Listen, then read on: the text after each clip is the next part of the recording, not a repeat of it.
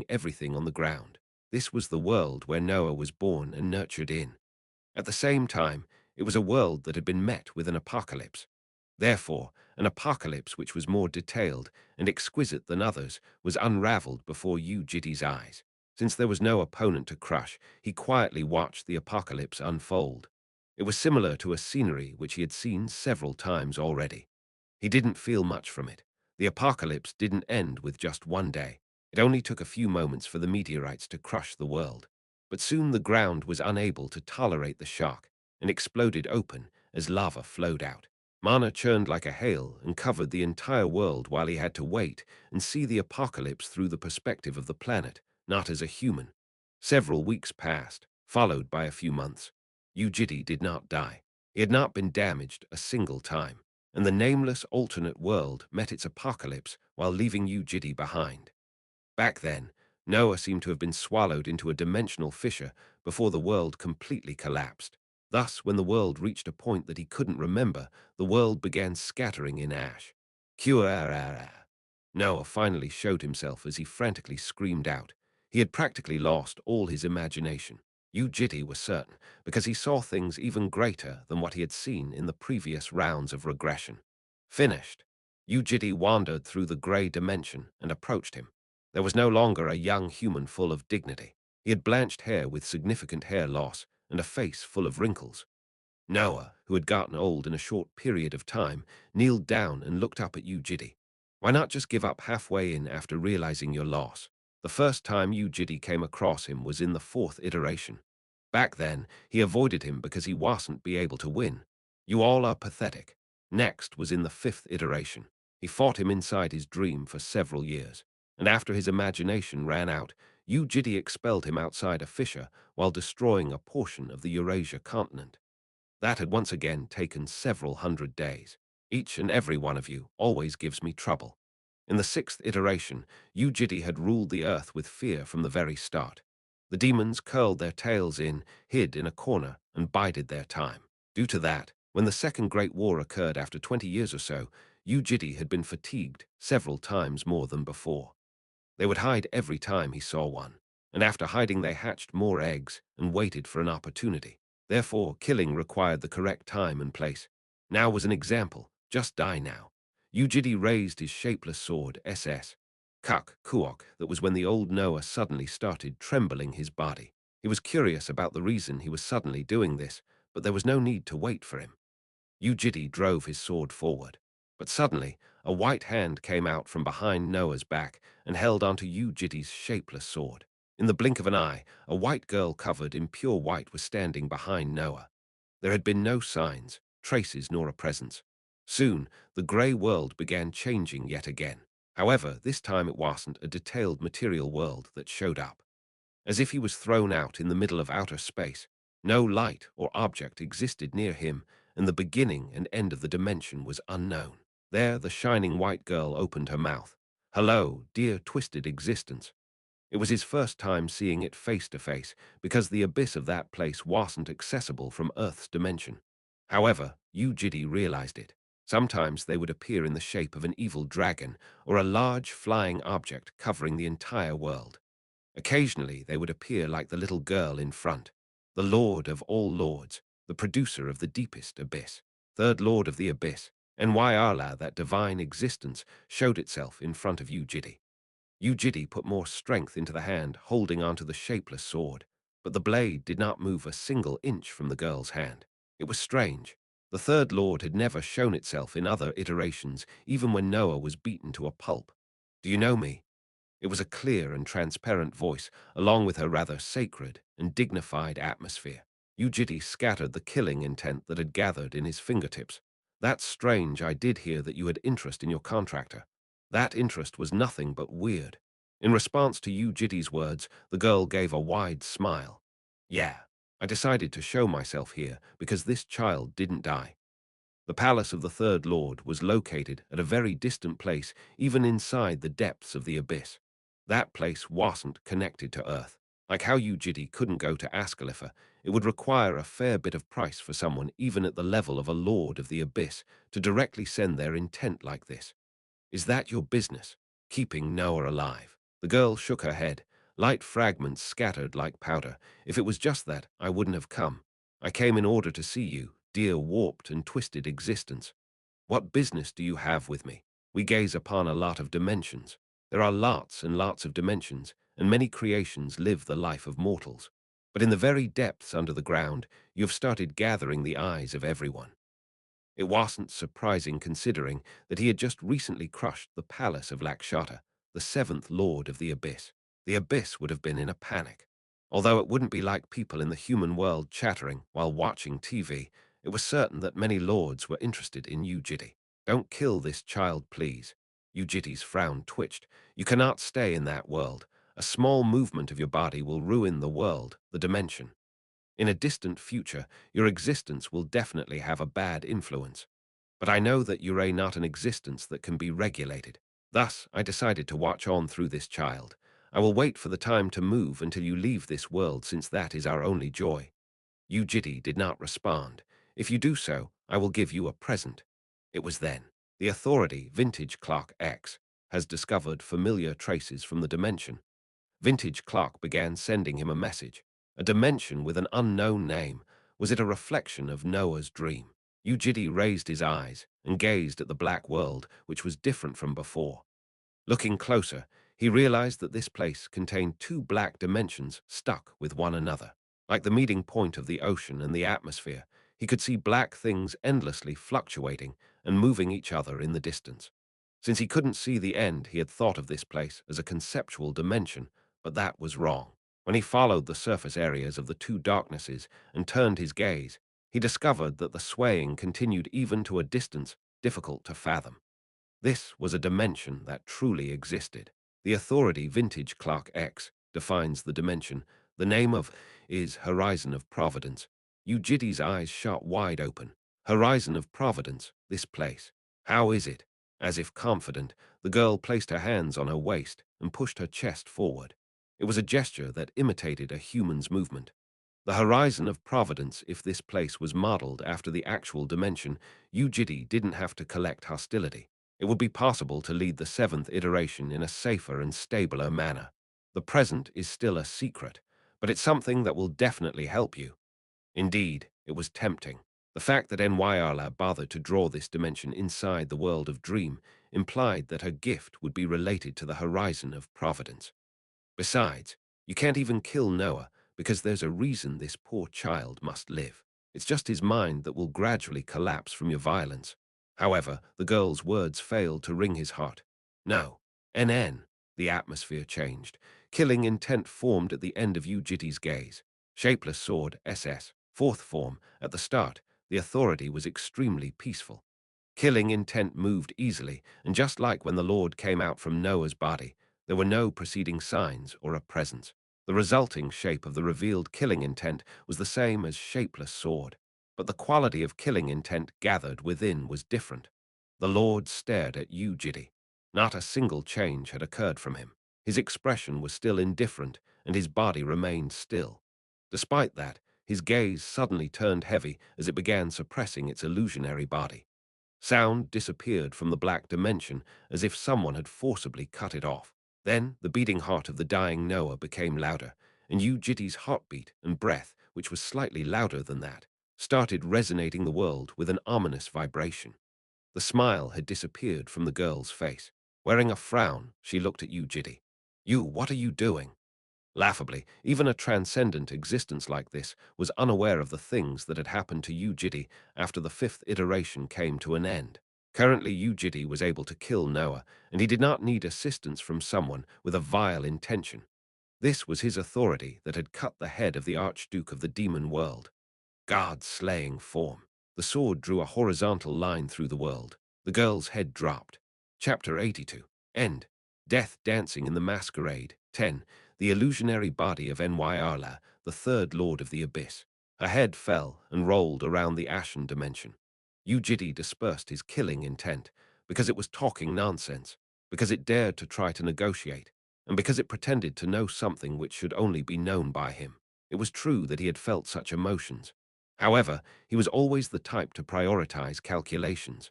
The basis of the abyss and its very depths were too far and low for it to be connected with Earth. It was near impossible for the lord of that place to directly influence Earth with its own power. Therefore, it wouldn't get bothersome. That was when the rolling head automatically stopped at a certain point and raised its face up. Impudent. The head with scattering fragments of white light spoke to him. Even now it was acting like a girl, and the gentle smile on its face was gross. Every time he saw one, they were like that. The demons weren't all pathetic and clingy for no reason. You twisted existence. I have definitely shown you goodwill. Slowly, the voice of the illusion turned unisexual. But now, with you ignoring my goodwill like this, I want to see a very interesting scene of you suffering a bit more. Now I've lost interest in whether that child's mind is destroyed or not. But throwing away my power, which I managed to raise up with difficulty, would be a shame. With a voice that now resembled that of a monster, Nyarlathotep smiled with a gentle appearance. So I'm going to lock you up in this place, and the world of dream will be imprisoned inside my child in its entirety. You will be locked here, and you'll realize that you will never be able to leave this place ever again. In this place, forever. Slam. Yu Jitae crushed the head of the illusionary body with his foot and made it explode. White fragments of light scattered like feathers and covered the sky. The mouth remained intact until the very end. Left by itself on the ground, the remaining jaw threw out words in pauses. You will be locked here forever. That was like a signal flare. The girl's jaw and the body all turned into white light and began covering the world. Following suit, the world of darkness, which was divided by two boundaries, was slowly erased away. The authority, Vintage Clark X, is disappointed. The authority, Vintage Clark X, wishes to get even the slightest clue about the horizon of Providence. You shut up. Vintage Clark X. QQ soon, Noah's world of dream began changing. Yu Jitae was now inside a large cave that resembled a large plaza. In the center of the plaza was a scaffold which was dozens of meters above the ground, and Noah was kneeling down with his head on the ground in the gallows. Under the gallows, countless humans were standing in circles watching Yu Jitae. It was noisy. They were jeering. You can't kill him. He's the god. He doesn't die. Do you even know the time he spent living? Come down, you filthy creature. You devil. The regressor glanced across the cave with an indifferent gaze. The cave was tall yet completely sealed away, and there were existences inside the unconsciousness that were crazily obsessed with Noah's life. In addition, there was the old Noah facing him with a smile, as if confident that he wouldn't die, despite kneeling down in the gallows. This was inside Noah's unconsciousness. It seemed that Nyarla had locked him up in this place in order to prove itself right before leaving. Funnily enough, the faces of the jeering humans around the gallows all had the same face as Noah. They were the 997 unconsciousness that had been swallowed by Noah. The intense desire to live of those humans had now become Noah himself. You can't kill him ever. You can't, you accursed being. Come down immediately. Come down, come down, come down, come down, come down, come down. Before long, the Noahs inside Noah went mad and began shouting. Come down. Their insanity came in like a storm and pressured Yu Jitae. Their screams, jeers, and yells shook the regressors' ears. Among the shouting ones were those that were inflicting pain on themselves. They bit on their own flesh and bellowed with their bleeding mouth. There were even those that slashed their own heads. With their heads half cut off from their bodies, they twitched on the ground and yelled. If the one standing on the spot was anyone other than Yu Jitae, or if this was Yu Jitae's fourth iteration or before, he would have been overwhelmed by their vigor. Noah's desire to live was this hideous. However, Yu Jitae grasped the killing intent in his hand without another word. He was not disturbed and in fact didn't feel anything from it. You are an unkillable existence. What a joke. What life had he gone through just for this moment? There is no value in things that aren't rare. At a certain point, life was no longer a rare thing for Yu Jitae, and he was able to die whenever necessary to go back in time. But since it was always more efficient to live than to die, the regressor decided to live on. However, the fifth round's Yu Jitae felt the need for death for the first time in his life. His strength had reached the limit of a human, and there were things that couldn't be killed with half-assed killing intent. I am eternal, immortal Noah, whose attachment to life was monstrously clingy, had made a fool of Yu Jitae, who had been geared with killing intent, omniscient and omnipotent. Inside the dreams, his body restored itself every time it was destroyed. That was the case even though his imagination had been depleted after the long battle. When he beheaded him, the decapitated head floated back up and attached itself again. If he exploded it, the fragments of flesh gathered together and formed its original shape.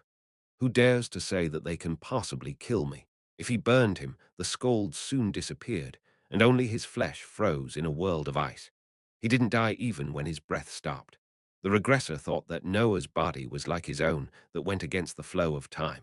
As long as your desperation does not reach me, you will never be able to kill me here.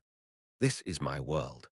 But at a certain point, when his imagination was restored, and Yu Jitae was once again swallowed into his imagination, Yu Jitae realized that it wasn't the likes of a regression. That was the foundation of all strength. Desire, Noah's desire to live, had exceeded a point that could be had as a mortal. Even during death, he couldn't die, nor did he wish for death. Such an existence gazed up at him. In this place, I am the god. In front was a living and breathing flesh of life. His desire to live was stronger than Yu Jitae's desire to kill, and because of that, Yu Jitae was unable to kill Noah in his dream. To him, life had lost its rarity. He thought to himself that he might not be able to end the loop of regression after 20 and even after 100 iterations. If it was going to be a repeating life, Noah would hold his feet back every single time. Yu Jitae needed a tool that could kill him. Thus, the regressor pondered. When the ones being killed by his hands wished to live, Noah swallowed their desire to live and strengthened his own survivability. Yu Jitae didn't have a convenient authority like Noah. However, after scanning through and learning about every authority of his, he realized that he had a similar tool with him. It was none other than Vintage Clock X. You have failed in saving the Earth. The authority, Vintage Clock X, rewinds the world's time. After the end of the fifth iteration, when the world rewound itself back in time, when the regressor opened his eyes in a rainy city of Korea, he decided to go and be killed by someone. The desires to live that had been swallowed by Noah was roughly 997.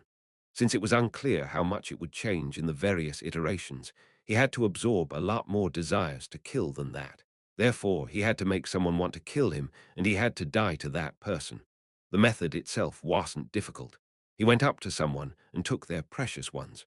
Going to a filial child, he killed his parents and said to the son that night while showing the bodies of his parents, I killed your parents. It wasn't a good feeling. The faint emotions as a human that had remained until that point were felt screaming that he didn't want to do this. I killed your son. But he still had to do it. I killed your husband. And that was his life. Kill me if you dare. He was then murdered by the enraged people. The existence, Yu Jitae, has entered the abnormal status, death. The authority, Vintage Clock X, collects the wish of the killer, Kim Chulgan. You have failed in saving the Earth. The authority, Vintage Clock X, rewinds the world's time. He was repeatedly killed. The existence, Yu Jitae, has entered the abnormal status, death. The authority, Vintage Clock X, collects the wish of the killer, Oh Minji. You have failed in saving the Earth. The authority, Vintage Clock X, rewinds the world's time, and was killed time after time. In order to die, all the authorities and blessings protecting his body had to be lifted. Thus, the pain of death that came with the process was solely for Yu Jitae to shoulder. Die, D.A., you murderer. His physical body being ripped was painful. Why did you do that? What did our family ever do to you? You will burn in hell forever. I will curse you till I die. And the hatreds of others were slightly more painful. Back then, that was the case. Every time someone killed him, their emotions and desire to kill were absorbed. A dark poison-like substance dropped and merged itself into his blood. 1 drop, 2 drops, 10 drops. The sticky and disgusting poison began encroaching his blood vessels and the heart. 10 deaths, 50 regressions. And when the world restarted for the 100th time, a change occurred inside Yu Jitae. With your desire to kill that has exceeded the limit, the world's providence gifts you with an authority. Obtained authority. Shapeless sword A, killing intent, began showing itself in a shape. However, he was still lacking in numbers. Noah had swallowed 997 desires to live, so the regressor had to gather a lot more desire to kill. It was truly a crazy act. After 200 regressions, the grade of the authority changed. Evolved authority. Shapeless sword A, he had been killed 200 times. Gradually, he no longer felt the pain of death. Once he got used to it, death felt a lot easier, and he was no longer afraid of pain. Evolved authority. Shapeless sword S. Then he was killed another 300 times. At that point, he no longer felt afraid or apologetic of others' hatred against him. He completely got rid of hypocrisy from himself. He had no choice but to do this in order to kill Noah. It was wrong. He was a selfish existence that took crazy measures like this for his own necessity. He was but a sinner.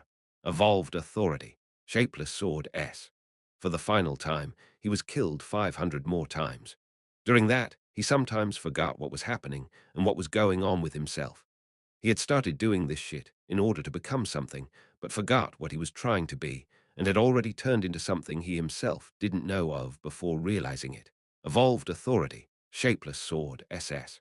And with 1,100 deaths, Yu Jitae's insane deeds came to an end. Those were times that had only been for death without any other action, since he did not assign any meaning to the iterations that had solely been for death. You have failed in saving the Earth. The authority, vintage clock X, rewinds the world's time. He thought to himself that this was the start of the 6th iteration. Although he didn't end up encountering him in the 6th iteration because Noah had hidden himself. He was able to meet Noah in the 7th iteration. There were clamoring humans. Their voices of hatred and jeers left in unison, while Noah reflected his confidence in his desire to live with a sneer. Killing intent gathered in the reggressor's hand in the form of a tornado and formed a shape. Shapeless sword, SS. The reggressor's killing intent resulting from his 1,100 deaths from those filled with hatred that had solely been for this moment, slashed Noah's body in half and killed him.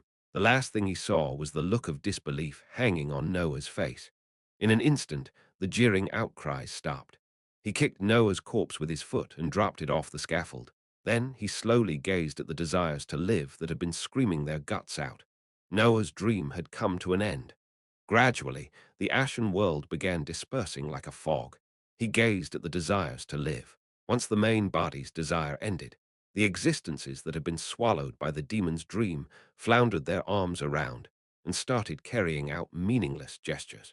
They shook their heads, flailed their arms, and walked endlessly in a direction. Close to 1,000 existences danced. Slowly, the scenery before his eyes scattered and vanished. Chapter 83.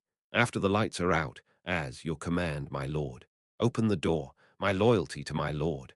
The destroyed fissure of the masquerade was reopened. Melisha Masquerade, the Lairs end-of-the-year event came to an end. The raid team was in a state of shock. For an unknown reason, the fissure had been destroyed, and a different fissure reappeared instead. Everyone was aware of how different logics applied in fissures and dungeons, but it came as a different shock altogether when it directly correlated with their lives. In doubt, Lair organized an exploration team after the event. Sir, there's a report that they found something at B24 of the 39th room. They found her. They're saying there was a corpse hanging in the sky. Don't worry. It's Professor Wei Yan of the Azure Dragon Study Group, whatever, mate. Just clean it up and leave. Sir, what do you mean? That's what the higher-ups are saying. The captain was clearly aware of the fact that their team was just for show, for the outsiders to see. Although he was filled with unease and doubt, they didn't create a fuss out of it. Since the boss was dead, the dungeon will be closed in a few days along with the truth. After receiving the report from Minamoto, Lair described the raid differently. The moment a problem occurred with the fissure, the raid team immediately halted the raid and followed the emergency regulations. There were close to no casualties from cadets, guards, and Lair staff members.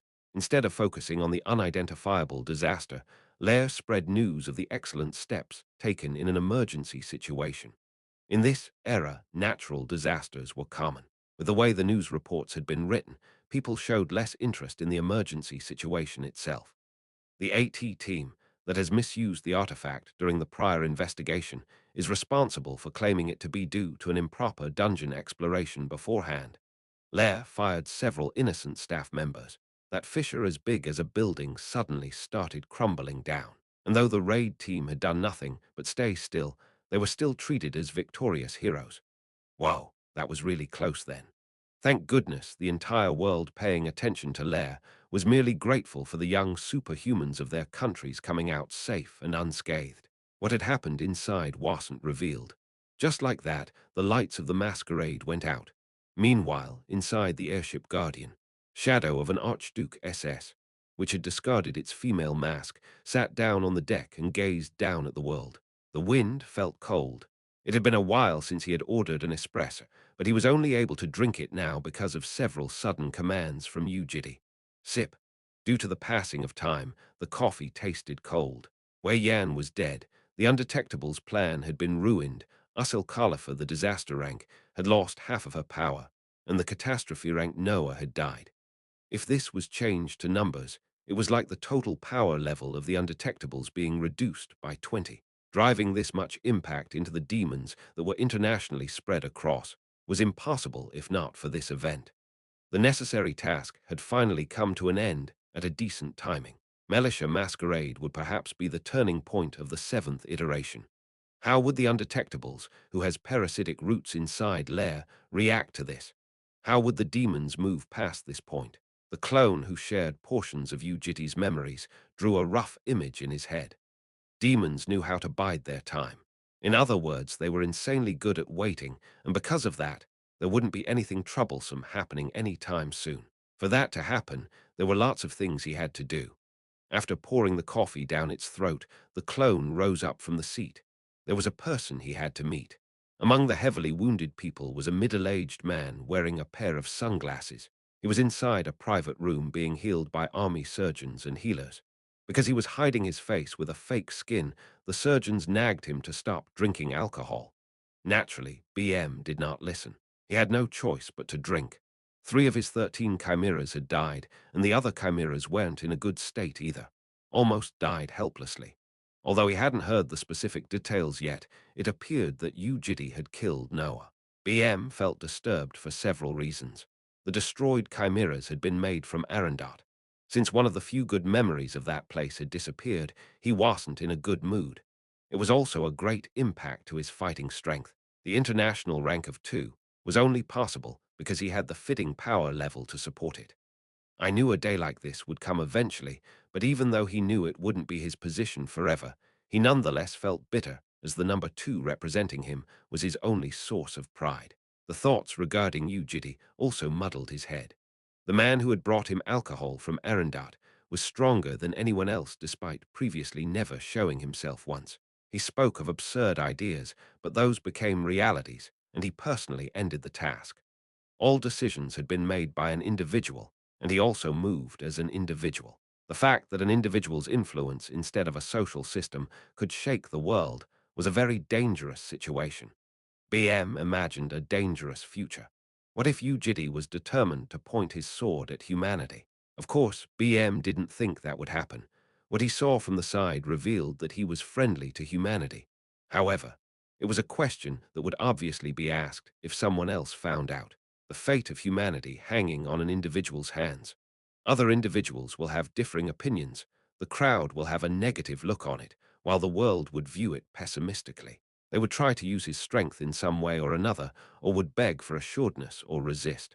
Thinking about it made BM feel tired already. Damn it. Yu Jitae's existence had to be hidden away from the world. In that case, what was his task as the only individual who currently had ties with him? It was when BM was absorbed in thinking about something he had never even imagined of. Knock, knock. A knock sounded from the door before Yu Jitae opened it and walked into the private room. Ah, welcome. Your body's fine. Well, it's tough. What about you? No injuries? Yu nodded slightly and took a small weapon out from his inner pocket to hand over to BM. This BM widened his eyes. It was a mana gun flashing in blue. The sheer amount of mana embedded inside was enough to add to the weight. This was a gun-type artifact considered to be the highest grade even from level 3 artifacts, and was the gift Wei Yan had received from the Undetectables. Peace Invoker with a dumbfounded expression, BM fidgeted with the gun. Why are you giving this to me? It was because there had been a command from Yu Jitae to make sure there was no loss to the ranker's fighting capability. You have to protect it, your rank. After chatting with BM, the clone moved once again. This time, it had to meet Minamoto. A scent tickled her nose. It was relaxing and comfortable to her heart, and something warm and soft was being immersed into her body. The old lady felt that way for the first time in a long time. When she slowly opened her eyes, she found a beautiful young girl in front. Her grass-colored eyes flickered from sunlight, and because she looked like an angel she saw in her childhood dreams, the old woman blankly stared at the girl's face. Then she suddenly came to her senses. I'm fine. Lee HWA abruptly raised her body. Balm, who had been healing her, widened her eyes. Lee Hwa's body was pretty much in a mess since the overstrained manipulation of mana had internally injured her as a side effect. You should stay down. Like I said, I'm okay. I know my body the best. Several bones had been fractured here and there were several internal wounds. It should be painful for her to breathe, and yet the old lady naturally stood up and began walking off. They were near the Lake of Life, where Yu Jitae and the dragons had traveled to and came across Mayang Yanghe in the past. What a beautiful lake. With steady steps, Lee Hwa approached the lake and kneeled in front of it. Her shrunk body made her already small body appear even tinier. That bastard wasn't Usul Khalifa, right? Yes, I think it was her puppet. I see. I thought I was gone when something exploded. Thank you. Seriously. It's great that Yuray's safe. Back then, Balm had been able to cast teleportation slightly before the explosion. If she hadn't realized something was strange with Usul Khalifa, she wouldn't have made it in time. Did I fight well? Yes. I was so angry that I can't remember it well. Lee Hwa, and Balm chatted for a bit about the things that had happened at the masquerade. It was mainly Balm telling her what she saw. The old woman quietly listened to her words as Balm carefully reopened her mouth. If it was me, I think I would get angry. HNN. I mean, if I realized it was fake after all that waiting. Slowly, the old lady shook her head and laughed. I'm used to waiting. Soon, a presence was felt nearby the Lake of Life. Arjasi, Yu Jitae came to pick Balm up. Thanks for your work, Lee Hwa. You too, young man. Thank you. Balm followed Yu Jitae, before turning her head slightly and looking back. The old lady was still facing the lake with a blank gaze, and she remained still for a very long time. In the residential area, on the way back. It had been 2 days since they left home, but for Yu Jitae, who had been wandering in Noah's dream, it had been several months. Cadets were wearing thick clothes from the cold weather, while the sky felt closer than before. Balm was walking right next to him. In the distance, he could see the dormitory buildings. That was when Yu Jitae stopped his feet and turned towards Balm. He then looked inside her. Her dragon heart was completely empty, and there were traces of her forcibly squeezing mana out. Lee Hwa was alive, and the clone had discovered how the 141st public garden had been ruined from a large explosion. It was obvious what Balm had done at that place. She must have squeezed her mana out in order to save Lee Hwa. Ajasi. Yeah, I don't like you openly staring like that. Huh. Only then did Yu Jitae realize that his gaze had been towards her chest. When he raised his head back up, he found Balm wearing a smile. She knew what Yu Jitae was looking at, and yet was making a joke. However, Yu Jitae did not respond regarding that because instead there was something he had to mention. Balm. Yes, why did you push yourself? Me, you did. From what I see, I just tried my best. I told you to run if need be. HNN, despite clearly knowing her mistake, she talked back without an end. Finding that somewhat cheeky, Yu Jitae pinched her cheeks. Out, don't do dangerous things. It wa'n't dangerous, it was, although you weren't injured. No, it won't if you don't listen to me like that. I can't bring you along. It doesn't matter whether you're a helpful or not. NNN, it hers she appeared to be in pain, but did not avoid his hands. Her eyes turned watery instead. There probably was a reason for her actions. Maybe it was due to her personality which wanted to save people. I've said it countless times. You can't die nor get hurt. If you get hurt even slightly, it'll get really angry. You know what I'm talking about, so be a bit safer from now on. You understand? With teary eyes, Balm resentfully stared at Yu Jitae before slowly giving a nod. Only after receiving a reply did he let go of his hands as Balm rubbed her reddened cheeks. Let's go, no, not yet. But this time, it was Balm that blocked Yu Jitae from the front. Wearing a tenacious look, she looked up at Yu Jitae, but she didn't appear intimidating because of her red cheeks. Did you kill demons as cleanly as possible, Arjasi? He thought about it. Before killing the demons, he had suppressed his desire a few times. At least Wei Yan's body was intact. Therefore, he had tried his hardest. Yeah. You didn't kill enemies that didn't have to be killed. Yeah. Did you let the innocent people survive? He couldn't.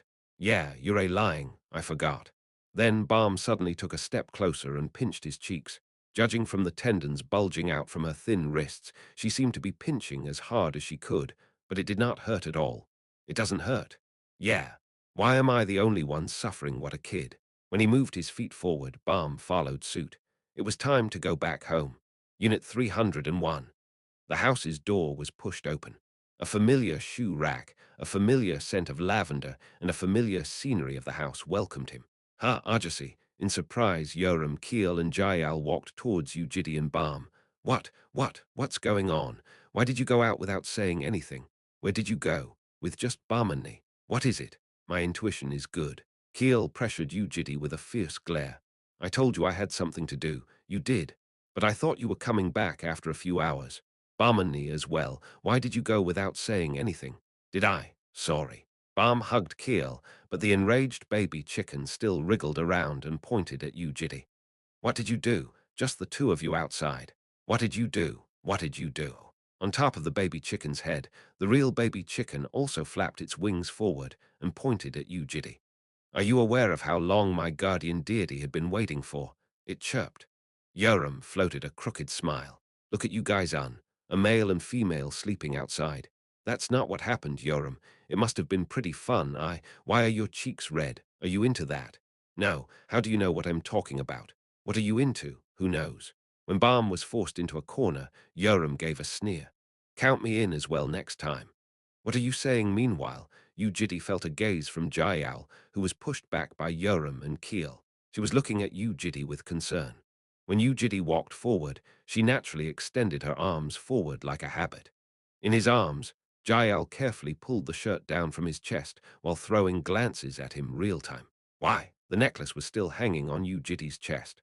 Would she know? When he was inside Noah's dream, facing another world meeting its apocalypse for several months, Yu Jitae often stared at his necklace when he thought of home. Her expression eased slightly after checking the necklace, but she still did not appear fully relieved. Gazing up at Yu Jitae, she asked with a unique, quiet voice, did something happen? He wondered why, but it felt like he had finally returned to the place he belonged to. Something. No, nothing happened. Finally, her expression became more relaxed. Yu Jitae faintly smiled. What about you? Chapter 84. The ace up the sleeve is one. The semester came to an end. Lair's education department had their hands full with the aftermeasures of the end-of-the-year event. They came into contact with the governments of various countries and received endless words of gratitude from the International Hunter Association, while also carrying out a joint funeral for the small number of cadets and guards that died during the event. Then they relied on the promotion team to spread news of their actions. Although the destruction of the fissure into the masquerade was brought from a disaster that no one could have expected, Lair's actions were deliberate demonstrations saying, "We are this responsible." Due to that, the school holiday began without even having any ceremonies. The event was serious to the point that team leader Young of the PR team made a fuss about how the next year's entrance ceremony might even be held in a simpler format. Is there anywhere you guys want to go? No. Dragons, the territorial animals, had already recognized Unit 301 as their home. The school holiday was a 2-month weekend for them. That day, Yu Jitae took Balm and headed down to the underground labyrinth. Even though it was her first time setting foot on the shallows of the abyss, Balm didn't appear too surprised. As always, she had the expression that hid her inner thoughts as she walked side by side right next to him. When the light of paradise touches them, the baby dragons would feel uncomfortable. Because of that, Yu Jitae used a lot of money to buy a necklace at an underground auction in North Europe the day before.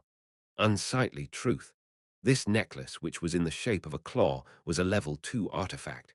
It was composed of a special type of metal, and the wearer would be relatively freed from the influence of the light of paradise. Put this on. Yes. They walked into the inner room of the underground labyrinth.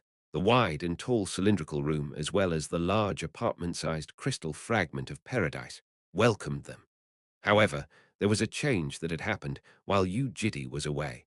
There were several large blocks of container storages placed in a line. Kiyuut, Kuhahat. Bizarre sounds came out from the containers. It resembled a scream, but also sounded like a shout. What are they doing? When he opened the door, blazing heat shot out, and Yu Jitae and Balm quietly looked inside through the gap. Men and women of large builds were exercising. Had. A barbell that appeared to weigh around 1 ton was raised while arching like a bow, while some did squats and deadlifts. Their entire bodies oozed out with heat as they carried out insane weight training sessions. Balm looked slightly surprised. Are those people exercising? Looks like it. After carefully shutting the door back, Yu Jitae glanced across the inner room and searched for something. He then approached a container block that was especially noisy and slightly pushed the door open. There he found a dozen or so of large male and females standing in a circle as they cheered for someone. Push, push, press harder. Damn it, don't give up. You can do it. Come on. Good, good, push yourself. It doesn't matter if you get injured, so press it away. Pull out all the stops. They made a fuss while swinging barbells and kettlebells like a tribe of ogres dancing in front of their food, and the prey hidden from sight due to their backs was Miss Ha. Let's go, let's goo. It was none other than Ha Sitbiel. She was holding onto a barbell bigger than her own body and groaned. Her frowning face was flushed in deep red, and her 2 cheeks were bloating out like balloons. A little bit more. Press. The bulky people shouted with tight fists. Kuong anang kag. Letting out an eerie shriek, Ha Sitbol finally managed to press a barbell weighing 500 kg. Yuara, damn, Kiwut, she did it. She really did it. Wahat. When the hulks jumped around in delight, the container began shaking. There was also someone who couldn't withstand the joy as they banged their head into the wall and shook the container that way. Putting down the barbell, Ha Sitbiel's arms drooped low. She was wet with sweat, and she turned her hazy gaze towards Yu Jitae and Balm. She waved her hand, which made the hulks turn their gaze behind. Our doctor's here. What? Oh, it really is the doctor. Wearing bright countenances, they ran in with thuds. Since each and every one of them was large, they appeared like a herd of oxen. Balm had an indifferent expression on her face, but slowly placed herself behind Yu Jitae when they came closer. Holy shit, Doctor, Quang. Yu Jitae shut the door, and when he held onto the knob and resisted against them, the metal door of the container building trembled and shook as the door dented in the shape of their faces. Wahahat. Their laughter could be heard through the door. It was a mess. Was the name of the gym Happy Happy Fitness? It was a fitting name. In any case, he had brought Balm here in case she could help Ha Sitbiel if she was doing nothing but dig holes in the ground, but Ha Sitbiel unexpectedly appeared to be doing fairly well. Perhaps there was something now that she could sincerely expect in her life. Yu Jitae separately summoned Bel Berion, the squad leader of the 30-man special force team, 33 in total.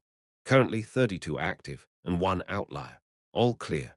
The female soldier with a particularly large build from the Philippines reported, and the outlier, the nurse, BM, had been drinking alcohol from last night to midday and fell asleep. When he opened the door of the workshop, there were countless bottles of vodka rolling around on the ground with no space to set foot in.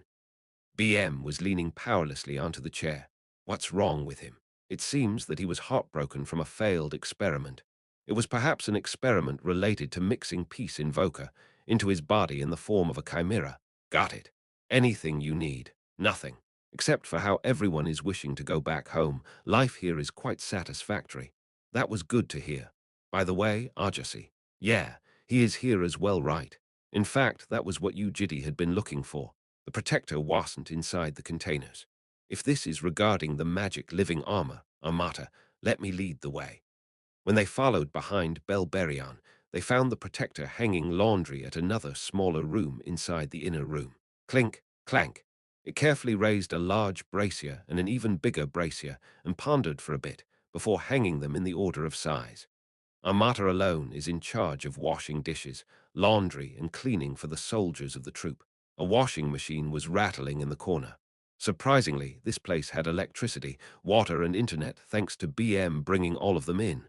Clink, pang, clank. The protector meticulously dusted the laundry. Grrrrrrrng. Quaggagagag. Meanwhile, it hummed with a voice resembling the screeching noise of metals. Armata's anxiety symptoms have reduced a lot recently, and he either does housework or plays with the agents. According to the nurse, he is the fastest at recovering. MHM. There seems to be a difference with humans. Yu Jitae nodded his head. A living armor would also have a magic circuit drawn inside their body, inducing composure. It was natural for it to be the first one to recover. He might be able to bring the protector back soon before others. Recently, Jael began slowly shifting her gaze away from Yu Jitae. In the past, she anxiously looked for him whenever he wasn't present. Now, however, she didn't wait for him in front of the entrance when he left, nor did she try to always stay next to him when together. It was just that while playing in the living room, she would occasionally turn her head to glance at Yu Jitae. The bright smile on her face was a plus. These days, she seemed to have learned how to hum from Balm. She often hummed when she was in a good mood. It was a very soft voice that she carefully hummed with, and it suited Jael very well. Chirp, chirp. Right now, she was humming while chasing after the baby chicken. Keel was outside on an errand. The baby chicken scanned the house once a day like a patrolling guard, and that caught Jael's attention. Jael toddled her away after it. Passing through the corridor, the baby chicken entered the kitchen, while Jael followed suit and circled around the kitchen. After the kitchen was Keel's room. The baby chicken checked the number of dolls and plushies after entering the room, and Jael likewise stared at the dolls. Yuiang, and when the robotic vacuum cleaner became moving itself, the baby chicken began hurriedly running below the table. Jael also urgently followed it, but didn't take into account the height of the table and ended up bumping her forehead into it before falling down on her back. It was quite a strong hit. He glanced at the child to see if she was startled or not. But soon, Jael stood back up and rubbed her forehead before once again chasing after the baby chicken with a wide smile. The baby chicken marched forward on top of the robotic vacuum cleaner, but ultimately was captured by Jael and was stroked. Chirp, chirp, do not touch my nape. Chirp, chirp, the nape is the pride of us males. However, the baby chicken was standing up, and the best place for Jael to pat was its nape. From the endless stroking, the baby chicken's eyes began slowly coming to a close. When the chicken fell asleep, Jael carefully placed it down on the sofa. She then looked at Yu Jitae and placed her finger on her lips, going SHH. Then she sneaked a glance at him before extending her arms forward and asking for a hug. After he lifted her up, the blue-haired child soon fell asleep. Her gentle breaths came from up close. Whenever Keel was outside, the baby chicken occasionally disappeared. It was apparently going outside somewhere, but always returned with a few injuries, probably from fighting the cat spirit beasts at the entertainment district. Gradually, its wounds reduced as time passed, but the issue was that Balm was always the one that had to heal it. You got hurt again. Chirp, chirp. Why do you think you get hurt every time? Chirp, if you always get hurt like that, do you think Keel would like it? Chirp, I know you always go outside when Keel's not home. How long do you think he'll keep it a secret for? Chirp, chirp, chirp. And so the baby chicken was scolded by Balm that night.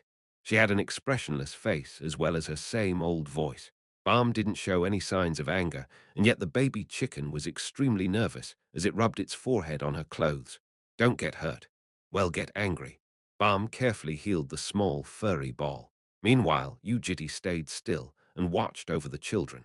Since it was now the holidays after he had taken care of Wei Yan, there was really not much for him to do. He just read some books related to education after buying them at a bookshop. Educational psychology. Are you going to teach someone? Balm walked to the sofa and sat down next to him, thought I might need it soon. However, he didn't get any words back from Balm.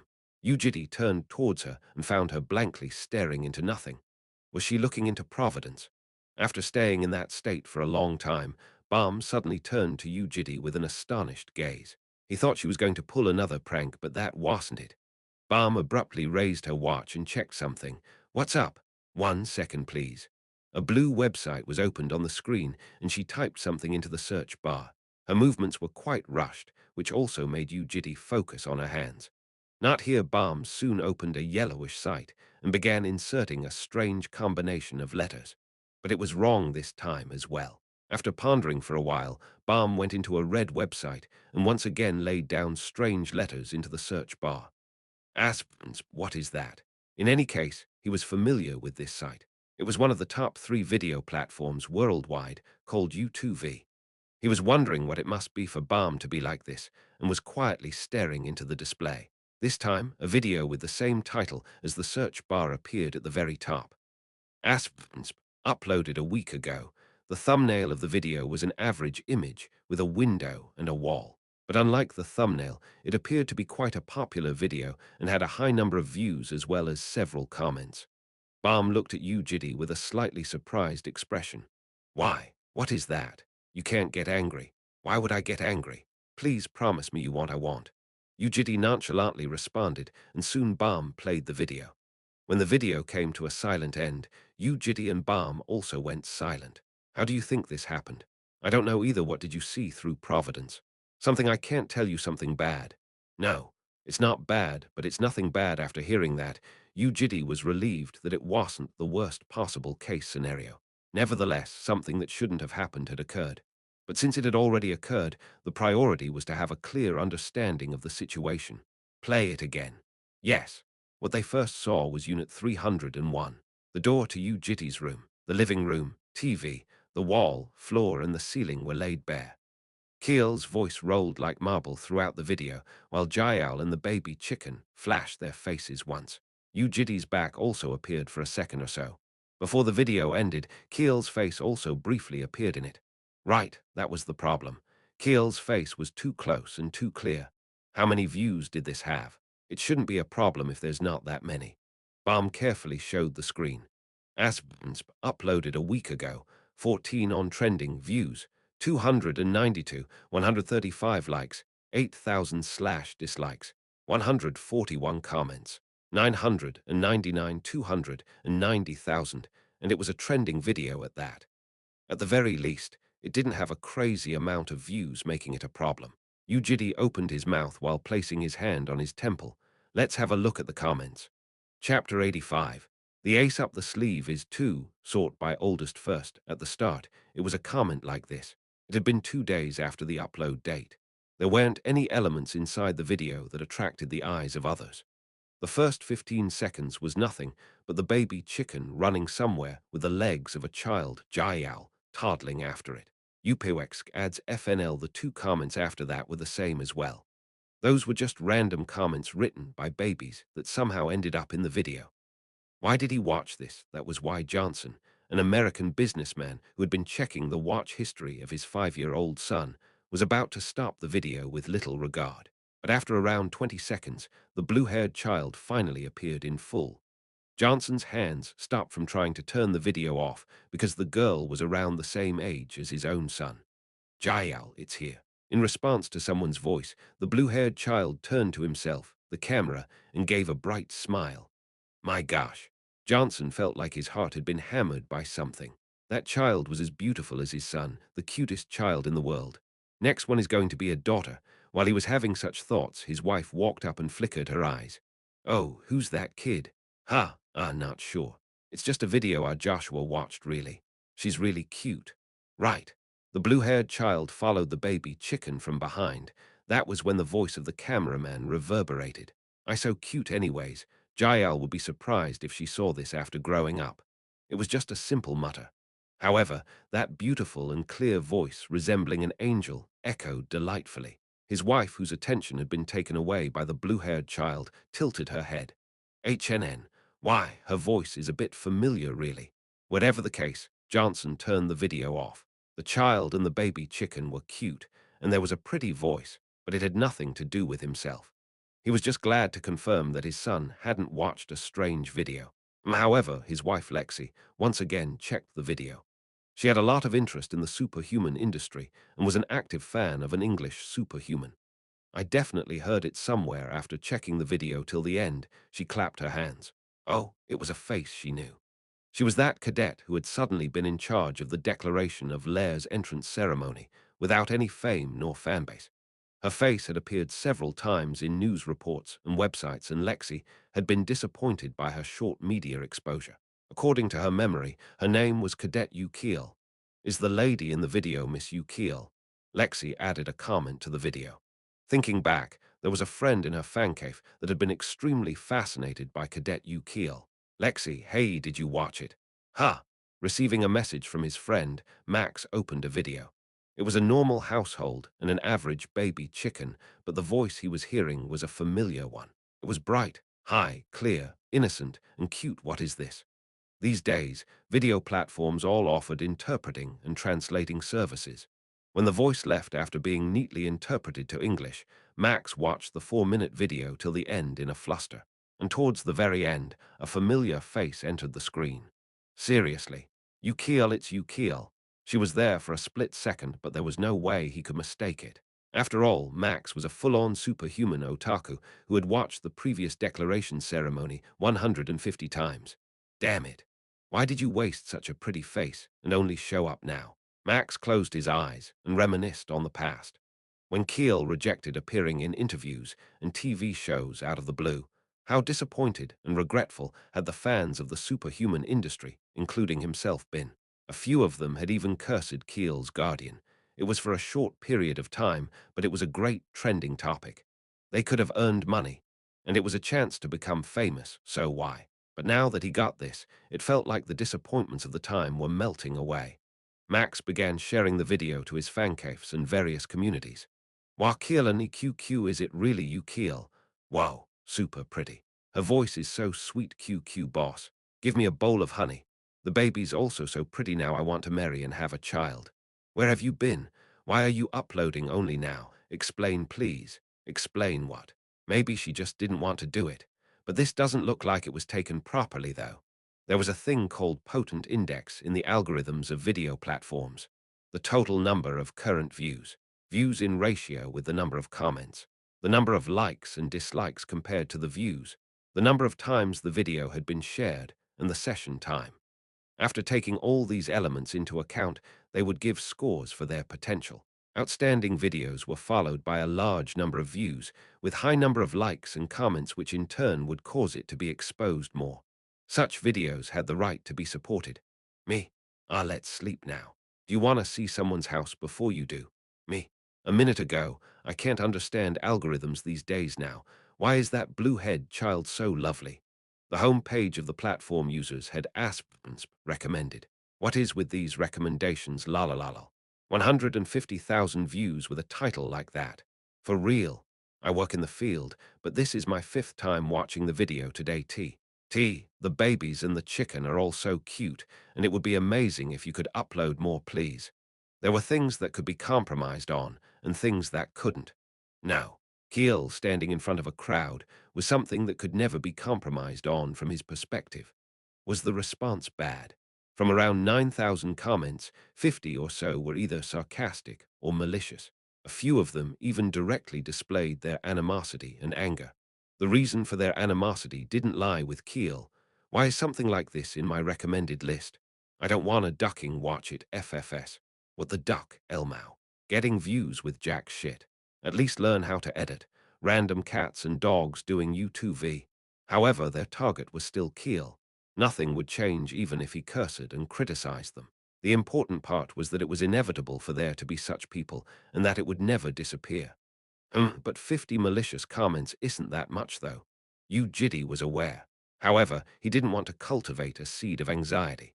No matter how small it was in a field that could never be fixed after going wrong. Things had to be shut off beforehand. In any case, no, don't even mention taking videos. Please. I'm okay, I got it.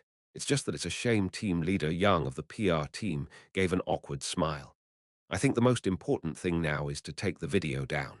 And then, for now, 190, 0 views isn't that much, it's 210, 0 now. Yes, even then it's the same. A video having 210, 0 isn't that big of an issue. Tens of thousands of videos are made worldwide that exceed 200,000 views in a day. Like how I only just got to know when The Guardian, mentioned it, despite being in the promotion team. But if the number of views reaches several million, or you have several videos with a similar number of views, that would become a trending topic. So make sure there aren't any other uploads. As long as you delete the uploaded video and delete the channel, it should be good. After finishing the call with team leader Yang, Yu Jitae turned to Balm. Balm had already discovered that this was Jael's mistake. She told Jael to never make that mistake again. The problem here was that Keel was not aware of the situation. There was nothing for them to do if Keel found out by hearing it from someone else, but she had to be left as if she was clueless about it. But the account was linked to Keel's device. In order to delete the video without alarming her, they had to take her watch. Although Keel was naive, she wasn't a fool. She would be suspicious if someone suddenly asked for it. After reading Yu Jitae's gaze, Balm nodded her head and turned towards Jael. She had already talked about it with her. Jael, operation start. Nod, nod. In response, Jael toddled her way forward and headed into Keel's room. NN, my watch. Why, photo. You want me to take it for you? I'm good at it. Hee hee. Here you go, you have to be careful, okay? He could hear their voices from the other side of the door, and soon Jael ran out in short strides while carrying Keel's watch. Thank you, Jael. Smile, smile. After receiving the watch from Jael, Yu Jitae entered the video platform website and deleted the video. He then got rid of the account altogether. Creating a new account wasn't difficult, so there should be no problems there. However, this was nothing but a sloppy first aid. As a Korean ranker, a worldwide ranker, or as a member of the Grand Natural Society, Yu Jitae had been exposed to media throughout until the middle portions of the fourth iteration. He had a faint idea about how cumbersome media platforms were. Something that could be trended even slightly would always raise its head back up like a zombie. There might be ones antagonizing Keel, and because of that, he needed a hand that was slightly more certain. The method itself was there. Media was a monster that always tried to live off of large trending issues like a parasite. Using that, he could create insurance. That night, Yu Jitae left the house by himself and looked for Minamoto of the International Hunter Association. She, who had short hair like a guy, was leaning onto the sofa of the office sharpening her sword and gazed up at him. Why are you here? In the middle of the night without an appointment? Was thinking of maybe giving a video. How random, what video? Yu Jitae opened his display up. A man angrily shooting a gun continued inside the video. Minamoto's eyes shot wide open. You took a video of this, in a pressing situation like that. She found it absurd and let out an empty laugh. Next day. It was a lot faster than what he thought, but Yu Jitae's prediction had become a reality. There were people in the world that were displeased from the mere existence of Yu Keel. They were none other than Wei Yan's individual fans. Due to his graceful appearance, an aesthetic style, a gentle and sweet voice, as well as his gestures and gaze that shook the hearts of others, Wei Yan had a lot of fans. He, who put a lot of emphasis on the influence of the media, always communicated with the fans through his personal SNS account. All of his actions were inflated and described nicely onto the SNS. Most of them were stories of his success, but there were often news of his failure. Why Yan? The declaration audition has come to an end. Unfortunately, we were unable to get a good result, but I don't think Cadet Gong Juhi's effort and passion were lacking. I feel completely responsible regarding this, and would view this as a mirror to reflect back on my lacking self, Captain TT. TT, don't be too disappointed, TT, it's not your fault. There will be better things soon, Q. Q, the fans cried together when Wei Yan appeared sad on his uploads. Up to here was a normal relationship between a superhuman and the fanbase. But within them were those who were in the extreme. What the duck which beach made our captain cry. I looked into it. It's her. I sent the picture. Aang, what the hell? Apparently she's Yu Yoram's sister. Their entire families they were called Community Wei Yan Defense Team, abbreviated as WDT. That day, the members etched Yu Keel's face clearly into their heads. Just like every other extreme fanbase, there was no such thing as fair competitions for them. Things good for Wei Yan, and things bad for Wei Yan, that was all that existed in their heads. After the entrance ceremony, and when Yu Keel's declaration had been evaluated to be the best throughout history, they revealed their anger and repeatedly dumped malicious words on the internet. However, since the general overview on Yu Keel was way too positive back then, their voices had been buried. Time passed, and soon came Militia Masquerade. Wei Yan was known to have died guiltlessly from trying to save the cadets. The WDT was in a mess. RT. TTTTTTT, Captain, please always be happy there. I want to follow you, Captain QQ. They were lost in rage and a sense of loss, and posts reminiscing on Wei Yan were being uploaded every day. That was when it all happened. It wasn't a good timing. Guys, what is this? The duck. Yu Keel's video appeared as a target. They, who had already been buried in anger and helplessness, needed a target whom they could oppress and reveal their rage on. Ha, what the duck is this? Crazy Beach Lal in case Yu Keel would remove the video. The members of the WDT saved the video. And when Yu Keel's video did in fact go down, they began moving. They reuploaded Keel's video over and over again and shared links amongst each other to explosively upload malicious comments of hatred. Turning Yu Keel into evil wasn't difficult. Yu household and their actions that deviated away from common sense had several things to be faulted with, and the decisive fact was that Gong Juhi had quit Lair when the semester started. Woe like FFS, Gong Juhi even quit Lair because of her. Look how thick-skinned she is FR. Duckin uploading videos like this like an attention seeker. Why not Kai's? The reason for Gong Juhi quitting Lair wasn't certain, but the truth was not important for them. All they required was hatred that could allow them to spill out more hatred. Yu Keel's video and Gong Juhi's name began rising up in the trending topics of various websites. Soon after that, even the name of the deceased, Wei Yan, was being mentioned by the media. A massive fire began burning off the topic. Chapter 86, The Ace Up the Sleeve is 3. Hello, Guardian Yu Jitae. It was 7 in the morning when a call came from the PR team. The voice sounded quite rushed. Yes, sorry for calling you so early in the morning. Did you see it by any chance? I'm seeing it right now. There was a news report. Superhuman today WDT, you dare upload something like this. Excessive anger of the community PR team. Keeping Lair's image and protecting the professors, cadets, and staff members from the turmoils of the media was their job. They often referred to their job as the rainy season as a joke. It was because there were countless problems occurring from tens of thousands of people which caused their work to fall like heavy rain. Young Dohi here. Are you okay, Sir Guardian? Yes, a calm voice resounded from the other side of the phone. Though she felt doubtful for a second, young Dohi spoke urgently. For now, there is no need to be too worried. It's not that big of a problem, you see. Following on from the rainy season analogy, what happened today was like water leaking from the ceiling. It wasn't a massive deal. However, the issue was that Guardian Yu Jitae tended to be overprotective regarding Yu Keel. Therefore, Yang Dohi decided to pacify Yu Jitae. The WDT has a wrong focal point. Focal point. Yes, rather than doing that out of hatred against Cadet Keel, they're just venting their anger. They are hardcore fans that follow every single event of Professor Wei Yan, and those lunatics also visited Professor Wei Yan's hometown in China, saying that they were visiting a sanctuary. Because of the unfortunate death of Professor Wei Yan, they're shocked. They're angry, but there's no target to vent at, and it would be meaningless to point the blame at the monsters or the fisher. And then they chose the blameless Cadet Keel as their target. Yang Dohi looked at a screen. If her prediction was right, the media would probably reveal a different attitude. To prove her right, the superhuman fandom communities and Lair's fansite offered differing opinions. The WDT guys are a bit weird.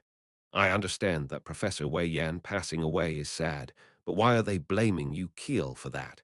Am I the only one finding this weird? They're overreacting. WDT has always been a full-on fanboy and fangirl group. They're super violent in their fan activities, and it made me take a step back. I used to be Professor Wei Yan's fan, but not anymore because of them. But it is a delicate timing, guys. Ducking, think about it. How long has it been since Professor died? And yet casually uploading something like that. Isn't it time for everyone to be careful? They themselves should fully know of the discord that happened between them, and yet look at how thick-skinned they are. Don't you get angry, you ducking idiots. Next WDT member, please. Bro, this isn't your camp. This guy's lost. While monitoring the reaction from the communities and the news reports being written, young Dohi bit on her nails. So Guardian. Cadet Keel is not aware of this yet, right? She isn't. In case Cadet Keel finds out about it through other means, please give her a word about it beforehand so that she can shield herself before seeing them. I think so too. What about the video uploaded illegally? In response to Yu Jitae's words, Yang Dohee turned her gaze over to the display screen.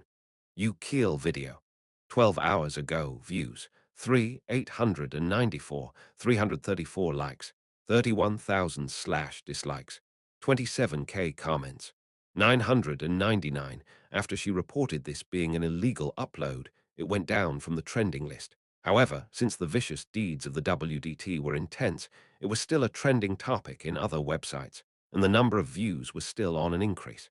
I've requested for it to be deleted, so it'll go down in 3 days at the latest. We will also go through the legal measures regarding the illegal upload. 3 days, is it?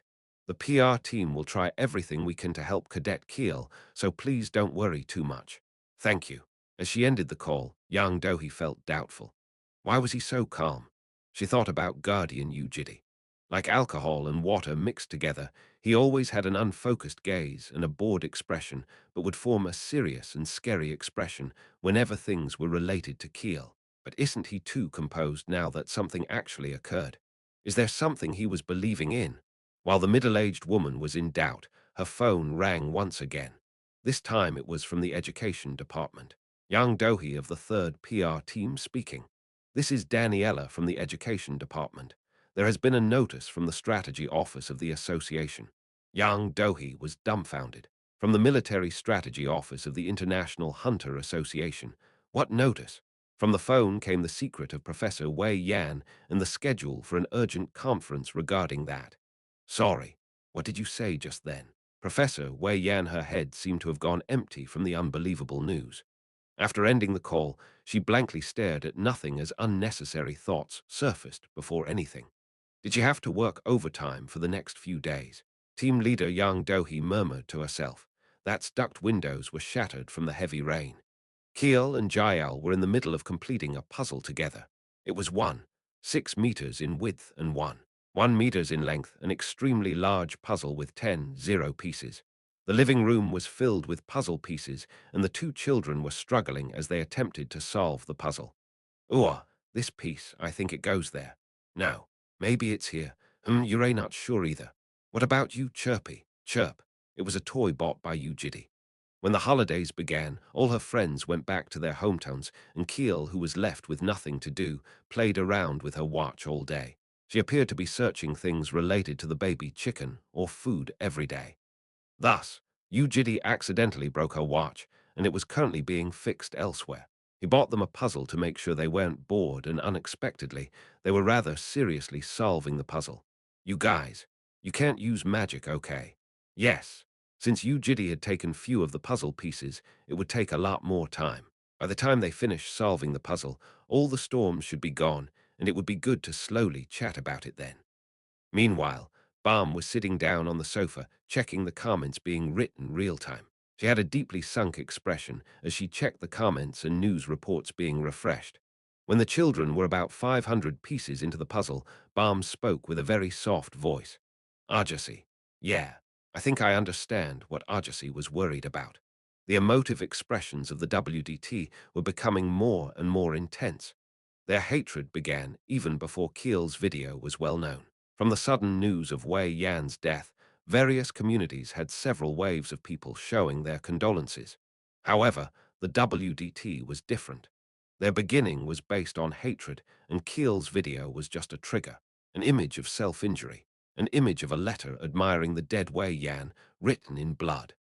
Words reflecting their rage at Lair, which failed to protect Wei Yan. Words saying they would inflict harm on Keel. The excessive people even marched into the joint incense altar and destroyed the images and incenses of everyone excluding Wei Yan. Balm gazed at Keel. She was solving the puzzle with Jael. With her tongue hanging out, she was seriously pondering about the 2 puzzle pieces hanging in her hands. I think there are lots of scary people. Gold dragons found value in their identities for being guardian deities. They protected nations and sheltered their precious ones and were praised for doing so. However, it felt like that could never happen in this world. What wrong did such a kind girl do? Just watching it made her upset, but the more she became upset, the more she realized how futile it was. At least in Ascalipha, casual dissatisfaction and anger of others wouldn't be relayed so easily. The reason Keel couldn't stand in front of a crowd, it wasn't because Earth was wrong, nor was it because Earthians were unique. It was just a systematic problem that naturally existed in a highly scientifically advanced world. Don't worry too much. Yes, the moment she was made to face the fact that this world and gold dragons contradicted one another, Balm finally realized that Yu Jitae's protection hadn't been from overprotectiveness. There was a reason he had to do it. This isn't your last amusement. Don't take it in too seriously. And then you're right, Arjasi. But since she still felt somewhat depressed, Balm continued reading the renewing texts. Meanwhile, Keel, Jael, and the baby chicken had completed 10 pieces or so. The face and neck of a savannah giraffe revealed itself. This part's finished. Jael, we did it. While Keel and Jael were doing high fives, a different news report came up. After checking the headline, Balm's grass-colored eyes shot wide open. Today, Lair, exclusive. The deceased Professor Wei Yan was belatedly confirmed to be a demon. As the investigations start once again, the situation was flipped in an instant. Guys, what's this? Where's the proof? A report without even supporting it with a proof. Ah, what the duck? Are you ducking retards crazy? These Lair retards are ducking crazy. How are they going to handle it later if this is false? When the exclusive news was uploaded by Today Lair, the blazing WDT community had a tremendous amount of oil added to the fire. They could not accept it. Even they knew that demons were bad and that they were the enemies of humanity. In other words, there was no way Wei Yan was a demon. That should never be the case. The devout believers of Wei Yan filled their forum with all sorts of profanities and words of hatred.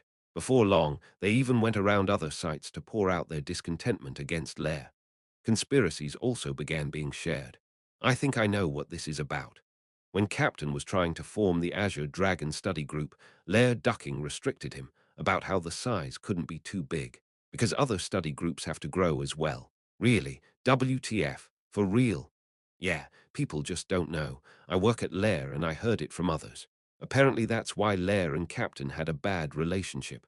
The post was soon deleted after around 10 minutes, but the truth of the matter was not important for the WDT community members who had lost their sanity. Hello, where's the proof? Lair, you shouldn't ever think about easily going over this matter. In rage, they organized a donation to hire a lawyer while spouting more and more posts of malice. Soon, they all gathered at Hateling and began protesting in front of Lair's entrance. Regardless of gender and race, people gathered from worldwide and amounted to around 300 in total. In front of the large main entrance of Lair that resembled the entrance of a shrine, the protesters shouted, "Quickly provide correction for the preemptive news report and apologize. Apologize." The insane crowd burned a living pig to death, overturned and destroyed vehicles, and created noise throughout the night with a megaphone. Some of them laid down on the ground, refusing to eat anything. This is Hateling local police. Calm down, everyone. What do you think you're doing here? You are all in cahoots, aren't you? A conflict was formed with the police, but they struggled and stood firmly. Around 3 days into their maddened protest, a high-ranked staff member of Lair appeared in front of them. Hello, I am the Deputy Director of the Lair Investigation Authority, Zhang Heyu. During the past 3 days, Lair had repeatedly spoken of how they were in the middle of an investigation. Due to that, the WDT members were slightly more assured of the fact that Lair's report had been a speculation. Facing the Deputy Director, they screamed for a correction to the report. Yes, please calm down, everyone. There are several reasons why I, who usually scribbles with a pen at the back, stood here instead of the Judicial Affairs, or the Promotion Team one, is because it has finally been confirmed through investigations that the deceased Professor Wei Yan had been a demon. What was that? The voices of the WDT stopped immediately, finally confirmed through investigations. Those weren't the words they had been waiting for. Where's the proof? Duck. Every time there's no proof. Someone near the back of the crowd shouted as it caused a ripple in the silent crowd. Ah, right. What is that based on? Stop insulting the deceased and show the proof. Show us the proof. When they were once again about to raise their voices, the Deputy Director of the Investigation Authority lifted his hand and stopped their words. A bitter smile appeared on his face. He flicked his fingers, and a hologram began displaying itself in midair. This is a video taken by a guard under Japan's royal family. The association has given permission for this to be shared, and by now the video should have been revealed on the news with several reports regarding it. The moment Lair actually provided what they referred to as proof, the crowd turned quiet. While their doubtful gazes were showering down like arrows, "This is the proof you had been asking for." The deputy director pressed on the button of a remote controller. Chapter 87. The ace up the sleeve is 4 inside a dark military tent, the camera focused on Wei Yan's face. He had a crimson aura flickering in his eyes. What is that? That's the protesters murmured to themselves. When Wei Yan soon opened his mouth, the crowd got rowdier in an instant. Thista Kingpisioffdrash, Hudo Shething Ks. Impertinent humantrash, it was an undisguisable symptom shown by demons that were right about to extricate. Their words would come out rapidly while taking a toll on their pronunciation, and this process was called the coming up phenomenon. Ducking hell, Dartha think Therethian Leons that Kenkel. Thean Leons that can swear. They can't understand for shit if I tried as Milline Bennis currently. The coming up phenomenon was being repeatedly revealed by Wei Yan inside the video. His gaze remained low, while veins could be seen in his reddened eyes. Through videos and images, the populace already had a general understanding about demons. Their perceived image of a demon was being reflected by Wei Yan. The protesters crumpled their expressions, and some of them even covered their mouths with their two hands. This can't be. This is impossible. While someone was about to unconsciously let out a shout, "Ah, stop there, please. Anyone that moves from here on will have their heads explode, okay?" Wei Yan smiled and opened his mouth inside the video. "You ducking?" A voice was heard from someone outside the screen, followed by the tumbling of chairs and furniture. At the same time, the red light intensified inside Wei Yan's eyes. Inside the video, he pulled the trigger. "Told you something left the nozzle while something else exploded. Not to move." Soon, something was heard collapsing inside the video. It was most likely a person. A scream escaped the group of protesters. "Kairak, Hook, En Nu, Uarak, our Professor Wei Yan the captain did that. Seriously, it was an unbelievable video. What should never change was being changed inside them, and the support they had been believing in was crumbling. To some, it was a denial of several years of time they had been loving Wei Yan, a denial of their effort in sending an international letter for his birthday, and a dismissal of their dreams of being confessed by him. Someone raised his voice and shouted, "You ducking pieces of trash. Turn it off. This is all made up. It's all fake." His shout was in vain. That's what everyone wanted to believe in, and they felt a strange sense of relief the moment they heard such words. But no one dared to move easily or raise their voice. They were still caught in the shock of the video, and before anyone could move, the film continued on. Do humans only listen obediently once they're scared? Lowly creatures, in fact. I've gotten used to it since that's always been the case. You're not human. Surprise. I was a demon.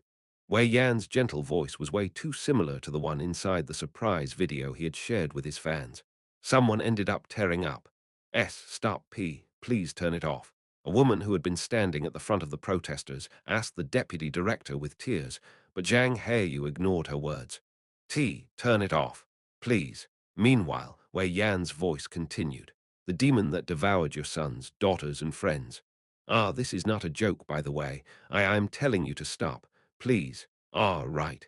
Do you think you can get away with this fake video? That's right." The buzzing crowd gained confidence from each other's shout as their voices became increasingly louder. "Beryuan, your wife tasted like pork. You must have been nice to her, right? Her stomach was full of fat. Now, wake up, all of you. I got this gun as a gift, and it has a decent output. So I recommend you obediently listen to my when the video still continued without being stopped."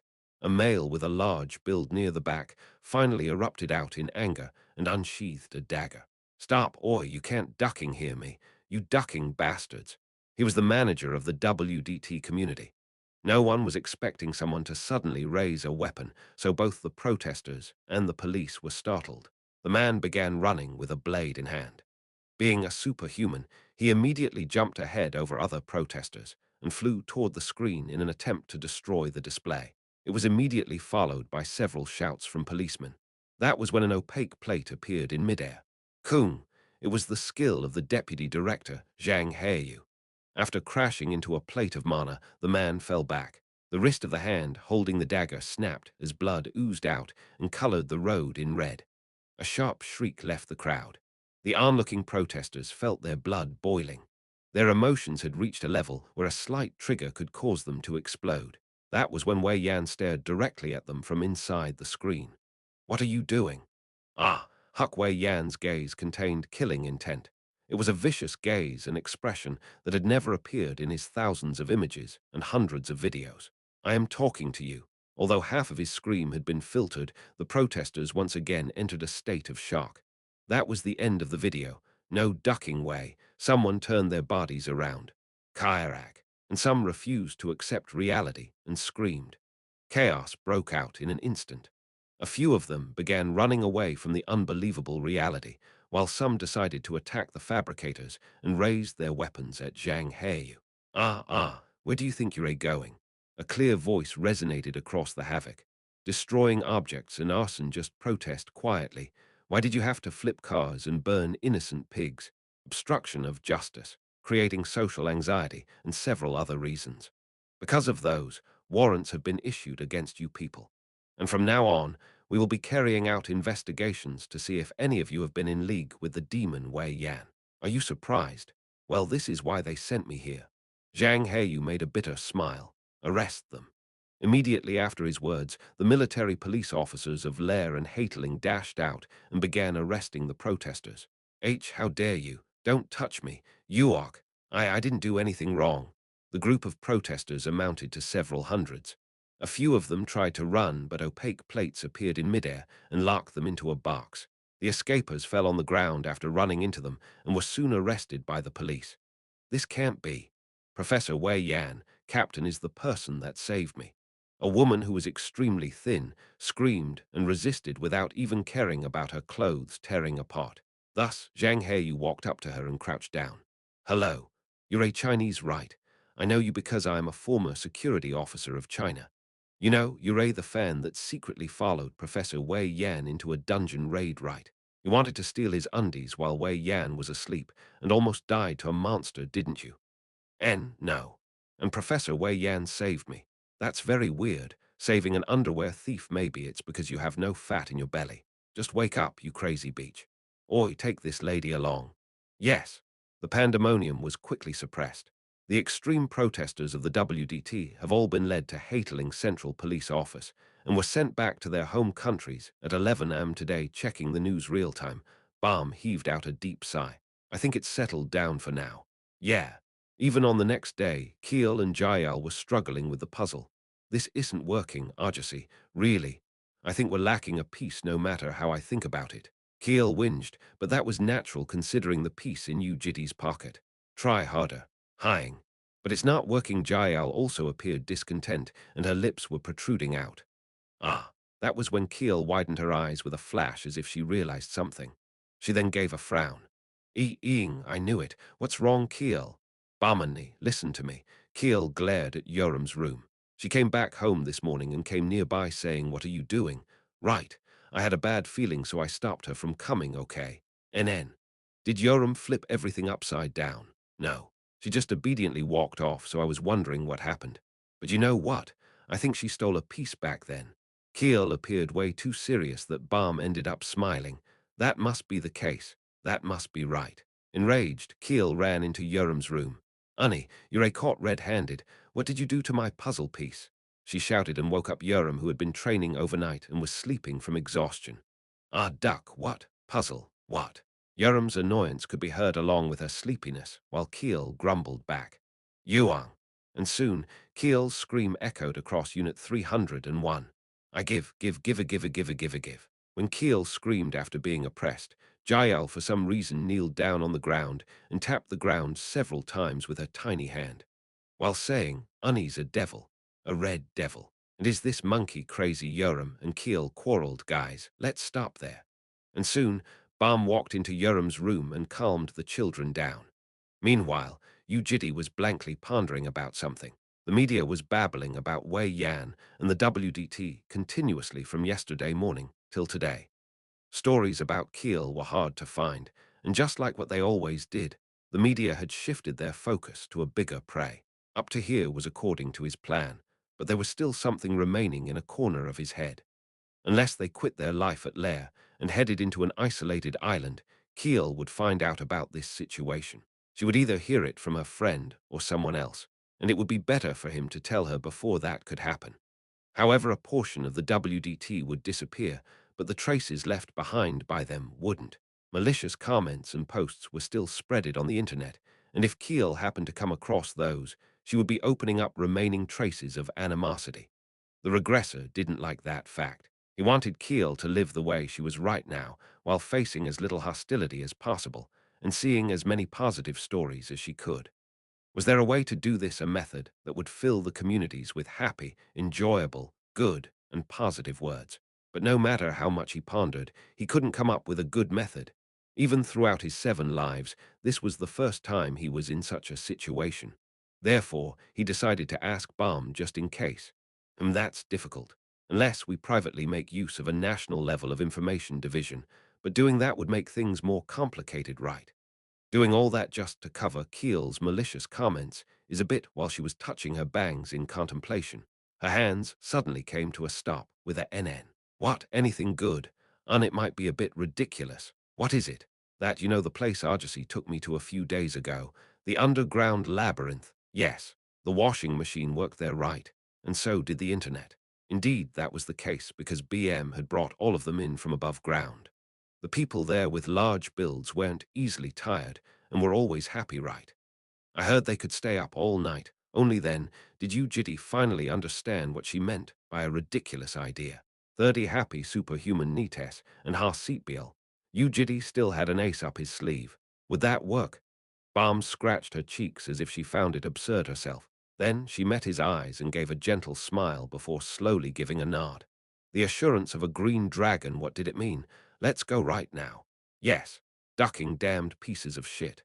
The WDT community was in a mess.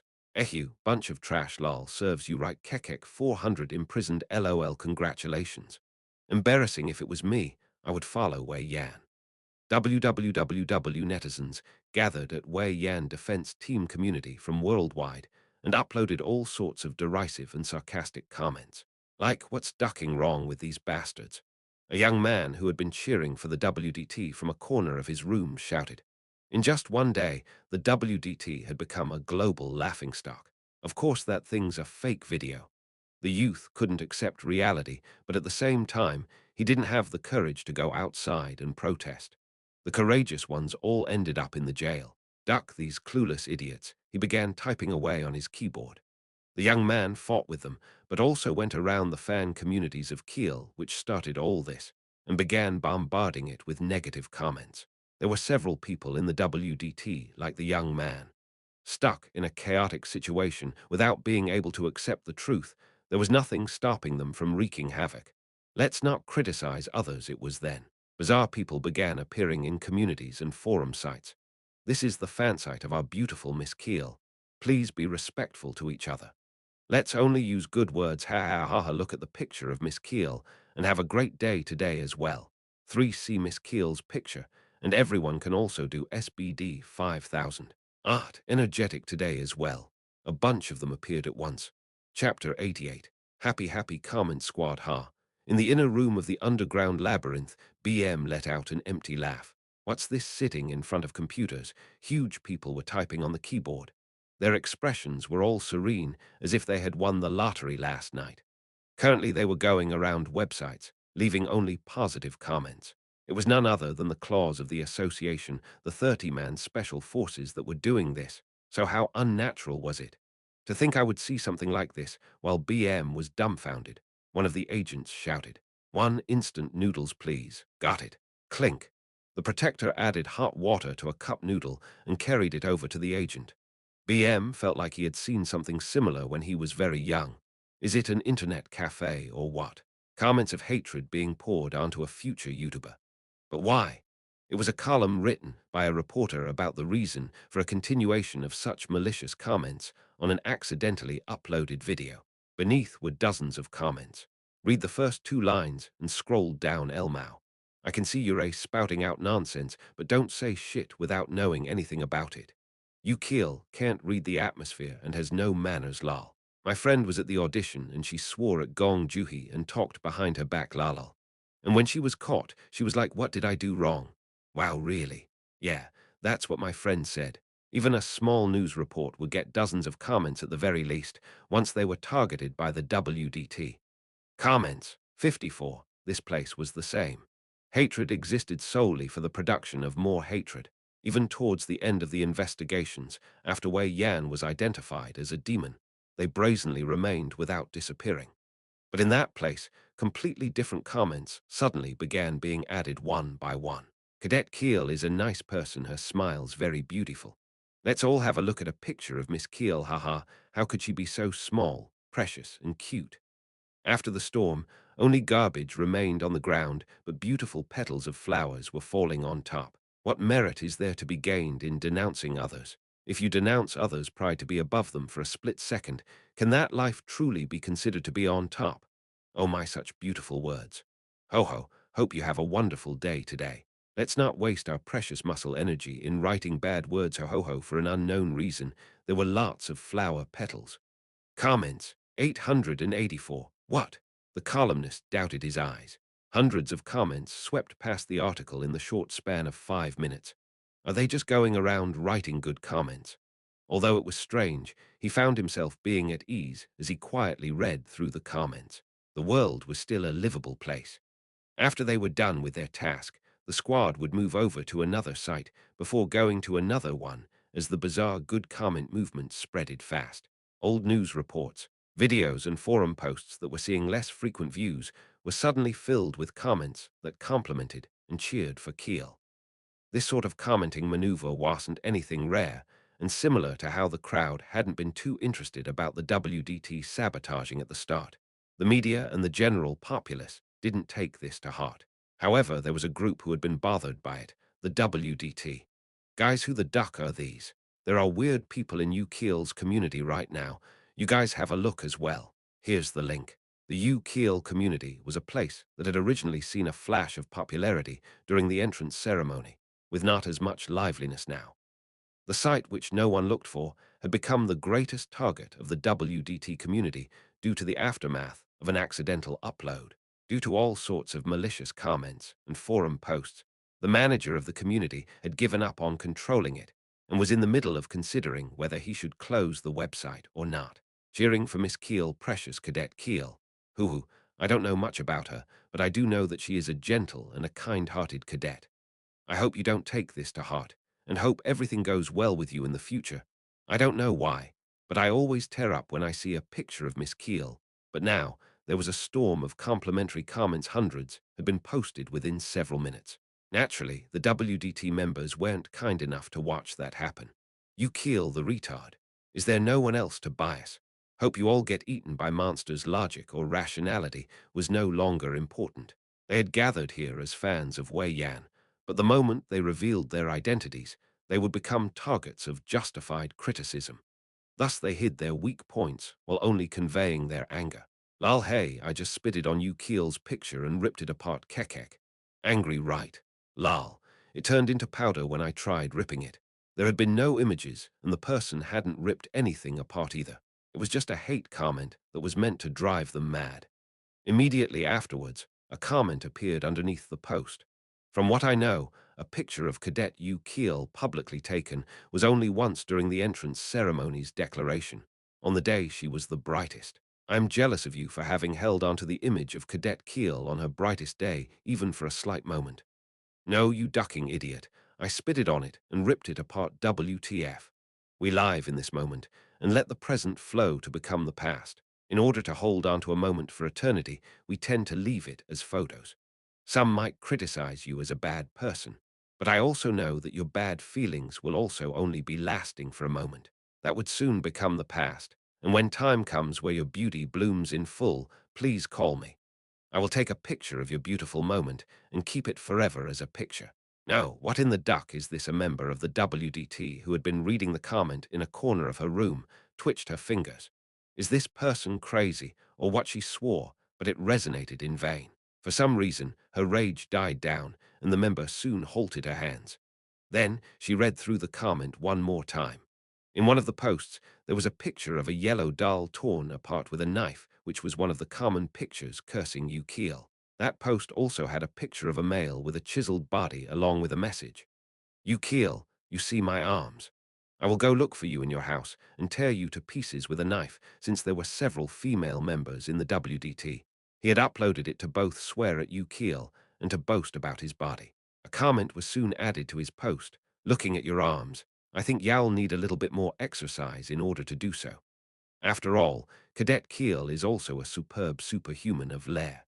First off, the shoulder seems to be the biggest problem, so for your routine, I would recommend adding military press and an overhead dumbbell press, etc. What the duck is this? Is this guy crazy or what? Who the duck are you? I do SBD 1500 lol. What a joke, kekekek. Egaga, it's just that your strength is a little bit lacking compared to your mass. What about you?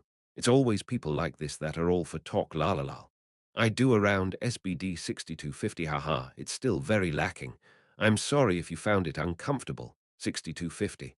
Bullshit lol, WTF. You think you're a local superhuman ranker or something? Where's the proof? Proof. Joshua, a black agent of the 30-man Special Forces, was flustered. Hey go, I shouldn't have said that. I shouldn't have. What's wrong, Joshua? Look at this. He's telling me to prove my weight training. Oh no, proving it. That's a bit ha-hat right. It's not that great, so it's a bit embarrassing though, haha, with a height of 2.4 million, shoulder width of 94 cm, and a weight of 269 kg, he had a SBD record of 6250. Wearing an embarrassed smile, Joshua turned on his device's camera. That was when the leader of the Special Forces, Bel Berian, shouted, Oi Joshua, you know you can't show your tattoos, your face, and the large crystal, right? Of course, boss. I'm just going to show a tiny bit of my arm. An arm resembling that of a large monster wriggled and raised a car-sized barbell. It easily traveled up and down several times. Only after receiving a check from the leader was he able to upload the simple exercise video on the site. 5 minutes later, an apology was posted. I am the person that had been acting extremely rude. I am very sorry. I will delete the slanderous words I posted and will go exercise following the routine you provided. Once again, I am deeply sorry like that. The happy comment squad traveled around all sorts of websites and buried the dirty comments down deep, while writing down cheerful words for Keel, advice regarding exercises, and positive comments that made everyone happy. The WDT members that had been proactively commenting lost their vigor when the news revealed more treacherous deeds of Wei Yan. Best wishes to our precious Cadet Keel. I love you, you Keel. Let's exercise today as well. With the picture of Cadet Keel ho ho ho ho. After the storm, countless petals of flowers were endlessly built on top. He could close his eyes and rather vividly remember what had happened back then. Fourth iteration. The top pop singer of the era with no questions asked. The goddess of Billboard with 24 songs that had reached the first place, who was chosen as the greatest singer of all time by the International Pop Song Authority, Baby Yellow. When there were talks about her attempted suicide, Yu Jitae hid his identity and acted as her bodyguard.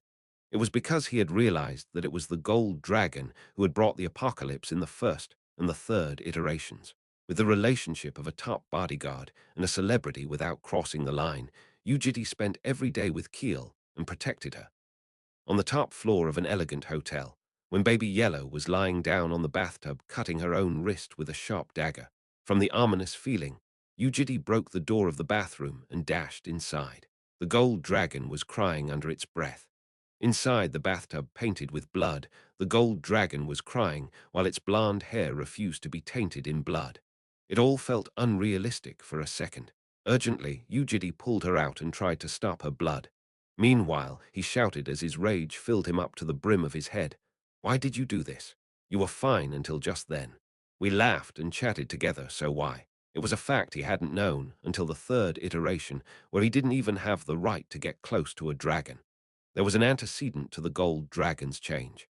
The dragon hid its emotions. The tendency to be immersed deeply and empathize as a gold race was instead drowning it into a quagmire. The dragon would hide its emotions over and over again.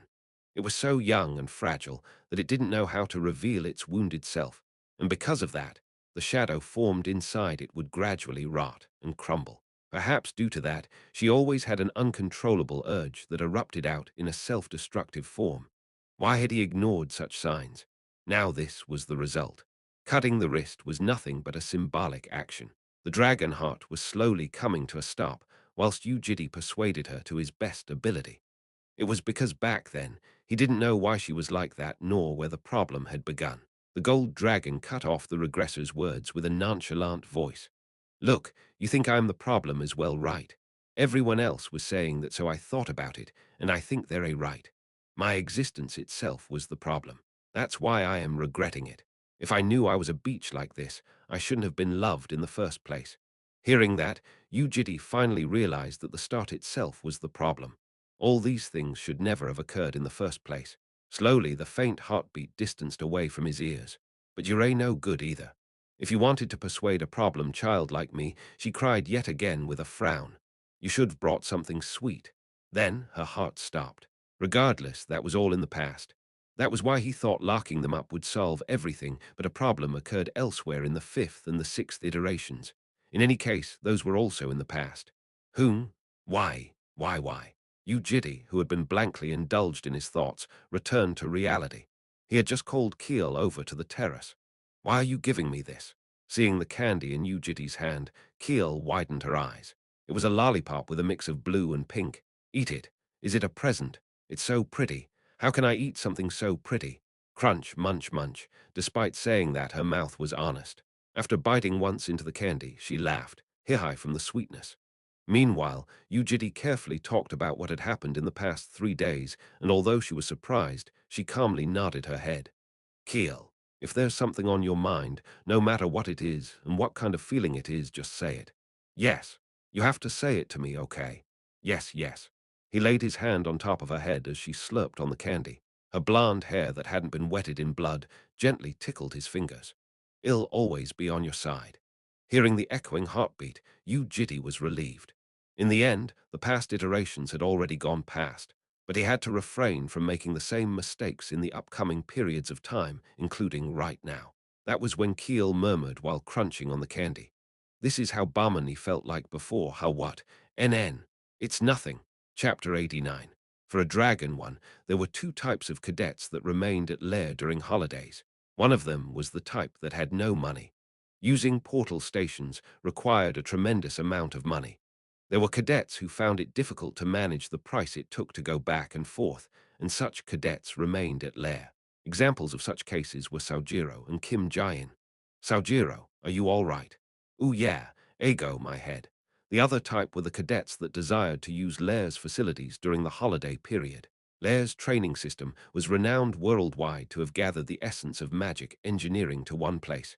Cadets who were dying to get stronger would remain during the holidays to train themselves. Hey, look at them though. Ha, aren't they really intense? While having a drink of water, Kim Jae-in gave a frown. Cadets of level 5 societies were training on the other side of the physical training room. They were the most promising members of Lair and would become the top-ranking superhumans of their nations once they returned after their graduations. Must feel good to be talented. Let's not compare ourselves to them. We can try harder ourselves. You're right, it was then. No, that's not it, Cadet Yoram, the head instructor of the combat skill training room, Barak, shouted. Kim Jae-in and Sojiro turned their gazes towards the sound. Are you only going to wake up after you get injured? Barak, a bald man with a shaped scar, crumpled his vicious face into a frown.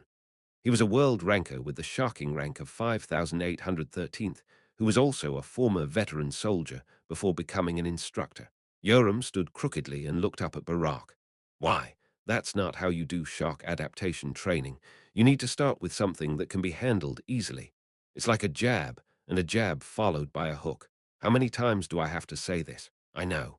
But I'm doing this because I can. You idiot. Your stomach will be ruined. All your organs will be damaged. Yoram scratched her ears as if she couldn't be bothered to explain it. What she was doing right now was the shock adaptation training. The machine would shoot out a ball made of an alloy, and cadets would receive it with their bodies. They would repeat the process and get used to the shock, while learning how to move the mana to certain places to strengthen their body, by, for example, protecting the stomach from a flying ball. I am fine, so stop minding my business, please. No, I've been watching for several days, but I can't do that anymore. The combat skill training room is under my supervision during the holidays. I don't know if Instructor Carlin let this be, but not me. I can't let anyone get hurt while I am on duty here. So just obediently listen to what I say. If you're into getting hurt, then you can enjoy it outside after graduation. Claws of monsters that are several times stronger than this machine would be aiming for you. Like I said, it doesn't really hurt, okay? I wasn't injured. Just listen to what I say. Giving a frown from the scream, Yoram heaved out a sigh. Then what should I do? Should I show you? HNN. What? I just have to show my stomach and see if it's bruised or not, right? No, that's Yoram suddenly began taking off her protective equipment. Her casual clothes, the t-shirt, and her tight leggings were revealed, but perhaps thinking that that wasn't enough, she raised her cotton shirt and opened her stomach up. Oi, look at my stomach. A white stomach was on full display. There was a clear six-pack with not a single excess of fat. Let alone a bruise, there was not a single blemish. Immediately afterwards, Barack turned his eyes away in surprise. What do you think you're doing right now? Ego, what should I do? It's bruised, isn't it? It's full of bruises and wounds everywhere. It must hurt, this cute belly fat of little Yoram. You Yoram. The gazes of the surrounding cadets and guardians were all on him. Thinking that she was insulting him, Barack scowled. The stomach is being protected by the protective equipment. The issue will be in the organs, so there obviously won't be any bruises left behind. So stop. If you try to tease me any more than this, oh, okay. Yoram smiled. So you want to see my legs since they get bruised easily? What? Ah, just stay here, don't go anywhere. Her hands went down to her waist. Oi, oi, she was about to take her leggings off. You're at why, Yoram. Hey, calm down. Startled, Sojiro and Kim Jae-in ran up and held onto Yoram's hands to stop her. Why are you holding me back? What are you guys doing? See, calm down. Like I said, my legs aren't bruised, okay? I get it, so please calm down. The two of them desperately tried to stop her. Barack shook his head as if he found it ridiculous, but was pressured by her aura as he therefore turned around. Where are you going? I can show you my leg right now. It was early, during breakfast. Today's menu was a simple udon. Balm boiled the noodles herself and heated up some frozen tempura.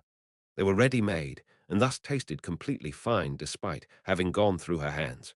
Thinking back, Balm's recent dishes didn't seem that strange either.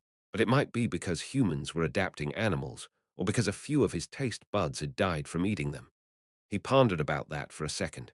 During the meal, Keel was boasting to Balm, Yoram, and Yu Jitae about how she had completed the puzzle, and Balm praised her for her success. Jael also appeared rather content, as she repeatedly glanced at the picture frame of the puzzle that was hanging in the living room. Yoram remained silent and appeared to be in a bad mood today. Her legs were crossed, and her chin was resting on her hand, while she stirred the noodles with chopsticks in her other hand without eating them. Jael carefully dug into the noodles with a spork. She was eating very diligently. It shouldn't be that hot, but she didn't forget to imitate her unis by blowing hoo-hoo on it several times. These days, she almost never dropped her food either. Thinking back on how she had spilled half the noodles she ate back when she went sledding with Yu Jitae, it was a great improvement. However, she appeared slightly discontent for some reason. Jael blankly stared at her own spork before looking at Yu Jitae's chopsticks. Then she threw a glance across the chopsticks in Balm, Yoram, and Keel's hands before turning back to her spork. Gaze displeased. She pulled on the sleeves of Yu Jitae, who was sitting next to her. Why, me too. Chopsticks. Yu Jitae quietly took out a pair of chopsticks from the container and handed it over to her. She then began using the chopsticks awkwardly with her tiny hand. Her first goal was to grab a strand of noodle. She focused intently, but the chopsticks failed to meet one another as the noodle slipped in midair and fell down. Unknowingly, Jael even sneaked her tongue out as she concentrated even more. However, there was no way it would be easy considering that it was her first time using chopsticks, and after struggling for a long time, she turned to Yu Jitae with a frown. Her current gaze meant she was asking for help. Why don't you just use a fork? Shake, shake. Why? Jael merely shook her head in repeat. When she was stubborn for an unknown reason like this, it was usually better to just listen to her request. Hold on to it. Throughout the entire breakfast, Yu Jitae taught her how to use chopsticks. Towards the end of the meal, Jael carefully raised a soggy strand of noodle with her chopsticks and succeeded in dropping it into her mouth before it snapped. Slurp. After slowly pulling the noodles into her mouth, Jael looked back at Yu Jitae with a beaming smile. Well done. She was apparently in a good mood as her nods were more energetic than usual. You know what? It was then. Yoram, who had remained seated on the table even after finishing her meal, called him. Is it fun? Teaching her how to use chopsticks. Hearing her voice, which seemed to contain a thorny edge to it, the regressor turned his head. Jael likewise looked at Yoram with circular eyes. Why? It's nothing. Is it fun doing that? He had no idea whether it was fun or not. He had just taught her because she asked for it, but the joy she revealed after finally succeeding in using her chopsticks wasn't too bad to look at. Right when he was about to reply, Yoram raised her body. Whatever. Who cares whether it's fun or not? She then went into her room, so Yu Jitae asked Jael, what's wrong with her? Jael, who was clueless, merely waved her chopsticks with a smile. That was when Balm's voice was heard from behind. Ajasi, weren't you going to do something with Yoram once the holidays began? Yeah, I was, teaching how to fight. In other words, he was thinking of making her stronger, but it was pushed back by several days due to the issue with Keel's video. Maybe she was upset because of that. And even Balm, who always knew the answer when it was related to dragons, appeared to have no idea. It seemed that he had to look into it himself. She wore a cotton t-shirt and leggings, with a cap and a padded jacket on top. This was how Yoram looked like whenever she was out to train by herself. She glanced at Yu Jitae before starting to walk without saying anything else. The two remained quiet for some time. Soon, she whispered a complaint. Thanks for starting so early.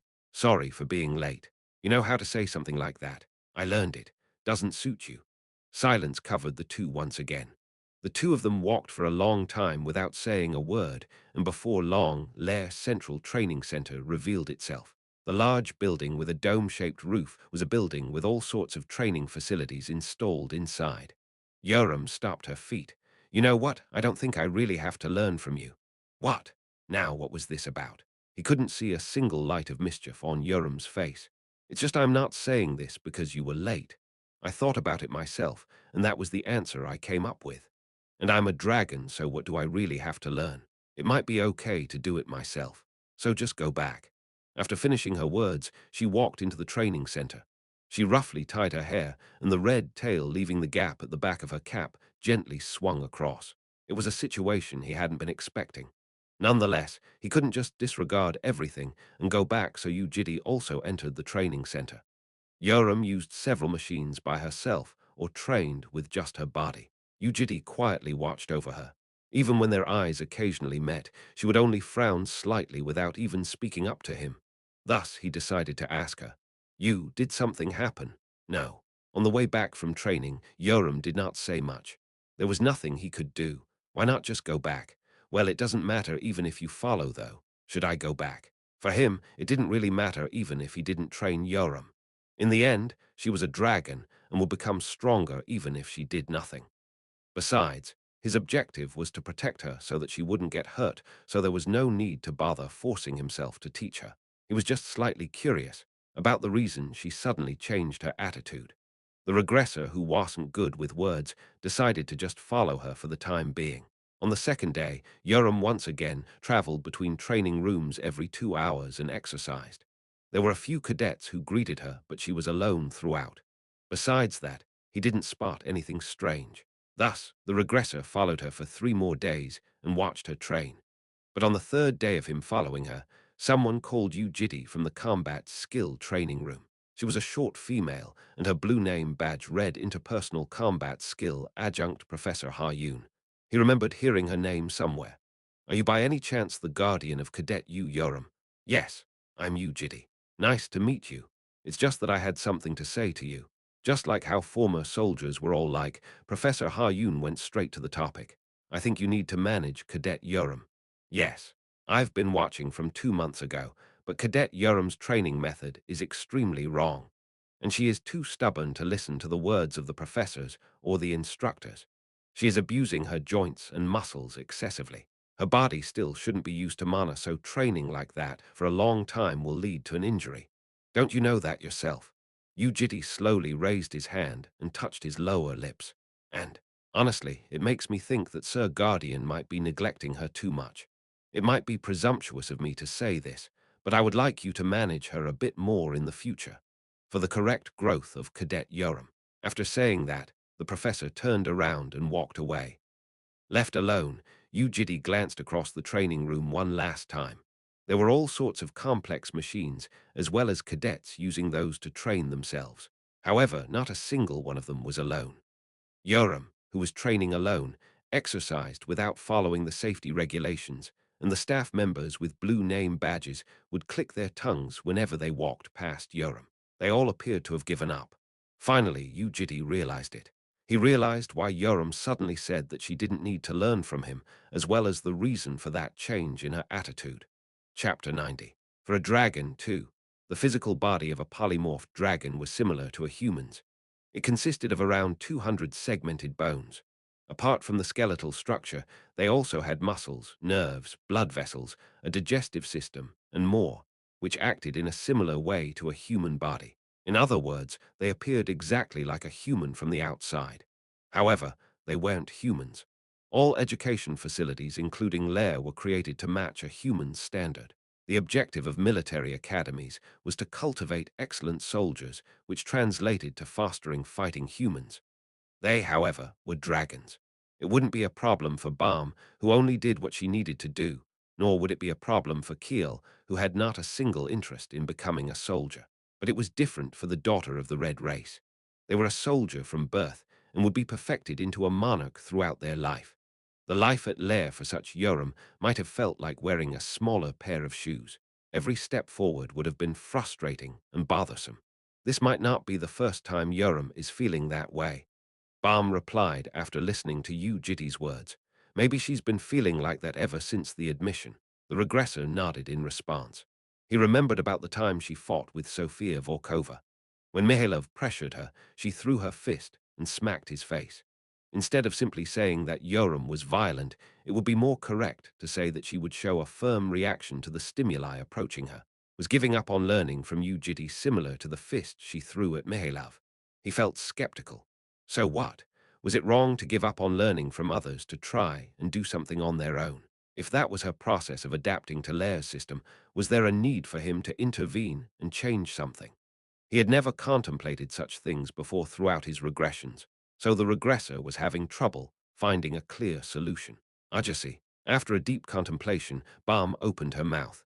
As always, she had a sulky yet indifferent expression that made it hard to read her thoughts. Help Yoram a bit more, please. Why? If Ajasi helps her, Balm carefully selected her words and opened her mouth. Yoram will be more happy. A dragon becoming happier was more than enough of a reason for him to intervene. However, the situation wasn't simply resolved just because he decided to help her. I'm not learning from you, okay? Yoram downright stopped his words.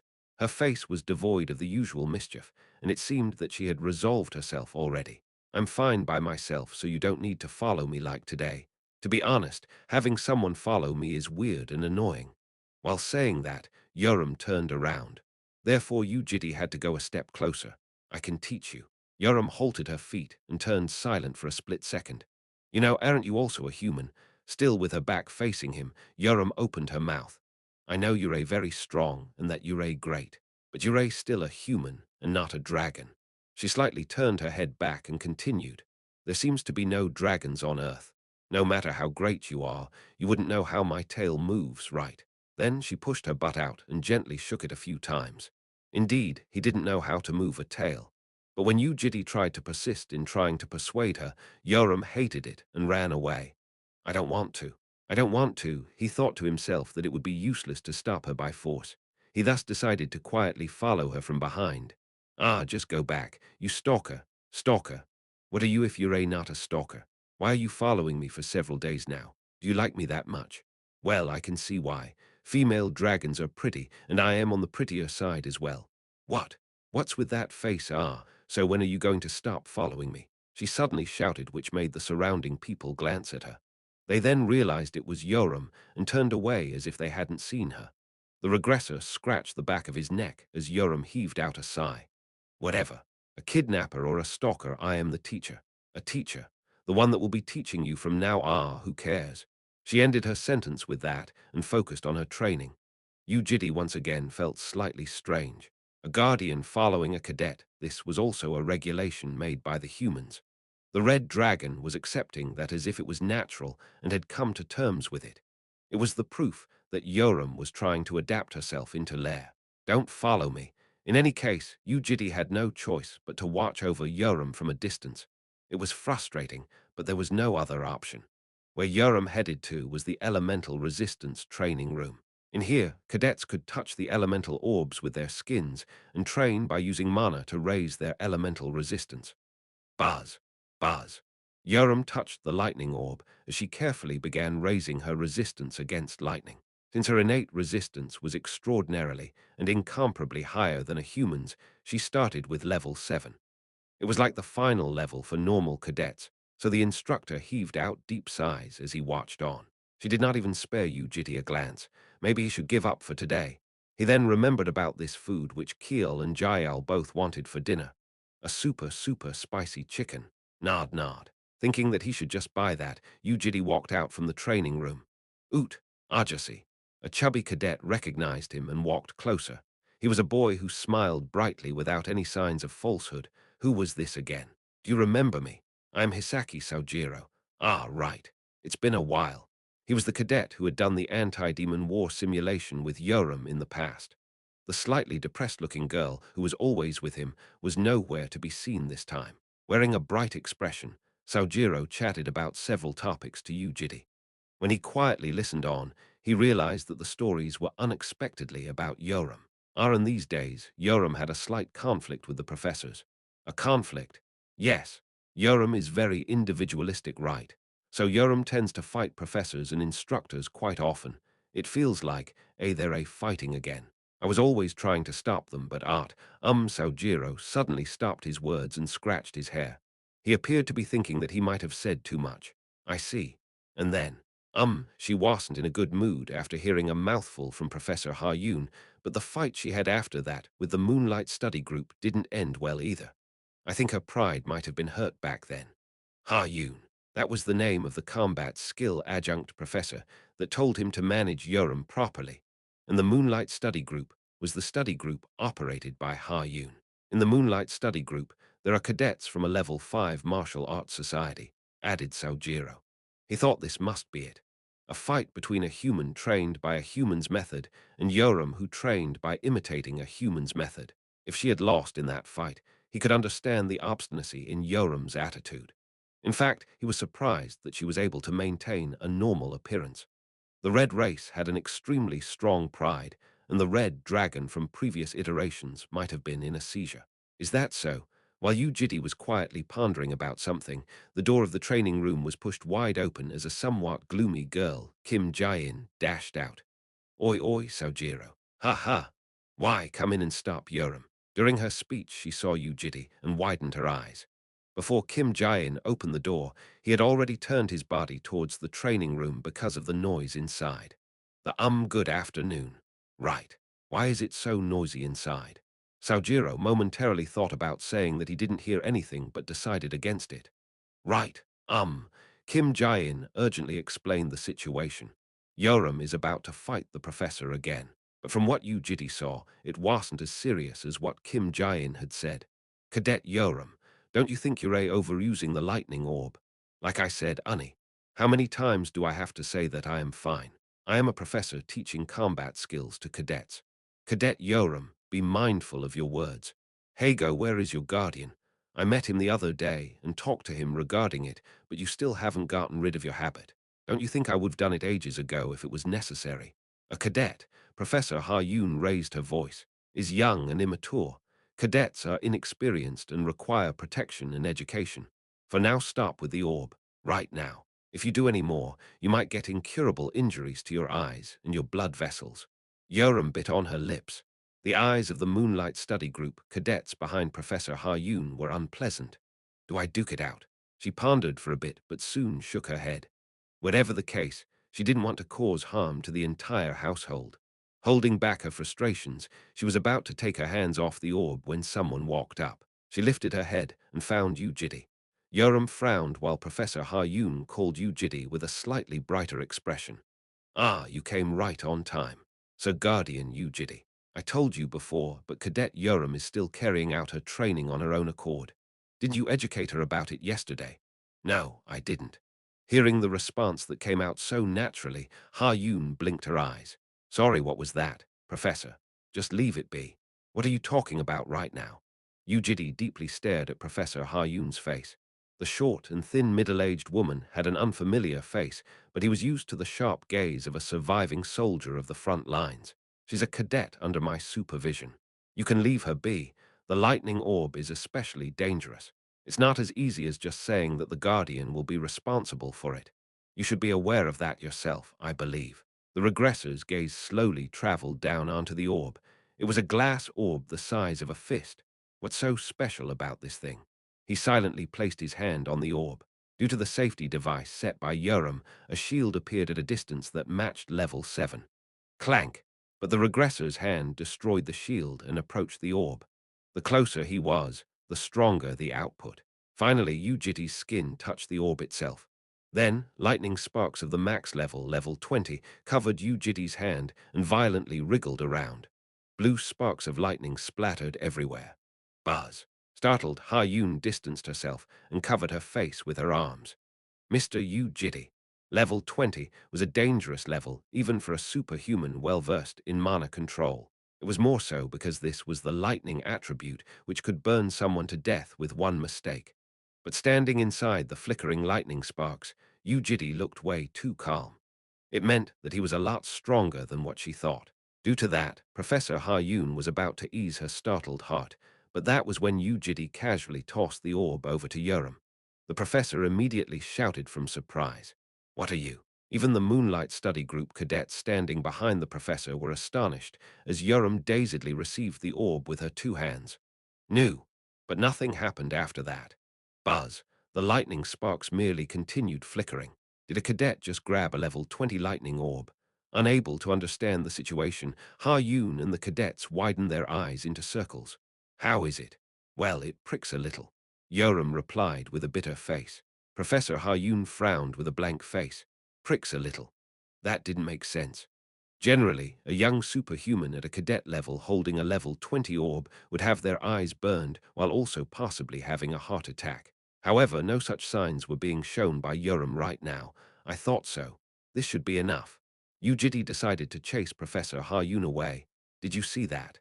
Sorry for making you worried, but you can go now, thanks.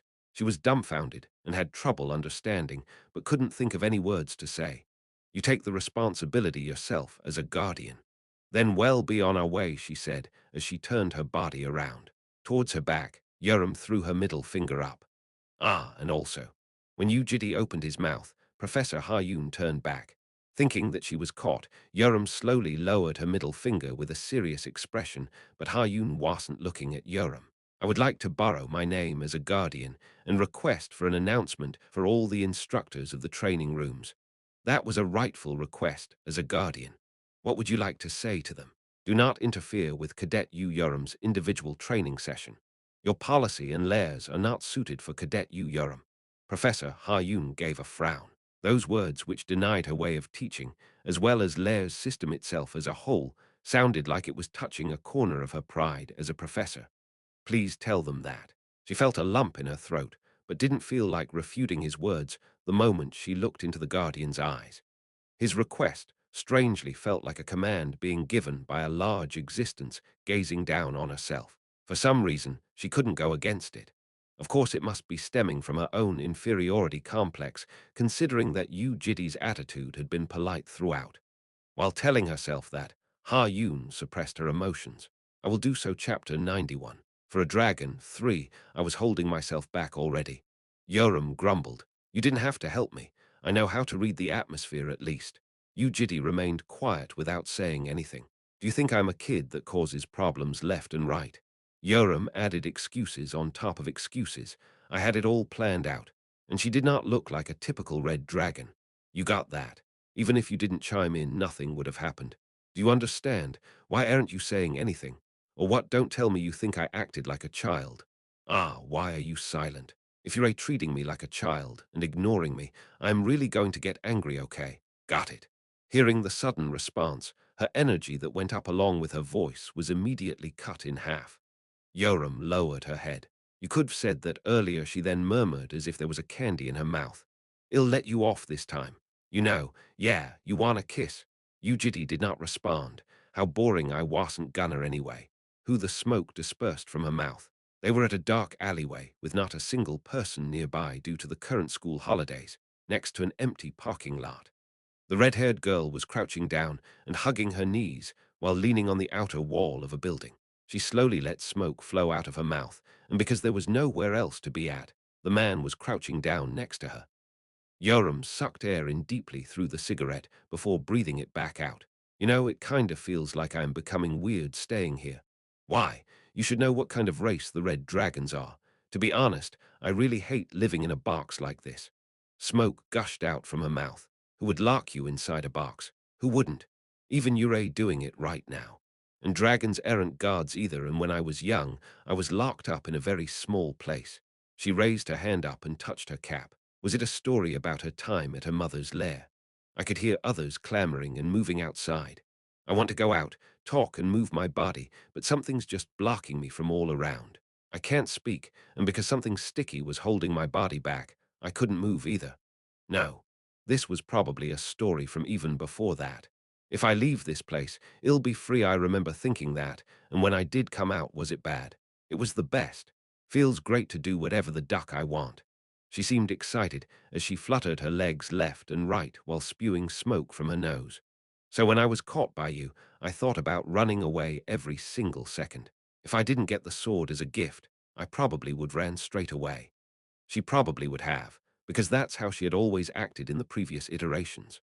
Therefore, Yu Jitae was slightly surprised by Balm, who had kept Yoram nearby at the start of the seventh iteration, because he had been unable to have her stay no matter what he did without relying on force.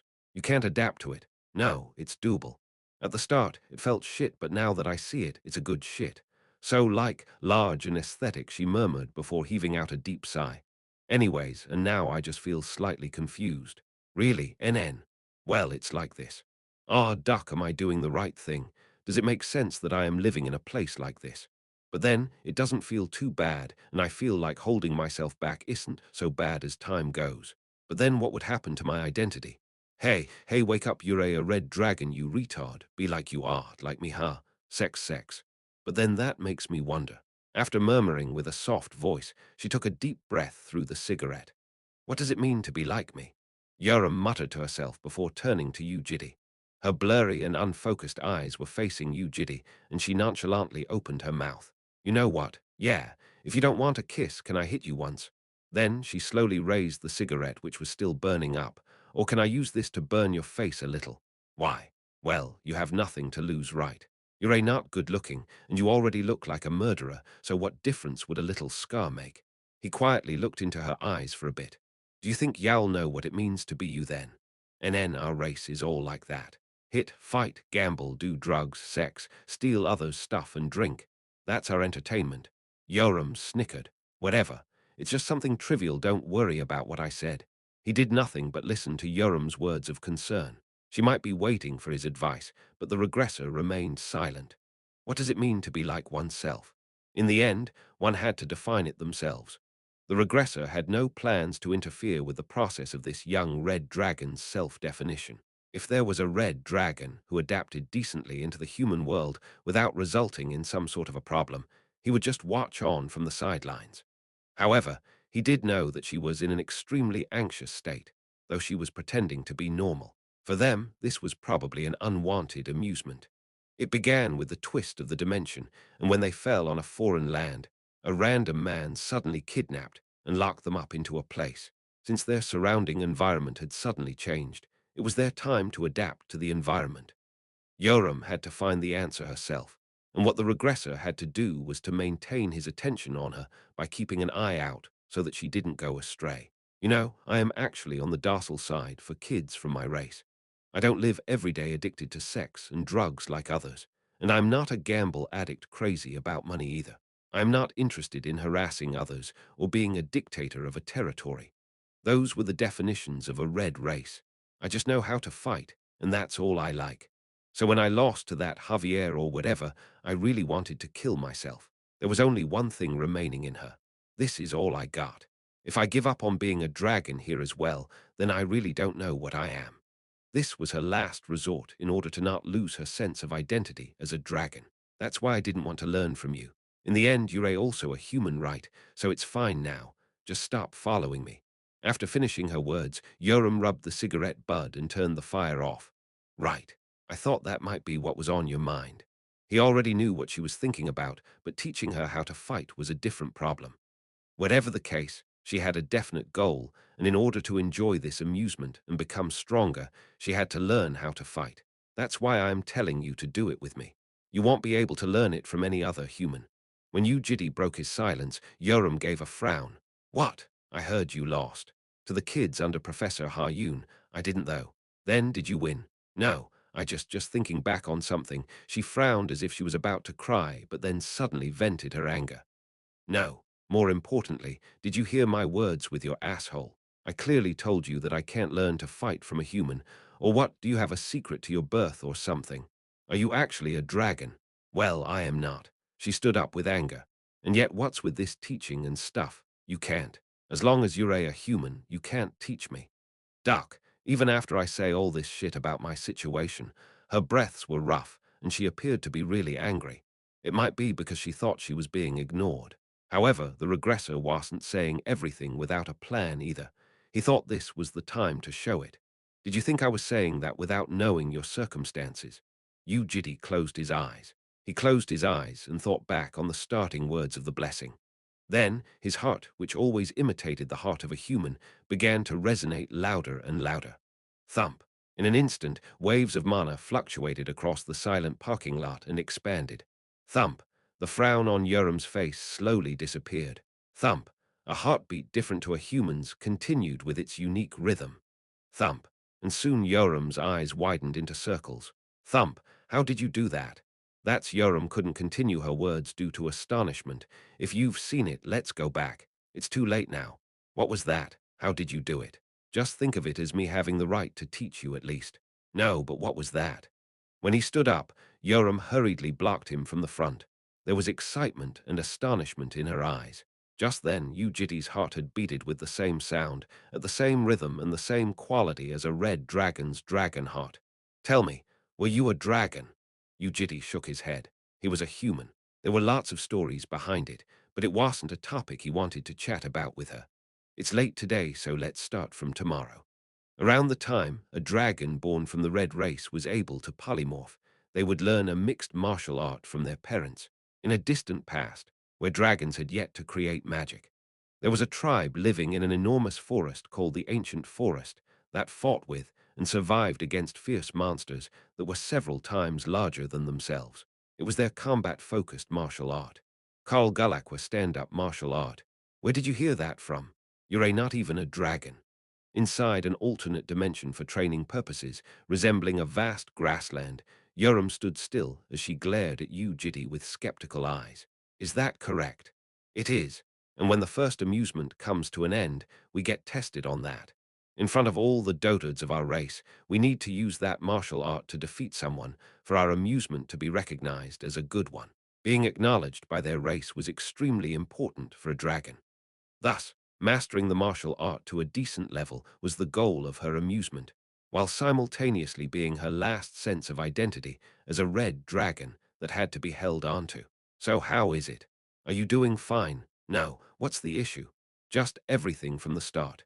When a slightly more detailed conversation began, Yoram, who was embarrassed about her achievement, heaved out a deep sigh. By start, you mean the way you get your heart to beat? Right. She slowly nodded her head. My dragon heart doesn't even beat properly yet.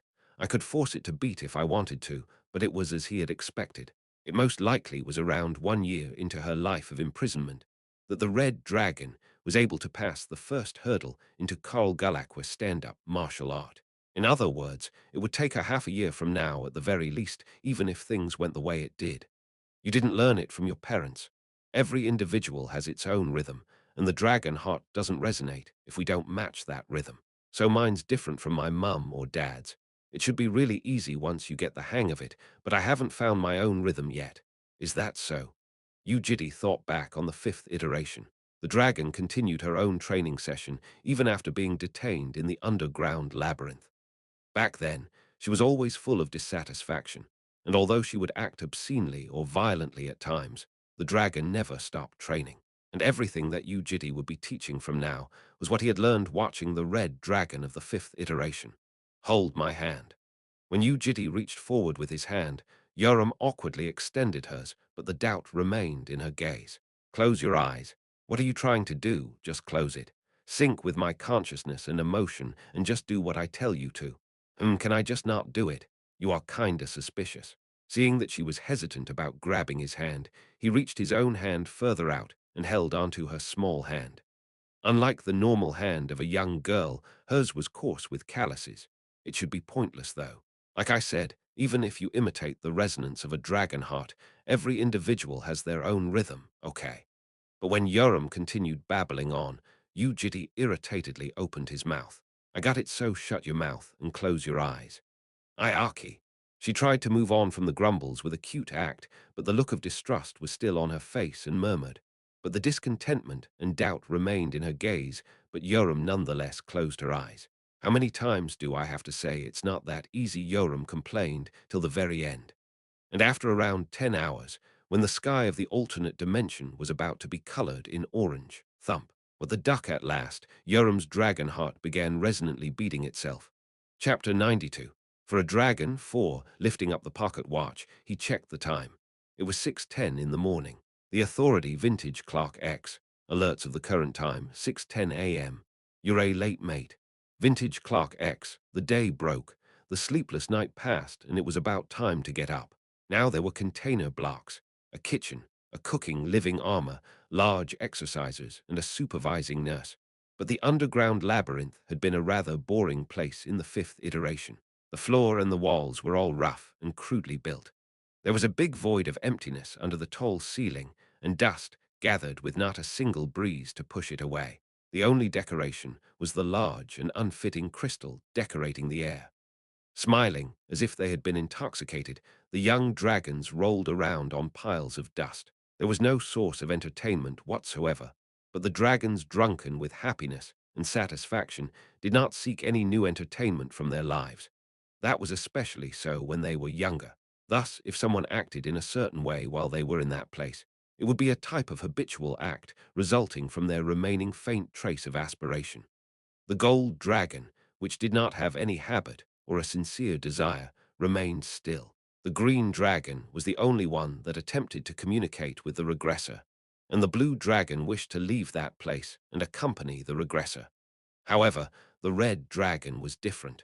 Stuck in a corner of the inner room of the labyrinth, it blankly began training in Karl Galacqua's stand-up martial art. It started doing every training method that could be done with a bare body. At times, the dragon felt its own heartbeats with its eyes closed, and sometimes took a deep breath in and out.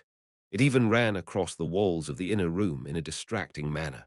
Please give Red a monster or a human to fight. The green dragon often requested Yu Jitae, but he refused it. He was not at all interested in giving a monster to a time bomb.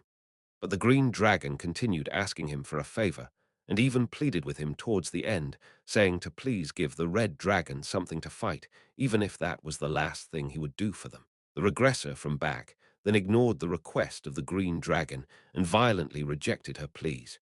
Even then the green dragon did not give up, so he had to tie it up for some time. After that, the green dragon did not request Yu Jitae in any way until the end of the 20 years of imprisonment. Meanwhile, the red dragon began acting in a strange way. It struck the ground with its fists or smacked the wall with its forehead. The inner room made by a magic engineering genius of another world was not broken by the fists and kicks of the dragon. What broke instead were the hands and the forehead of the red dragon. Back then, Yu Jitae discovered that the gold dragon had brought about the apocalypse in the first, third, and the fourth iterations, and concluded that that was the only element causing the downfall. He was ignorant and stupid, so he did not think much of it even when the red dragon began showing strange signs. But in fact, the red dragon's actions weren't simple self-injuries, and it was some sort of a training method. It destroyed its body to a degree that did not put its own life at risk, as the light of paradise instantaneously cured it back up. The fractured bones and muscles became stronger after the rapid restoration, but it was a mediocre change in the regressor's eyes. He therefore ignored it and maintained his ignorant viewpoint. He thought it would be fine to leave it be. That was until 15 years into their life of imprisonment when he came back after fighting Noah for several months. That was when he saw the red dragons strangling someone by their neck. Back then. After around a year or so from their imprisonment, when the red dragon's dragon heart began resonantly beating itself for the first time, there's a hidden fissure in the south of Balkan Peninsula. The other side of the fissure should be connected to a dungeon in the North Haliavan mountain range. That's what the green dragon had said. There are large tribes of orcs in that place. After discovering the fissure, the monsters sneak out and attack the nearby villages and devour humans.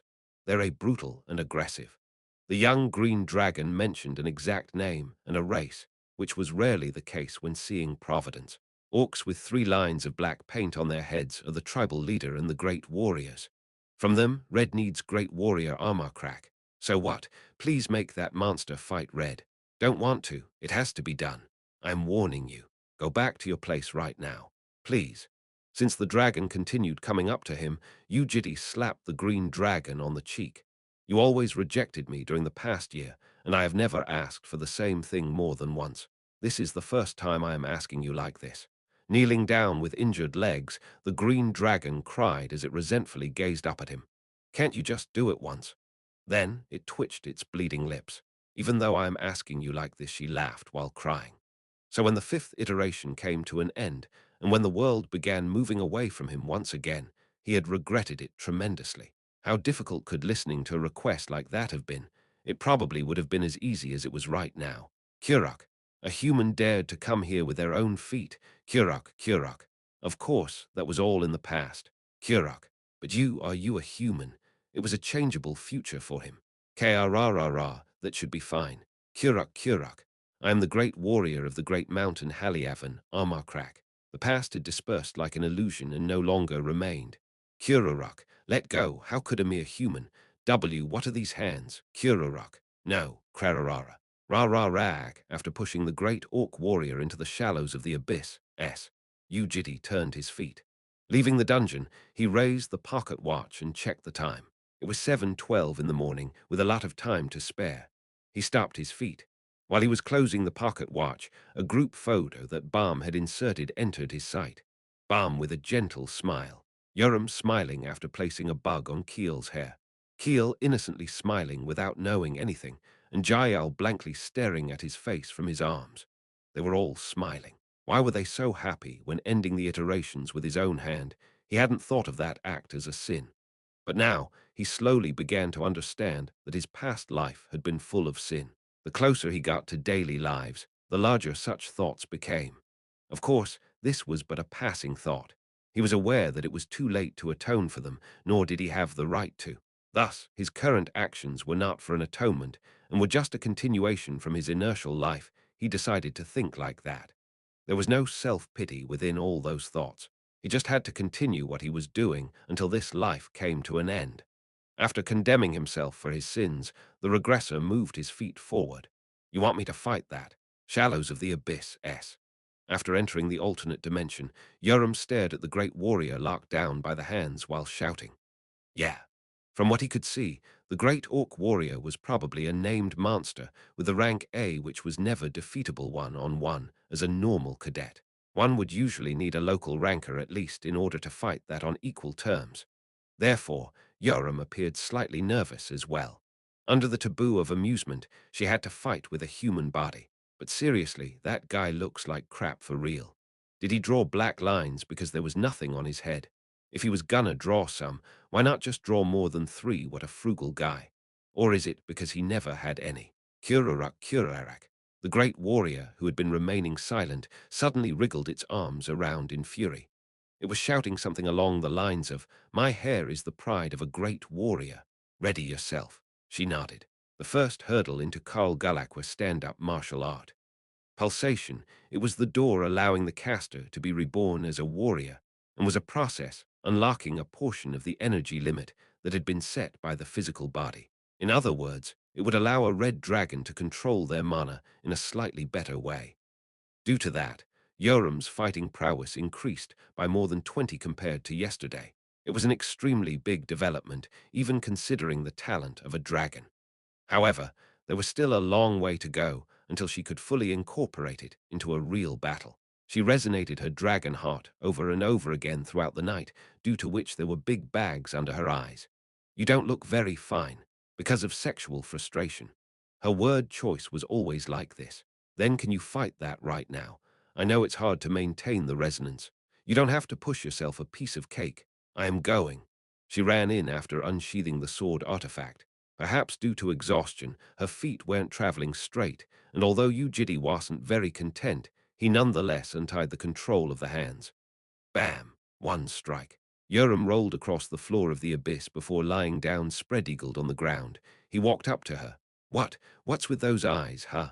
Ah, duck. I meant I was the piece of cake. Damn it. After releasing her anger, she stood up from the spot. I don't feel bad. I didn't lose. This is just training.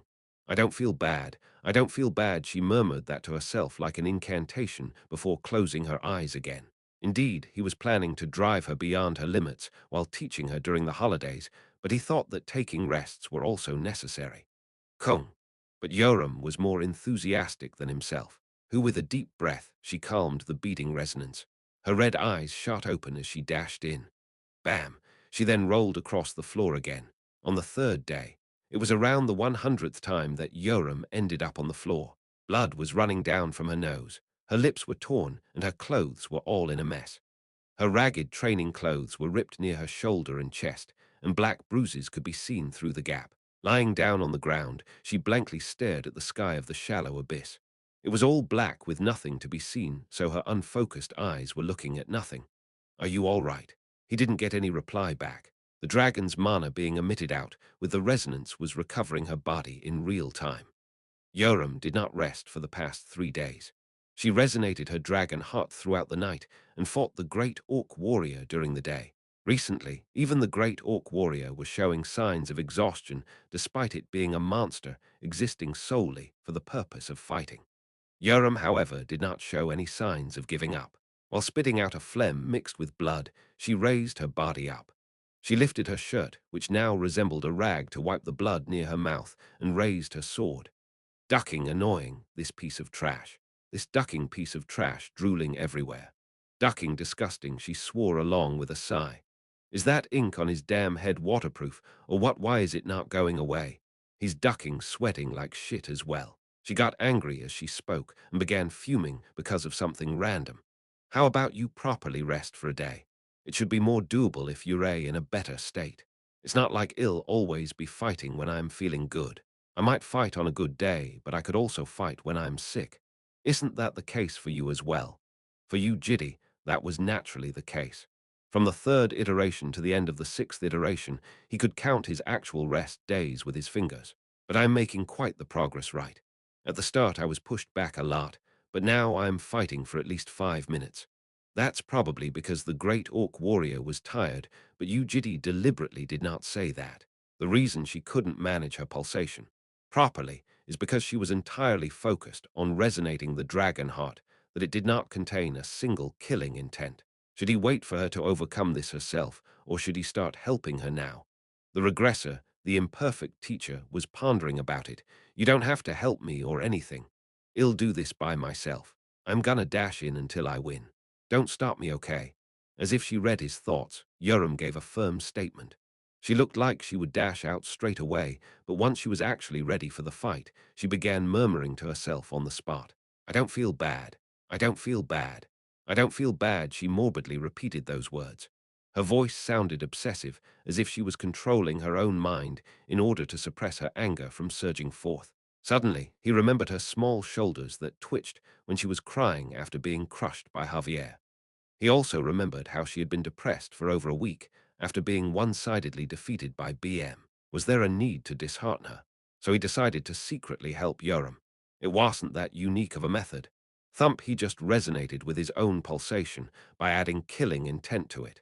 Even with just this, it should definitely be helpful for a dragon that received emotions and thoughts. After noticing something, Yoram gave a frown but did not do anything apart from that. I am gonna go at it until I win. Who, heaving out a deep breath, she once again began dashing in at the great orc warrior. Her loss streak continued even after that, but after another week. Bam! Kurarak. The great orc warrior laid on the ground after being smacked by Yoram's fist. Ha! I finally won, you ducking piece of.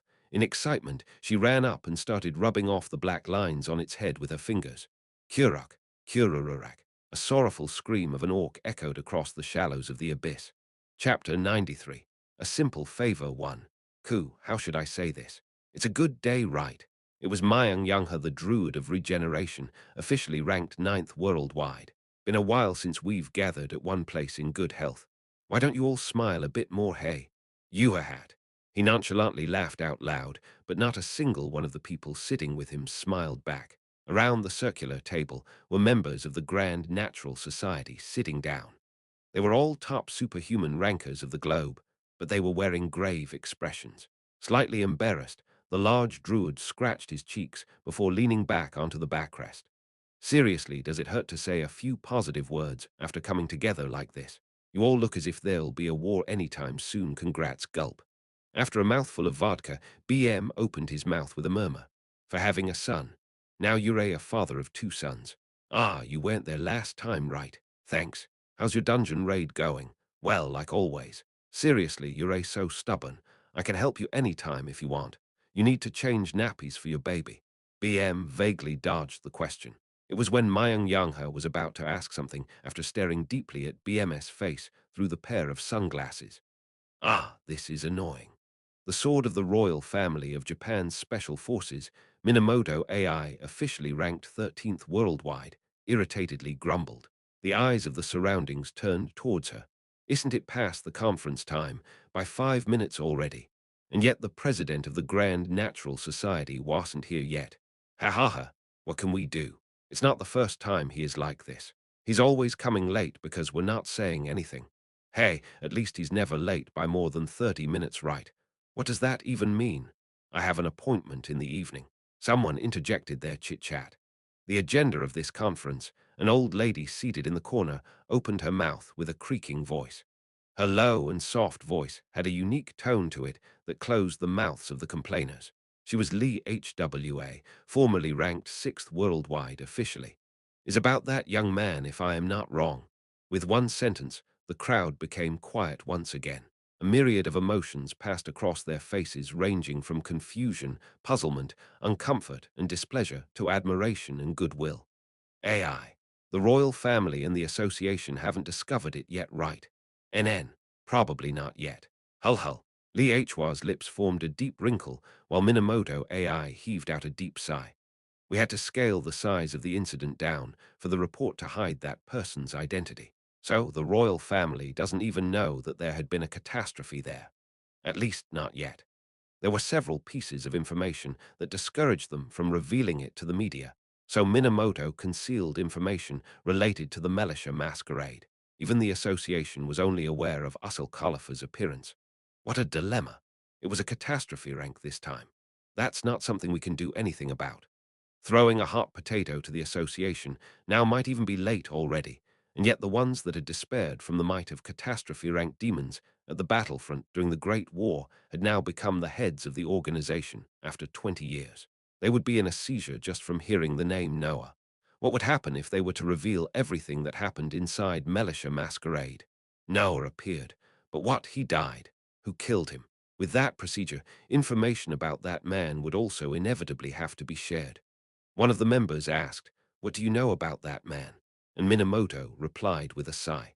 "All I know is that the man referred to himself as a demon hunter and that he had a disgustingly pretty assistant next to him. And he's strong."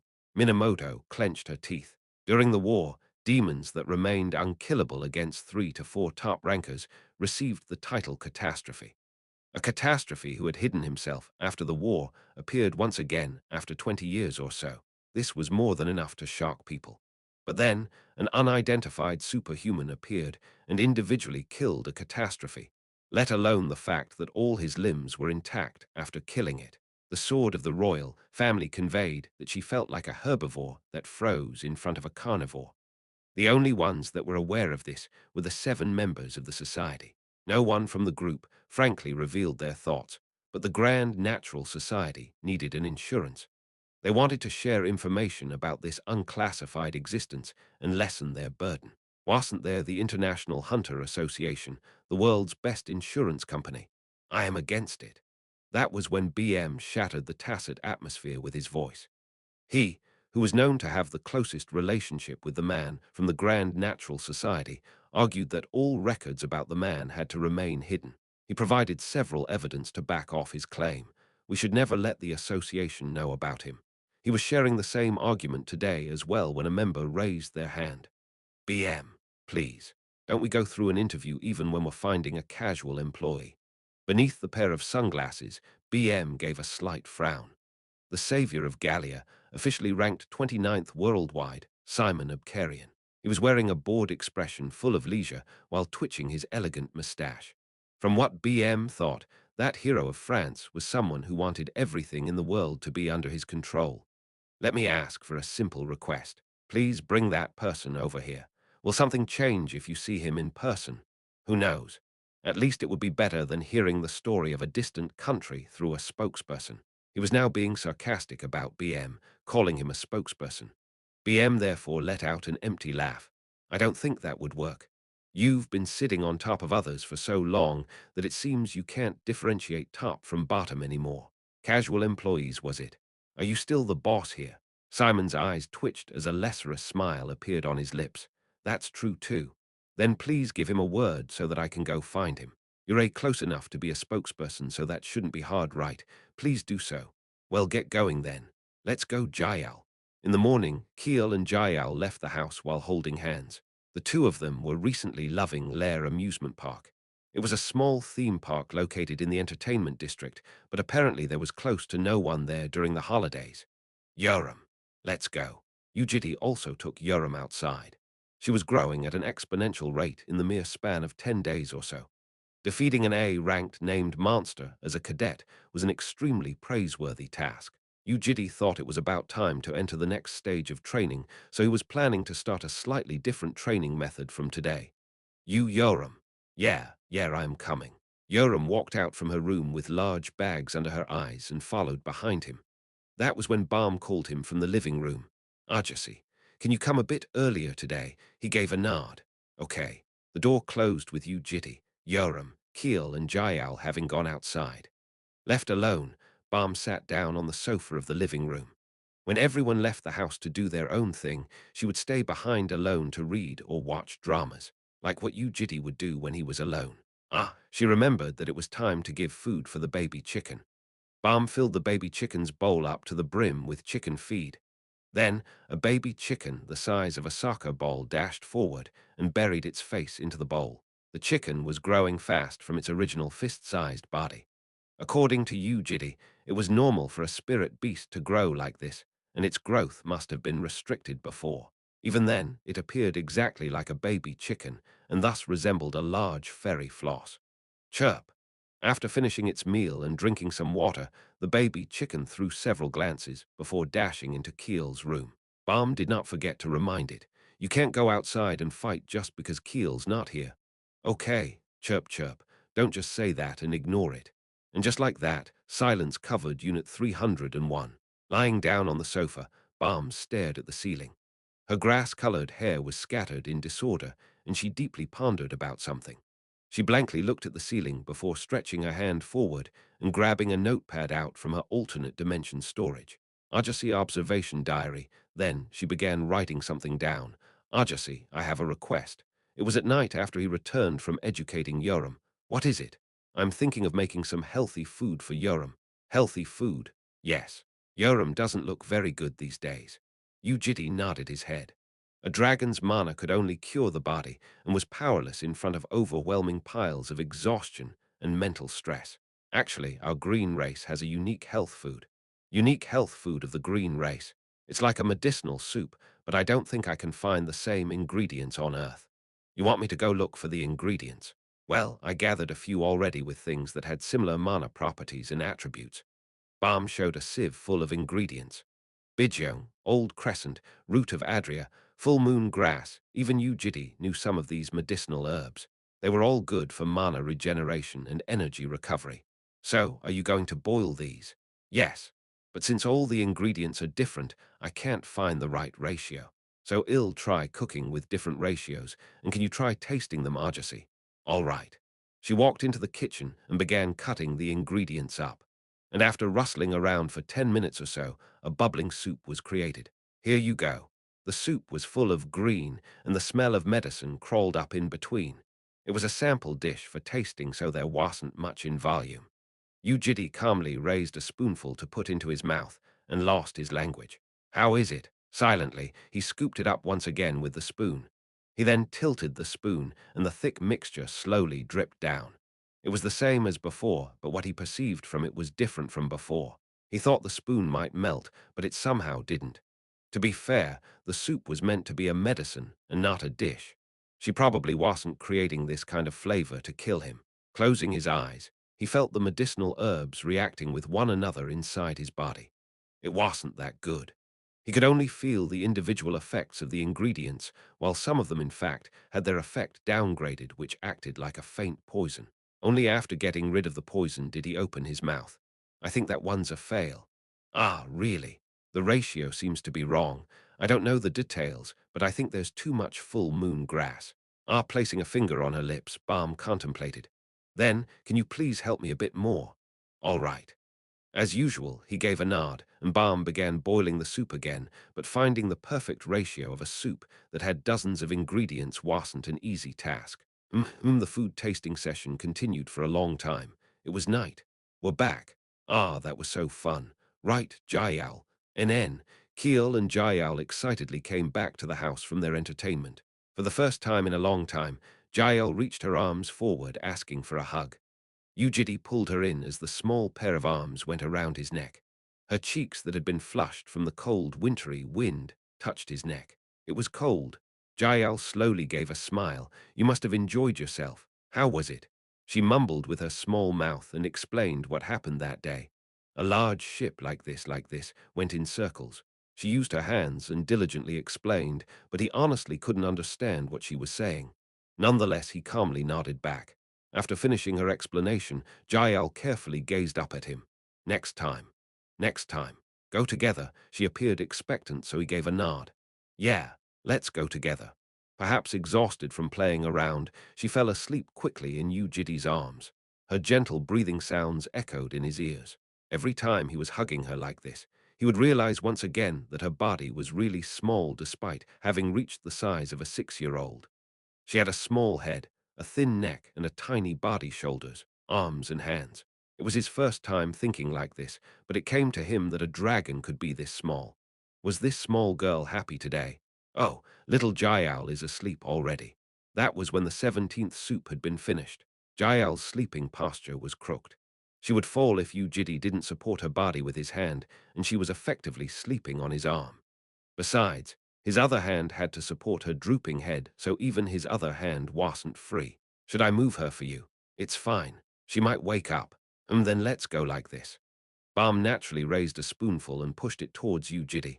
Whenever Balm tried to feed him something, he received it with his hand before eating it, but there was a problem with that today. Here, Yu Jitae opened his mouth after stopping for a second as the soup came straight into his mouth. But then, Balm didn't take the spoon out. She stayed at a very close proximity and stared deeply into Yu Jitae's eyes. What is she doing? When he looked back into her eyes, the spoon slowly went back out. How is it? It still had a horrendous taste, but the herbs were harmonious this time. There wasn't any ingredient straying off from other herbs, and there was no waste. Forming a subtle harmony, they spread past Yu Jitae's body. I think it's good this time. It's not bad. Really? Yes. Well done. NN, thank you. Balm nodded with a gentle smile.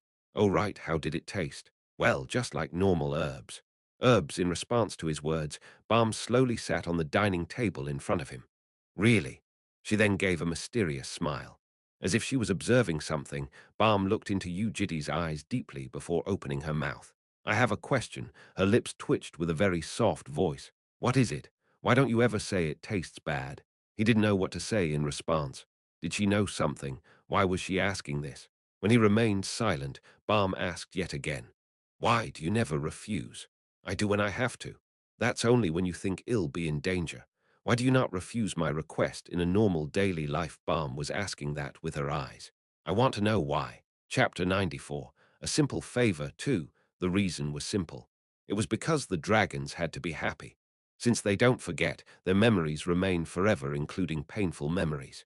Therefore, Yu Jitae had to act in a way that made them feel happy every single time.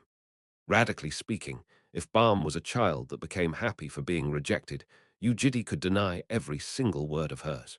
But in reality, Balm was not like that, so he did not refuse her requests. You always rejected me during the past year, and I have never asked for the same thing more than once.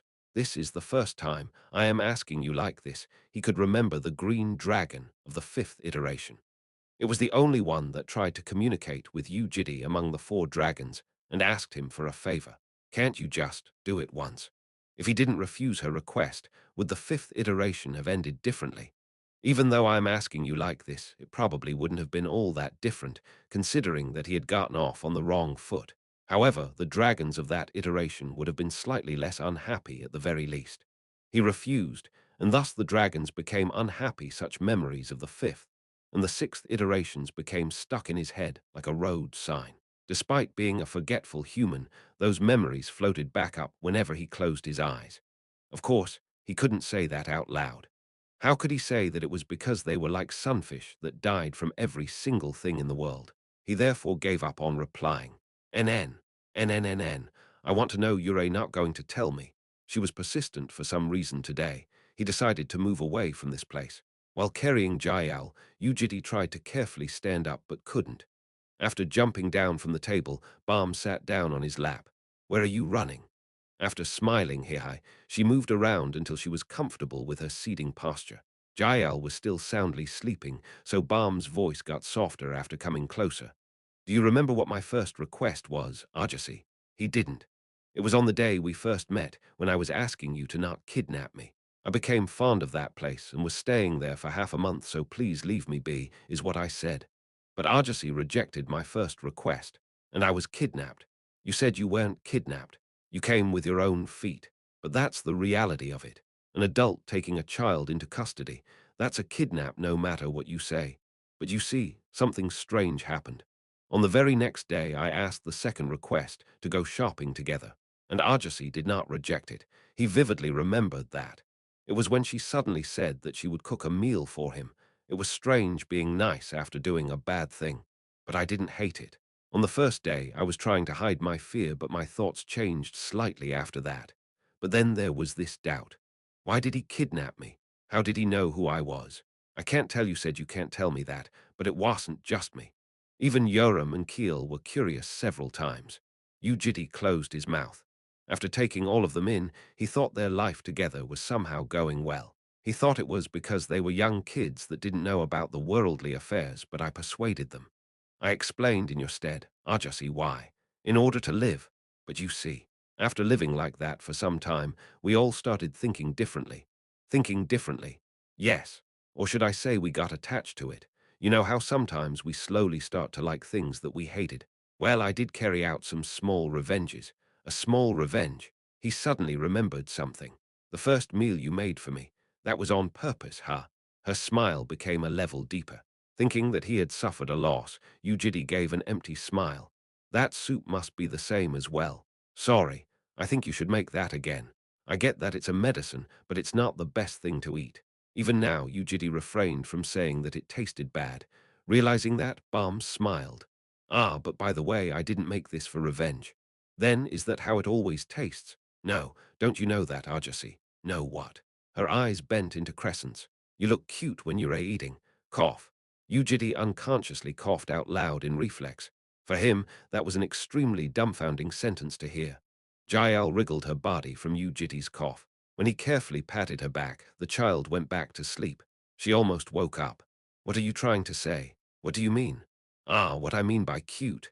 You look really awkward when you're eating something. You eat really slow and carefully.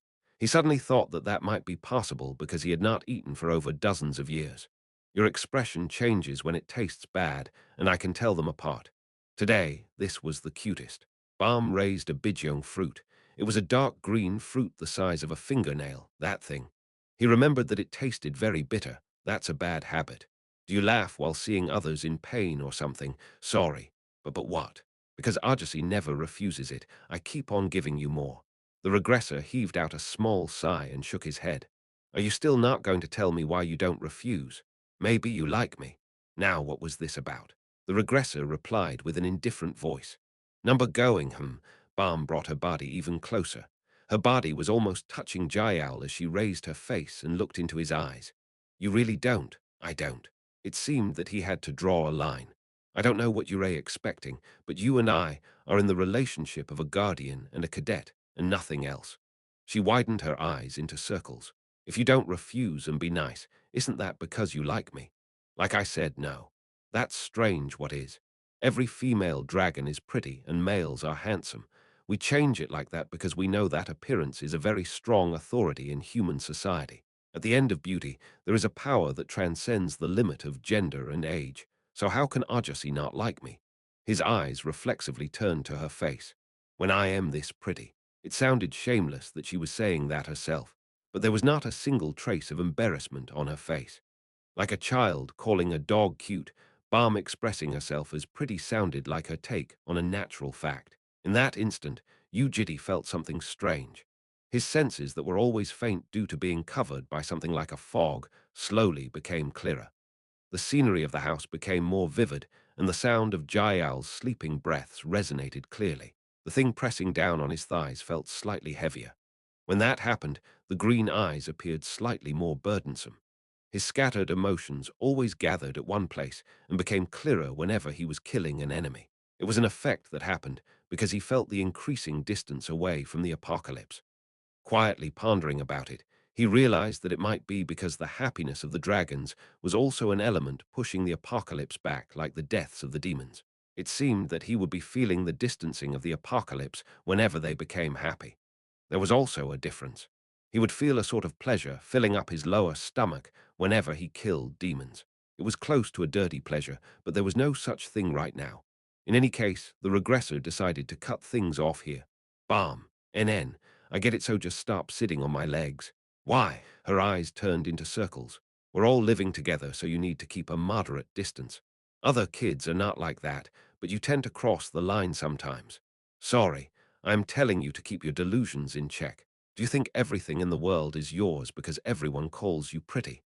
If you continue being like this, you could end up ruining the atmosphere of the house. You need to act like an adult. You're there, honey. It might be slightly too harsh, but this was as delicate as he could get. But suddenly, the smile disappeared from Balm's face as her atmosphere overturned in an instant. I never wanted anything in the world. What about the world? I never wanted even the smallest thing, so Argosy is the one having the delusion. Her words were profound, yet mysterious. He didn't understand what she was trying to say. Soon, Balm carefully caressed Jael's head. Do you really think I am the older sister of these kids? What? Balm sorrowfully smiled. I am not their honey. He felt like something had smacked him on the back of his head. The tower of relationship that had been built up with difficulty felt like it was crumbling down from its foundations. Indeed, Balm was right. They were all dragons of a different race, and Balm wasn't an older sister of Jael. That was just a framework made from the regulations and the customs of human society, which Yu Jitae was using to manage them with more ease. Do you see me now? Do you see me, the green dragon instead of the older sister that you had defined? That was what Balm was asking. Suddenly, he thought that the distance between them was very perplexing. It was closer than necessary. No, wait. He knew what Balm's current expression was entailing. Whenever she was trying to pull a prank at him, she would look at him with an overly serious expression. So around 3 seconds after his confusion, she would break out into a laughter and laugh out loud. He waited for that timing. But Balm did not smile. Her eyes became thinner. I can see you, though. Reaching her 2 arms forward, she approached Yu Jitae even more. Her face was now closer than Jael's face, when his level of perplexity was about to break through the limit. Kyaa Balm began laughing. The risky atmosphere that had been built disappeared in an instant. In a fit of laughter, she couldn't even breathe properly as she dropped down from Yu Jitae's legs and ended up on the floor. Due to that, Jael woke up in a fluster and faced Balm with unevenly opened eyes of sleepiness. The regressor, who had remained quiet on the outside, readjusted Jael's posture and pressed on his temples with his freed hand. "Oi, Bam, sorry," she shouted while almost rolling on the floor. Without even knowing why, Jael laughed hee-hee in suit. After rolling on the floor for some time, she collected her breath and wiped her tears as she gazed up at Yu Jitae. "Sorry, Arjasi, were you surprised?" It was the first time he was seeing such a smile on her face. She seemed to be dying from excitement. She was being really cheeky, but he didn't feel like getting angry after seeing her enjoying it so much. Even after that, she laughed out loud for a long time to the point that it made him wonder whether she was the same Balm he knew. "Huck, nnnnn. My stomach hurts." When Jael tilted her head at Balm after coming down onto the floor, Balm barely managed to control her smile and lifted her up while collecting her breath. "What happened?" "It's nothing, Jael. Sorry your Unnie woke you up." She then naturally referred to herself as an Unnie. He checked the authenticity of her words with eyes of equilibrium, SS, and the result that came up was truth. Her words were true, and that meant it had indeed been a prank. He had suffered big time. When Jael smiled once again with sleepy eyes, Balm caressed her hair. "Should we go back to sleep?" she said before handing her over to Yu Jitae. "Arjasi, can I ask you for a favor? Please put Jael to sleep today." Giving a random nod, Yu Jitae hugged Jael up with powerless movements and headed to Balm's room. After leaving the house, Balm followed the road without an end. Thinking back on Yu Jitae's troubled expression almost made her laugh once again. She tried to settle her breath, but ended up laughing out loud. I need to stop laughing. Even her diaphragmatic muscles hurt from laughing too much. No, wait, this wasn't the time for this. With a lively expression, Balm took out a notebook from the alternate dimension. She then added a new clause, 25. Arjasi is really cute. Whenever she teased him, Arjasi was always perplexed, but he was good at hiding it and appeared indifferent. But today was definitely different. Didn't his expression change ever so vividly? His face of extreme fluster was so funny that her heart didn't settle back down whenever she thought of it. While deciding to think back on today whenever she was depressed, Balm closed the notebook. Arjasi Observation Diary, Chapter 95. Restriction 1. There was a wetland continuing on without an end, waterlogged and humid. The land swallowed each step like a quagmire and made it difficult for people to travel through. A pair of male and female was standing in front of an unnamed dungeon. The dungeon was filled with water attribute mana and was S-ranked, which was quite rare to find. It didn't receive its S rank due to its size, and instead was because there were a small number of elite monsters inside. In order to find a place that suited the power level of the baby red dragon, the regressor looked for this place. Yoram, who had been fighting against monsters just then, was dropping beads of sweat. "Huck, huck," she sat down on top of a monster. During the fight that continued for around 2 hours, she was forced to squeeze her dragon heart dry several times. She had used a tremendous amount of mana, which seemed to have made her dizzy. Yoram buried her head inside her two hands. "Let's go. Wait. We should move. Just wait a second. I feel like throwing up." She was even drooling while collecting her breath. Her proficiency level wasn't high enough, and the pulsation always shook unstably. Of course, it would be fine to leave it like that. She was a dragon and would gradually perfect her pulsation as time passed, even without taking all this toll on her body.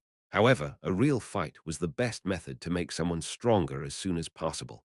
Despite her body and her clothes being covered in dirt, Yoram did not use magic to clean it off. In fact, it didn't look like she even had the leisure to do so, but she obediently stood back up after collecting her breath. "Go, go." He took her and walked through the quagmire. As they went deeper in, the sticky wetland became deeper, so he relied on mana to walk on top. Yoram arduously followed behind. After walking for a long time, something was visible through the gaps of the dense forest. There was a fish that resembled a human, with a long fin traveling down the spine from the head to the tail. With pink gills on the neck and a large body, it carried a spear and swallowed a horrendous-looking fish. It was the elite soldier of the fishman race, Shakarjin. Yu Jitae hid his body behind a tree trunk. Yoram followed suit with a slightly nervous look. He quietly opened his mouth. "Can you see them?" "Yeah. What do you think?" "They look ducking strong. How would you take them down?" Yoram clenched on her crimson lips. She then observed the area she and Yu Jitae were standing in. "You brought me here on purpose, right? To ambush them." Since he remained silent, Yoram gave a frown and turned back to her enemy. The elite soldier was carrying a long spear with two Shakujin mages standing behind it. They would both use water attribute magic. Since the entire area was covered in water, she had trouble finding a method. Do I scorch them with a breath? There was an easy way out. Are you serious? No, I was just joking. Looking back to the front, Yoram once again contemplated as Yu Jitae quietly waited for the child to finish her line of thought. The reason Yu Jitae gave such a trial to her was because she had been fighting until now without any plans. She had a physical body that could overwhelm current superhumans, let alone the cadets of Lair, an elemental resistance that broke through the charts, and a ridiculous control over mana. Due to having all those things from birth, she had never thought or pondered before regarding how to fight. And first off, I'll smack the shit out of the warrior, and then I'll take the spear and throw it, and then when it's in a panic from losing the spear, I'll bash the mages up. And then just fight. All right. Yoram threw a glance towards him. Is that correct? Let's first try doing what you said. Their strategy meeting came to an end. She closed her eyes. With a thump, her heart rate began slowing down. Then she dashed forward like a bullet as the water splashed underneath her steps. The situation didn't go as she thought. Just like her original plan, she succeeded in ambushing and smacking the shit out of the elite soldier. But the fishman's arm muscles hideously enlarged itself and held tightly onto the spear. She had gotten off on the wrong foot. After that, a chaotic battle continued. Due to the interruption of the mages, she couldn't deal with the elite soldier. Wounds stacked on top of another, and blood oozed out of her body. When Yoram was finally caught after being struck on her face with the spear shaft, Yu Jitae stepped forward and smashed the back of their necks. Let go, let go. While being dragged out by Yu Jitae, Yoram couldn't control herself and yelled at him to let go. Left with no other choice, he also struck the back of her neck. Knife hand strike, D. He had to make the Shakujin elite soldier, the two mages and Yoram faint for the situation to be wrapped up. When she woke back up after 2 hours or so, Yoram glared at Yu Jitae. What was the problem? I don't know. Then what do you think the problem was? She reluctantly asked a question. During the learning process, she began to acknowledge the fact that she was weak. Everything was the problem. Yu Jitae gave his honest opinion as Yoram revealed annoyance and irritation with her face. What do you mean, everything? The start itself was full of problems. You didn't make the most out of an ambush. Make the most out. Right.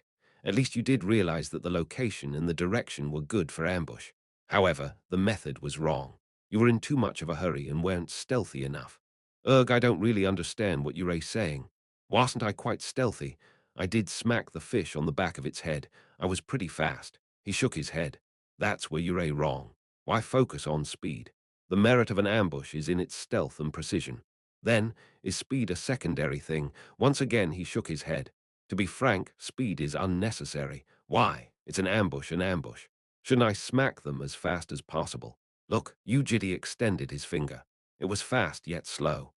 Startled, Yoram twisted her head trying to dodge it, but the finger seemed to have predicted where she would go as it changed its trajectory. Soon it collided with her forehead. Ha! Duck what? She touched her forehead with astonishment. It was slow, and yet she had been hit by it. She thought she could dodge it with ease, but couldn't. As long as you're accurate, the speed doesn't matter. Yu Jitae continued with a hushed voice. An ambush must be stealthy and precise every time. Sometimes you would be better off walking up and slitting their throat instead of chucking a knife at their back. Slow might be better. Don't focus too much on general knowledge. This has to be this, that has to be that. Throw that away. Whenever you're faced with something, you need to think what you really need in that situation. Realizing something, she let out a faint gasp. You understand? Yeah, I think I do. Then let's think back to the start. Restructure the situation in your head. When you were trying to ambush them, where did you go wrong, and how could you change it to be more efficient? Yoram closed her eyes and revisited her unforgetting memories. She vividly remembered the situation. She remembered the path she took, the direction and speed. From there, she reflected on the direction the mages had been staring at and the move pattern of the elite soldier. Assuredness began appearing on her face as Yu Jitae asked the previous question one more time. If you could do it over, how would you take them down? NN. I think I could have taken down the two mages first if I had done it right. How? With a slightly excited look on her face, Yuram began explaining something. It was just a slight tweak to her knowledge, but after understanding the principle of an ambush, her horizon had been broadened. She racked her brain to think of a strategy. What do you think? She asked excitedly after finishing her explanation. Let's try doing it first. The result of the battle will be her answer. At a nearby place, there was another group of an elite soldier and two mages. At a similar yet different environment, Yoram went through with her strategy and accurately dealt with the two mages. After controlling the flow of the battlefield, she then defeated the elite soldier as well with relative ease. I did it, I did it. These fishy and stinky bastards. In high spirits, Yoram dashed back to Yu Jitae while carrying the head of the elite soldier. She then asked with a bright expression, "You want one?" The chill in the air was starting to disappear, and cadets could be seen wearing one less garment. Yoram went around various dungeons with Yu Jitae and fought every single day. For 2 weeks she trained without resting.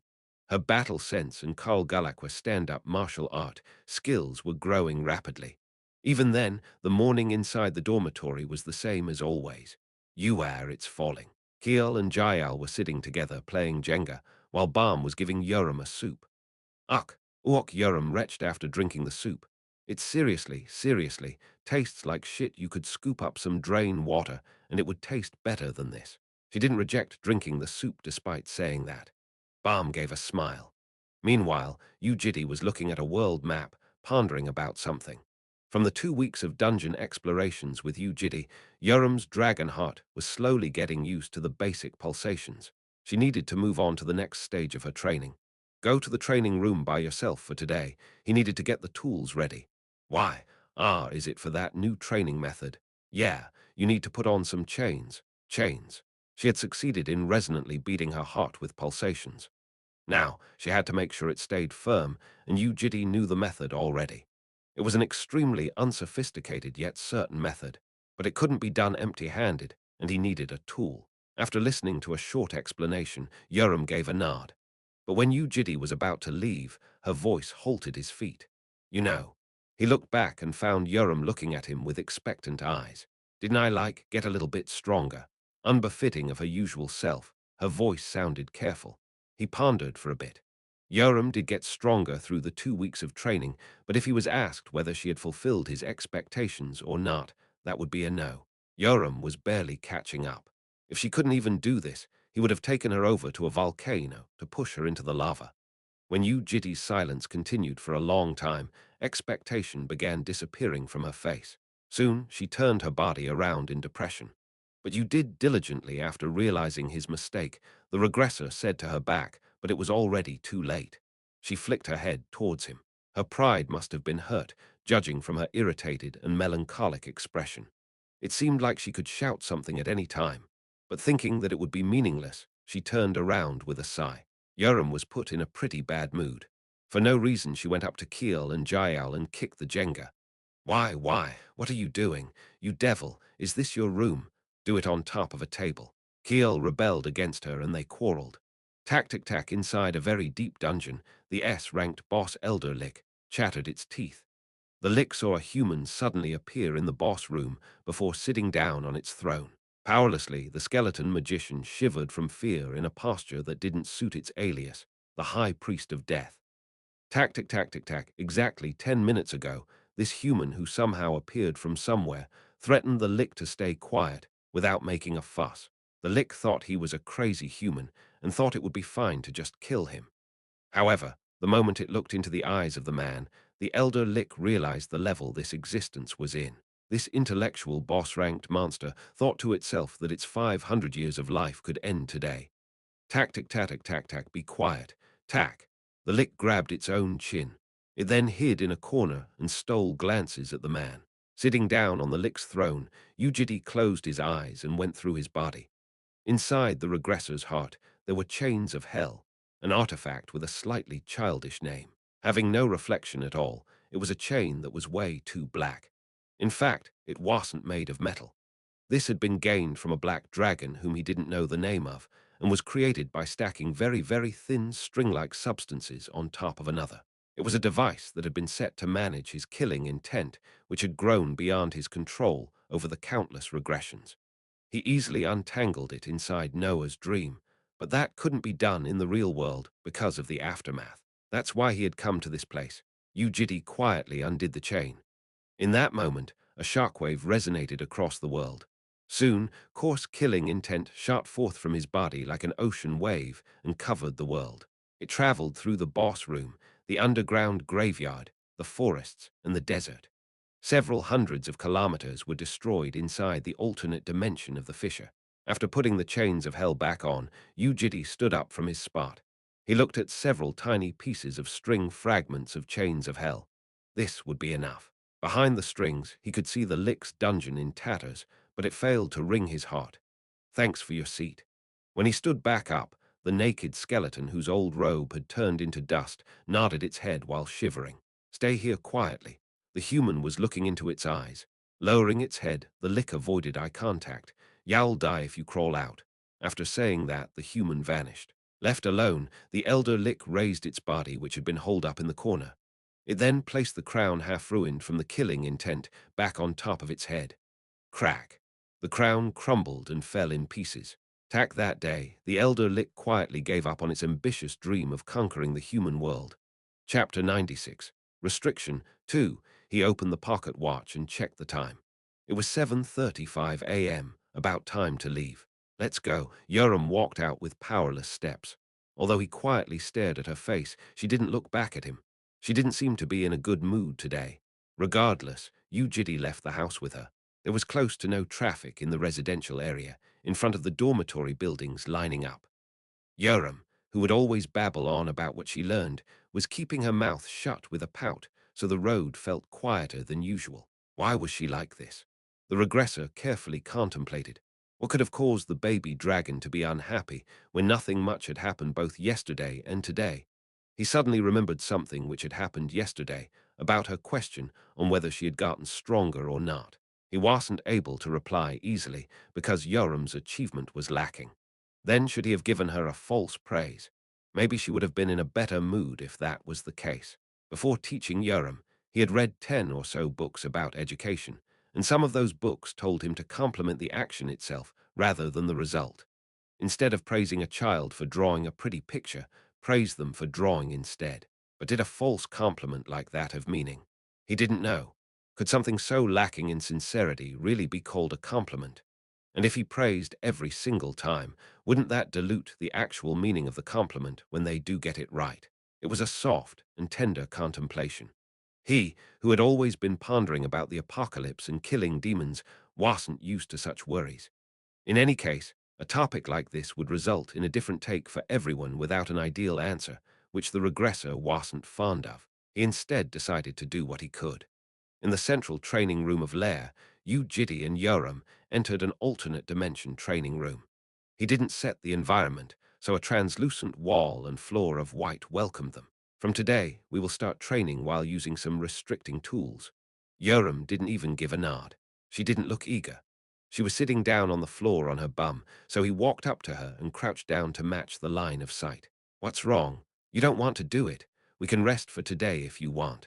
When he was about to raise his body after not getting any response, Yoram opened her mouth with a depressed voice. You can scold if you want.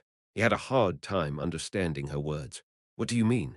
You can scold me if I can't match your standards. Why would I? Then I would get slightly better right.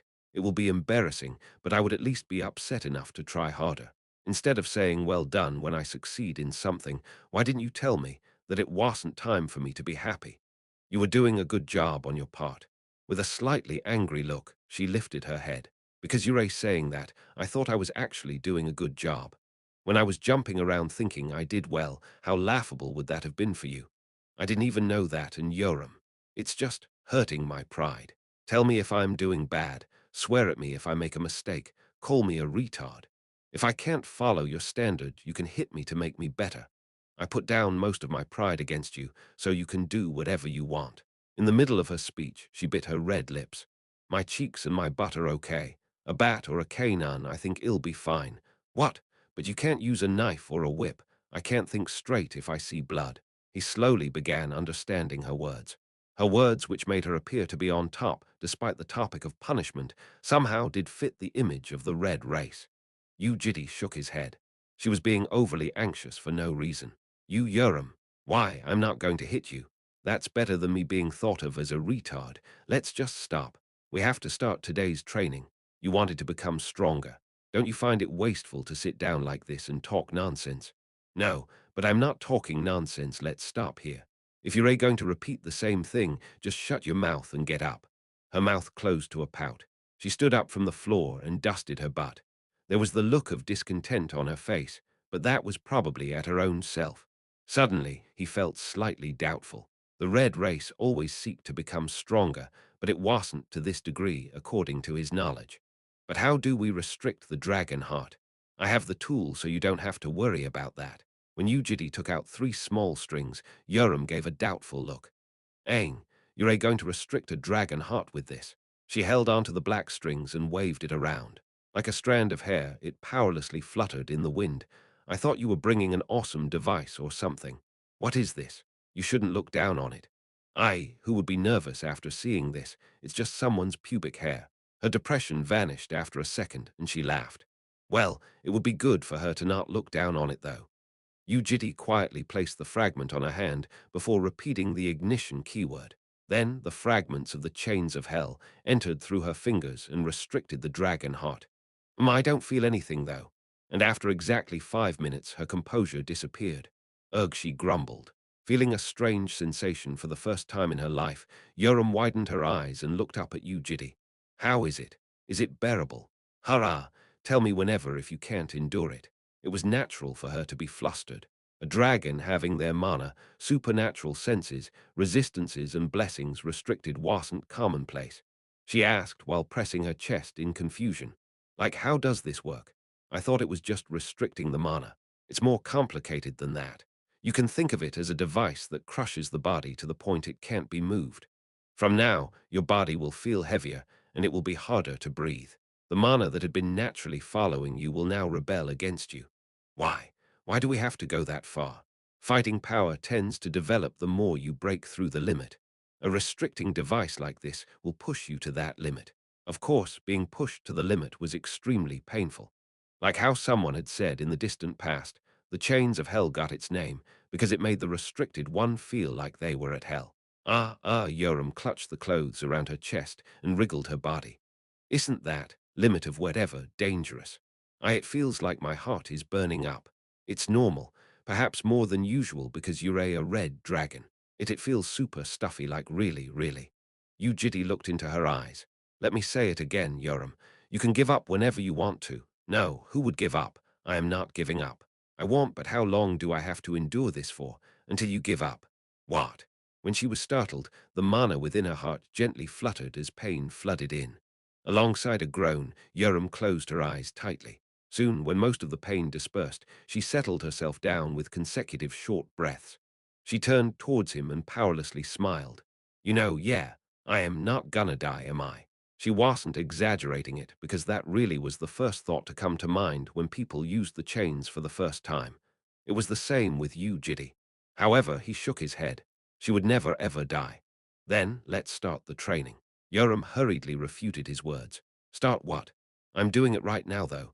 Do you call it a training after just carrying a sandbag? Moving while in that situation is what training is. Huck, she gasped before murmuring to herself. That's ducked. For real, applying the chains was a training method that would induce her pulsations to reach a stable condition. It was a process that took somewhere around 24 to 30 months in the past iterations. Yu Jitae was planning on perfecting that within just 1 month. I'm not exaggerating anything. I know. It's really, really hard to breathe. She wore a frown the whole time while beating her chest. From now on, Yoram had to force her body, which had reached its limit, back to its original state. She had to breathe, walk, and move. The first training session was on breathing. Now you have to breathe properly. Who closing her eyes, she began breathing in and out. Her fire attribute mana gathered near the dragon heart that had lost its mana affinity. Right now, she would properly feel like her heart was on fire. Due to that, her breaths were short and irregular. Who every time the blazing pain soared up inside her, her chin and those lips could be seen faintly trembling. You have to breathe properly. Breathe properly. Yeah, I got it wearing a frown. She started slowly breathing out, and her shivering breaths reached his ears. It was not at a regular pace at all. I can't breathe. I can't breathe. Just shut up and focus on breathing. It will definitely return soon. Ah, duck huck, huck who Yoram once again closed her eyes and concentrated on breathing. She was so tensed up that her tendons were visible beneath her white cheeks. Is it way too difficult to breathe? Do you want me to help? And no, it's fine, all good. There is an easier way to do it. The efficiency will decrease by a bit though. I'm fine, I'm fine. Who she tried to regulate her short breaths to the best of her ability and heaved deep breaths in and out. But her chest seemed to be filled up with the scorching heat whenever she did so. Then she would groan instead of breathing. Even if it's painful, the breath has to continue. Whether it's difficult or not, you must never stop breathing. Yeah. Huck, but even then, she didn't breathe properly, which meant that her sufferings were being discarded meaninglessly. Thus, Yu Jitae growled with a slightly louder voice. Breathe. Yeah. Huck, don't stop. Just breathe. I know. Yoram bit her lips and caused her red blood to leak out. But fortunately, her breath soon began returning to her. That was how the training went that day. Until the very end, Yoram did not ask Yu Jitae for help. Perhaps thanks to that, her breaths were a lot stabler than before by the time they returned home. However, it wasn't something to be happy about. It was just the beginning. After that day, Yu Jitae and Yoram continued the breath training for several more days. They did not stop even after returning home, let alone when they were at the training room. Cough. Staying holed up in her own room, Yoram coughed like crazy. Even Keel worriedly opened her door and asked, "Are you okay, Annie?" However, the sensitive Yoram bursted out in anger. "Close the door, Mommy." Her shout resembled a sharp blade. Startled, Keel closed the door and looked at Yu Jitae, who gave a nod signaling that it was okay. Balm tried to give her medicine time after time, but Yoram refused everything altogether. Due to that, Unit 301 had a delicate atmosphere like walking on eggshells. It was because Yoram appeared as if she could die any time. "Is Yoramani okay? It's fine. Don't worry about it." That's all he said to the other kids. On the fourth night after the breathing training began, Yu Jitae was in the living room when his watch rang. What appeared on the display screen was Yoram's number. It was his first time receiving a call from her. "Yeah, it's me. You know, I am bleeding. This isn't anything weird, right? How are you bleeding?" Just a nosebleed, and some of her capillaries were bleeding, which was normal when training with the chains. However, Yoram's voice contained a different tremble than before. She was anxious, so Yu Jitae decided to go inside her room. Within the darkness, with no lights, her crimson eyes gently flickered. Yoram was crouching down in the corner of the bed, and there were tons of bloody tissues. With tissues placed inside her nose, she breathed heavily with her mouth. "Are you all right? I don't know. Why else would I call you?" She seemed to be extremely stressed out. Her eyes shivered unstably. "Right, let's see." He slowly laid her down and looked inside her body. Fortunately, her dragon heart was normal and there weren't any abnormalities in her body. "I am fine." "Right." Her anxious voice once again reached his ears. Probably because the blessing that subdued mental stresses was being restricted, she was made to confront her anxiety head-on. This baby dragon was trembling severely, and it seemed that it was necessary to slightly regulate the power of the chains. However, the moment his mana entered her body, Yoram noticed it. "What are you doing? Don't do it. It's not much. You're trying to make it easier for me, right? I don't need it. It's better to go slightly easier than be anxious about it. There shouldn't be too much of a difference in terms of the result. I'm fine, so don't do it." Until the very end, she was trying to fight against it with her own power. Thinking that there was nothing he could do about it, he was about to leave the room when a hurried voice halted his feet. "Where you going?" "What? Where are you going?" He turned around. A voice that couldn't hide the trembling anxiety flowed out of her mouth. "Stay here for today, chapter 97. Restriction 3. He looked at the red-haired child. Her eyes couldn't hide the tremor within. With crooked eyebrows and a powerless gaze, her small body was curled up. The hair drenched in sweat reminded one of a puppy out in the rain. Her hunched shoulders and knees seemed to be shouting that she was hurt and anxious. Had she been unhappy today? Thus, he decided to stay with her tonight. Sitting on a chair, the regressor stared at the dragon who was unable to fall asleep even at night. Her delicate and unstable breaths that could cease at any moment trembled while her hands and feet squirmed around. After listening to her groan for a long time, he opened his mouth. How about you sleep comfortably at least? You look like you need a medic. For a long time she didn't say anything in response, but soon her head turned towards him beneath the blanket. Me dick. Penis, she then tried to laugh. But due to the severe pain, she couldn't even laugh properly as her eyes formed a crooked smile. Nothing but talk nonsense. The mouth has to be light. Then it would float and save our life even when we're dumped in the water. If you say so. How does it feel? Can you handle it? Yoram looked back at him. Moonlight sneaked past the curtains and lit up her face. Her eyebrows slightly eased despite the irritation on her face. I'm fine. How many times do I have to say it? I am okay, although she was pronouncing every single word accurately. She couldn't hide the shivering of her lips. The moon was too bright. Stop asking me the same thing. Looking back, Yoram's amusement was different from others. The other dragons left for their amusements in order to enjoy their life, to forever etch those good memories into their heads.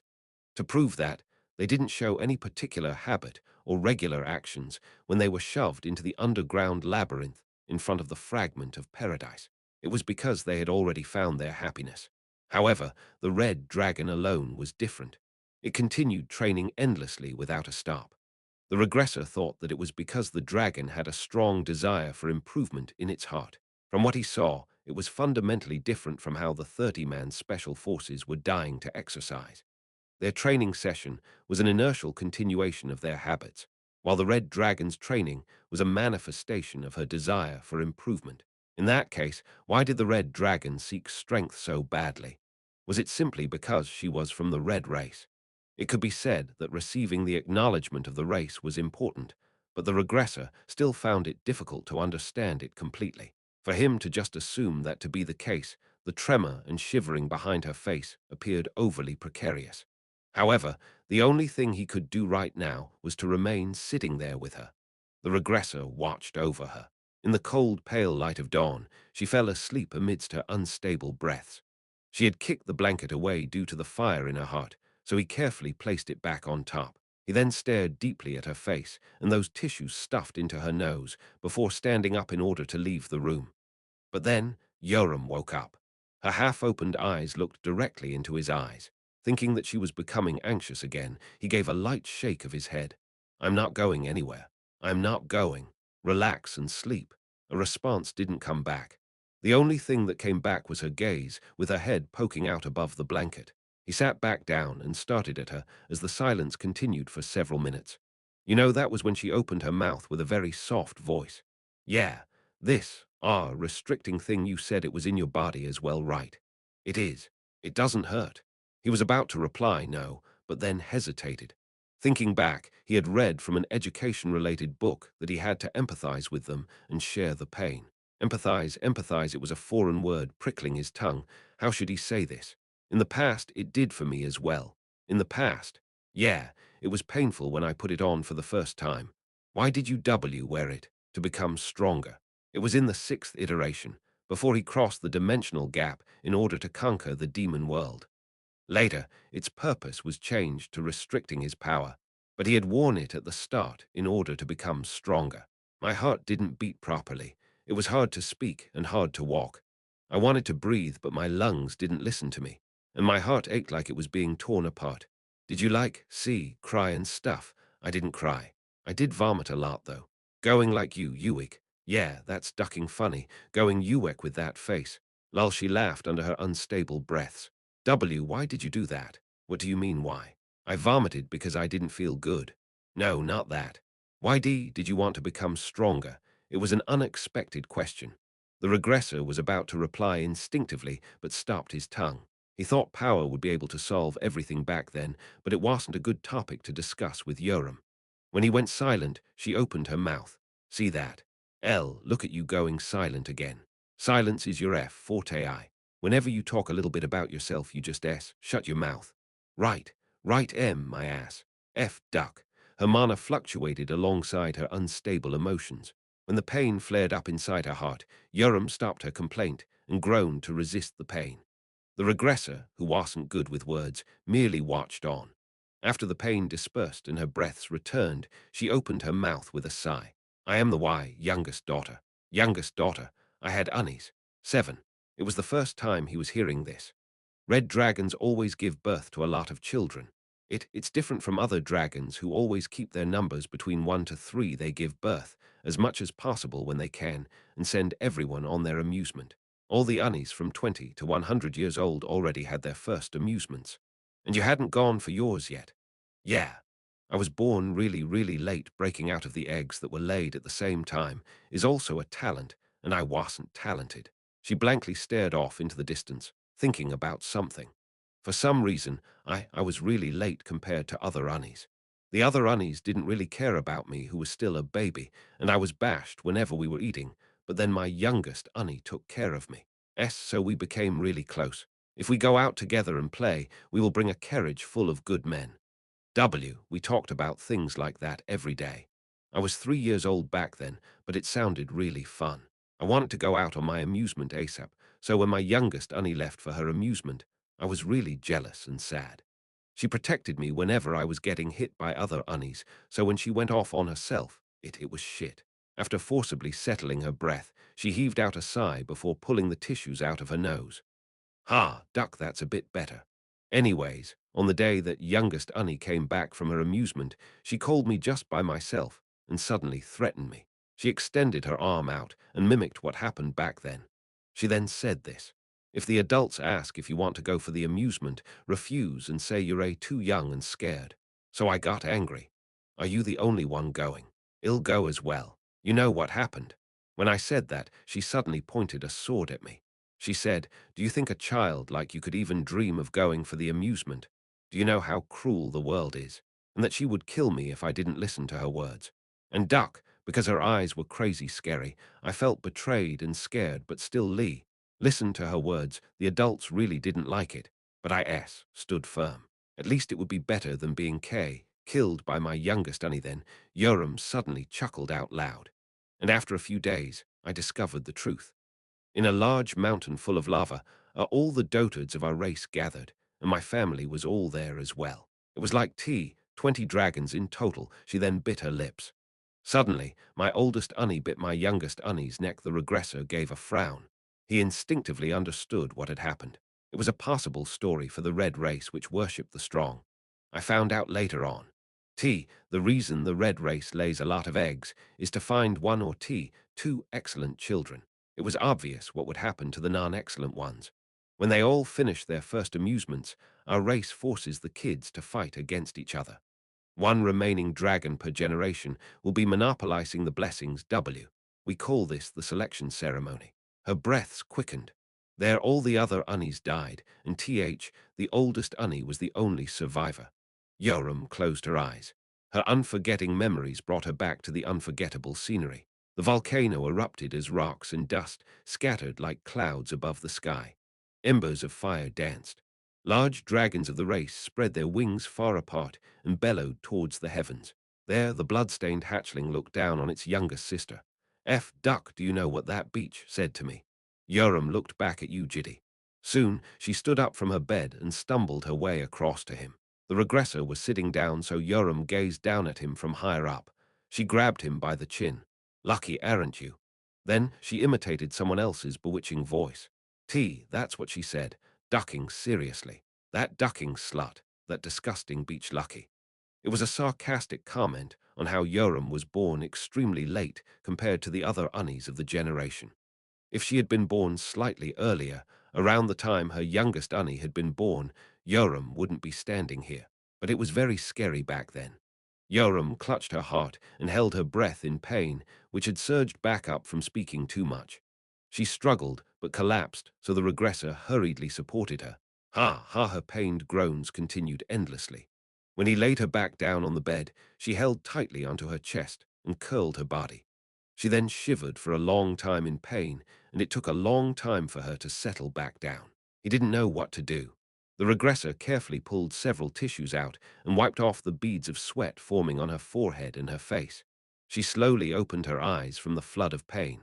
What happens when you go back? She didn't reply, but her red eyes, reflecting the moonlight, blankly stared into Yu Jitae's eyes. Through the repetitive regressions, he had encountered her countless times, but had been unaware of the reason why the red dragon had to become strong. For the first time, I pushed my pride down against you, but now he could understand the reason why she would always head to the training room, even when Keel and Jael were playing around, and when Balm was leisurely reading a book. The meaning behind the drops of sweat that fell on the floor of the underground labyrinth as she blank-mindedly trained in martial art. For her, this was not an amusement. Losing in a fight against someone would remind her of the impending death once more. The fact that she couldn't get stronger despite working hard would mean that it wasn't good enough despite her life being on the line. Everything he had seen so far, her expressions and her words came to him with a different resonance. She gazed up at him and asked, "But I am doing a good job, right?" Her voice overlapped with the question she asked several days ago. Despite being in so much pain, she didn't give up. She knew that relying on someone would make her comfortable, but didn't. As Yoram's guardian, he was now in the position of a teacher, although still imperfect.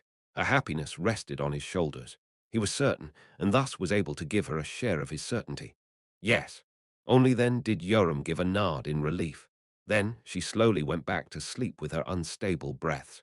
Until the break of dawn, the regressor remained by her side. Chapter 98, Lair Amusement Park 1, but she didn't wake up even after the sun rose. Opening the pocket watch, he checked the time. It was 8:30 a.m., which was past the time for the morning training session. Why isn't she waking up? He looked into Yoram's body. She had been groaning throughout the night in an attempt to keep her breath steady, which seemed to have paid off. Now she was breathing fairly stably in her sleep. But her dragon heart, which had been exhausted from that process, automatically entered a forced rest period. Oh, really? Then she probably wouldn't wake up for the next 3 days, Balm said. Indeed, he could still remember how Balm had been sleeping like a log for 3 days after transferring magic to Jael. Must have been tough for her. Balm caressed her head in her sleep. During breakfast, Jael focused on her chopsticks. She was trying to eat some jello and got upset after it repeatedly escaped from her grip. Slip, the jello slid through the chopsticks. After failing multiple times, she became upset and stabbed the jello deep. Now she just had to lift it up. She carefully raised the pair of chopsticks with her hand, but the jello broke into 2 pieces and fell off. Jael turned rigid. She seemed to gotten a brain freeze. Her face was blank, and the chopsticks stopped in midair after losing its purpose. That was when Yu Jitae carefully called her. "Do you have time today?"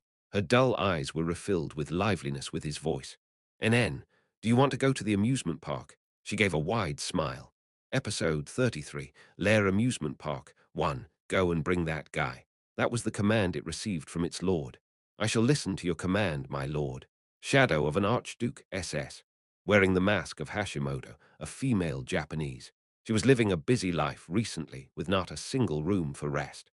After the militia masquerade came to an end, the sense of caution of the demons reached its max level with the deaths of Noah and Wei Yan. The Society of Demons was divided into several smaller portions, and the Undetectables split into multiple organizations. There was an increasing number of those questioning the strategy of swallowing Lair itself, and once the opposing group increased in size, Ma Namjoon, the deputy principal, killed a few of those demons and displayed their heads for all to see. However, his threat wasn't very effective because fear had already laid a deep root into the entire organization. Not a single demon survived the militia masquerade, so they knew close to nothing about what happened inside. From the fear of being targeted by the unknown, the demons scattered like cockroaches. The clone infiltrated the Undetectables within that reorganizing period and endlessly watched the situation unfold under the deputy principal, Ma Namjoon. In summary, it was like the following. 1. An extreme number of demons were leaving Lair. 2. Demons will disperse and lay low in order to build their power and wouldn't act or dream big anytime soon. 3. Nothing related to the dragons would probably happen for the next 20 years just like that. The world was flowing as Yu Jitae had planned. If there was one last thing that interrupted the perfect 7th iteration, it would be the hostility being sent by the existence on the other side of the horizon of Providence. Even the regressor was powerless before this, but fortunately, it was pretty quiet recently. That day, the clone traveled to the underground labyrinth through the shallows of the abyss. She had come here twice already instead of Yu Jitae. There were still large containers, mental soldiers, a small rabbit-like woman, and an insincere metal armor. Oh, the pharmacist is here. Pharmacist. Welcome, you ahaha. The agents called Yu Jitae a doctor and BM a nurse. For some reason, the clone was being called a pharmacist. Where is BM? Do you think he'll tell you easily? Qhaha.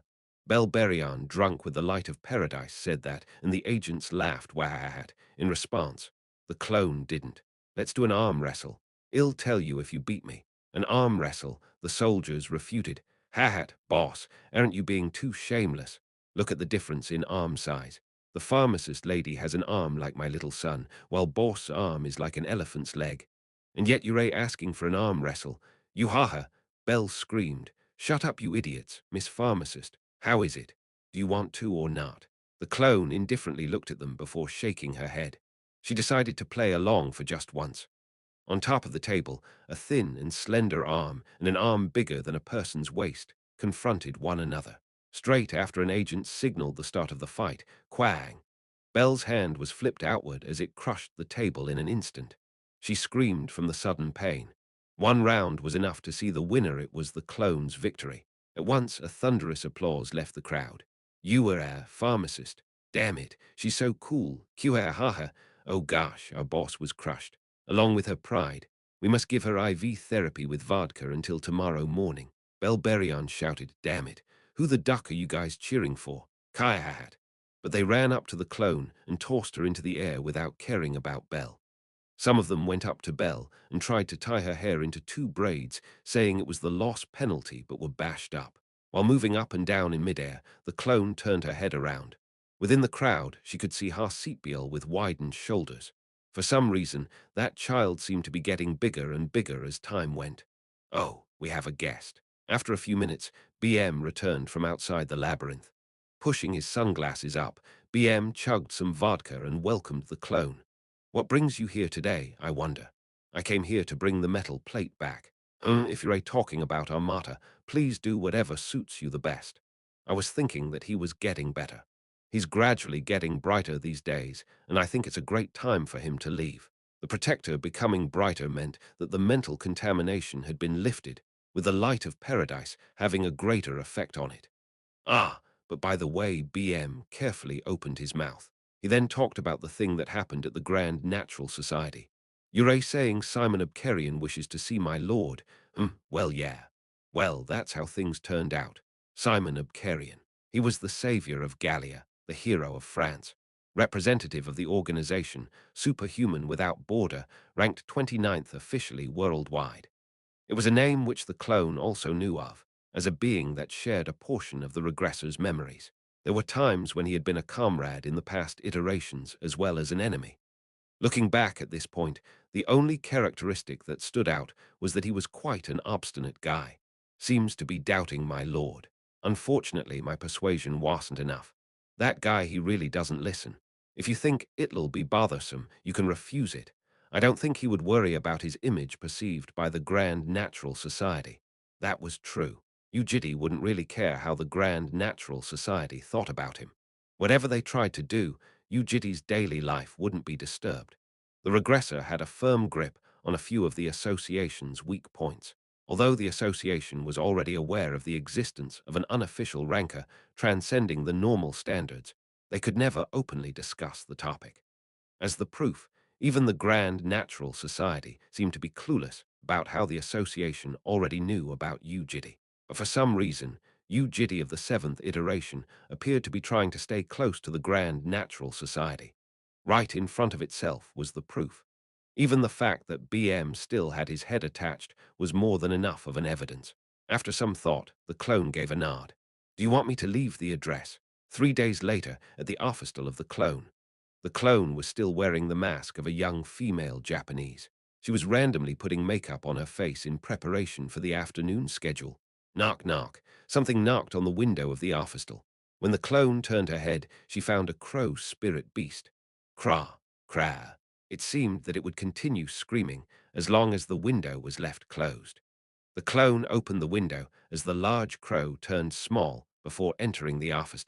Seeing a letter tied onto its leg, the clone was curious about the person that would use such an outdated method, but quietly opened it up. When she looked inside, a scoff naturally left her mouth. Little red door, 60 Rue Charlotte, 75,003 Paris, France. She had left the address for him to visit if he wanted to meet, and yet the other side had sent another address. How rude! She was dumbfounded. Was he trying to have a battle of ego? For some reason, some humans became more and more egoistic about worthless things the more they aged. Using the lipstick which she was trying to put on her lips, the clone drew an X on the letter. Then she tied it back onto the crow's leg before sending it back out. Lair Amusement Park. It was at the northmost place of the entertainment district. For Yu Jitae, it was his first time visiting this fancy theme park, which was connected to both Lair and Hateling. Kiel had left early in the morning to meet her friends. Today, it was just Yu Jitae, Balm and Jael who arrived at the amusement park. There's quite a lot of people, Balm murmured. They thought it would be quiet considering that it was still the holidays, but the line waiting for their tickets was quite long.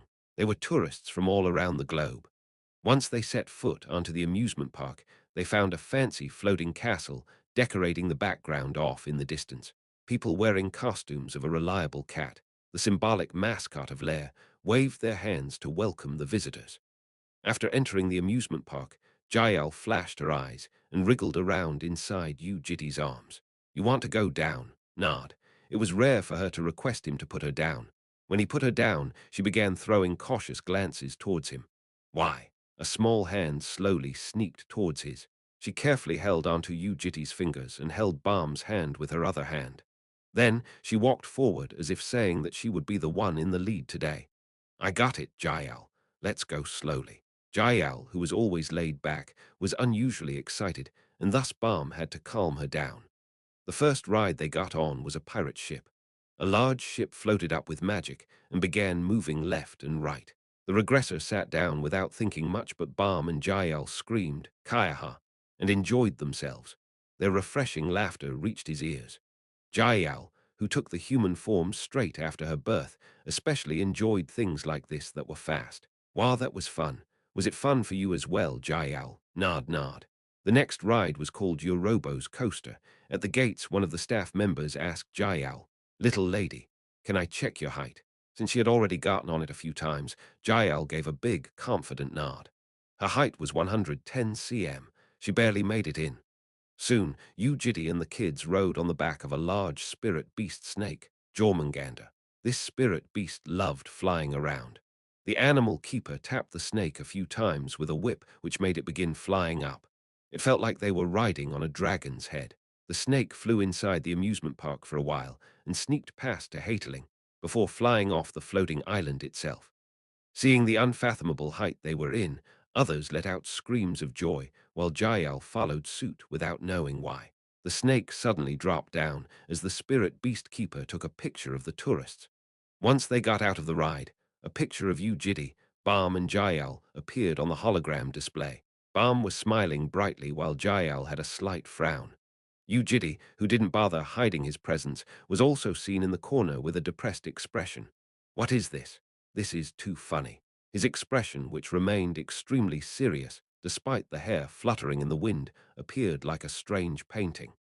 After having the picture sent to their own devices, Balm and Jael chuckled. After taking a few other rides, it was time for lunch. At the corner of the amusement park, there was a cafeteria displaying the scenery of the ground beneath. Yu Jitae and the kids decided to have lunch there. They ordered some food at a rip-off price 20 times more expensive than their actual worth and were blankly sitting there. Aren't you Balm? That was when someone greeted Balm from behind. Ha, Professor, hello. She gently smiled with a nod. It was a middle-aged man with a blank forehead, Professor Mayang Jiang. He was one of the renowned professors of Lair, the leader of White Horse Study Group and a local ranker of Korea. He was also one of the magic studies professors that were infatuated with Balm during her admission. There were many offers from Mayang Jiang and other professors even after that, but Balm politely turned them down every single time. Now the two of them appeared to have a good relationship as a professor and a cadet. Ego, who knew I'd find you here?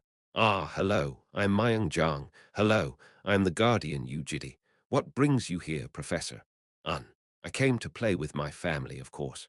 How about we have a meal together if you're okay with that, sir? There was no reason to reject his offer.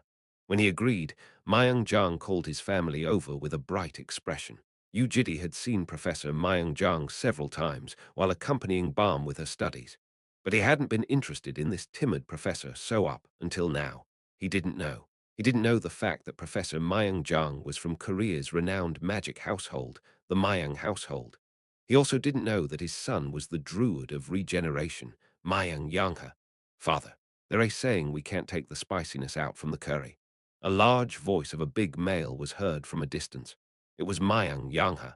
He was Korea's strategic weapon, and because he was a world-famous celebrity, he had changed his appearance with a fake mask. However, the aura he gave off and his sheer size gave it away. Myung Yangha was pushing a pram from which a small baby was peeking its head out. They can't take it out. But why? I hate spicy food. You a hat. Then why don't you have something else? But why are you telling us to come here when we finally got ourselves a seat NN? After finding Yu Jitae, Myung Yangha's eyes widened. Who? You Chapter 99. Lair Amusement Park 2. Jean-Luc Wenger, the secretary of Simon Abkarian, was a superhuman in his late 80s with a blanched hair. He heaved out a sigh as deep wrinkles appeared near his lips. So you directly sent them the address. This old superhuman was always worried about his master Simon, the representative of superhuman without border, SWB. What could possibly happen? I heard that Demon Hunter was very strong, to an overwhelming level amongst the unofficial rankers. Apparently, yes. Simon Abkarian was an extremely ambitious man. Despite being in his 40s, he seeked strength like a young child and moved his tongue like an old politician. Such characteristics of his amplified, even more, as he rose to be the savior of France after a meritorious service during the war at a young age. Wouldn't the association be in my hands sometime soon? The words he spoke of during a drinking bout a few years ago was etched into Jean-Luc's brain. Didn't that BM say he was stronger than himself? There must be some circumstances if a person that strong had been hiding his identity. Circumstances as in, perhaps something that can't be shared, like a catastrophe-ranked demon that betrayed its comrades, or possibly another returnee. Oh no, you can't be saying that for real, Jean-Luc. Simon, BM is very transparent. He's a strong-willed person who shared the responsibility despite having no interest in the merits. I know that much as well. He's most likely not telling a lie. And yet, you gave them such a first impression. It will come back to bite us over and over again. He was referring to Simon's rudeness, but he merely shook his head. Who am I, Wenger? I am the representative of SWB, a VVIP of the association, the hero of Gallia. A sense of authority dripped from his voice. I requested for the address, and yet BM apparently gave me the address of another spokesperson. In that case, who's the one that started the bad first impression? Simon gave a crooked smile. Well, it doesn't really matter what the first impression is. BM said he was an individual, right? He did. Let's say he really is awesome. He's still by himself, isn't he? Even if he can fly or whatever, can he do what he wants to after ignoring the grand natural society, the SWB, and the association? In fact, I couldn't understand why BM and Lee HWA were acting like that. What's so great about a person whose name we don't even know that they're revering him so much? Well, I guess both of them are also a bunch of fools with nothing but strength. They don't know it's the end once they get pulled into the opponent's pace. He had been living for dozens of years in the battlefield after the new era, but the old man couldn't give a straightforward answer to this situation. An unprecedented existence had appeared, and there was no historical evidence that could be referred back on. However, the man still had his instincts. Perhaps that might not be the end. Demon Hunter. BM explained the power level of that person as unfathomable. And yet, he didn't move for personal gains, nor did he belong to an organization. Power was given to those that strongly seeked it, and thus the strong always desired for something repeatedly. An existence like that person who deviated from the logic of power was the paradox itself. An alarm bell was going off in Jean-Luc's head. The old man felt ominous for some reason. Jean-Luc, you're wise but always worried. Ah, look, there's Crow finally coming back. The spirit beast fluttered its wings across. The letter was still on its ankle. A frown appeared on Simon's face as he opened the letter. On top of the address written down, there was a red cross casually scribbled across. Simon gave an exaggerated smile in a sarcastic admiration. He licked his lips with the tip of his tongue. Do you see this? How rude could they be? Rejection was one thing, but disregarding him like this was unacceptable. That was usually the case for all ambitious people. Emotionally, Simon infuriatingly wrote the next letter. The content was as follows. Last chance, Little Red Door, 60 Rue Charlotte, 75,003 Paris, France. I'll give you a last chance. Hurry. Now, Crow, off you go. Here is the set menu A that you've ordered. Along with curry, a roasted chicken, and several noodles were placed on the table. Should we wash our hands? While Balm and Jael were wiping their hands with a wet tissue, Yu Jitae sliced the chicken into small pieces and placed them on Jael's plate. She, who had been excited throughout the entire day, was now holding a chopstick in each hand while disintegrating the chicken. So, like Balm, where did Yoram and Keel go? Ah, they both have something to do. That little friend is her name Jael. Yes. Ho, I thought that might be the case. But seriously, the power of DNA is amazing. She's so pretty. Yuhahat. It was now clear why Mayang Yangha always laughed the way he did. Professor Mayang Jung laughed heartily and blinked his eyes at Jael while saying, Yururung, Ororong. She gave a slight frown at Mayang Jung before turning back to the chicken. Hahat, father, you can't do it like that. Oh, okay. Watch me. Then Mayang Yangha went D-dork, D-dork, and clicked his tongue. But once again, Jael frowned without saying anything. You're a being silly, honey. Sorry, you too, father. The baby's scared. Ugh, I wasn't that bad. Only after hearing a mouthful from the wife did the father and son restrain themselves. Soon, Mayang Yangha sent a subtle gaze to Yu Jitae. Do you recognize me? Of course. Hahat, I never even imagined I would meet you here. Mayang Yangha's party consisted of Professor Mayang Jang, Mayang Yangha himself, his wife, and his two sons. The lady wearing a straw hat appeared healthier than before, and unlike when they met at the Lake of Life, she didn't cough either. Looking back at the previous iterations, she would have died, but this time she was alive. The regressor had saved her. However, he only thought to himself, is that so? He didn't really feel anything apart from that. He turned his gaze over to the side. There was a child staring blankly at Jael. It was Mayang Yangha's son. Was his name Mayang Junil? The child wasn't focused on his meal, and his eyes remained stuck on Jael. And when Jael turned towards him, he hurriedly devoured his bread. He looked exactly like Jael when she was looking at himself. Congratulations on your second child. Ah, yes. His name's Junhyuk. Congratulations. After that, Mayang Yangha stayed quiet and focused on feeding the child Aha. Dude, this is spicy. Ahu. When Professor Mayang Jung fanned his mouth with his hand, Jael showed interest. The Yu household was good at eating spicy food and didn't find it painful, so she was intrigued by Mayang Jung's reaction. Wearing a bright smile, Jael fanned her own mouth with a small hand. Seeing that, a flower bloomed on Professor Mayang Jung's face. Why are you copying me? Do you think it's spicy as well? NN. You are haha. For some reason, Mayang Yangha's son also carefully copied Jael and waved his hand. That was roughly how the meal continued. It was time to have ice cream as a dessert after the meal. Mayang Yangha called Yu Jitae separately and asked if he could have a private chat together. Outside the cafeteria was a bench, and the two males stood near it. It's nothing serious, and I just wanted to say thank you very much. For what? Do you know who I am, Mr. Jitae? Of course. Haha, you might be confused, but in fact he began talking about the things that happened with a composed voice. He talked about his wife, who had been exposed to an ancient virus, and how her condition worsened as the due date of her pregnancy approached. That was when he came across Yu Jitae, as well as some medicine given by BM.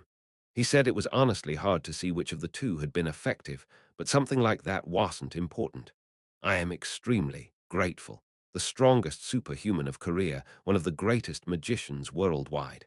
Mayang Yangha, the druid of regeneration, gave a deep bow and thanked Yu Jitae. It's fine. I am sincerely grateful. You are my benefactor. Please raise your head. The kids might see it. Yu Jitae's goodwill had been on a simple whim. He was certain that Mayang Yangha's wife would have no impact on the future and was giving compensation because he ate the mushroom that Mayang Yangha had grown with care. The pained expression of Mayang Yangha of the previous iterations flashed in front of his eyes, but he still didn't feel much about it. Thanks to you, we're thinking of having a third as well. Hahat, that's good news. He was just curious whether he would finally be able to have a daughter or not. By the way, Mayang Yangha's voice got softer. Do you, by any chance, have an alias that you're working under? No, I don't. Are you registered in the association? No, so I assume you don't have any official records either. That is the case. His gaze became more profound. Mr. Yu Jitae, is that your real name? Yes. I am quite confident in my ability to discern other superhumans with my eyes. That brings me to the next point. Since his expression was overly serious, Yu Jitae realized what his offer would be. From the world rankers, there are a few friends gathered in order to drive the demons away from this world. Well, nowadays the objective is slightly changed, and we spend half the time playing around, but he awkwardly smiled before returning to his serious tone. There are several famous superhumans as well. We sometimes host banquets to build friendship and exchange information.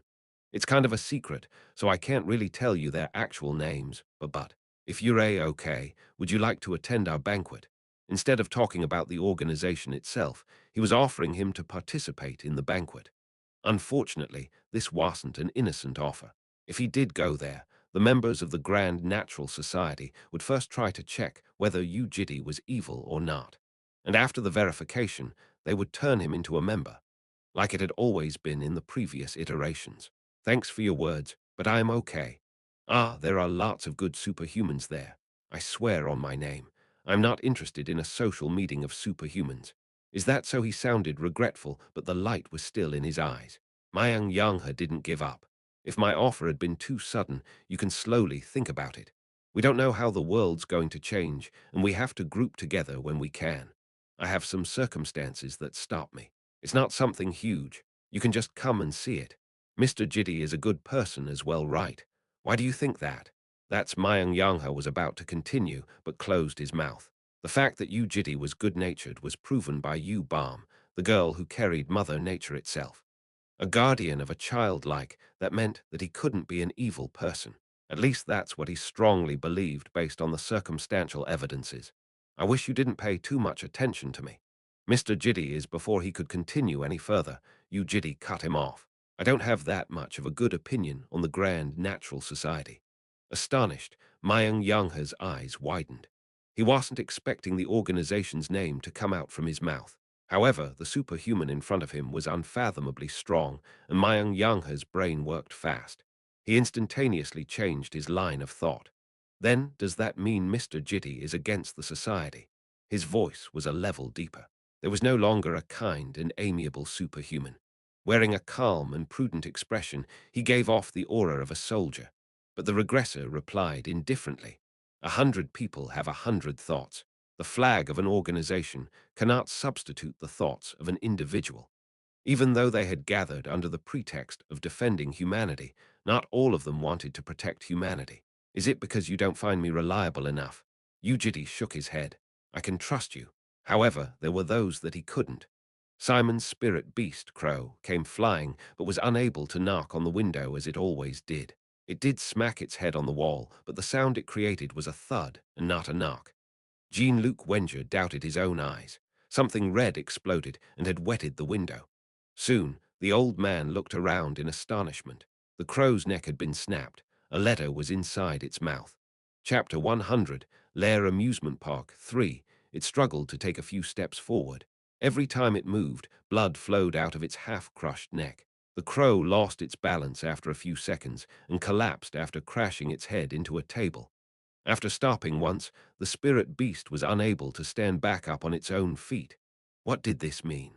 Jean-Luc Wenger raised his trembling hand to pull out a glasses case and took out his glasses artifact. Fortunately, no one was inside the office. Simon was out on a personal matter with his attendants, and Jean-Luc was the only one remaining inside the office as Simon's representative. He decided to think about it. 1. The other side is on the outskirts of Hateling. Hateling was currently floating above the Pacific Ocean, so it was on the other side of the globe. 2. The crow spirit beast had its neck half-snapped, but relied on the intense survivability of a spirit beast to fly all the way here. In other words, the opponent had snapped the neck of the crow to a point right before its death, so that it would die the moment it arrived at this place. The reason they would do that was probably to warn them along with the return of the letter, telling them to know their own place. But what? Snap the neck of a spirit beast so that it would die at a given time. Does that even make sense? If someone told him that, Jean-Luc wouldn't have believed it. There was something fishy about it. The old man decided to stop there for the time being. 3. Little Red Door, 60 Rue Charlotte, 75,003 Paris, France. The office Simon and Jean-Luc were in was different from the address written on the letter. Little Red Door was a cafe where a different superhuman was currently positioned at.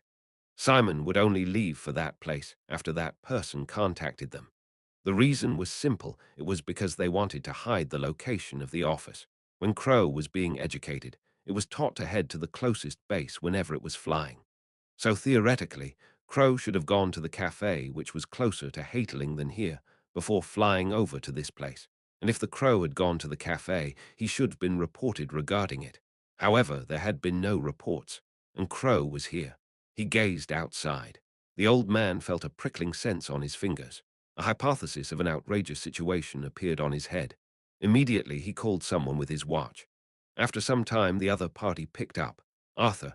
Yes, Arthur speaking. Sir Wenger, your order, please. No, it's nothing, don't worry. Jean-Luc placed his glasses back into the container with shivering hands. He recomposed the situation. The conclusion was this. The opponent knew where Simon's office was from the very start. Crow flew to the office because its neck was snapped at a place that was closer to the office than the cafe. In other words, the opponent was nearby. Perhaps they were watching him right now somewhere beyond the window. This damned the old man heaved out a profanity before pulling the curtains to a close. His wrinkled fingers moved and took out the letter, etched deeply into the Crow's mouth. It was wetted with Crow's blood. After opening the letter, the wrinkle on Jean-Luc's face became a level deeper. There were 3 circles, and the first one had a red cross on it. Who would be the remaining 2? The old soldier intuitively realized it. Every time they handed the letter back, a cross would be added. However, if Simon didn't see this letter, the unnecessary strife would vanish, and he definitely had to stop it from accelerating. But how? The old soldier closed his eyes. This was all because his senses had aged after the war ended. Back in the days, damn it, the old age was getting to him. Now was not the time for excuses. He felt like bashing his young master on his face today. What was fortunate was that Simon wasn't next to him right now. Persuasion would have been near impossible if he had seen the dead body of Crow. So he had to hide Crow, but Simon would be back in 20 minutes. What excuse should he give to explain the disappearance of a well-trained spirit beast it was then? Thinking back, Crow tended to act selfishly once a year. When was his mating season last year again? The old soldier opened his eyes. Although he finally saw a path out of this, a myriad of emotions came flooding in at the same time. He sincerely apologized to the spirit beast that suffered for more than 10 years for them. He had flown back to his owner, even at the last breath, but the owner would never find out about his death. This is all my fault for being virtueless. Jean-Luc chose to hide the body of the Crow. I am sorry. There was no way out except for this. I got it. After saying that, Myung-Yangha quickly returned from his tense expression and smiled. Ha-ha, sorry. I pretended to be serious for no reason. Yu Jitae shook his head. The reaction he showed just then was in fact on the milder side as a soldier. That doesn't change the fact that you're my benefactor. I'll give you my business card. Please contact me if you need help for anything, whatever it may be. It was a white card with only the name and phone number written on it. Myung-Yangha gave a wink. It's my number, not the manager's. Their private conversation came to an end. Once they returned to the table, they found Professor Myung-Jang, Bam, Jiao, Myung-Yangha's big son, and Myung-Yangha's wife, Jung Hawan, chatting around. Myung-Yangha carried 7 bowls of ice cream and placed one in front of each person. The flavors were vanilla, chocolate, and strawberry, and the one in front of Jiao was a strawberry-flavored one. Seeing that, Myung Junil shook his head at his father. Why, my son? Seemingly at a shy age, Myung Junil was unable to clearly state what he wanted and instead sent his father a gaze. Then, Myung-Yangha gave a faint grin before changing the ice cream with his son. Myung Junil was therefore able to eat strawberry-flavored ice cream. Did you not like strawberry? I like it now. Oh, really? Wahahat. Myung-Yangha heartily laughed after glancing at Jael. Even after that, Myung Junil vaguely nodded or shook his head, but Myung-Yangha seemed to know exactly what his son wanted every single time like a detective. The regressor found that to be intriguing. How did he know his son so well? Sitting on his seat, he looked back at Jael. She, who had been mindlessly digging into the sticky gelato ice cream, felt his gaze and faced him. "Why don't I know what you're thinking?" Yu Jitae asked inwardly. Then Jael widened her eyes into circles, hesitated for a bit before scooping a spoonful of the strawberry ice cream and handing it over to Yu Jitae. "I'm fine." "Shake, shake." She shook her head. "Why, I'm fine. You should eat it." "Shake, shake." He still didn't really understand what the child wanted. Jael blankly stared at Mayang Yanghe and his wife. The eyes they had when looking at one another was special. Was she seeing things? Jael tilted her head. No, she wasn't. While the wife was feeding ice cream to the older son, Mayang Yanghe's eyes, as he looked back and forth between the wife and the son, appeared to be shooting something out. Jael wanted to know what that special gaze was about. Mayang Yanghe hummed and smiled as he leaned his chin on his wife's shoulder. He then exclaimed, "What about me?" in a charming manner. His wife grumbled and said, "Or, what are you doing?" Her words were clearly that of a refusal, but the gaze she faced her husband with also seemed to emanate something.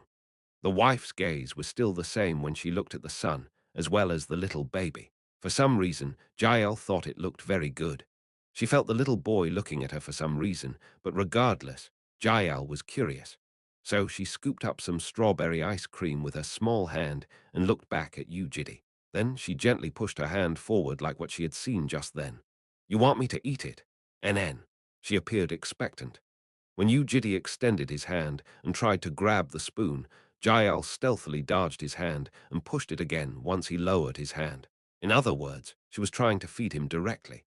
He didn't know what meaning there could be behind feeding him, but Jael was staring at him with extremely expectant eyes, so Yu Jitae had no choice but to swallow the strawberry ice cream from Jael's spoon. Then she suddenly widened her eyes. Excited, Jael continued scooping up ice cream for Yu Jitae to eat. He didn't know how much he had to eat for the child to be satisfied, so the regressor ate everything she was giving him. After repeating that for a long time, when the bowl of ice cream was about to be completely emptied out, he found Balm laughing under her breath. "Why, NN, it's nothing." She continued laughing after that. It seemed that he had eaten too much. Jael's bowl was now empty. Ah! When she came to her senses and realized that the bowl was empty, Jael formed a depressed expression. She was so absorbed in giving the food away that she didn't even see the state her own bowl was in. After noticing her expression, Balm whispered into Yu Jitae's ears.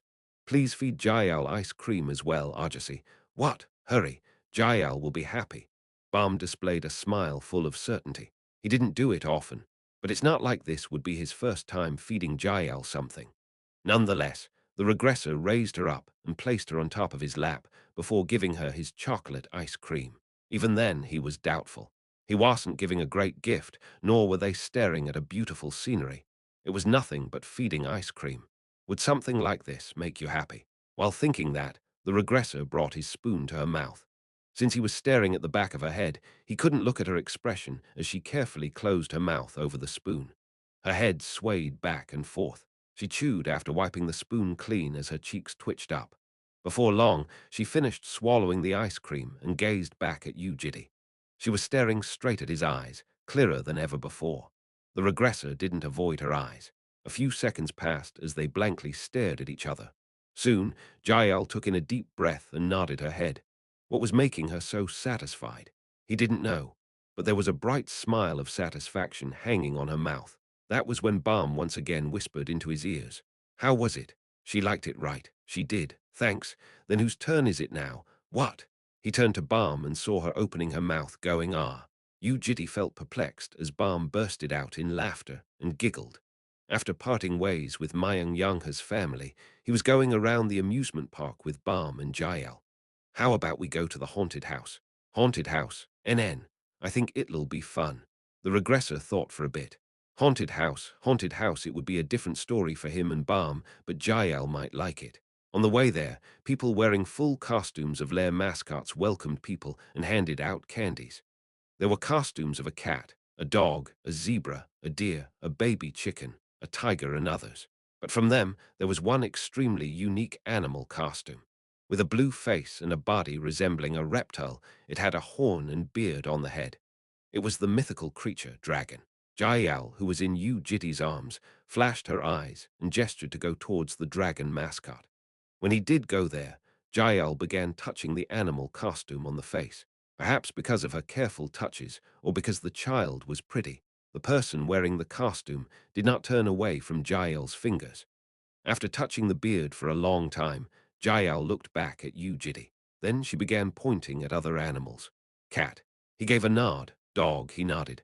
After saying a zebra, a deer, chirpy, a tiger, and others, Jael finally pointed at the dragon costume and asked, "What's this?" The regressor gave an empty smile. He was slightly baffled. That was when a female voice was heard from inside the costume. "It's a dragon, cute little friend." Dragon. Jael looked back with a bright smile. She asked Yu Jitae, "What is a dragon?" Chapter 101, Lair Amusement Park 4, Everyone Gather Up. In response to BMS words, the hulks lying down on the floor raised their bodies. Get up, you lazy pigs. Don't you hear Mr. Nurse calling us to gather up?" Belberion shouted. Hearing their boss yell, they moved slightly faster and lined up in front of BM. With unfocused eyes, the large men and women gazed at the nurse and smiled. Behind the nurse stood a metal armor. Seemingly polished with a better oil than usual, the full-plate armor shone like a new one. A nurse? Are they playing hospital or something? BM had never participated in their jokes, but decided to play with them just for today. The metal armor, Armata, is leaving hospital today. In an instant, a wave of fluster appeared in their giggling faces, and when the protector bowed from behind BM, the special force agents grabbed their heads and screamed, "WHA! HOY shit, seriously?" They were shocked. A precious friend who frequently exercised with them, washed their drenched clothes, washed the dishes, and personally volunteered to do housework, it was time for him to leave. While they were dismayed, the protector took a step forward and gave yet another bow. "It was fun staying with you." A metal screeching voice flowed out. "I was able to practice my lacking housework skills. I realized the joy of washing dishes and understood the happiness of laundry. It's all thanks to you." The agents weren't able to speak. Joy and sorrow intertwined in their hearts. Amidst the silence, the protector opened its mouth. "Kaiman, you're a good person. Although you're an old man in your 50s and short, I know the type of person you are. You will definitely meet a good person. Hey, you damned full-plated armor. There are lots of women coming after me, man." Kaiman, the agent, raised his middle finger with a laugh. The protector turned its head and stared at the other agents. "Santos, please ask the nurse for new underwear. It's worn out." "Damn, it's because my thing is too amazing. Not from what I saw. Wahat." They laughed and someone slapped Santos on his butt. "Judy, I can't believe your husband is still alive." "What? Why, duck. Don't you do a guillotine choke in your sleep?" Qhahat. The large woman heartily laughed and exclaimed, "That's why we used different rooms." Other agents remembered that the protector would sometimes wake up in the morning creased and dented and laughed. Calling out the 30 agents one by their name, the protector gave them its opinion before calling the leader, Bel Berion. "Bel, be a good leader. See you later, you damned metal." A faint degree of sorrow was slightly mixed into their happiness for the protector's departure. It was the same for everyone present. Belle extended her fist out, and the protector awkwardly matched its own fist with hers. The last one remaining was Har-Sitbiel. "Sitbiel, I'm particularly more concerned about you. Thanks for your hard work, my hospital friend. Thank you. You and I are beings that live to protect others. Once there is something you wish to protect it at all costs. You too." Har-Sitbiel walked up and bumped her fist with the protector. "Wish you a happy life. I shall see you later." A dragon is an imaginary animal. Imagine, Ari. They fly around the air and shoot out fire. "Kurang, do you want to come over? Should we go vuong and fly?" "Nod." While the part-timer wearing the costume raised Jael and flew her around the air, Yu Jitae threw a glance at Balm. It was because she tended to know things he didn't know. Balm whispered, "I think she's confused about the word dragon. Confused. I told her a long time ago that we are dragons and not humans. But Jael has never seen her true body and hasn't seen us under the polymorph either. In other words, she knew she was a dragon but thought that dragons were like humans. She's thinking if there's a different meaning to the word dragon. In her head, a dragon looks like a human like me and Yoram, and yet a costume is suddenly calling itself a dragon. According to Balm, she only cancelled the polymorph once after she was born, and even that was only for a split second. Thinking back, Balm, Yoram, and Keel went on their amusement after the age of 10 while Jael was still in her egg state. Were dragons the same as humans for her? Even if that was the case, there was probably no need to touch on her values on a day like today where they were out to play. I guess we should tell her when the time comes. Yes, you're right. Would Jael be very surprised when she finds out about it? Balm went and pondered. Her grass-colored eyes looking at Jael became profound. I think so, yes. If she happens to cancel the polymorph one day, she would probably be very surprised after seeing her body. We have become very used to the human body after all, and that's how much we're absorbed in this amusement life as well. What do you mean that you're absorbed in the amusement? Just, it feels like this is where we are meant to be, not an amusement. In fact, even I become confused sometimes. Yu Jitae had no time to think deeply about Balm's last words, because Jael flapped her hands from the dragon mascot's grasp and reached her hands out at him. Perhaps having roughly understood the part-timer's words, Jael didn't ask anything on the way to the haunted house. She felt thrilled to be at high places and enjoyed getting on anything fast. She was interested in food and liked water. Although she no longer played with it, in the past she had liked dolls and plushies like kids of her age. Despite being able to fly, she usually walked, and even now was resting in Yu Jitae's arms. While pondering, a question appeared in his mind. If she thought of a dragon as another type of human race or some sort, what would she be thinking of him as? He decided to ask her. Jael, who am I? She tilted her head. What am I? Who am I, Yu Jitae? No, not that. What kind of thing am I? Yu Jitae's question was slightly weird, so she merely tilted her head with a wide smile, unable to process his words. Thus, Balm asked directly, Jael, is Argosy a human or a dragon? Jael finally gave a big nod signaling that she understood the question. She closed her mouth and pondered slightly. Then she replied with an uncertain voice and an awkward smile. A dragon. Although all sorts of thoughts went across his head, he decided to leave it be. Right now they were at the amusement park, and an exciting experience was more important for Jael. A spooky sign, walls with red blood traveling down, and an entrance resembling a large Dracula's mouth welcomed them. The first thing he realized as they set foot into the haunted house was that Jael unexpectedly was not scared of ghosts. Guo men dressed realistically like zombies walked into the safety bar with their hands in front. Whenever they approached, Jael hid behind Yu Jitae's legs, thinking that she was indeed a baby. The regressor consoled her, saying that it was okay. He thought she was doing that because she was scared, but Jael was just hiding from an unfamiliar person rather than being scared of ghosts and zombies. Hyuwook Kwek. So once she was used to ghosts and zombies, she just slightly glanced at them. Your heart. Give me your heart. Hyuhyuok. One of the female ghosts sneaked under the safety bar and went onto the pathway to dash into Yu Jitae's group. But Yu Jitae, Balm, and Jael did not move an inch. Feeling embarrassed, the ghost hurriedly turned around to leave, but that was when Jael reached her hand out and grabbed the female ghost by her wrist. NN. What is it? She had to work since she was getting paid, so the ghost raised her motivation and acted. Y'all give me your heart. The child wasn't even surprised. She, who had acted as a ghost for over 3 years, was surprised by the incomprehensible reaction and chose to scare the child even further by extending her arms that were drenched with blood. However, Jael then looked at the ghost with a pitying gaze. Did it hurt? Did what hurt? My hand. The baby held onto the ghost's hands with her tiny fingers. The actress was startled as a water attribute mana gently moved and covered the female ghost's hands. It was the magic cleanse bee. Ha! Seeing her hands that immediately became clean, the actress became flustered. In the end, the haunted house was a massive fail. The Yu household got on several other rides and took more pictures. Click. Jael was holding a big fairy floss with her hands. Click. Balm was holding Jael in front of a carousel.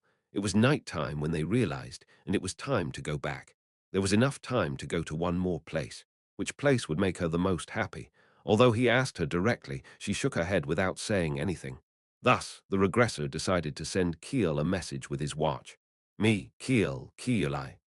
Keelai. Ooh, Keelai. Oh. Ajasi, you know how to use Messenger. Me, ye. Keelai. Oh wow, la la la la la, Keelai. It feels a bit weird, he Keelai. Anyway, what happened? If one experience was enough to etch it forever into their memory, wouldn't that mean that there was no need to try the same thing more than once? That was a question which had popped up in his head when he saw Keel regularly ordering chicken.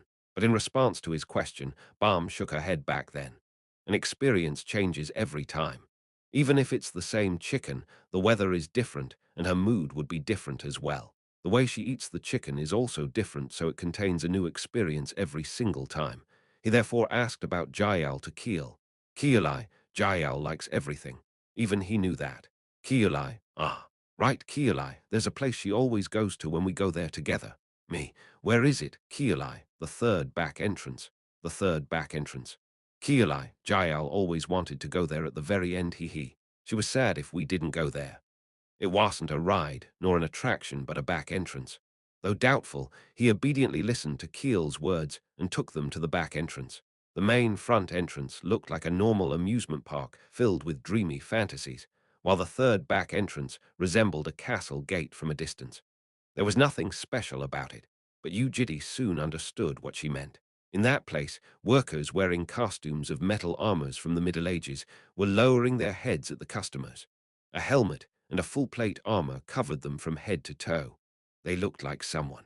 Jael blankly stared at the metal plates from Yu Jitae's arms. According to Keel, Jael had come here multiple times. She hated it so much when they were together, but it seemed that Jael was missing the protector. On the way home, Jael, who had been excited throughout the day at the amusement park, returned to her original calm expression. When the protector suddenly disappeared, she was only told that it was being treated somewhere else because it was sick. Do you want to see Mr. Cleaner? After giving a slow nod, she leaned her head on his chest and gazed into the distance with an unfocused gaze. She didn't even know what present was waiting for her at home. When they returned home, they found a large metal armor standing in the living room. Kugak, a screeching sound of metal resonated. NN. Balm let out a surprised remark while Jael's eyes regained its focus. She, who had walked in on her own feet, blinked her eyes after seeing the protector. Then she widened her eyes into circles and looked up at Yu Jitae. Her expression appeared to be asking him how and when the protector had come back. My lady, it's been a long time, Mr. Cleaner. Are you well now? I am indeed. I became very healthy. Balm chatted with the protector with a bright expression. After giving a courteous bow to Yu Jitae, the protector finally walked up to Jael. Have you been well, my young lady? Imagining a hug from the happy reunion, the protector attempted to hug with open arms, but Jael slightly walked back and dodged it. Thinking back, the protector had never been able to hug Jael before. Somewhat disappointed, the protector retrieved its extended arms back, but still decided to show courtesy by kneeling and bowing to her. Then, something shocking happened. Jael walked up with a smile and carefully patted the protector's helmet. Young lady, deeply touched, the protector went for another hug, but Jael once again escaped. The protector was slightly disappointed. Chapter 102. Babhair Quagagak. Kugagang, the protector hummed. The kitchen and the sink sparkled like brand new, while the white toilet with not a single sign of bacteria appeared as if it was built yesterday. Even a thief would run away in a fluster after seeing such a clean main entrance. Seeing the house that became perfectly clean, the protector felt satisfied. I knew it. Unit 301 needs me, not some random trash like that. In fact, there had been something displeasing the protector throughout the cleaning session, vying. The object appeared in a timely manner. That guy cautiously sneaked towards the protector's feet before crashing into the armored boots. A wall has been confirmed. Bullshit, thought the protector with a flickering gaze. It was a circular robotic vacuum cleaner. To think that something meager like that had been cleaning Unit 301 while it was away was infuriating. Right now, the cleaner was letting out steam while cleaning the floor, but it was to no avail. The floor that had already been touched by the protector had a shiny luster. Looking for a different route. Look for a different career too while you ray at it. After picking it up, the protector chucked it in the bin. Chirp. It was then. Something cried out loud. A flurry bowl the size of a soccer ball was peeking out from Keel's room. Kirby was it. It seemed that a newbie had entered the house during its absence. It looked straight at the protector and cried, Chirp, what in the world? Chirp, chirp, have thou done to my dear horse? Noisy. It couldn't understand the words of a baby chicken spirit beast, but it was still very clear that the chicken was complaining about something, considering that it was pecking at the armored leggings. Despite being a baby chicken, The spirit beast was powerful, and it created a thud every time it struck. The protector decided to ignore it. The most important question was why that thing was at Unit 301, but NNNG. I am going to raise it, Keel replied while hugging the furry ball. Can I ask why you are raising it? MHMM. Keel had a hard time finding a response. She had taken it in since it was hurt, and was providing food since she brought it home. Therefore, in the midst of silence, the protector imagined the possibilities and came up with a decent, plausible answer. What was Keel's favorite food? It was nothing other than chicken. It was for food, ha, chirp chirp. Looking at the baby chicken furiously screaming at itself, the protector realized its due responsibility. Let's eat, baby chicken. A large amount of food was poured into the bowl. Chirpy, the baby chicken, watched the mountain being created on the bowl in nervousness. Balm controlled its daily intake to make sure the baby chicken didn't grow too fat, and yet the protector poured at least 5 times the amount it usually ate. Quietly staring at the increasing amount of feed, the baby chicken slowly felt its anger dissipate. Chirp this does change things quite a bit. Chirp chirp. Though I still do feel wrath for the disposal of my horse, chirp, I shall dig in. Chirpy beautifully cried several times before starting to eat the food in delight. The protector watched it eat with a heartwarming gaze. If a baby chicken this big grew up into a big chicken, how big of a pot would it need? Beneath the long eyelashes, a crimson pair of eyes resembling meticulously crafted ruby were opened. A large shadow was visible with her unfocused vision. The shadow was blocking the sunlight penetrating through the window, and it was therefore not too harsh on her eyes. Her breath continued regularly, and the heart pulsed stably. Although the restrictiveness suffocating her heart was still painful, it was at least bearable. The shadow spoke to her. Did you have a good sleep? The words spoken overnight floated back up. Yoram covered her eyes with a sigh as embarrassment came flooding in like a tidal wave. Duck, I must have been crazy. Why did I blabber about something like that? She heaved out another sigh. Revealing her weakness felt as terrible as dying. But why did I say that? It's just it seemed that she wasn't sane from the anxiety attack. Wake up and get ready. She removed her hands and opened her eyes. For what? For training. It's time. Yu Jitae did not look at her with pity, nor did he mention anything about that story. Thinking that he was just that type of person made her feel more comfortable. All right, I'll get ready now. However, he did not leave the room even after Yoram got up from the bed. What are you doing? Not going out. Why? Well, you can stay if you want. She immediately crossed her arms to grab the shirt drenched in sweat and tried to take it off. Yu Jitae therefore quietly left the room. It was time for another training session. The heart beat stably, and her breath was also stable despite still wearing the chains of hell. It was an astonishing level of achievement in the mere span of a few days. Now Ure finally in a similar situation with the Carl Galacqua race. You can now breathe like them, and your heart beats like them. You can more easily manipulate mana. She could have relied on him, and there were multiple opportunities to make it more comfortable. Had she said one sentence about giving up, he would have immediately helped her lessen the burden, no questions asked. However, she didn't give up. Even under a severe distress and fear, she did not try to dump her load away or lean on somebody. That was making her stronger. According to his distant memories, wearing the chains were more painful than when he was tortured by the demons in the second iteration. She triumphed over something that's stressful, and it was a commendable feat even for a dragon. So, did I do well? This time, she asked without any expectation, you did a very good job.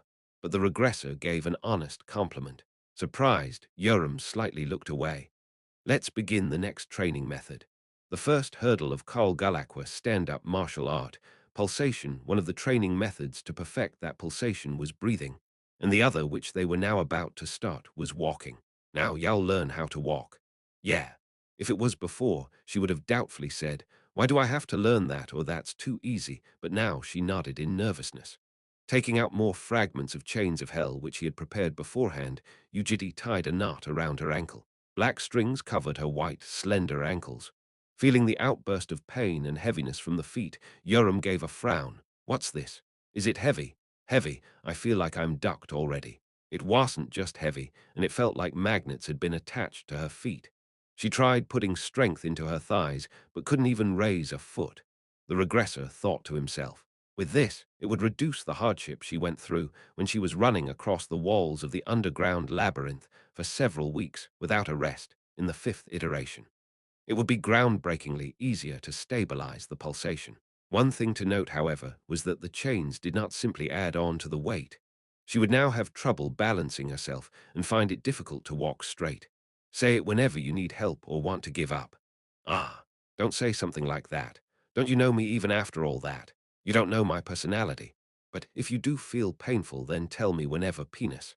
After stopping Yu Jitae's concern with one word, Yoram took a deep breath in and out. Don't push yourself. Be prudent. Ah, that's enough. Just watch me do this. Don't be surprised. Soon, she took a heavy step forward but missed her footing and comically fell forward. She seemed to be showing off her extraordinary reflex skills by taking another step forward, but once again lost her footing and fell down. While falling down, she crashed into all the cones that had been set for the training session. It was a laughable and an unseemly turn of events. However, Yoram rested her head on the cone as if it was the living room and lied down comfortably. She then gazed up at him with a shameless smile. Oh my, it's so comfortably. What are you doing, dear? Come here and lie down. What's she doing? She's doing something weird again, the cadets whispered amongst themselves. Their gazes were gathered onto the red-haired girl who was carefully walking down the track, hand in hand with her guardian. Like a baby learning how to walk for the first time, Yu Yoram held tightly onto the guardian's hand and struggled to take a step forward. It's been like 2 to 3 weeks, right? Now both she and her guardian are doing something strange. What in the world are they doing? Something useless. What else? Shh. A cadet clicked his tongue. But seeing the anxious look on the face of Yoram, who always acted indifferent and appeared angry whenever someone talked to her, was a refreshing sight. The cadets threw glances at Yu Yoram. Apparently she's really strong though, right? I heard she smashed Sophia down before admission. Well, she is strong, probably stronger than us. Then, wouldn't there be some sort of reason behind her doing that? I think she's just cosplaying as a stupid genius or something. You know, like acting unique and stuff. Really? I think there would be more to it, though. Yu Yoram had a lot of enemies and no friends. In fact, there were some people that liked Yoram among those that haven't talked to her, but she wasn't an easy person to chat with. She was way too unfriendly. Thus, those cadets only watched on from afar. She looks kinda retarded, though. Why's she doing that? You want me to go up and trip her? Go for it. Do a slide tackle right now. A few of the cadets belonging to Level 4 and Level 5 societies giggled and laughed. When Yoram was going around various places looking for sparring sessions or trouble, there had been several conflicts with them. A slide tackle doesn't always have to be on the ankle, right? Then where? Do it at her head, lol. Damn, that's good. Her head's probably empty anyways. They were laughing for several minutes until they realized a hostile gaze. Turning around, they found Kim Jae-in and Sojiro glaring at them. They looked back at them for a few seconds. What you looking at? One cadet began the conversation. Is it fun? Replied Kim Jae-in. What? Is it fun talking shit behind someone that's trying hard? Are you crazy or what? Why are you talking shit? What do you mean? I'm just asking whether you guys find that funny or not. One of the glaring cadets shot out of the seat, and although Kim Jae-in became tense, she didn't run away. Then, while saying, "Hey, Jae-in, guys, it's nothing, sorry," Sojiro pulled her away by the arm. What's wrong with you? I don't know. I must have picked it up from Yoram. Time flew by. Yu Yoram, who had been struggling, soon began walking stably, and later was able to walk alone without holding onto the guardian's hand. After failing hundreds of times with her shivering legs and unstable steps, Yu Yoram was finally able to walk by herself. Then she jumped up and down and hugged her guardian. She appeared sincerely happy. What the hell is she doing? Did she break her legs or something? Some of the cadets swore at her. Why is she so happy? While some were in doubt. Yoram's strange training method was conveyed to other cadets by word of mouth. The rumors gained more and more size, including some very strange ones. One of them was as follows. I was doing a 350 kg bench press without the safety device, but accidentally stumbled and was about to injure myself when Yoram, who was doing the walking session nearby, carried me with one hand. 350 kg was quite heavy for a cadet. Some scoffed while others were skeptical. A small portion of them thought to themselves, "Isn't it true?" and believed it but kept it to themselves. Several cadets asked for a spar with Yoram, but she turned everyone down, and guardians that directly talked to Yu Jitae were also turned down. Thus, the story about Yoram's new training method was kept a mystery until the holidays came to an end. From spring till the start of summer vacations, the campus ranking competition would be carried out at Lair. Cadets that applied for the competition would be given a rank within their grade. It was one of Lair's systems that endlessly encouraged competition, and none of those that had experienced the war criticized them for creating such competitiveness. The ranks were allocated after adding the scores from the individual spars, assignment performance, and tournament. It was similar to how the official superhuman ranks were given worldwide. Strong cadets would receive high ranks, and those ranks would be recorded down as a part of their achievement. Due to that, study groups, societies, guardians, the media, and the cadets were all interested in this event. Finally, as the long winter holiday neared its end, Yu Jitae's holiday training also came to an end. Good work. He untied 3 chains of hell that restricted Yoram's body. Then he visited the education department with her and applied for the competition.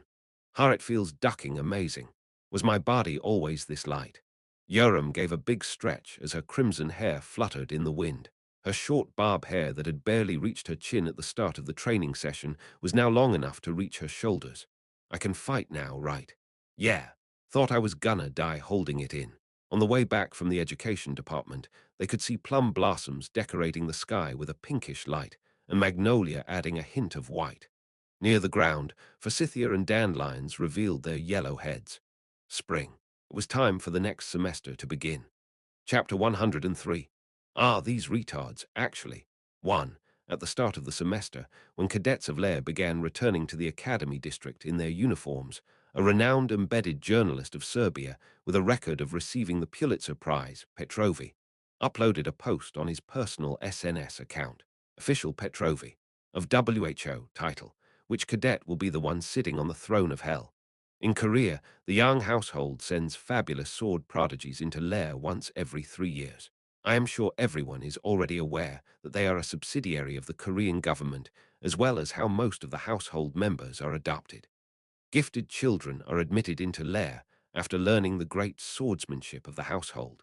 The young household started sending their prodigies in from the first year, followed by the 4th and the 7th, and the current cadets of the 10th year.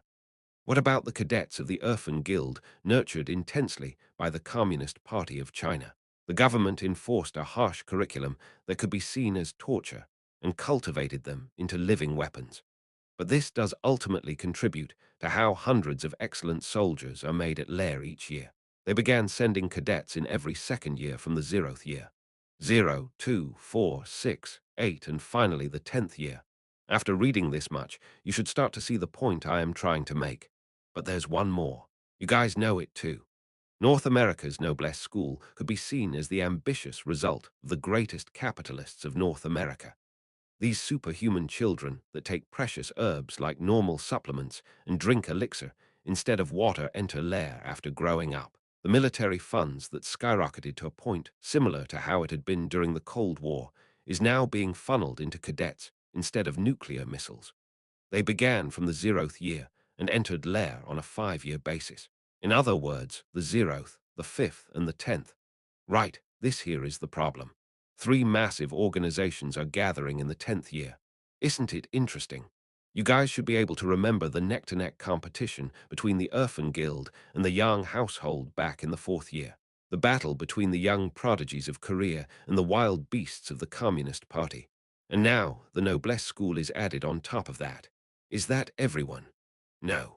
From my research, I've found Carlton, Skavseg, Van Gierens, Sofia Volkova, Yu Yoram, Ling Ling, N. Karsa, Koizumi Tenishi, etc. There are especially more cadets this year that are renowned for their skills. Thus, I would like to call this year the Year of Hell. In fact, I am aware that all sorts of media worldwide are already bustling with discussions. Just like how you guys are curious, I am too. Now, who will be the cadet ending up on the throne of hell? Keep your chin up. All of you. The following post got liked by 1 million followers and was shared tens of thousands of times. A large cylindrical building decorated the central area of the Academy district like a landmark. This building was referred to as the Colosseo Lair and was the place where all conflict of Lair started and ended. So noisy. There's seriously a shit ton of people. Yoram grumbled with her hands stuck in her pockets. 6 p.m. Colosseo Lair after the end of school day was crowded with cadets and guardians. On one of the reception desks, cadets could receive their assignments while the other side was to sign up for individual spars. Do you know how the system works? Ha, what system? The individual spar system. Don't we just fight? He knew she would be clueless for some reason. All the individual spars of this place were a process for gathering virtual grades called points. Cadets would receive about 10 points with victory and lose about 10 after a defeat. The more points they had, the higher their rank in the individual spar segment. HNNN. Well, it's fine if I just win everything right. That is correct. Then who am I versing? Do I have to go up one by one every single time like before? She asked as if she couldn't be bothered to do all that. Well, it was understandable considering how she had gone around asking for a fight, only to be rejected most of the times. Since she couldn't just find a random cadet and bash them up, she wasn't able to fight even if she wanted to. No. During the competition, the opponent will be selected at random. At random. Do you see the rooms over there? Yoram followed his finger and turned around. Small cylindrical rooms could be seen beneath the window guards at the basement. It amounted to around 100 or so, and since there were 5 floors going underground, it added up to around 500 rooms. Once you enter that place, Yao'll be summoned to a temporary battlefield in an alternate dimension, and Yao'll be fighting the opponent there. Aang, you have to fight inside, not out here. Yeah, there has to be a record saying that it was a fair fight, and the cadets can't be injured either. On average, there was around 2,000 cadets that applied for the competition in each grade. That was the same number of people as the number of opponents that Yoram was going to be competing with. Right, competing. In this place, everyone was an enemy. As if to prove that, Colosseo Lair had a heavy suppressive atmosphere filled with tension. Cadets glanced around with nervousness and kept others in check, while the Guardians were more sensitive to anything that could negatively impact their cadets than usual. However, they were all smiling on the outside, and acquaintances would greet each other with a smile. Ego, surely your cadet will be doing a better job.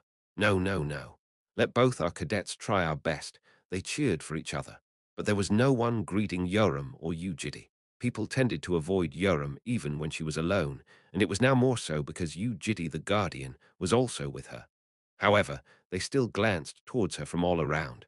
Voices asking the likes of "that's her right" were also heard from time to time. Only a few dozen or so out of the thousands of cadets were mentioned as powerhouses, and Yoram was one of the few dozen. The duck are they staring at Yoram, however, seemed to be discontent with their gazes. Ha, isn't that superhuman without border? It is that golden cross symbol. That's nothing. I saw regeneration just then. What, you mean that Mayang Yang has guild? Some chatted here and there. Occasionally, they also saw outsiders who had come to watch the competition. Most of them, naturally, had the intention of creating a good relationship with talented cadets that did not have a unique background. Of course, all that had nothing to do with Yoram. Let's go. Yeah. Yu Jitae quietly took her towards the underground sparring rooms. The elevator heading underground was filled with people, and when the doors were about to close, a familiar duo of male and female entered at the last second. The guardian, having a disturbing appearance with a long scar, was Mihailov, and the cadet, whose face was as white as snow, was Sofia Volkova, the Russian cadet who had fought with Yoram during the Azure Dragon study group interview. As soon as they found Yoram and Yu Jitae, they frowned. Mihailov soon turned his back around and covered Sofia to protect her. Ha, aren't you that girl? But Yoram wouldn't be Yoram if she stood still. Hey, you know me, right? Mihailov gestured at Yu Jitae with his eyes. However, Yu Jitae calmly received his gaze without stopping Yoram. Been a while. Your face okay? Feeling like he was sitting on pins and needles, Mihailov glanced at Yoram with a troubled look before looking back at Sophia. He then shook his head slightly, telling her to stay silent. However, he couldn't stop an immature young girl, and Sophia turned her head around with a flick and faced Yoram. "NN, it's all good. Your face looks fine as well." "I know, right. I almost ended up with a big fat knife mark." Noticing the hidden meaning behind Yoram's words, Mihailov facepalmed with a sigh. When Sophia went silent, slight tension started flowing between the two of them. Like how Yoram was temperamental, Sophia was too.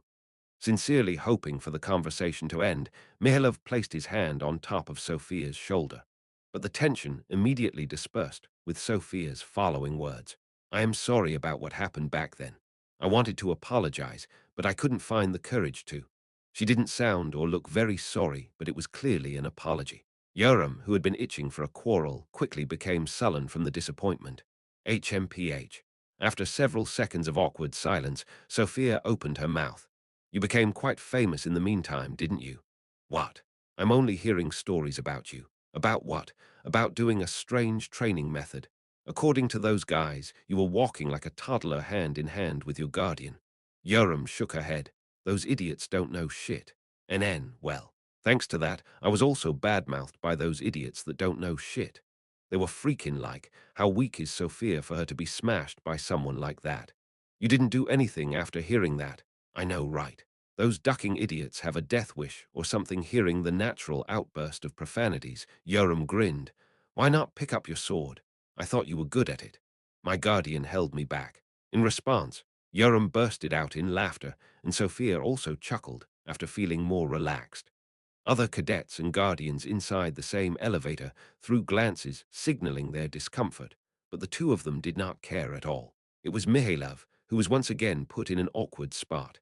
Ha, so I'm going to prove it this time around. Prove what? The fact that I am strong. There are lots of guys thinking they're a strong in our 10th year, and I'm going to smack all of them down. When Yoram said that with an expression suggesting that it was ridiculous, a crack appeared on Sophia's smile. Eyeing, Annie, it's a joke. Don't be angry. Are you angry? You wanna touch my titties? Who, whatever. I just can't get my head around you. It seemed that their emotional crack had been resolved. By the time they got off the elevator, they appeared much more relaxed. Sophia took a step forward first, and Yoram was also about to turn her body around to the designated room. I think, that was when Sophia opened her mouth. There will be quite a lot of people watching you. Why? Because you're a strong and unique. There will be a lot of viewers. If there's a skill you cherish or something, don't use it until you have to, so that they don't see it. All the fights happening inside the sparring rooms were recorded and could also be watched in real time. However, Yoram grinned without a care. So what if they watch it? Like a flooding river in a rainy season, her pride overflowed. Sophia smiled as if she was dumbfounded. Crazy Beach, take care of yourself. You weakling. Right. I guess there was no need to say that. Try your best. Let's meet once we both reach 1 digit in our ranks. I'll crush you. Despite their words, the mood was quite bright. Before leaving, Mihailov bid farewell to Yu Jitae with his eyes, so he returned a nod. Soon, when they entered the designated room, the device that would send her to the alternate dimension welcomed them. There was a scoreboard that displayed the points and ranks as well as the spar button. I'll stay here, so go do your best. The Guardian had to remain in the room. Yeah. Yoram placed her hand next to the button, but suddenly she stopped her hand. Yoram, who had been full of confidence, now looked slightly nervous and was hesitant on pressing the button. After a flash of gloominess on her face, should I do a warm-up first? He watched her stretch. She was a child who had cried after a single defeat. Such a child had lost nearly 100 times against the great orc warrior alone during training. Somewhere inside her unforgetting memories, defeat might have become commonplace. Perhaps because of that, Yoram was nervous right now. No need to be nervous. You won't lose. It was coming from Yu Jitae, who was always objective. Hearing those words, which were close to an affirmation, Yoram gave a nod with a better expression. She pressed the button and soon disappeared along with the intense light of mana. Yu Jitae sat down on the seat and watched the display screen. There was an outdoor arena in a vast wasteland. Stones and sand rolled around the ground, and in a distant place was a surprisingly high-level artifact, the Level 4 artifact statue of competition. It would cast a thin protective layer around the cadets' bodies. The opponents soon entered the battlefield. It was a male cadet in the 1st grade. His name, age, and a simple status of his physical capabilities were displayed on the screen. He was better than average. On top of their heads were HP bars resembling characters of a fighting game. The moment those bars reached 0, the users would be expelled out of the alternate dimension and lose. Raising the wooden sword, Yoram prepared herself against the opponent. Inside the alternate dimension, aren't you Yoram? The cadet recognized her and opened his mouth. I'll be in your care, however. Yoram did not reply, and her attention was at a totally different place. From some time ago, a number was going up next to the face symbol hanging in midair. X5. It was the number of viewers who were watching the battle unfold somewhere via the Lair app. The number quickly went up every single time it got updated, from 5 to 10 before eventually hitting 15. Clicking her tongue, Yoram raised the sword up. Don't show what doesn't have to be shown, was it? 3, 2, 1. The hologram countdown slowly went down. Ding, and the moment the chime rang, Yoram flung her body forward. Shiek, Kwang. Her body moved without the opponent even seeing it, and her strike was likewise invisible to the eye. Nonetheless, the wooden sword accurately landed on the opponent's head. Kook. After being smacked on the head, the cadet was shot back around 10 meters before disappearing into fragments of light. Bababam. A fanfare congratulated her victory as the words hanging on the hologram changed. Victor, Yu Yoram. Combat time, 0 minutes 1 second. Acquired points, 10. A spherical lump appeared in midair and was absorbed into Yoram's body. It was but one strike. Chapter 104. Ah, these retards, actually, too. During the 2 months of school holidays, Yoram didn't fight against other cadets. It was because Yu Jitae didn't allow her to. How much stronger have I become? How much can I fight? Those were the thoughts that had constantly hit her throughout the training. And by moving her body just once, Yoram realized that everything had become a lot better than before. The weight of the ground when she kicked off it, every strand of body hair fluttering against the breeze, and the shock received by her fist when she struck her opponent, everything made her heart beat faster. I became stronger. The pain she went through during the training vividly flashed past her eyes, the suffering that tempted her to give up, the time she spent crying before sleep at night, and the stream of blood that traveled down the sword handle. She could remember her own shameful voice that asked the guardian to stay together, thinking that she might die. It felt like she was being rewarded for all that suffering. After the battle ended, right before being summoned back to the real world, Yoram showed a bright smile at the camera artifact and shot her fist up. She then screamed while jumping up and down. I won. It was her expression of joy towards Yu Jitae, but Yoram did not know. She didn't know the fact that the footage continued even after the fight ended until she was summoned back. X23, you or Carly from the PR team absent-mindedly watched the display screen. What's wrong, Carly? Sorry. Ah, it's just I was thinking to myself that Cadet Yu Yoram also made faces like that. What face? Even the senior who revisited the footage was surprised and laughed. The video had more potential than just a simple surprise factor. The public relations team responsible for the promotion of Lair was also in charge of creating Lair's image, and Lair's image was made by cadets themselves.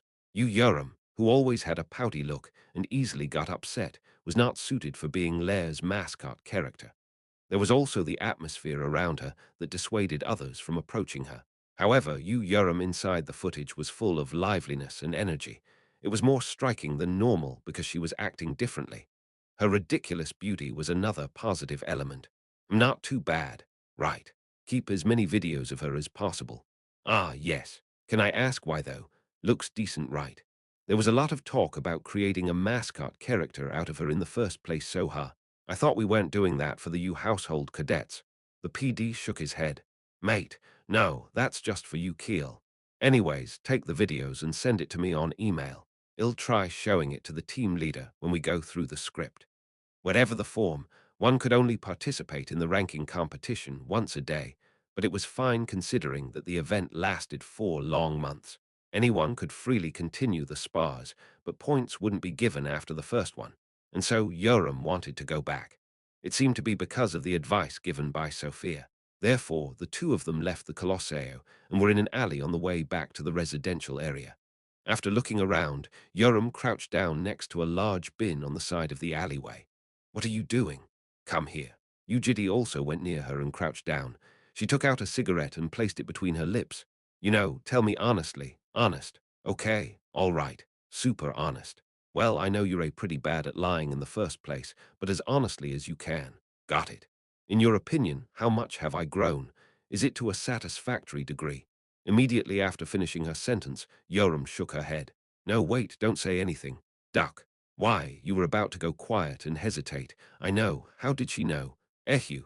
So it's still not enough after all, that isn't your standard too high. Not that I hate it, though, she grumbled. Thinking to himself that she might need a compliment, Yu Jitae opened his mouth while shaking his head. You're doing good. A lot better than what I expected. What? It's true. There aren't any dragons living as earnestly as you. HMPH come, HMPH. After giving several meaningless coughs, Yoram lit the cigarette on fire. In the back alleyway away from others, she slowly breathed out smoke and lowered her head. The joy she tried to suppress bursted out as she faintly chuckled. That's good. Meanwhile, the regressor felt another strange feeling. The small lines of smoke diverging into the air could be seen vividly, and the smell of cigarette nearing his nose contained a heavy texture. What about the scattered bob hair and the smile on the child's face? The hazy world which appeared to have been behind a blurry cover became clear, from the alleyway all the way up to the sky above. This was not his first time feeling this. It was similar to what he felt when Baum was being mischievous with him in the past. The sensation that hit him when he could visibly sense the distancing of the apocalypse. Without even blinking his eyes, he absorbed the clean feeling in its entirety. It didn't feel too bad. Anyway, let's talk about what to do next. Yeah, your goal is to be ranked first in the school competition, right? Right. If I can't even do that, how would I take down Javier, and how would I go home? I'll be ducked. Though she didn't specify, that oldest Annie who had broken out of the egg before others probably had an outstanding talent even compared to other dragons. It might even be enough to make her the lord of their race. Besides, if she was over 100 years old, she would still be considered a hatchling to dragons who lived over thousands of years, but might be as strong as the 40-year-old Javier, and could even be stronger depending on her level of talent. Right, so I looked into it. Yu Jitae turned his watch on and displayed a hologram of the screen. A list of profiles appeared. What's this? Cadets receive the most points from individual spars, completing assignments and the tournament. These three, they each took about 30 and added up to 90. NN. And from those three, the spars and the tournament are especially more driven towards individual power. Since that's the case, the ones that will be competing against you are pretty much already decided. He shared the information about cadets that he had discovered with Yoram. 1. Renowned swordsmanship family, the Yang household. 27 cadets were admitted into Lair from the Yang household this year, and the ones that were considered the cream of the crop are Yang Tiha and Yang Danbai, the son and daughter of the family head, Yang Yungkook. Of course, they were both adopted, and Yang Danbai wasn't even an Asian, and she was black. It's them, huh? I've seen them somewhere. 2. China's Erfen Guild. 510 cadets had been sent from the Erfen Guild, and there were about 4 that required more attention: Zhou Luxan, Ling Ling, Zhang Zuyin, and O Wang. In this era, where human rights were being reconsidered, these had received hellish training ever since they were babies. Zhou Luxan also belonged to Professor Ha Yun's Moonlight Study Group. These guys looked ducking sinister. 3. Noblesse School. 85 cadets had been sent from there. Although their average level of skill was already very high, the one that required the most amount of caution was Tyr Brzenk, the son of the current rank 1 worldwide, Oscar Brzenk. Almost everyone sent from Noblesse School belonged to a study group or a society, but Tyr Brzenk wasn't. He appeared to have learned it from his father. There were lots of exceptional cadets apart from them. First-grade students living in the academy city amounted to around 10, and one of those were prodigies who had been praised for being geniuses in their home countries. They would all be commuting to Colosseo Lair, pondering on how to raise their ranks. Then what should I do now? For now, let's continue with the spars and slowly raise the points. There aren't any assignments with a high number of points available yet, and the tournament is only going to open next month. All right. Yoram nodded with a serious expression. So this guy's father is that rank 1 Oscar? Yeah. He's also the vice president of the International Hunter Association. HNN, is he stronger than you? No. After casually flicking the cigarette butt away, Yoram grinned. He's trash then. After that, Yoram spent the next 2 weeks diligently participating in the duels without resting a single day. Most of them ended with 1 strike and were boring. The semester had just begun, and the cadets all had relatively low points on average. Strong and weak cadets were all intertwined within the similar range of scores, and Yoram's opponents were comparatively too weak. Of course, it was also true that Yoram was just overwhelmingly strong. The allocation of points decreased when there was a bigger gap between the scores of the participants. For example, if Yoram with 100 points defeated a cadet with 50 points, she wouldn't get the full 10 points and would instead get 5. Due to that, the points she had gathered from the past 14 days was 111. The ranks weren't given yet because it only got refreshed monthly, but she would at least be in the top 20. On Lair's forum page, there was an anonymous cadet with 113 points. That cadet probably won all 14 days, but was just luckier and received more points than Yoram did. Once everyone accumulated a decent amount of points, cadets with high scores will fight others with similar points. That will be the true starting point of the competition. You are, our Unny is crazy, crazy, crazy. Keel clapped and created a fuss. Clap, clap, clap. Without knowing anything, Jael copied her Unny and gave a clap. Unny, Unny, Unny. Can I go have a look? Ha, I want to watch Unny fight. Why, do you know everyone's talking about you these days? I'm not interested in fighting, so I didn't know, but the kids were calling Yoramani insane. Really? NN. They said you look like a charging boar. When Yoram made a straight face after hearing that, Keel went, oops. Anyways, can I go watch? Why bother? Just use your watch at home. Why would you go all the way there? Why? It's going to be more exciting in person, right? Just don't come. There's nothing to watch anyway. It ends straight after the start when I smack their heads, so why bother? Keel appeared regretful, and Jael also showed a regretful look a second after her. Do you even know what we're talking about? NN nodded Jael. No, my ass. What do you know? I know, okay, whatever. Come watch when I'm actually fighting someone a bit stronger, when there's actually something to watch. Will you call me? Yeah, hearing that, satisfaction arose in the water-colored eyes. Although Balm didn't say much, she tied Yoram's hair into a bun before she left for Colosseo and said, "Don't get hurt." But her hair was too short, and it was hard to create a good bun without all the hair sticking out. "I'll be right back." The gazes of the surroundings had changed. Cadets wearing short sleeves stole glances at Yoram whenever she was walking down the road. This was the same as usual. However, it was to glance at her face before, while now they looked as if they were staring at a celebrity. Some of them whispered, "Is that her?" among each other. "What you looking at?" Sometimes Yoram frowned and spoke to the whispering ones, who would then turn their heads away in fright. There were occasionally cadets who walked up calling themselves a fan, but Yoram remained apathetic. A fan? So what? That wasn't the end. When they were at the waiting room of Colosseo, people glanced at Yu Jitae with eyes that seemed to be asking, "Is he that girl's guardian?" For him, this was a new experience because everyone had been uncomfortable and afraid of his existence from the 5th iteration onward. Since they were completely uninterested in fame, Yu Jitae and Yoram both ignored them. However, something added fuel to the fire. 2 weeks after the start of the school competition, when Yoram was struggling from the boredom of fighting against boring cadets, a special cadet was finally chosen as the opponent. The stage for the battle in the alternate dimension was a back alleyway of a town. A gloomy townscape was visible behind the pathway. Yoram was waiting for a person to join after entering first when the opponent was found, and a simplified profile appeared in midair. Ling Ling, Urfan Guild, Heavenly Horse Study Group, Strength 9, Agility 9, Stamina 9, Mana 9 acquired points. 109, she was a cadet from CPCS Urfan Guild, who also belonged to the Heavenly Horse Study Group, which rivaled the previous Azure Dragon Study Group of Wei Yan. The statistics weren't very meaningful beyond the limit, and Yoram also had 9 for all her stats. However, considering the fact that average cadets had 45, it was a pretty high stat. Her acquired points were 109 and were 2 less than Yoram, who had 111 points. It also meant that she hadn't lost during the past 14 days. As light gathered in one place and soon scattered, a female cadet holding 2 swords appeared from within. It was Ling Ling.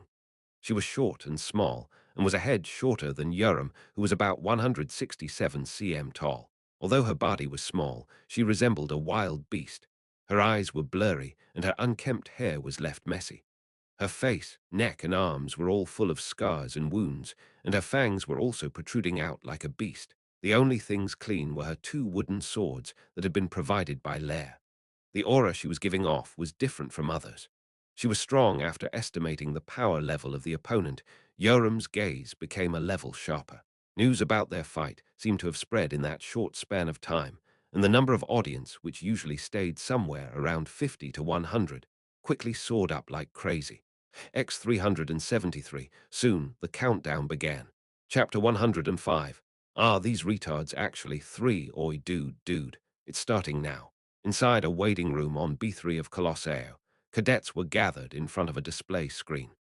It was 14 consecutive wins versus 14 consecutive wins, and was a big match that would be carried out once a day at most, similar to the battle yesterday between young Tiha of the Yang household and Sofia Volkova, who each had 13 consecutive wins.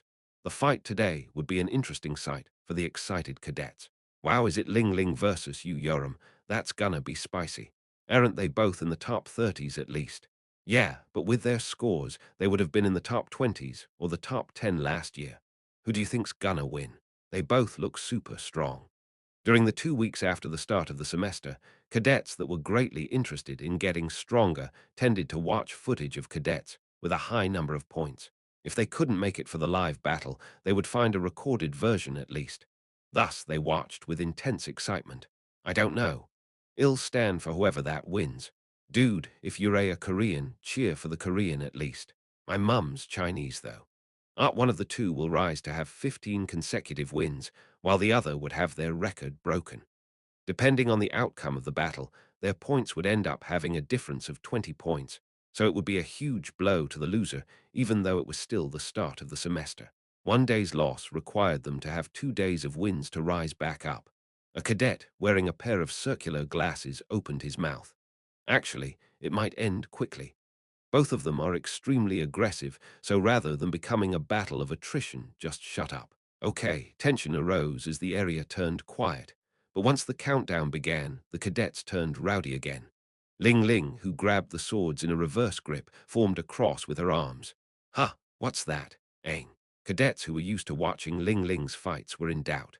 Ding, the moment the bell rang, Ling Ling stabbed the swords down before pushing the ground away. Like pushing off the ground with ski poles, she accelerated her small body forward and bounced forward like a tiny flea. Ewa, the cadets created an uproar as they watched Ling Ling shorten the distance of 15 meters in an instant while swinging the two swords around like a blender. It was difficult to spot it with their eyes, but Yoram seemed to have blocked it. A destructive thud that was unbelievably made by the clash of wooden swords resonated as dust clouded the alleyway arena. Gua, what the hell? That's insane. Their arms appeared to be moving judging from their body and shoulder movements, but everything was blurry past the elbow, and the sword wasn't even visible. The two of them were in a different time plane compared to the spectating cadets. After receiving a strike, Yoram kicked the ground and flew forward.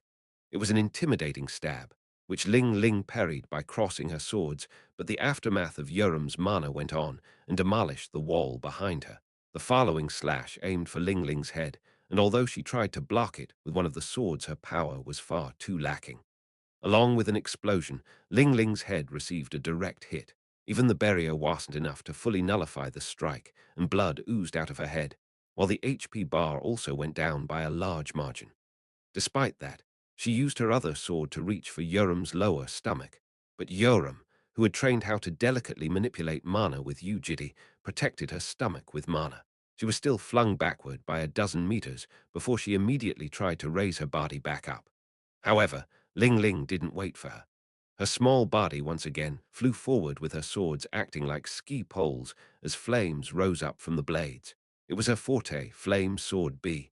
The two swords enveloped in flames came crashing down like the fangs of a beast. Quang! A pillar of fire was created and covered the two behind the blaze. Oi, what's happening? Come on, you are! They screamed from the cliffhanger. Bam! That was when someone was flung outside with their body burnt black like charcoal. It then fell down on the ground. Ling Ling, who stood back up with her fangs in full display, had her teeth painted in deep red as if she had been hit on the mouth. And before long, Yoram slowly walked out from the flames. Disgust was evident in her expression. Ducking Beach, you dare try to bite my ear? Coo, she's swearing. You Yoram's angry. Yoram's left fist was covered in blood. Blood traveled down her nose after perhaps allowing a hit from Ling Ling. Raising her left hand, Yoram aggressively wiped the blood, and it was apparent that she was fuming even from the other side of the camera. Soon, Ling Ling dashed forward again. It looked like she was in a fight to death as she slashed down with the two swords, but her arm was soon bent into an unnatural angle, crushed by Yoram's sword. Yuak, Yua, what the duck. But Ling Ling did not give up. The small beast dropped the swords and used her fractured arm to grab Yoram by her hair. Bam!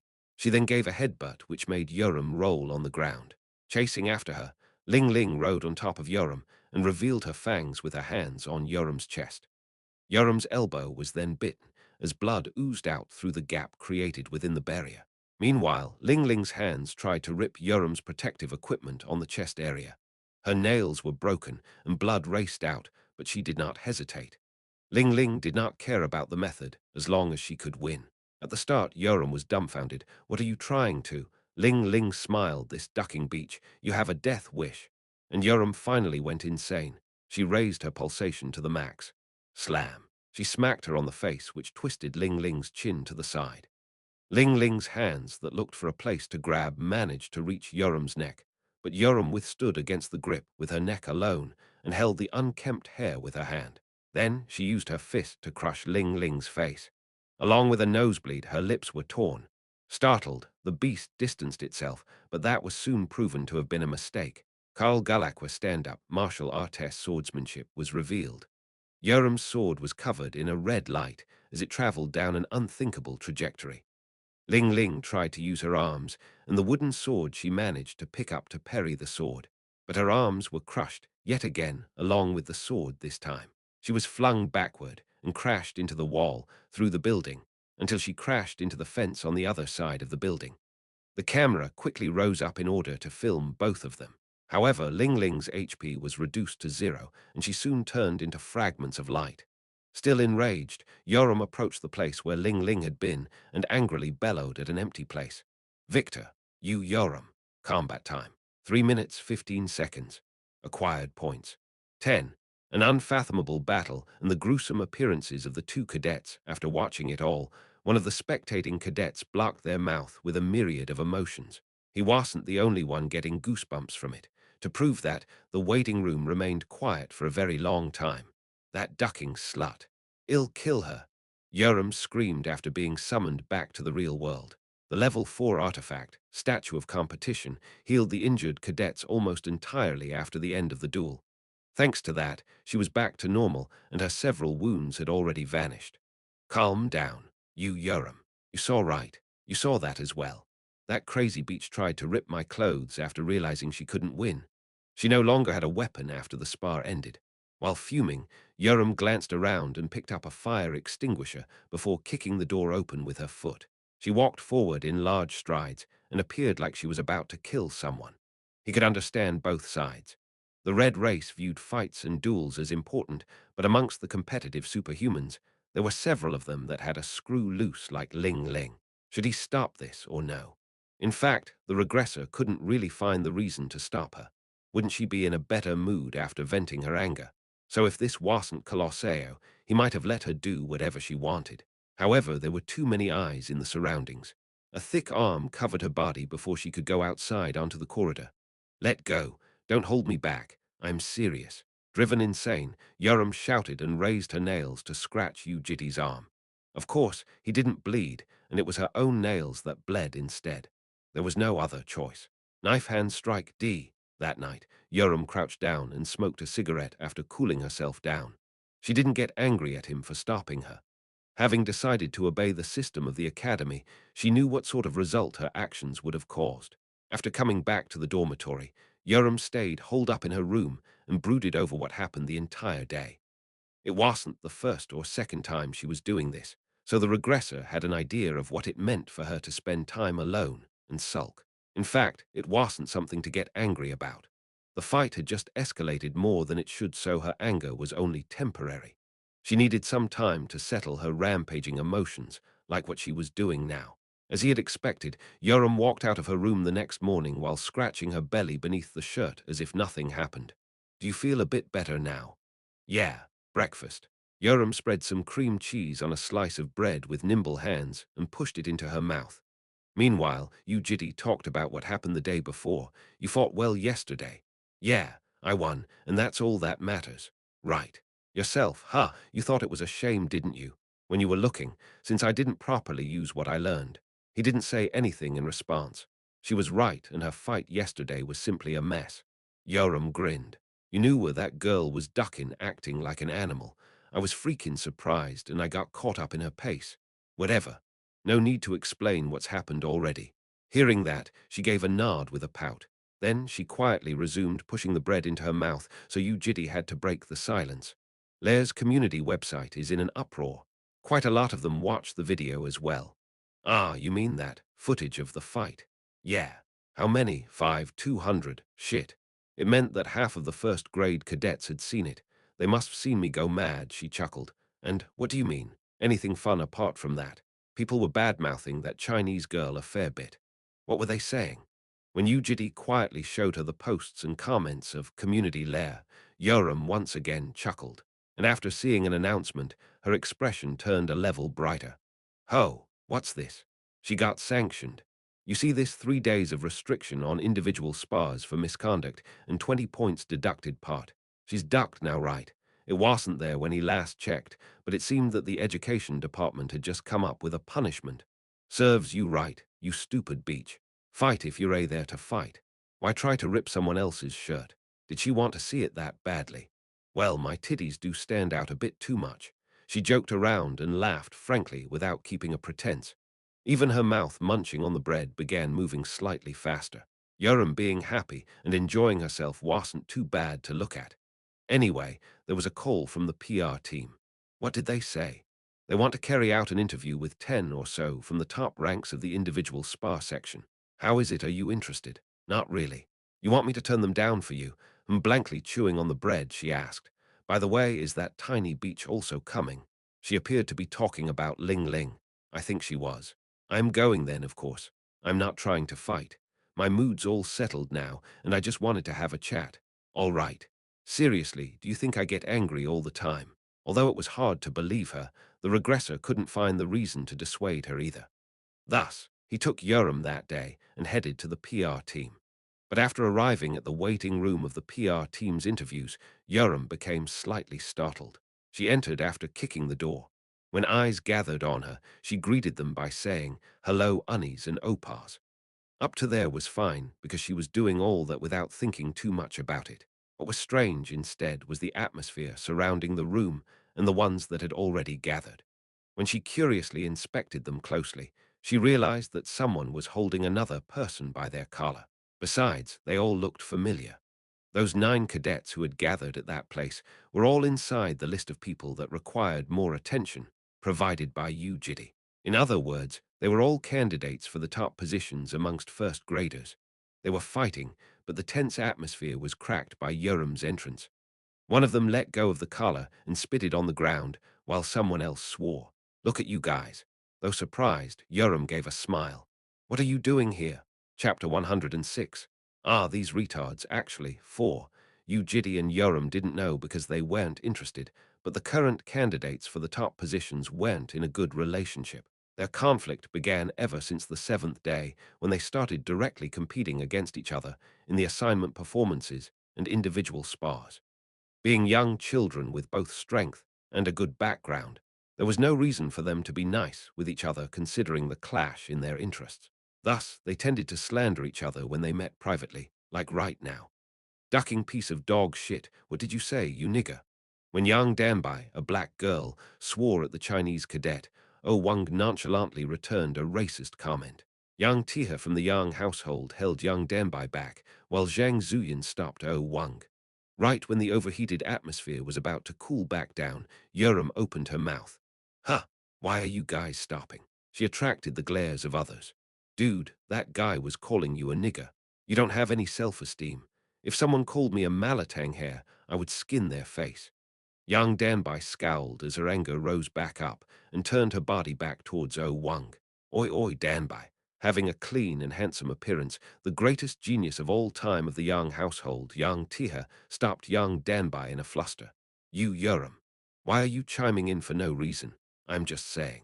Hey Chinese, she's calling you dog shit though. Oh Wang, with a sinister scar on his face, suddenly unsheathed a dagger from his waist. Calm down, shouted Zhang Zuyan as she stopped him yet again. You Yoram, I know what kind of person you are, And don't make other fight for no reason. Please, what do we gain by fighting in the first place?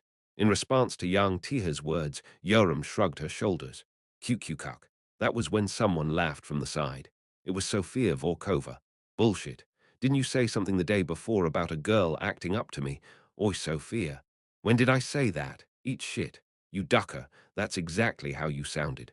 Right before it was about to turn chaotic again, the producer from the PR team entered the room and informed them to be on standby for the interview. The cadets turned quiet again.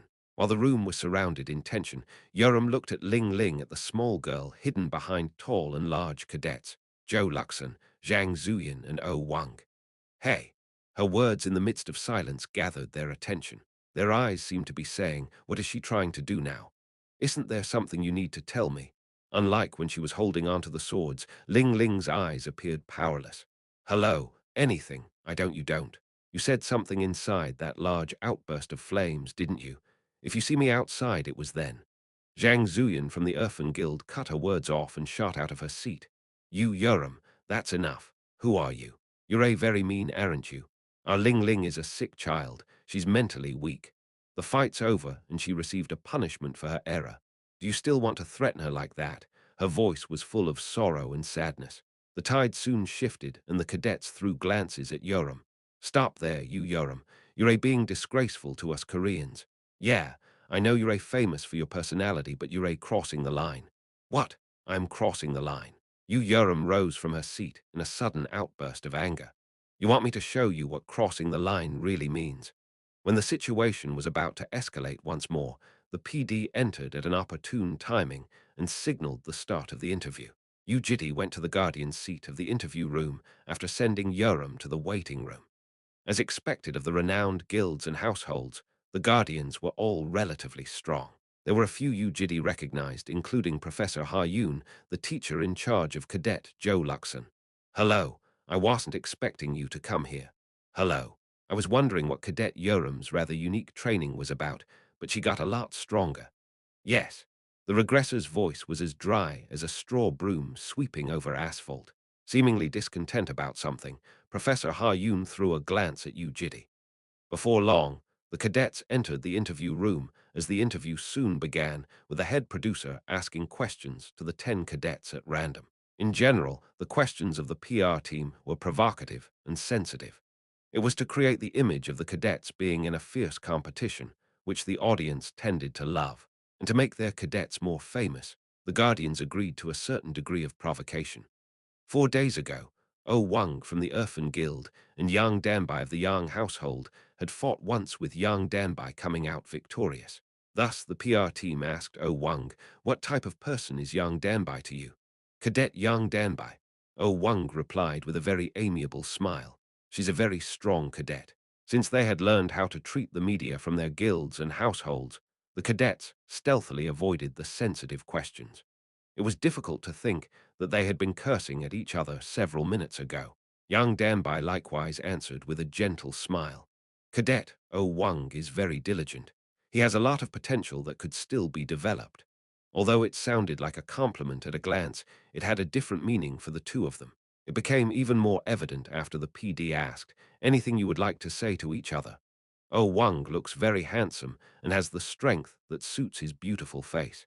As expected of Erfen's representative model, O Wang is a retard who believes solely on his face. I heard that Cadet Yang Danbai is better at magic than Cadet Yang Tiha, although he is better at swordplay. Lal, you're a mediocre at both sword and magic. I think there would have been a different road even if he didn't work as a superhuman.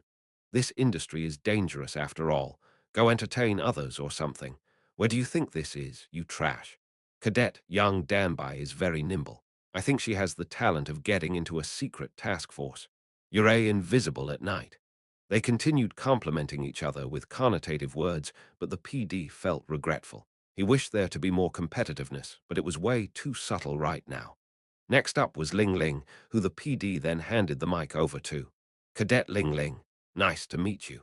Ah, yes, when hesitation appeared beneath her messy and unkempt hair, a flower bloomed on the PD's face. Haha.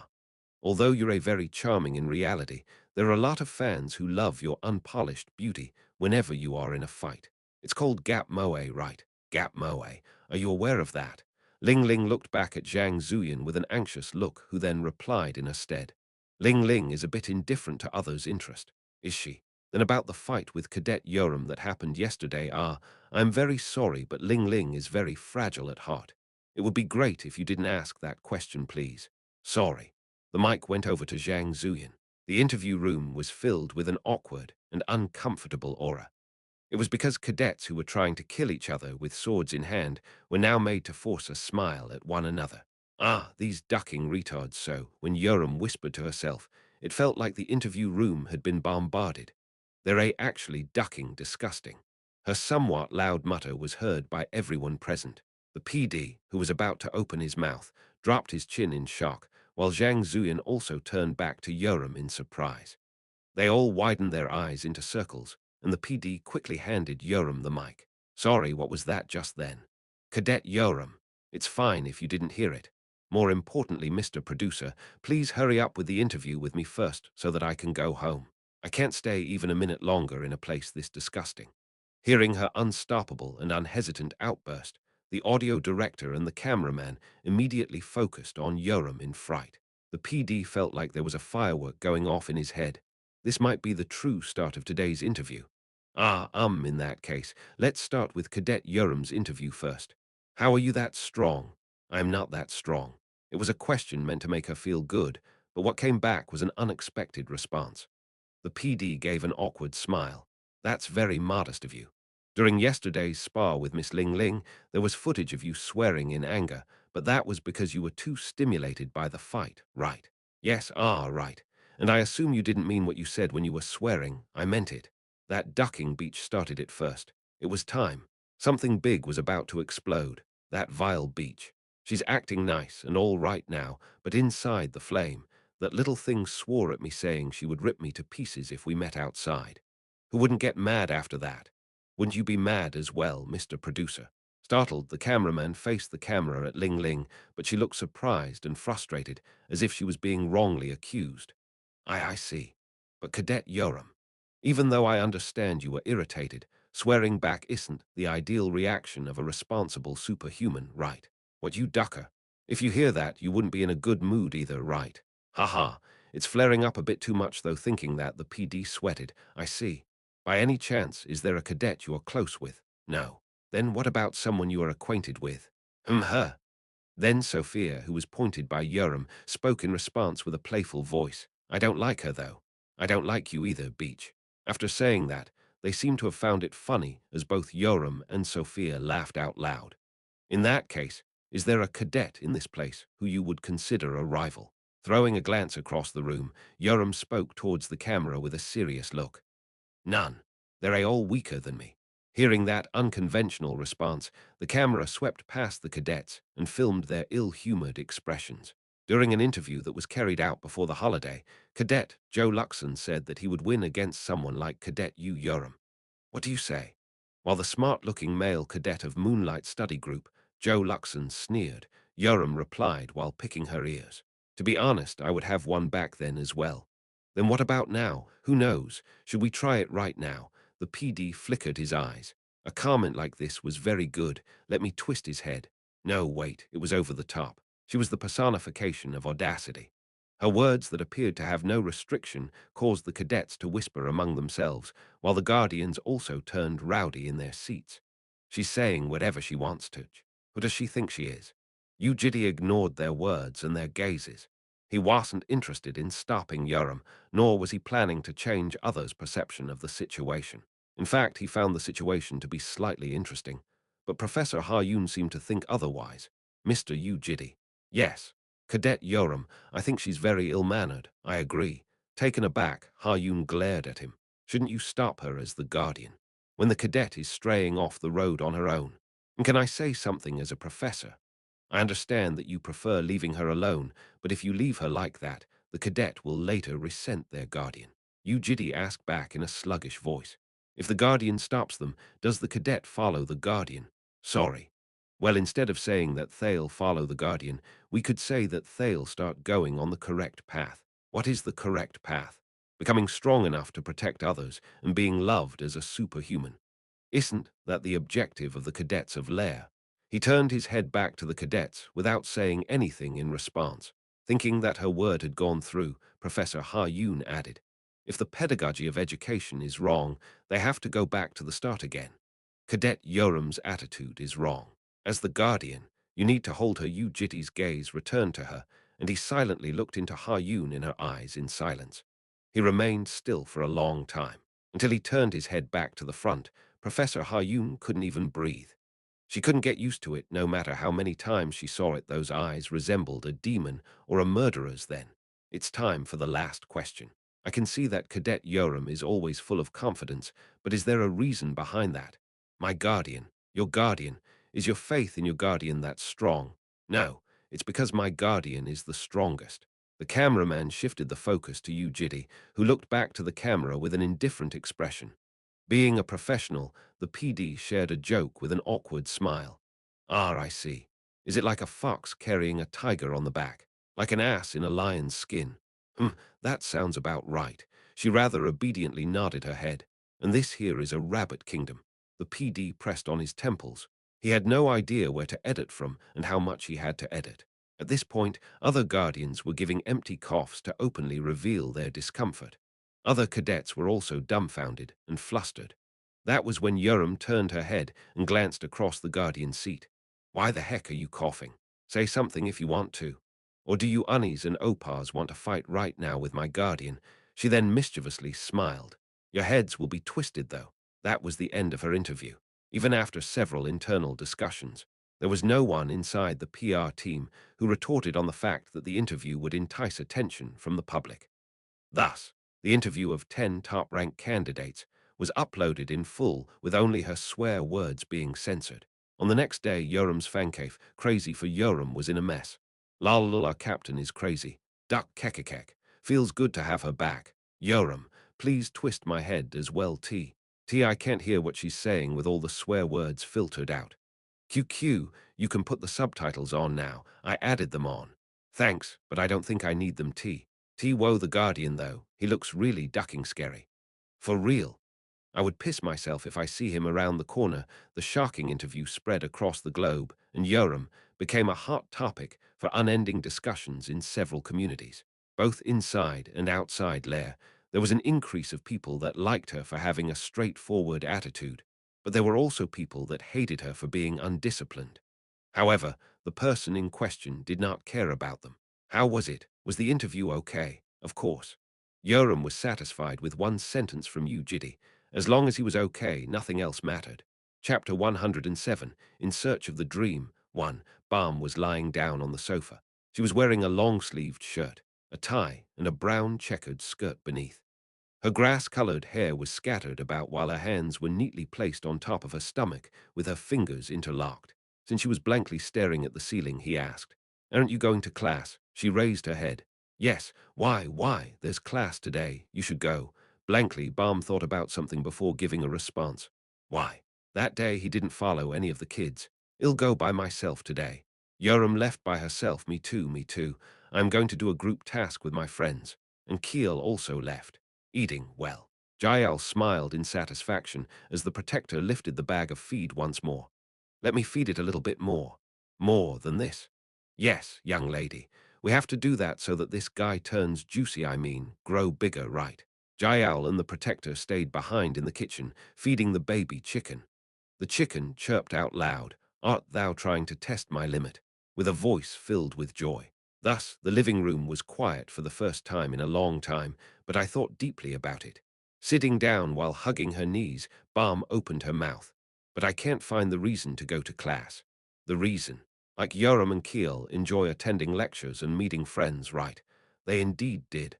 "But I'm not really interested in that." "Is that so?" "Going there and listening to the professor speak, studying, sitting tests and meeting new people. They're all fine. It's good, but I thought to myself that there was no need for all that. Your grades were quite good, though." Last semester, Balm received A for all her subjects. Considering that Keel had an average of B and Yoram B, it was a fairly decent score. However, Balm shook her head with a dull pout. "I got a few of the questions wrong on purpose." "Why?" "Because there was no reason to get good grades." Thinking about it, the fact that Balm only received A despite studying from time to time was strange considering that Keel, whom he never saw study, and Yoram, who slept throughout the class, had such results. They were dragons who remembered whatever they saw for eternity. Looking back, he hadn't been very interested in Balm's school life. It was because he thought she would be doing a great job at school, like how she always did elsewhere. When he remained standing in silence, Balm carefully pulled on the sleeves of his cardigan and gestured for him to sit down. The regressor sat next to her. "Can I ask a question?" "Yeah, why do humans go to school? To be educated. Then why do they try to get good grades? Because a better future awaits them once they win the competition." "What is a better future? Who knows? Wealth, good connections, and a happy household, something like that. Did you compete with others for those things too, Argosy?" The regressor couldn't respond for quite some time. As the regressions stacked on top of another, he rarely ever thought about anything in the standards of a normal human. Thus, he needed to think for a bit. No, looking back, the only opponent he competed with was himself. Mbam fidgeted with her bangs. They were now slightly longer than her eyebrows and were at an awkward spot. "Because I am a dragon, I don't need money. I can earn whenever I want. I don't really need connections either.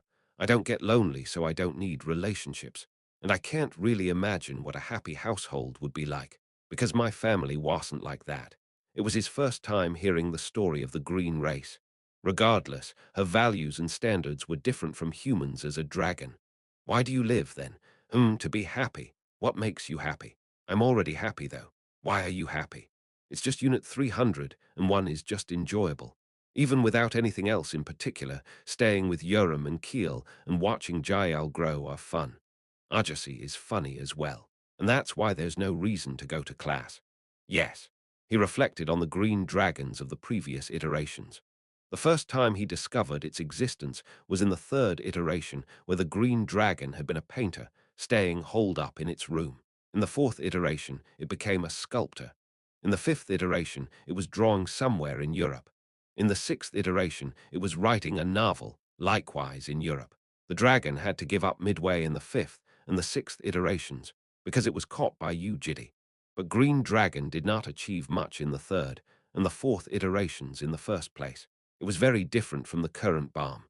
She looked like she could do anything perfectly, but had not succeeded a single time in the past. How could this be? By the way, I don't think this is my problem alone. That was when Balm slightly changed the topic. "What? Argosy is the same, right?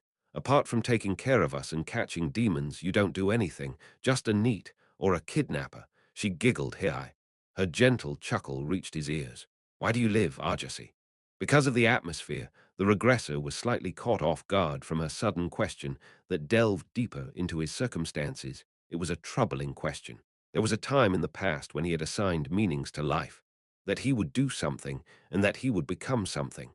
However, due to the repetitive failures, his life lost a lot of its purposes. The only remaining purpose was an abstract and distant goal that persisted throughout his lives. And that wasn't a suitable conversation topic with the baby dragons. When she didn't receive any replies, she turned her body and stared directly into his eyes. Although her expression was still hard to read, her gaze was evidently requesting for a response. "You don't need to know. Look, look," becoming all serious again. Balm smiled. "Same as last time, is it? NN, I'm used to it now." He decided to change the topic. "Then, should we do something together?" "HN. If you try something new, wouldn't there be something interesting that catches your attention?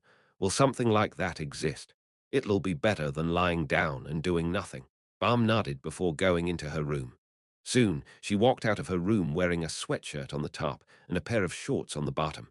"Since you're a green dragon, how about you try making something?" "I'll try. What should we do?" He knew of three things that had failed for sure. It was drawing, writing a novel, and sculpting. The regressor's intention was to now look into the reasons behind those failures.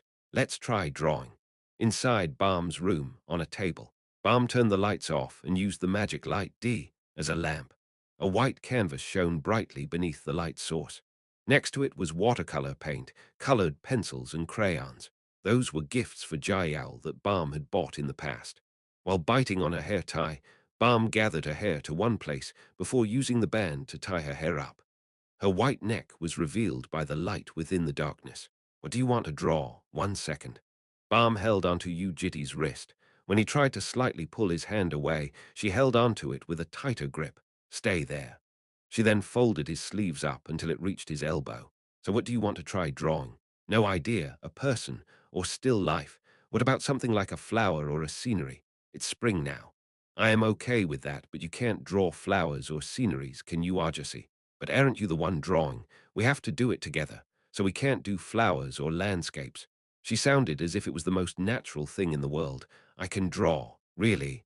A flower isn't that difficult. Try drawing it then. Ujiti placed his hand on top of the crayons. A flower, the last flower he saw, was the flower that bloomed in the crumbling world inside Noah's dream.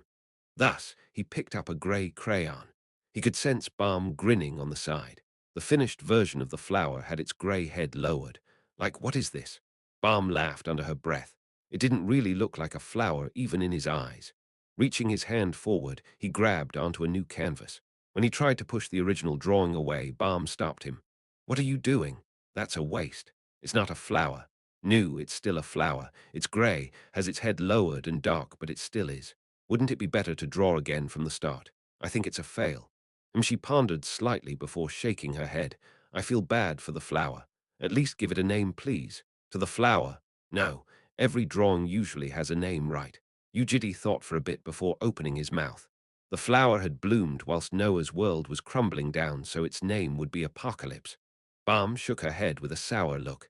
Is it weird? Yes. I'll try to make it better. Let's name it after that.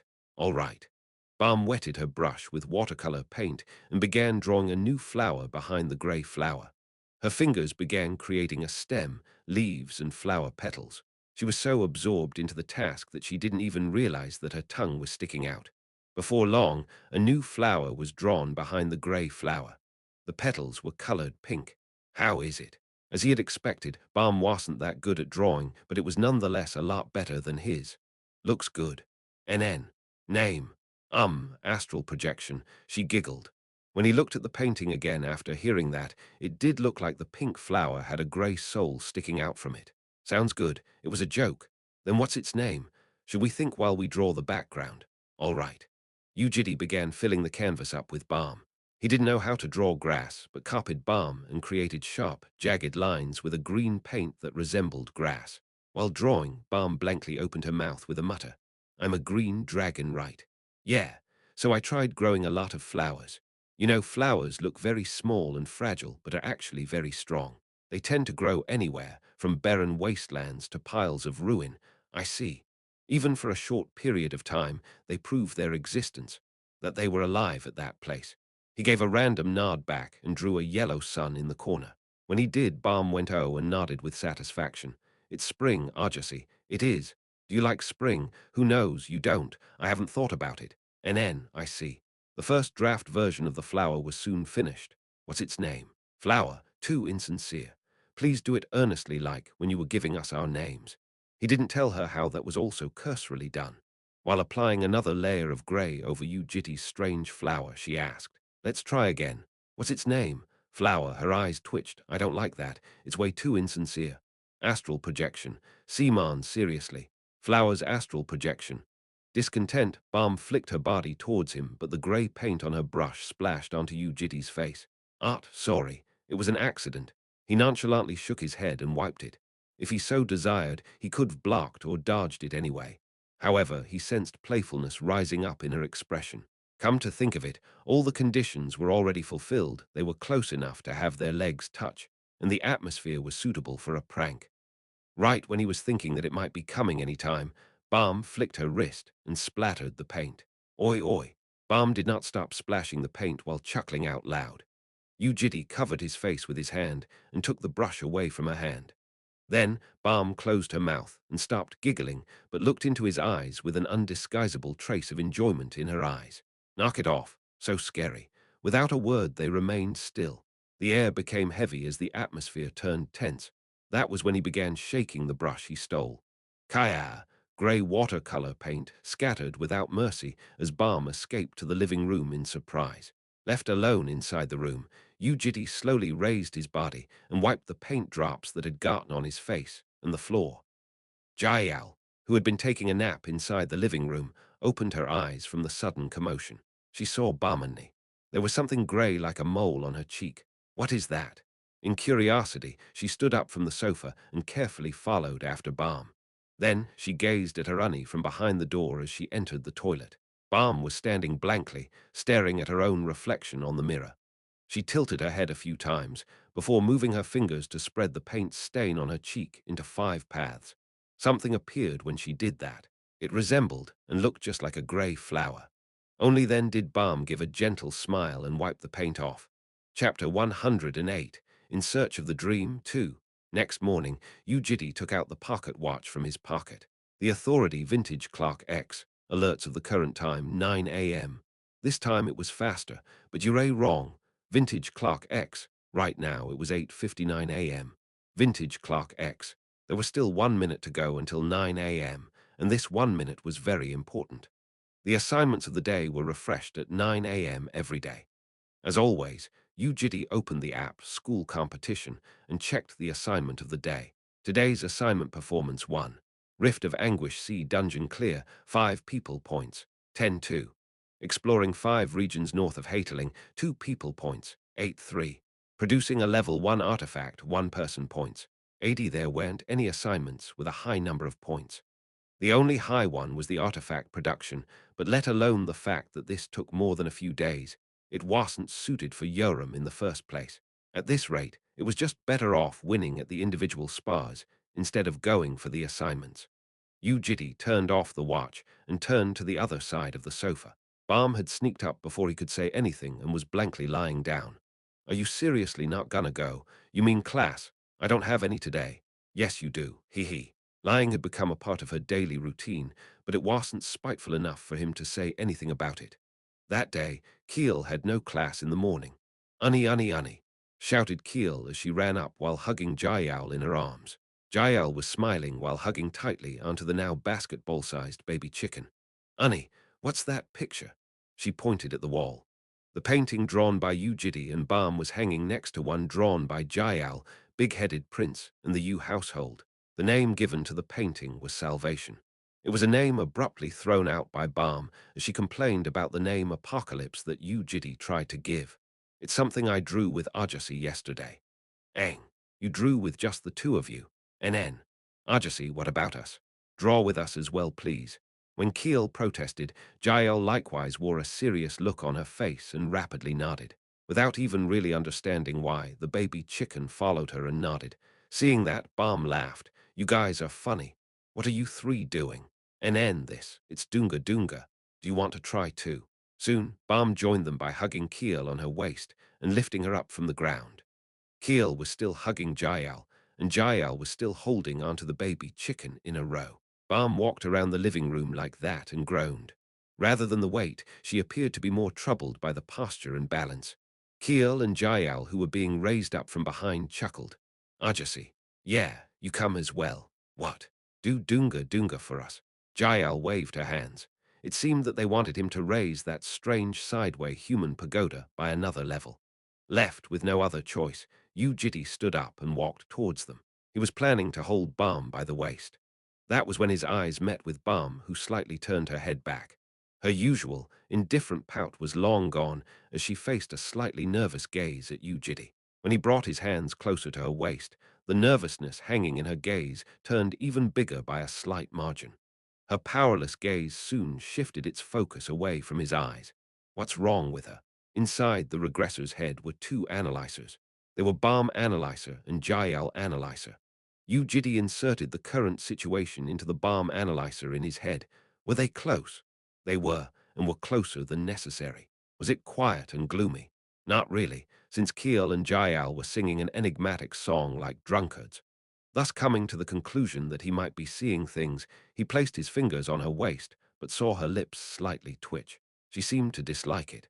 Perhaps Balm didn't like making physical contact like this. Maybe she was okay with herself touching, but disliked others touching herself. In any case, he, who only wanted the dragons to keep good memories, pulled his hands away and turned around before walking back to the sofa.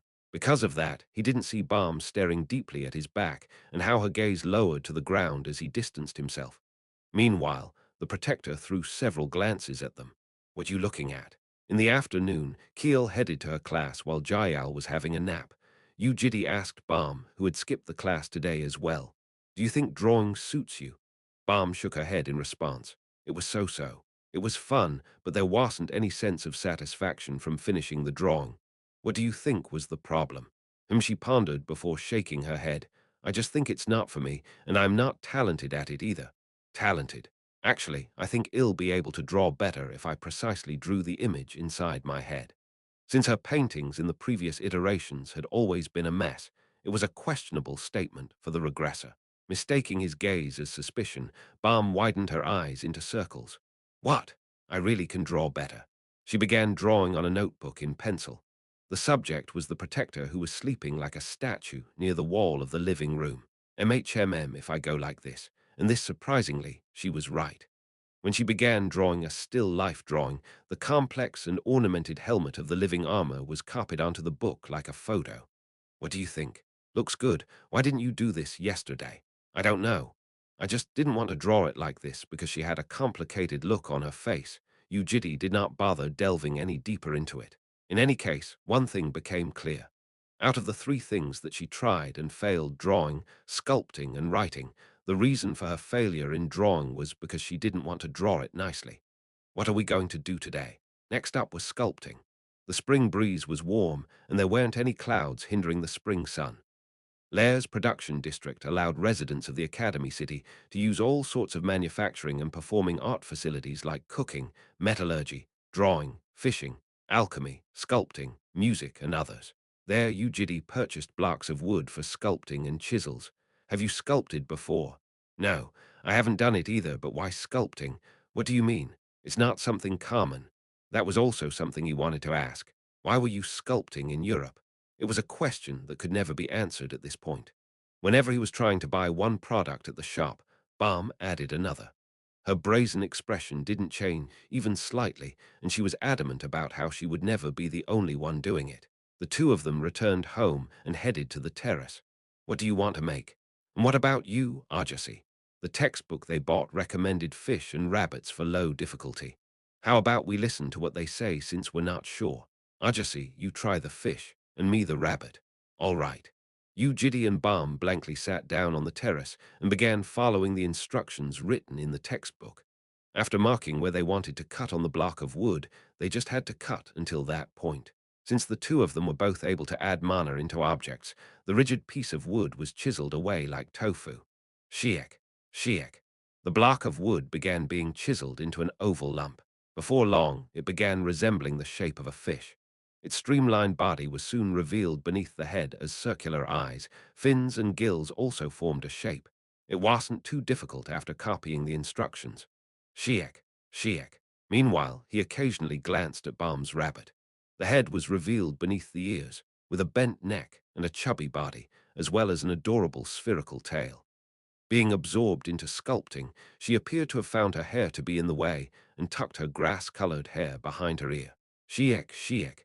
After the silence continued for about an hour, Balm opened her mouth. It's very quiet. It is class time. The residential area was eerily quiet, so their sculpting sounds echoed noisily. I like it when it's quiet. Is that so? Don't you? My voice is pretty soft, and my voice doesn't go through very easily when it's noisy. What about you, Arjasi? I don't really care whether it's quiet or noisy, even if what you say doesn't get heard. Just don't say anything then. That's an easy solution.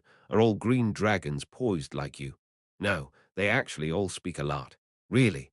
Except for the blue race, dragons of Ascalipha all speak a lot. I am just on the quieter side. A chatterbox green dragon.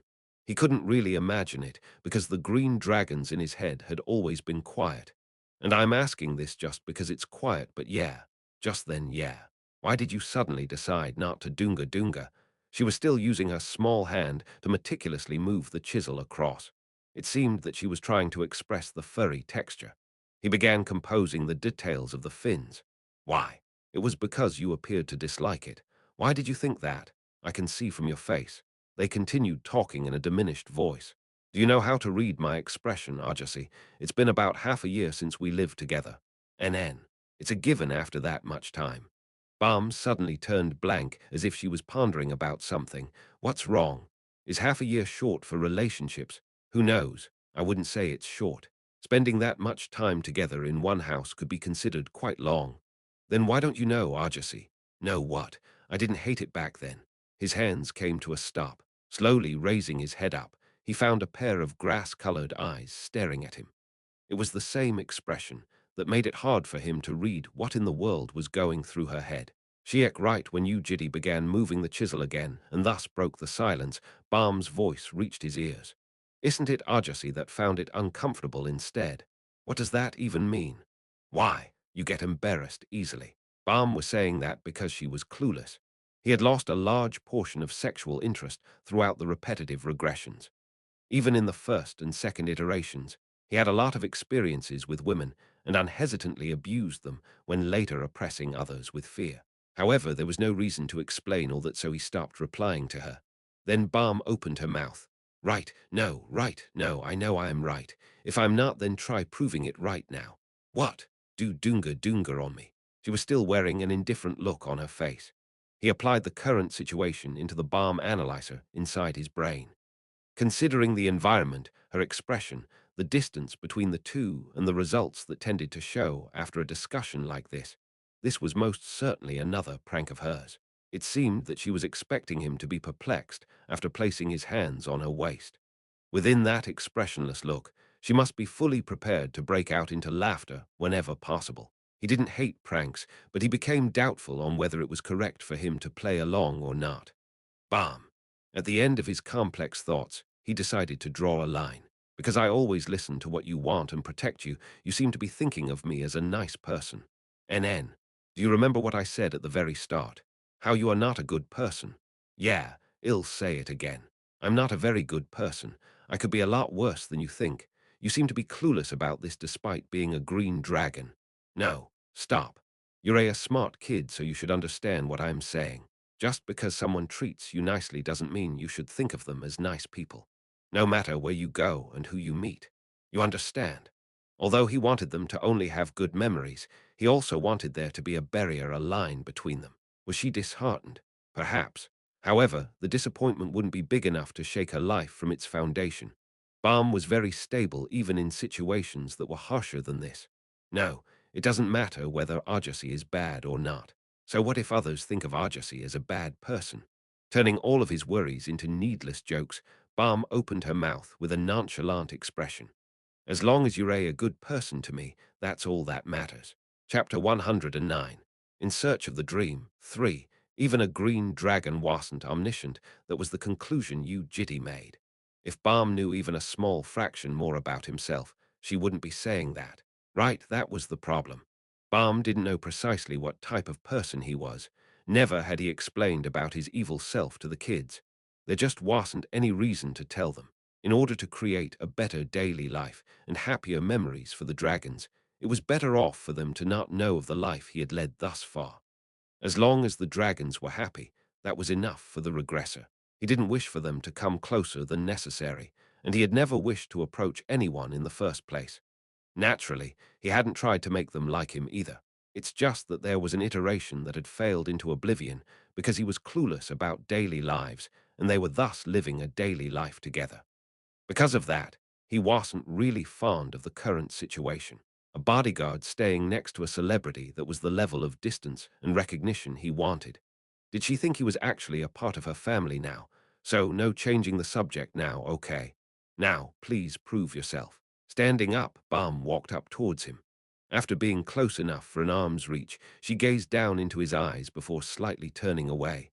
She then placed her two hands on her waist, on top of her boxy sweatshirt. Prove what? I said it just then. Please try Dunga. She then pulled her own sweatshirt from behind.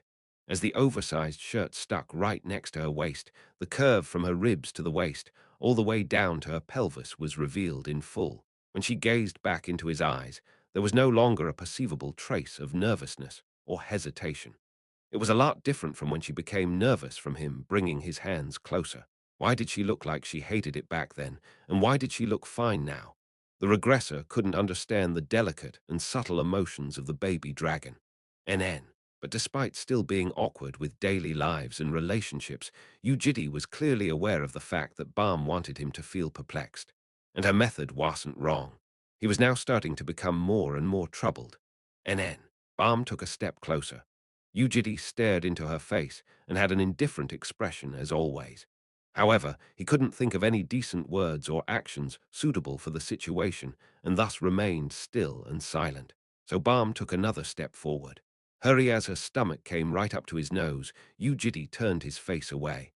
And from that small action, Balm fully realized how troubled he was. "You're not going to do it." Balm barely suppressed her laughter that threatened to burst forth. She then walked even closer and tapped Yu Jitae's head with her stomach.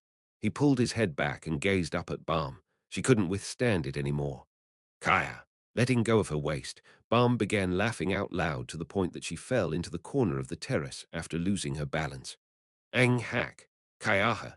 She laughed under her breath and literally rolled on the floor. While laughing like she was in a seizure, she wriggled her legs around. He heaved out a sigh and shook his head. After laughing for a long time, she collected her breath. He decided to ask her today, "What's so funny?" Wiping the little beads of tears, she raised her head. "It just is, Argosy being embarrassed. I wasn't embarrassed. HNNG, I see. And so, why is that funny? Of course it is. Who in the world could ever make Argosy embarrassed?" As the refreshing spring wind breezed onto the terrace, her grass-colored hair fluttered across. She smiled. "If not me." A fish and a rabbit were placed on the table. Balm asked, "How was it?" "That's what I want to ask. For me, it was so-so." As expected, sculpting was a failure like it had been in the previous iteration. If she was a normal human, he wouldn't have come to a hasty conclusion like this after one try. But she was a dragon.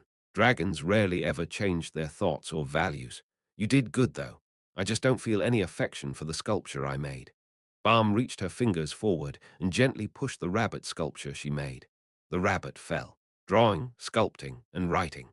From those, the reason sculpting failed was because she didn't feel any affection for her sculptures. It was sort of a letdown.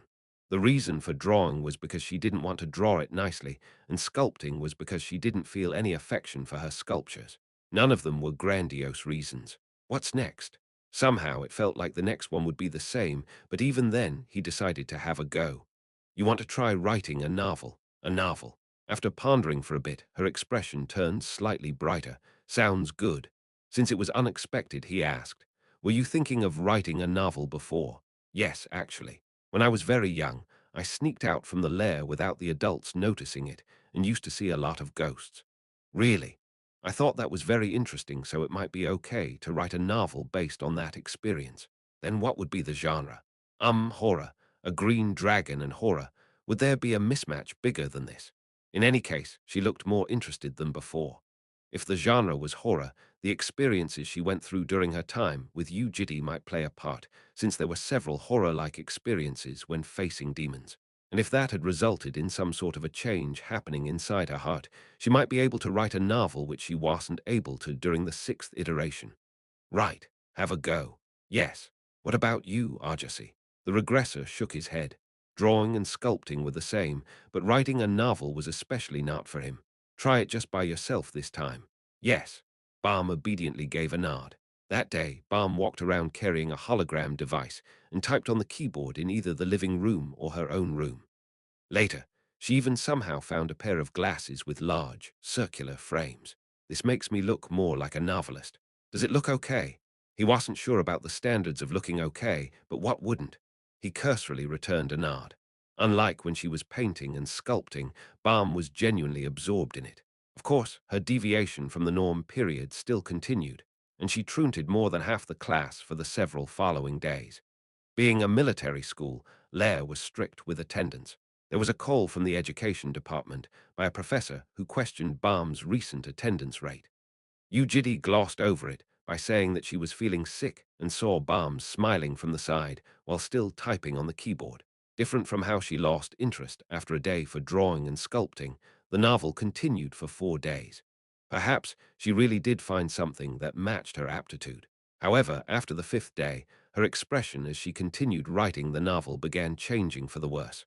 "What's wrong?" Wearing a pout that was at least twice more sullen than usual, she looked back and forth between the device and Yu Jitae. She then shook her head. It seemed that she was slightly displeased, but she didn't stop typing on the keyboard. He decided to watch on a bit more. At night time around 2 a.m., someone knocked on the door of Yu Jitae's room. Yeah, he replied as Balm peeked into the room through a small gap between the door and the frame. Were you sleeping? The regressor shook his head. She heaved out a sigh while still wearing the circular glasses. Why? It's just a bit hard to write the novel. Come sit down. NN. She sat down on his bed. What's the problem? Since it's a horror novel, there will be lots of ghosts, right? I guess. When the ghosts come out, the protagonist has to be afraid. But no matter how much I try, I can't express the feeling of fear. But you said you saw ghosts before. Yes, ghosts and some undead, but back then I wasn't that scared. Indeed, a dragon fearing ghosts would be slightly weird as well. Hatchlings were similar to humans at a glance, but were different in certain places. Maybe this was why she wasn't able to get much of a positive reaction, even when she wrote novels in the sixth iteration. Anyways, and I thought about it for a few days. And there was this one time where I became scared of someone for the first time in my life, you know. She then threw glances at Yu Jitae. Even without hearing it, he could somewhat guess when that would have been. Is that the first day you saw me? Yes, the day I was kidnapped. Damn. And then, can you try acting as the ghost, please? It's not like he couldn't, but at the same time, he didn't really feel like willingly listening to her request. Weren't you also scared when you were caught up in the dimensional disjoint? But that's not being scared of a specific target. How is it different? So like, the disjoint is like a spooky night. That is scary in itself, but there has to be a ghost inside a horror novel. Guess that makes sense. Even after hearing her explanation, the regressor wasn't too keen. It was fundamentally different from when Yoram wanted to learn his gaze so that she could threaten the reporters. In the end, Balm wanted a situation where she would be scared and threatened, but wouldn't fear remain in her memory forever. Therefore, he remained silent. You can't. It's okay if you don't want to. He thought she gave up rather easily. You know how to reject as well, Arjasi. Well, no one's stopping you, but she kept going on. Drawing and sculpting were no good, and even the novel is the same, I see. I thought it was pretty fun this time, though, then. She took off her glasses and threw them into the bin. What should we do next? He could feel her protesting with her entire body. Left with no other choice, Yu Jitae decided to help, and Balm nodded with a brighter expression. In that case, I'll be writing here, so please frighten me from behind. Like surprise you. A little bit more violent, please. Slightly more bad. Explain the situation in a bit more detail. So this was how the novel went. A female criminal discovers a cabin in the middle of a mountain while running away and peacefully lives there. She brings friends in to play and brings her loved one in as well. Actually, the woman had killed the owner of the cabin, and the owner's soul returns as a ghost to take revenge on the woman. Do you know about revenge, Arjasi? I do. You know that feel, right? Like how something big is about to happen. Like something big is about to happen. All right. The role play soon began. Balm turned the lights off and sat down in front of Yu Jitae's desk. She then used a pen to write something down on the notebook. Meanwhile, the regressor slowly raised his body. Like something big is about to happen, it wasn't necessary to get serious against a child. He simply had to give her a rough feeling. He thought to himself, I am the owner of the cabin. That woman killed me and stole my cabin away. There was a distant memory of a distant iteration where he had been deprived of something by a woman and how he took revenge on her. How did I do it back then? He probably walked up to her back in silent steps. Back then, the target was sitting down in front of a table, laughing as she ate. Similar to that, the green-haired girl did not sense his presence. As he embraced the woman from behind, he reached up and touched her on the neck. When she sensed the touch of a stranger on her neck, the woman that had not sensed the approach of another being finally noticed the arms covering her body. He placed his lips next to her ears and slowly opened his mouth. You seem to be enjoying yourself, he whispered, and used his big, thick hand to strangle the slender neck of the woman. In that instant, Balm turned towards him in fright. There was nervousness, never seen before, hanging in her eyes. Was it that scary? It can't be. He had no intention of scaring her, nor did he have even a sliver of killing intent like before. Yu Jitae was only copying the movement. Balm, are you okay? Yes. Her expression definitely wasn't okay. At least he could tell that. After slightly looking away, Balm tightened a fist around her chest and lowered her head. Then she began slowly heading towards the door, I'm sorry if that surprised you. I was trying to make it feel like something big was about to happen, but it must have been over the top. No, I am really fine. Until the end, she never looked back and closed the door as if she were running away. He was trying to hold himself back, but it seemed to have failed. Left alone, the regressor awkwardly touched the back of his neck. That's why I didn't want to do it. After returning to her room, Balm leaned on the door. Only then was she able to collect her breath that threatened to explode. She was so surprised that she had a slight fever on her forehead and cheeks. Even her heart thumped loudly as it pleased.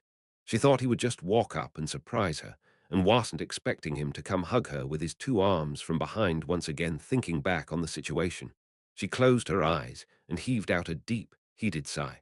Her shivering lips curled up faintly, and she murmured with a smile, "That was dangerous, chapter 110. How was writing?" Balm replied without hesitation to his question. "I'll try a bit more." Unlike drawing and sculpting, she appeared to be slightly interested in novels. Maybe she had found the thing that suited her the best in the sixth iteration, and maybe she was working earnestly and enjoying herself until Yu Jitae suddenly kidnapped her. "By the way, yeah, would you be able to help me every now and then?" Her voice was soft. Thinking that she was quite scared before, he worriedly asked her if she was okay, and Balm casually returned a nod. Later, when he tried looking into it, he realized that there were also literary competitions for cadets. The writing segment mainly consisted of pure literature and poem competitions, but there was one horror competition each year, with the deadline being in July. Really, Yu Jitae and Balm opened the outline of the competition. The only requisite was that the composition had less than 300 pages, and considering that there was still about half a year left, writing 1 or 2 pages a day would be more than enough. "I'll try preparing for it. Also, did you want to have a look at what I wrote yesterday? You wrote after that yesterday." "Yes." She handed him the manuscript, and Yu Jitae quietly sat down on the spot and began reading the text. Meanwhile, Balm leaned on his back with her two arms resting on his shoulders and read through the manuscript with him. Seeing her Unnie do that, Jael tilted her head. With a pink flower-shaped hairpin on her hair, Balm was resting on Yu Jitae's back. Since he was sitting down, Yu Jitae's body was curled forward while Balm's upper body remained straight. She remembered seeing something similar after contemplating deeply. Jael realized something and turned her head to stare at the painting hanging on the wall, the painting of a gray, withered flower and a pink flower sticking next to it. She turned her head back to the front. The painting resembled Yu Jitae and Balm. Episode 37, Mental Preparation. Balm's deviation from the norm came to an end after that. She went back to wearing cadet uniforms like usual and wore a flower-shaped hairpin on her hair while diligently attending class. Thinking that she might finally be able to find her dream in the seventh iteration, Yu Jitae decided to watch her future unfold. On a side note, before they left for the Academy District that morning, Unit 301 was a little rowdy. The Protector and the baby chicken were glaring at one another. Tension was mixed within the atmosphere. "I thought feeding it more was all I had to do," thought the Protector. Recently, the baby chicken, Chirpy, was gorging through half the sack of feed every day. Since it ate everything that was being given, things had turned into a mess. In fact, just eating more was not that big of a problem. Money was never a problem, and buying more wasn't an issue either, while seeing the baby chicken grow fatter and fatter made the Protector feel good. How happy would Keel be if she received a massive chicken? Just thinking about that put the Protector in a good mood. However, the problem was the thing the chicken did to the toilet. I didn't even think about it. Nothing came out of the dragons, no matter how much they ate. It was because their digestive system was able to change almost 100 of the things that entered their body to energy. However, spirit beasts weren't dragons. The more they ate, the more they would give away. This hadn't happened before when the chicken only ate a bit, since it tended to go outside and take care of itself outside. But now it was different. Being a spirit beast with a high intellect, it did go to the bathroom, but didn't finish everything inside the flush. It was then the Protector's job to clean it all up. Because of that, the Protector heaved out a sigh every time it saw the damned chicken leave the bathroom. "I've had enough. You need to be trained from today onwards." "Chirp. What does thou mean by train?" "You need to be toilet trained." "Chirp. What toilet train?" "You don't understand what I'm saying." "Chirp. Chirp, chirp." "No, but I'm asking what toilet training means." Although it didn't understand what the baby chicken was saying, the protector could still tell that it was curious about what was being said. So human words do not go through, huh? The red glittering darts behind the helmet flickered. Then what about this? Chirp. Kai, what the chirp? Chirp. The protector cried out chirp, with the voice of a screeching metal, while the baby chicken became afraid of what this crazy armor was trying to do.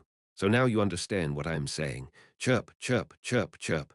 No, I do not speak normally like a human. Hee-hoo-hoo. Chirp, chirp, chirp, chirp. Have thou gone mad? What art thou trying to do? Chirp, chirp. This is driving me crazy. Regardless of its thoughts, the protector took the baby chicken around and taught it how to use the toilet. Although it could understand the words of a human, the chicken couldn't understand the chirps of the protector and was thus frustrated for the whole morning. Looking on from the side, Yu Jitae was slightly dumbfounded but couldn't find the reason to bother straightening things out for them, so he stopped caring about them. Yua. Meanwhile, after changing into her cadet clothes, Keel had her hands on her head as she wandered around the corridor. She looked at least 3 times unstabler than usual. What's wrong, Keel? WWW. What should I do, Annie? What should I do? What's wrong with her? Asked Yoram from the side. Today's the presentation day for my group assignment. I wasn't able to help much in gathering information and became the presenter, but this is my first time presenting. Just do it then. But I am nervous. She went up and bothered Balm before irritating Yoram and even complained to Jael before dashing towards Yu Jitae. Ajasi, what should I do? I didn't even prepare much. I have to stand in front of the class. They'll all be looking at me. After saying that, she murmured, that's not that bad, and turned quiet. Of course, that didn't last any more than a few seconds, as she resumed noisily pressuring him. Don't you have any friends that did group tasks, Ajasi? She apparently wanted him to share his memories and emotions like he had during the declaration ceremony, but he shook his head since he hadn't done group tasks before. Keel became teary-eyed and looked at Yoram. Yoramani, why, you pig, so freaking noisy. How come you never get nervous? You look very natural even during interviews. Yoram scoffed. Do you get nervous when ants look at you? The perspective and values of the red and the gold race were this far apart. But calling them ants, whispered Keel before asking Balm, what about you, Unny? HN. How come you don't get nervous? Me, NN. You usually don't get nervous either, right? I guess. Balm thought for a bit before opening her mouth. You just have to mentally prepare yourself. But how do you mentally prepare yourself? Before a startling event or happening comes to you, think about it beforehand. Think of the things that could happen in that situation. For example, so when you present, some people will ask you right. NN. Think about what sort of questions will be asked, and some unexpected situations, and plan how you should handle it ahead of time. Oh, and how many situations do I have to think of? Keel looked at Balm with hopeful eyes. Around 200 to 500. Her hope was crushed into pieces. Something like that was only possible to green dragons, since thinking of 200 unexpected situations would be impossible for others in the first place. But planning ahead of time would be better than not doing anything.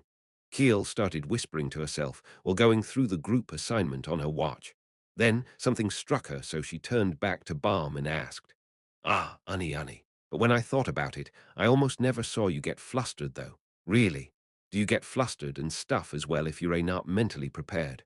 Balm stole a glance at Yu Jitae, who was on the other side of the corridor. NN. I didn't know, but I do too. Meanwhile, Jael stretched her 2 arms forward at Yu Jitae, asking for a hug. When he raised her up, her small and soft cheek touched him by his neck. She used her hands to lift his collar to the side to check that he was wearing the necklace. Since he had never taken the necklace off, Jael gave a satisfied nod today as well. Now she looked around 6 to 7 years old, no longer looking like a toddling baby. Thinking back to the previous iterations, she usually shed her skin around this point in time. Shedding skin referred to how growing dragons literally shed their old skins as their bodies grew in size.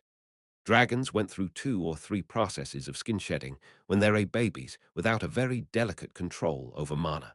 During that process, the dragons tended to turn weak. Was it about time? After thinking back on the 6th iteration for a bit, he asked, Jael, do you feel like your body feels ticklish here and there? Shake, shake. Tell me straight away if you think your body feels a bit weird. Okay. She obediently nodded her head. After a nod, Jael hugged Yu Jitae's neck with all her strength. It was one of those hugs that had no reasoning behind it. He was thinking that she had gotten over it, but here she was, doing it again after a long time. Her water-colored hair tickled his chin. Chirp! That was when the baby chicken screamed from a distance. Listening to it speak, it seemed that the middle portion of its legs had been attacked by the protector's wet tissue. Jael appeared to be curious about the scream as she went down from Yu Jitae and ran towards them. The baby chicken was drenched in water. Startled, Jael hurriedly took the baby chicken into her arms and reproachfully stared at the protector. Art, young lady, what are you doing? I was undertaking a toilet training session. Why bully? Be bully. No, this is just one of the necessary educations. Devil, devil, devil, devil. The protector was shocked by Jael's clear enunciation. At the same time, the baby chicken began swearing at the protector and leaned onto Jael as if it had found its savior. But that was when the situation immediately turned for the worse. From the baby chicken's fur, something dirty, that hadn't been fully wiped off, ended up getting on her arm. What's this? KNG, KNG. After smelling it, Jael's expression turned serious. Do you see that, young lady? Something like that is happening because it isn't trained at all. The protector persuaded Jael after realizing that it was a great opportunity. Jael cleaned her arm with the magic cleanse bee before looking at the baby chicken. Chirp, chirp. It cried out loud and explained after seeing that it was the mistake of its lifetime. However, Jael merely returned a faint smile while patting the baby chicken on the head. Let's learn. The baby chicken felt the world crumbling before its eyes. That can't be. Do not give up on me, shouted the baby chicken as it was being handed over by Jael to the protector. Although it tried to escape with fluttering wings, it was caught on the foot by the protector and dragged all the way back to the bathtub. Jael closed the door as she left the bathroom. Cheer! A hollow scream of a baby chicken echoed across Unit 301. That day, Yu Jitae accompanied Yoram, and around the time they arrived at the class, a status message floated up. The authority, Vintage Clock X, alerts of the current time, 8:59 a.m. It seemed that it hated losing to the pocket watch. After a minute, Yu Jitae checked the refreshed list of performance assignments. A dungeon clear of a low-ranked dungeon was 15 points. An assignment of a specific professor was 15 points, and taming a spirit beast was 7 points. All of them had low points as usual, and right when he was about to think to himself that there wasn't anything useful today either. There was one assignment that attracted his attention. 87. Be ranked underground fisher raid, 100 people. A four-man party at least is required once completed by the cadets without any intervention from the guardians. 20 points will be given as the basic reward in addition, further points will be given according to contribution points. However, it will be considered a fail for the party once the guardian intervenes. 20 points as a normal reward and further points depending on the contribution. This meant that one assignment would be giving at least 30 to around 100 points at max. The underground fissure was a place where monsters came flooding out without a stop. Although dangerous, it had the highest reward among the assignments that had been provided thus far. To prove that, the capacity of 100 people was completely filled up 3 seconds after Yu Jitae accepted the assignment. If he missed out on it, Yoram would have been quite sad. Oh, that's not bad. Just like what he thought, Yoram couldn't hide her excitement after checking the assignment. Then am I going to fight some monsters underground to death? Yeah, while the one with the most number of kills gets all the points. Right. Ah, duck, I love it. That was when another status window floated up. Vintage Clark X. Right. Good job. Chapter 111. The thing wriggling in the depths. 1. It all began with an interview of the Communist Party of China's Orphan Guild. Hugh, currently, you are on a 26-win streak without a loss. Ever since you defeated Cadet Yang Danbai 2 days ago, there have been rumors that you might perhaps be the strongest first-grade cadet. Any thoughts on that? It's not just rumors. One of the candidates for the top position of the competition, Joe Luxon, replied with a smile. Cadets of Orphan Guild standing nearby became flustered. A cadet acting humble before the media was a widespread culture of lair. But Joe Luxon, who had always been acting modest, suddenly revealed his confidence during the interview without any hesitation. Q. Is there an opposing cadet whom you could say with confidence that you would be able to win? Could you ask the other way around, please? Q. Ah, I see. In that case, is there a cadet who you think would be difficult to win against? A. None. Young household of Korea, Brzenk of United States, RIL of Russia, and the three families of Japan. Well, I saw all their videos, but they were all quite boring. Q. It's good to see that you're confident. Honestly, I don't think they'll be able to pierce through my stronghold. Stronghold proclamation. It was a blessing that had been at a shocking A rank the moment it was awakened. The reason Joe Luxon was called the greatest genius of Earthen was founded upon this blessing, which only belonged to him worldwide. Inside that unique dimension, others would be attacked repeatedly, while Joe Luxon can focus on defense and push the opponent into a quagmire. Young Tiha. I'm confident that I won't get hit a single time by him. Nearby cadets once again stole glances at Joe Luxon with anxious eyes. Behind them were also Professor Ha-Yoon being astonished, as well as the Guardian from Earthen Guild heaving a sigh. Q, any final words you would like to add? Joe Luxon took out a red string before snapping it into two. That was the end of the interview. After they were dismissed, Professor Ha-Yoon urgently summoned Joe Luxon and lectured him. Joe Luxon, what are you doing? How can you be so rude when the world is watching you? Professor, I'm tired of acting. What? I also want to say what I want. Despite wearing a frown, Ha-Yoon tried to calmly persuade Joe Luxon, but he remained stubborn. She sighed. Judging from how Joe Luxon said, also, Ha-Yoon immediately realized who he was affected by. Official Sophia RIL. Are you on drugs? After the interview, posts were uploaded by the angry cadets who had been insulted and called boring by him. Official/family Brzenk, we are very displeased with the interview of one immature cadet. But that cadet can enjoy himself and indulge in himself for the next 3 months. The results will prove things. Official Young Tiha Yang, acting Big Lal, don't get smacked. Official Young Danbai Sweet Train, someone threw his manners down the drain, haha, won't say who. Official Kimura, words cannot express this displeasure. Such reactions of cadets were spread to internet forums, news articles, and media platforms. After watching the sudden rudeness of Joe Luxon and the anger of those who had been insulted by him, the onlookers began amusing themselves with imaginations of what would happen next. Isn't snapping a red string implying something about you, Yoram? Remember how she said she would twist their heads, lol. Joe Luxon's angry IMO. Probably, yeah. It was also silk, not just a normal string. It's the same as you, Yoram's hair. Did you household say something about their official standpoint? They don't have an SNS account.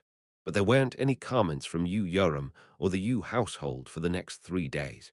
What the heck, lol? Are they scared? Why isn't she saying anything back? It's so frustrating. He downright snapped a red string and burned it. Does she have no pride, or what, despite attacking others when they were quiet, she suddenly went quiet when others attacked back? Those that loved Yoram's straightforward approach were disappointed, while those that hated Yoram criticized her for being a coward. But after 3 days, everything turned upside down with one video. Urgent news. Yu Yoram versus Zhang Zuyan is finally here. A ranker candidate from Earthen Guild, Zhang Zuyan. Her specialty was in gentle swordplay.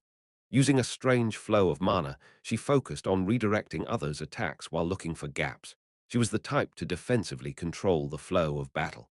She was someone that could aim for an extended fight of attrition against any opponent, including professors, and had a favorable matchup, especially against opponents like Yoram, who focused on aggressiveness. Despite that, she was unable to fight after merely 5 seconds. What the hell? What's happening? Why can't she dodge anything? What? She's just getting smacked. Dude, they're in a different league. Since when was you, Yoram, this strong? Yoram used the pulsations of the dragon heart, following Karl Galakwa's stand-up martial art, to fluctuate and unstabilize mana in the surroundings. That ended up destroying the flow created by Zhang Zuyan. Zhang Zuyan wasn't Yoram's opponent. It was in fact quite natural.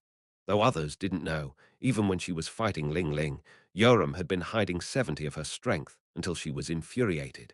But the moment the victor had been decided, Yoram began acting strange. The HP bar was almost gone to the point where a little jab would end the fight, but Yoram did not finish Zhang Zuyan, who was lying down on the ground. After crouching down, Yoram placed her 2 hands on Zhang Zuyan's forehead before suddenly bringing her lips to her forehead. What? Da fuck? What's she doing?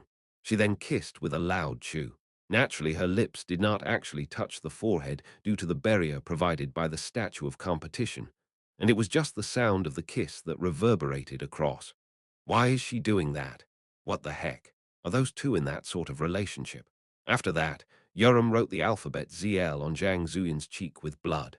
Then she slapped the remaining HP away. As Zhang Zuyin soon scattered into light, Yoram chortled and faced the camera with two middle fingers raised up. What the duck lalalal? Now I get it. She's saying something to Joe Luxon lalalalal. Yeah, kekekekek, actually crazy lol. That's a bit too much IMO, her personality, though. That was the end of the video. Because of that, Yu Jitae was summoned by the education department. When he entered a conference room inside the education department, approximately 6 guardians and staff members welcomed Yu Jitae. They were all wearing serious expressions, but couldn't hide the look of intrigue flashing in their eyes. A guardian from Urfan Guild, Lion, showed his anger after Yu Jitae walked in. How could a cadet be so incorrectly educated that they insult their opponent like that during a sparring session? Yu Jitae didn't reply. In fact, Yoram asked Yu Jitae the moment Joe Luxon's overbearing interview came to an end. Can I smack them and tease them if I meet one of the Urfans? She asked, and he allowed it because she tended to feel happy from straightforwardness. Answer me, Guardian Yu Jitae. Now, Lion, please calm down. First off, the purpose of this meeting is to decide on the punishment and action that should be taken on Cadet Yoram. The meeting continued with one of the staff members blabbering and Lion showing his fiery temper. Yu Jitae listened to everything in silence. He didn't think much of Yoram's insult. As long as she enjoyed herself, it didn't matter what happened to others. On the other hand, if she did something that was against the general framework of the society, he was planning on letting her take responsibility for her actions for the most part. Yoram insulted someone when she didn't have to, so she should take accountability for her actions if that proved to be a problem. So he was intending to accept the punishment as long as it was appropriate. But surprisingly, there was a witness who stood on Yoram's side. Is it okay for me say something? Ah, guardian young children. Yes, please do. I think a punishment would be taking it too far. He was a guardian from the Yang household. I do agree with the fact that Cadet Yoram did go too far, but we should still adhere to the regulations. Look here, Guardian Yang Chuljan. Doesn't Section 2 of the regulations clearly state that excessive swearing and violent language are prohibited? So did she swear excessively or speak violently? I think she just returned what Cadet Joe Luxon did by insulting her. If she wanted to pay him back, why do it to Cadet Zhang Zuyin and not Joe Luxon himself? Well, group responsibility, I guess. Damn it. Are you standing on her side just because you're both Koreans? Be mindful of your words. My parents are Chinese, stated Yang Chuljan indifferently. Joe Luxon's interview had provoked a public outrage of the cadets, so the guardians from a Japanese household and Russia's RIL all showed their support for Yoram. Thus, the punishment was cancelled. However, Yu Jitae wasn't really fond of the current situation. Guardians weren't charity commissions or donors. They never helped others without anything benefiting them. Most of the old superhumans were veteran soldiers, and soldiers loved playing with numbers as much as businessmen did. The regressor could clearly see the things they wanted. The next day when Yu Jitae was accompanying Yoram, Yang Chuljan visited the lecture room with Yang Tiha and Yang Danbai. Ah, Huck, since they were considered small celebrities even within Lair, the cadets that were still in the lecture room turned to them in surprise. Hello, this would be our first time having a chat like this. I'm Yang Chuljan, I'm Yu Jitae. Yoram gazed at Yu Jitae with an expression that read, what's wrong with these guys? But he shook his head. Cadet Yoram, nice to meet you. You guys say hello as well. Yang Tiha and Yang Danbai gave light greetings despite the awkwardness. What brings a busy person like you here? Ah, yes. Let me go straight to the topic. If you haven't decided on the members of the four-man party yet for the raid, I was wondering if you would like to have Cadet Yoram join the Yang households group. He was here because of the assignment performance that had been posted yesterday, the raid of B-ranked underground fisher. A maximum of 100 cadets were allowed to enter. With 3 days left till the day of the raid, cadets had to form a party that consisted of at least 4 members and register for it again.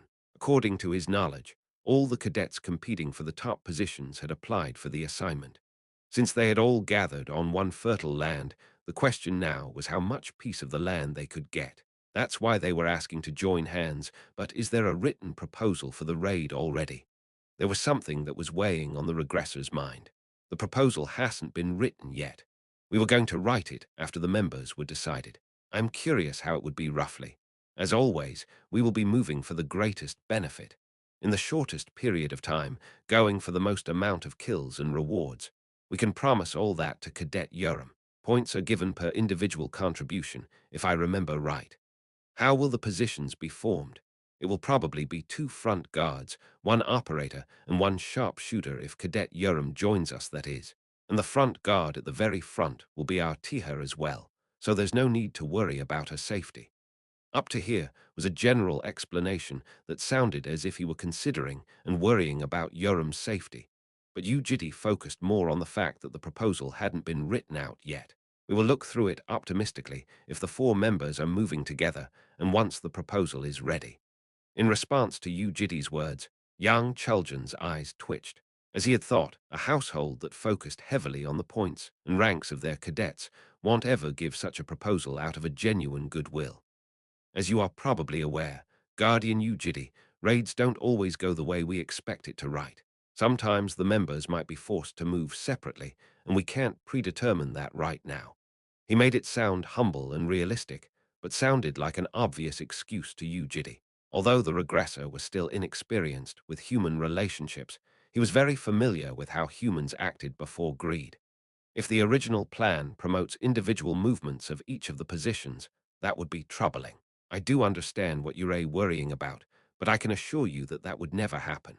As long as you're focused on the shortest time span, most kills and rewards, positions might be discarded per their level of necessity. And if it's outside, having a person die as bait might be an easier method to gather monsters. Hearing his words, young Chuljan laughed heartily and shook his head. Ha ha, I wish you would trust us a little bit more. Our young household isn't a family that is so heartless and cruel. In that case, can I ask something? Of course. Are you thinking of using Yoram as a scapegoat? Yu Jitae blatantly asked him. Eyes of Equilibrium, SS. The seal of the demon archduke that discerned good and evil, authenticity and favorability was drawn over Yu Jitae's eyes. True or false will be revealed depending on the thoughts of the opponent once he answered the question. Young Chuljan was a genius of the Yang household, currently ranked somewhere in 3 digits worldwide. He was a superhuman who would stand somewhere around the back if 100 top-ranking cadets from Korea were made to line up. Although he couldn't see the seal of the demon archduke, his instincts alerted him of something serious and made him close his mouth. A question like that does make me feel slightly uncomfortable. I don't know what makes you think of our young household the way you make it out to be. I would like to hear the answer to the question first. Are you thinking of using Yoram as a scapegoat? You can just say no if you don't. Cold beads of sweat traveled down young Chuljan's forehead. A feeling that he should never reply to this question strongly controlled his lips. No, no, no. The word scapegoat is a bit too overboard. I don't understand why you're being so blunt. Didn't I help you just yesterday? I just want us both to do well as fellow Koreans. He somehow managed to gloss over it. Yu Jitae remained silent for a bit. It was blatantly obvious to him that he was trying to use her while pretending otherwise. And it is unpleasant to be treated like a criminal. Are you here to play around? What? Just reply to what I say. Stop going around in circles. The sudden change in his attitude made young Chuljan speechless for a second. Startled, young Tiha and young Danbai looked back and forth between Yu Jitae and young Chuljan. Look, your word choice is a bit overboard, don't you think? You young, hot-blooded little friend. Unlike his bold words, young Chuljan wasn't angry. To be exact, he was just unable to get angry. For some reason, his anger cooled itself down on its own, and it was a strange feeling for him who brazenly talked about everything he so desired to even the family head. It felt like a nail was poking into his stomach. I am asking for the last time. Will you use her as a scapegoat? Chapter 112. The thing wriggling in the depths. 2. All sorts of incomprehensible things happened and existed inside dungeons. Participating in a single raid would broaden one's horizons in regards to the situations, existences, and objects that deviated from common sense. Soldiers that survived for a few or even dozens of years at a place like that had one thing in common. They knew how to obey their instincts.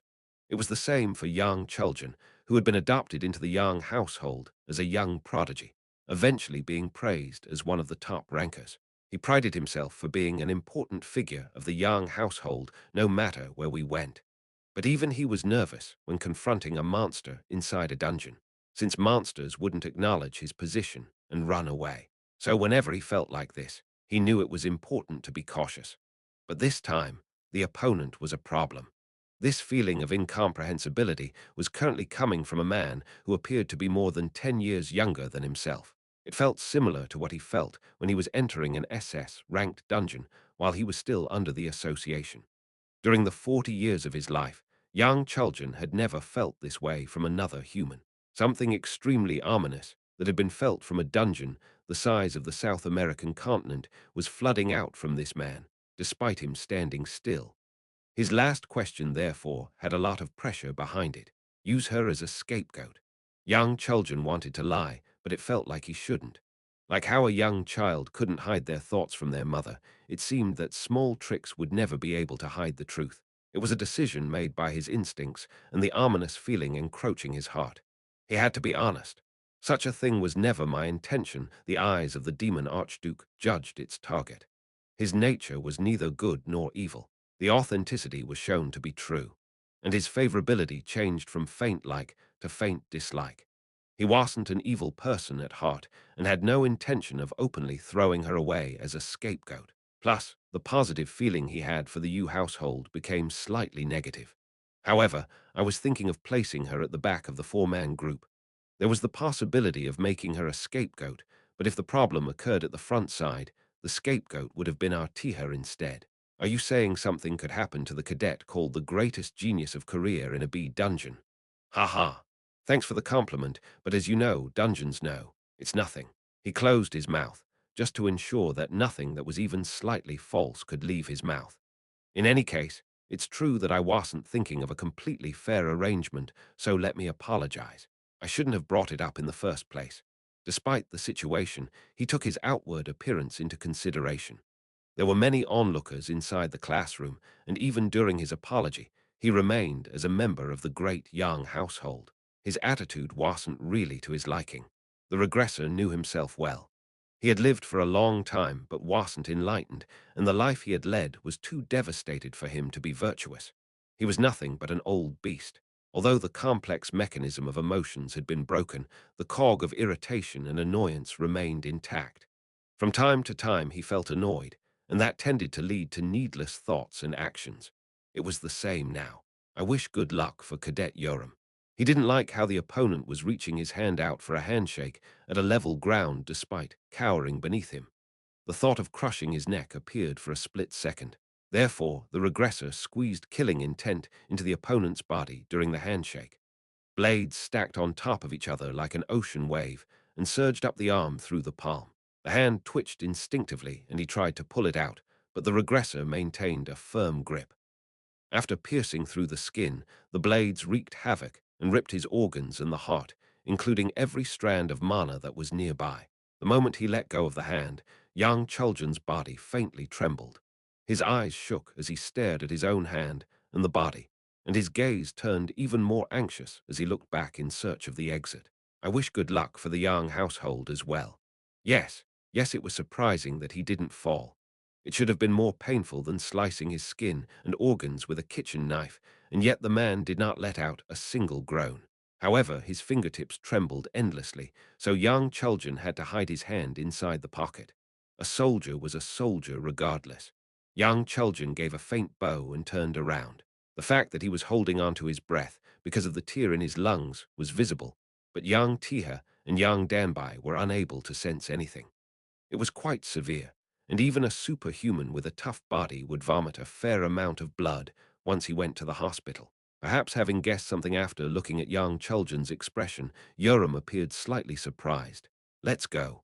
On the way back from the academy district, Yoram's surprise soon changed to joy. Her eyes flickered. Ah, that's freaking great. What is? You getting angry for real? I thought you only knew how to act weak, but seems to be wrong eye. He didn't think much of what had happened. Conflicts of interest and strife were common in dungeons where groups with conflicting interests gathered together. Lair was a small society of superhumans. In the end, whether he liked it or not, he had to spend time with humans who were blinded by their greed. It was because the Red Dragon had to prove its own accomplishments in this place, while he was currently living for the dragons. You know, you can be slightly more angry when you're mad. I think guys are cool when they act like a beast when they're angry. Stop your nonsense. Okay. She threw a joke with a mischievous tone and laughed out loud. When he returned to Unit 301, Jael came running up to Yu Jitae with an anxious look on her face. Why? Did something happen? No, nothing, really. Yeah. Even after he said that, Jael toddled and chased after Yu Jitae while staring at him with a serious gaze. Thinking that she was asking for a hug, he reached out, but she shook her head instead. With her tiny hands, Jael pointed back at the watch, which he was using to send a message, and gestured him to not worry. Despite that, she continued following him around like a turtle shell so he couldn't not worry about it. Her two eyes resembling sapphires kept on glancing at him. As if anxious, she grabbed her right hand with her left and fidgeted. Did she know something? But it's not like she could see Providence like Balm did. Jael, Ajasi, let's eat titiakbaki. But when Keel came back carrying titiakbaki, her glare vanished, and she moved her head around following the trail of smell. Then she became surprised at the fact that something had managed to steal her attention before once again glaring at Yu Jitae with big eyes. Just stick to one thing at least. While eating the titiakbaki, she obediently sat on his lap. As she took a bite of the sticky yet soft and spicy rice cake, the worried look on her expression vanished in an instant and was replaced with a bright, blooming smile. In any case, there were only 3 days left till the day of the assignment, and Yoram had to find a party of 4. Should I bring them? Them, you know, those lasties. She seemed to be talking about Hisaki Sojiro and Kim Jae-in. Are they attending the competition as well? Yeah. Apparently they're trying to do whatever that can be added into their CV. They're both weak as and are at the bottom though. Do what you want. Yoram called the two of them with her watch. It seemed that she somehow knew their numbers. Despite her scores being on the line, she was bringing in cadets that wouldn't be able to help much. Was it because she was that confident? Regardless, everything was up to her. Right, then who's gonna be the last one? I wish the last one would be slightly useful, though. She grumbled. It'll be kinda annoying to have 3 lasties. He had already sent a message for the last person, someone that was fairly useful, that would probably match well with Yoram. After around 2 hours, Yu Jitae's watch rang. Mihailov speaking. It's Yu Jitae. Have you talked to her about it? I did. Sophia liked it. A voice complained from the side saying, who said I liked it, Mihailov. You Yoram, Hisaki Sojiro, Kim Jae-in, and Sofia Volkova. Those were the 4 members of the group. That evening, Yu Jitae took Yoram and headed to the central area of the Academy district. Inside a strategy meeting room of Colosseo Lair, Sojiro, Kim Jae-in, Sophia and Mihailov had already gathered and were waiting for them. Hello, weaklings. To her greeting, Sojiro gave an awkward smile. Kim Jae-in greeted back indifferently, and Sophia showed her middle finger. As Mihailov greeted Yu Jitae with his eyes, the scar on his forehead twitched faintly, and it appeared that he was slightly uncomfortable. You smacked Zhang Zuyin up, didn't you? She couldn't do shit when she was getting bashed around. I did. Unlike someone who couldn't do shit and got bashed up by Yang Tiha. I had my period that day, and I wasn't feeling good. HNNG, I see. What about yourself? Didn't you almost get shit on by the education department? They're making a fuss out of nothing. You're saying doing that to someone on the ground is nothing. Look at you. How are you gonna get married in the future? I'll just look for a slave or something if I need to. Don't know who it'll be, but unlucky for him. Isn't it better than getting sliced by a knife during a lover's quarrel? Yoram and Sophia laughed and joked around, but Kim Jae-in and Sojiro turned pale while watching from the side. In their eyes, it appeared as if they could slap each other any time. While the cadets were bustling around, the Guardians watched the situation unfold with their arms crossed. Who knew a day like this would come? Indeed, you're right. Thanks for calling. You see, that child doesn't have any friends. It was the same for Yoram. Isn't Sophia the genius of RIL?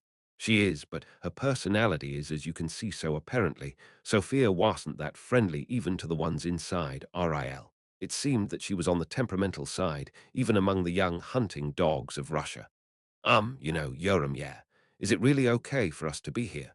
Sojiro worriedly asked. He came because she told him to, but one of them was the genius of RIL, who also belonged to a level 5 society, Sofia Volkova, while the other was Yu Yuram, who had 25 consecutive wins that had defeated Ling Ling and Zhang Zuyan. Right, I also feel skeptical. I think we'll just be a nuisance. Ah, right. We're doing average at best, so Kim Jae-in nodded with a gloomy expression. Until the start of the competition, they were able to spend time with Yoram normally. But as the competition began, the two of them realized that there was a massive gap between Yoram and themselves, which only increased over time. With an overwhelming talent and a crazy amount of effort, plus a good guardian, Yoram had everything that the two of them did not have. And when all that was revealed on top of a competitive playfield, the two of them began slowly avoiding Yoram. You two are similar, but we are not. What the duck are you guys on about? Why, it's true, isn't it? If I hold you back, I think I'll start loathing myself. Yoram frowned. No, what the duck are you talking about? You said she's similar to me. She's weak as duck. What, me? Sophia asked with a frown. Hey, have you gone mad? Who are you comparing me with? All three of you except for me are all baggage. You lasties. All the other teams have ranker candidates grouping together, you useless idiots. You Yoram. So get up now. If you don't want to hold me back, you need to practice cooperating for the next 3 days at least. Yoram stood up, but the two depressed kids and Sophia did not. What you doing? How long are you gonna stay on your stupid bum? Oi, Saojiro. Her sudden yell startled the kids. N. Raise that heavy ass up right now. Sorry. Saojiro immediately stood up from the ground. Despite being discontent, Sophia was led by the aura she was giving off and closed her mouth. Yoram took them and headed to Lair's central training room and began preparing for the raid in full. They had to plan out the route and decide on the formations, the battle plan, and an overarching strategy. Yu Jitae and Mihailov decided to watch over and help the kids. There were only 3 days to go until the start of the assignment performance B Underground Fisher Raid. Chapter 113. The Thing Wriggling in the Depths. 3. On the screen, Yang Tiha, the genius of the Yang household, raised his sword. The opposing cadet was Sofia Volkova. Yu Jitae was watching the footage of an individual spar session from a week ago. The two of them immediately kicked off the ground as soon as the bell rang. During the first clash, Sophia stabbed forward with her rapier, which Yang Tiha parried by slightly tilting the angle of his longsword. His counterattack that followed straight afterward was sharp. Raising the sword up to eye level, he aimed it at her head. After watching up to this point, Yu Jitae could see the winner. Sophia blocked his sword, but her movements were too big. Using the force that bounced his sword away to his advantage, Yang Tiha spun the sword and struck the other side of her head. She blocked it yet again, but her movements were again too big. The flow of the battle was completely in Yang Tia's hands, and his delicate level of control was 2 steps ahead of Sophia's. The following attacks were natural, like a gentle wave, and although Sophia somehow managed to block it with her remarkable reaction speed, her movements were too big. Of course, her movements being too big was in relation to the standards of a superhuman ranker. Sophia definitely was strong and was blocking well for a cadet. But if the sword shook for even 1 cm, the joints would be stiffened for around 0.3 seconds. Yang Tiha was able to manipulate that time efficiently and knew how to accumulate it. He stabbed, slashed on and on. Once he had the fight under control, there was nothing to stop him, and Sophia was pushed back again and again. It was slightly different per every iteration. But Yang Tiha generally ended up in the 2-digit ranks after around 15 years. There was almost no one in the entire world that was more talented than him in swordplay. Even now, it was being displayed in full. A young child was imitating an adult's movement rather decently. Sophia's rapier rapidly shot forth, aiming for the stomach. She was aiming for a slight gap in Yang Tiha's control over the fight. By adjusting the distance, he dodged it by a hair's breadth. But that was when the rapier suddenly ignored the laws of physics, thanks to Sophia's blessing, refraction, and soared up with an impossible angle and speed. Yang Tiha immediately kicked off the ground and pulled his head back by bending his body back into an arch, but the rapier still managed to graze past his chin. His HP bar dropped by a bit. Up to here was okay, but what happened after that was the true highlight. When the same situation was about to unfold yet again, Yang Tiha tilted the longsword slightly as the rapier came piercing at his stomach. Once the rapier was caught between the crossguard and the blade, it was no longer able to refract. It was but a small movement, but contained a massive effect. Doing this much with an incomplete and immature body was decent even in the reggressor's eyes. And as one could expect, below were countless comments of cadets that were shocked by his decision. It's insane. Guys, did you see Yang Tia twist his sword at around 0:48? Try watching with 0:1 play speed. What in the world geniuses really are made different. I've watched that part more than 30 times now. How does he make it look so easy? His battle sense is insane. A sparring session was the process of endlessly giving and solving problems. Ideally, one had to easily and efficiently solve the problem thrown out by the opponent while drowning them with difficult problems. In that regard, Yang Tiha was incomparable to others of his age group. In the end, Sophia got smacked 3 times by the wooden longsword and fell outside the arena. She appeared upset, and he could hear her swearing. Ah, can you just stop? That was when he heard Sophia's voice in real life and raised his head back up. Inside the preparation room of Colosseo, the team, Yoram and the Lasties, had gathered from daybreak without even attending class and were in the middle of a heated debate. What's with that bloody C-47 corridor? I said we can't. Just power through it. Why go around? No, you idiot. How many times do I have to say it? We can't power through it. In response to Yoram's grunts, Sophia got angry. That tiny corridor apparently has more than 20 FG-type monsters, so how could we ever power through it? Are you a tank? A bulldozer? If you just run like that, we would be licking our fingers for 30 minutes. Is that what you want? Right. So you're saying we should go around to the Aminus 9 corridor? Yeah. It's a big road, so that would be a lot faster as long as we run fast. I see. Is that why it still takes 20 minutes? Egwo, Ani. Everyone knows that Aminus 9 is an empty road. Do you think there won't be any other parties there? They bickered and argued as they both refuted each other about the path they should take. Considering your damned appearance, you need to be smart at least. What about my face? Don't you know what the related searches for my name are? You Yoram's lackey. What did you just say, huh? Right when they were about to get even more heated up, Kim Jae-in opened her mouth. When she was glared at by 2 pairs of eyes, each sharp like an angry feral cat, Kim Jae-in slightly looked away and continued. I think D-19 looks all right too, what? She explained her line of thought despite being scared, and soon the feral cats calmed down. Doesn't sound that bad. Though I look like this, I got A for the guiding courses. Maybe operating suits me the most. Meanwhile, Saojiro filled in the written document that had to be filled out. Apparently the fingers of a chubby boy were more stable than that of 3 girls, so the resulting plan document looked quite professional. Once they finished fine-tuning it among themselves, they showed it to Yu Jitae and Mihailov. This was Mihailov's suggestion, that they allow the cadets to consider it themselves without having the Guardian's help from the get-go. The regressor agreed without saying anything. It looks okay. What do you think, Mr. Jitae? It wasn't bad. Looks okay. Their expressions brightened after he gave his approval. However, they didn't have much time to linger on joy, and they had to worry about the next problem immediately afterward.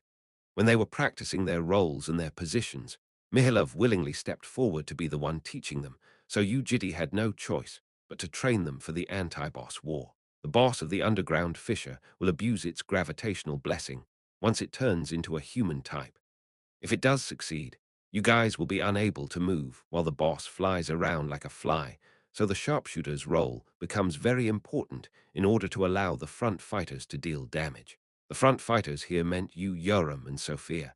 After noticing the importance of their role, the other 2 became nervous. The training method itself was simple. Yu Jitae manipulated the mana and artificially added 20 times the gravitational force onto the entire alternate dimensional training room. In an instant, Kim Jae-in's posture crumbled. Since almost a ton of weight had suddenly been added to her back, trying to keep herself on her feet was the most she could do. Meanwhile, Saojiro fell on his bum. Watching Yu Jitae's godly manipulation from a distance, Mihailov let out a gasp inwardly.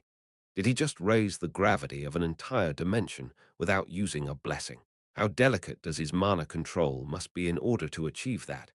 I knew he was a monster, but while he was astonished, Yu Jitae walked up to Kim Jae-in, who was struggling to stay standing up, and opened his mouth. This is the best method for short-term improvement. As long as you get used to the gravity once, you'll catch on, and it'll be easier the second time. Kim Jae-in appeared to have meant it when she said she might loathe herself if she held Yoram back. Despite drooling and tearing up, she held her ground. Saojiro also stood back up with difficulty. You raise your musket, and you your bow. The weapons that were usually easy to lift were currently so heavy that their muscles threatened to rip apart. Kim Jae-in clenched hard to the point that her teeth might crack while squeezing everything into her shoulders. But it all failed. The musket felt like a metal ball with a person attached. How could she possibly raise this with one hand? Seemingly indifferent to their thoughts, Yu Jitae apathetically opened his mouth. Raise your weapons. Saojiro managed to succeed before her. He was stronger than her as a male, and the bow was relatively lighter than a musket. After struggling for another 30 minutes or so, Kim Jae-in finally managed to raise the musket and point it at Yu Jitae. Seeing that, he scattered the mana that was oppressing the alternate dimension. Collapsing onto the ground, Kim Jae-in held her stomach and began throwing up on the ground. Mihailov dashed forward in surprise and tapped her on the back. While collecting her breath, and with her drenched bangs covering more than half of her eyes, she asked Yu Jitae, "Did Yoram go through something harder?" He didn't reply. Rest up. Well, start again after 10 minutes. Did Yoram train in something that was harder than what we just did? He remained silent. And after realizing that his silence meant a yes, Kim Jae-in turned blank for a while. She saw Yoram, who was still smoking a cigarette in a corner of the alternate dimension, in a different light. This must be why we're no good. The training session continued, and by night time, Saojiro and Kim Jae-in were both able to cope with 20 times the gravity to a decent level. However, their mentality had received a great impact, and they looked 20 times more depressed than when they joined the group. While staring at the disheartened kids, Yu Jitae decided on something. He took them and headed to the commercial district and entered an extremely elegant artifact store. Weapons and armor artifacts lining up like masterpieces welcomed them. Confusion replaced the depression that were on their faces. The two of them did not have a decent artifact and were carrying simple weapons that were provided by Lair.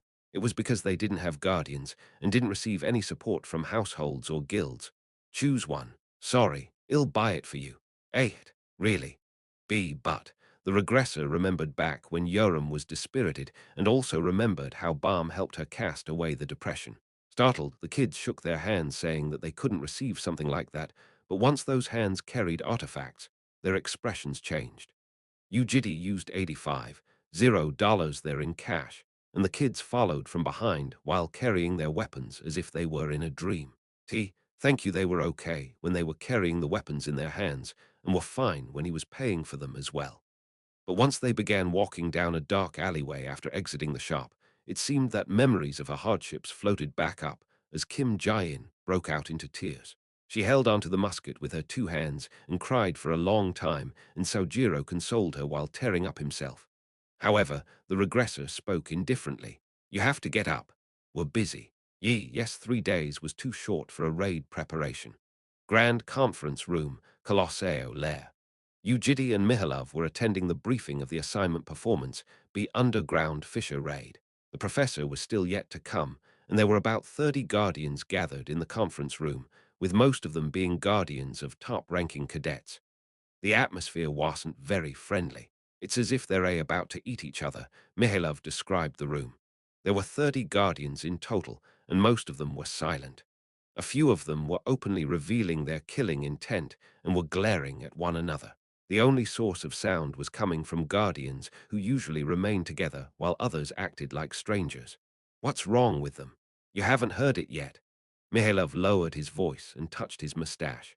The Yang household and the Urfin Guild had a big fight. Why?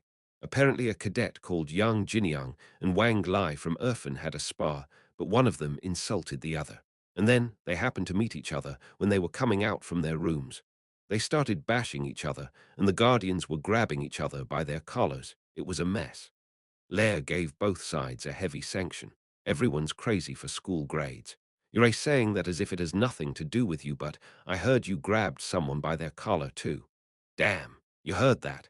I wouldn't have said all that if I knew you did. RIL also had a fight recently with the Quintum Guild of Japan.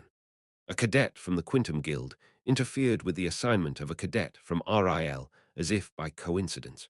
Due to that, the cadet from RIL missed out on the due date and wasted all the potential points, time, and effort that had been invested into it. However, not everyone was unfriendly. Hello. Nice to meet you. I am Ha Jiangquan from the Ha household. Some of them abruptly started a conversation with Yu Jitae. They were guardians of cadets that were slightly lower than the peak despite being around the top ranks. I am Yu Jitae. These days our kids are watching Cadet Yoram's videos a lot. Ah, yes.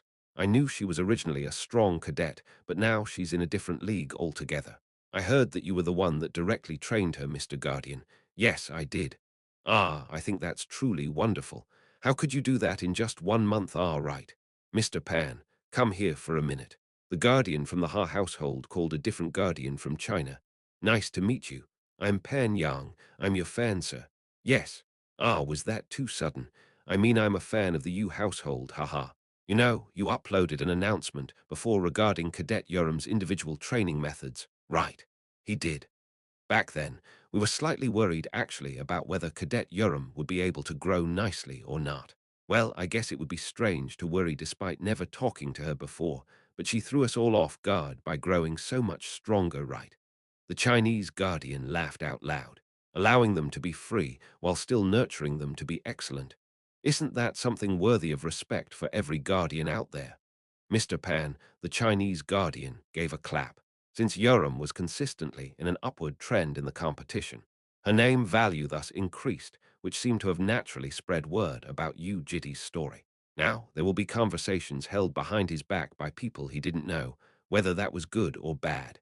Even now, there were people throwing glances at him. Some of the thoughts that were behind those gazes weren't so friendly, because Yoram's 25 consecutive wins was founded upon the defeats of 25 cadets. Yu Jitae had looked into their names and organizations. Ah, now's not the time for this. Would it be okay for me to introduce my acquaintances? Next up, guardians from Norway and Argentina greeted Yu Jitae. They abruptly walked up and gave an awkward greeting, but soon became relaxed as they mingled together with other guardians. Compliments that he didn't care about, like, I respect you and you're amazing, were repeatedly thrown out. By the time he realized it, Yu Jitae was covered by guardians on all four sides. He didn't think much of it, and there wasn't much he wanted to say either, so he just nodded in response to their words. Ah, can I ask for a selfie together if you're okay with that? Ah, I would like to ask the same if possible. Middle-aged men pushed their watches out, and since there was no reason to turn them down, Yu Jitae took a photo with them. Should we take a group photo? For some reason, Mihailov was suddenly tasked with taking a group photo. The middle-aged men laughed and chattered while sharing photos. The regressor was slightly dumbfounded. When's the professor coming? Until the start of the assignment performance B Underground Fisher Raid, there was 1 day left to go. Chapter 114. The Thing Wriggling in the Depths. 4. The assigned preparation time was only 3 days. However, it wasn't a short period of time because they only slept 2 hours a day. It was to the point that everyone other than Yoram, including Sophia with her high standards, almost vomited from the schedule. Saojiro went as far as to cry and whinge, would a day that I work this hard come ever again in my life?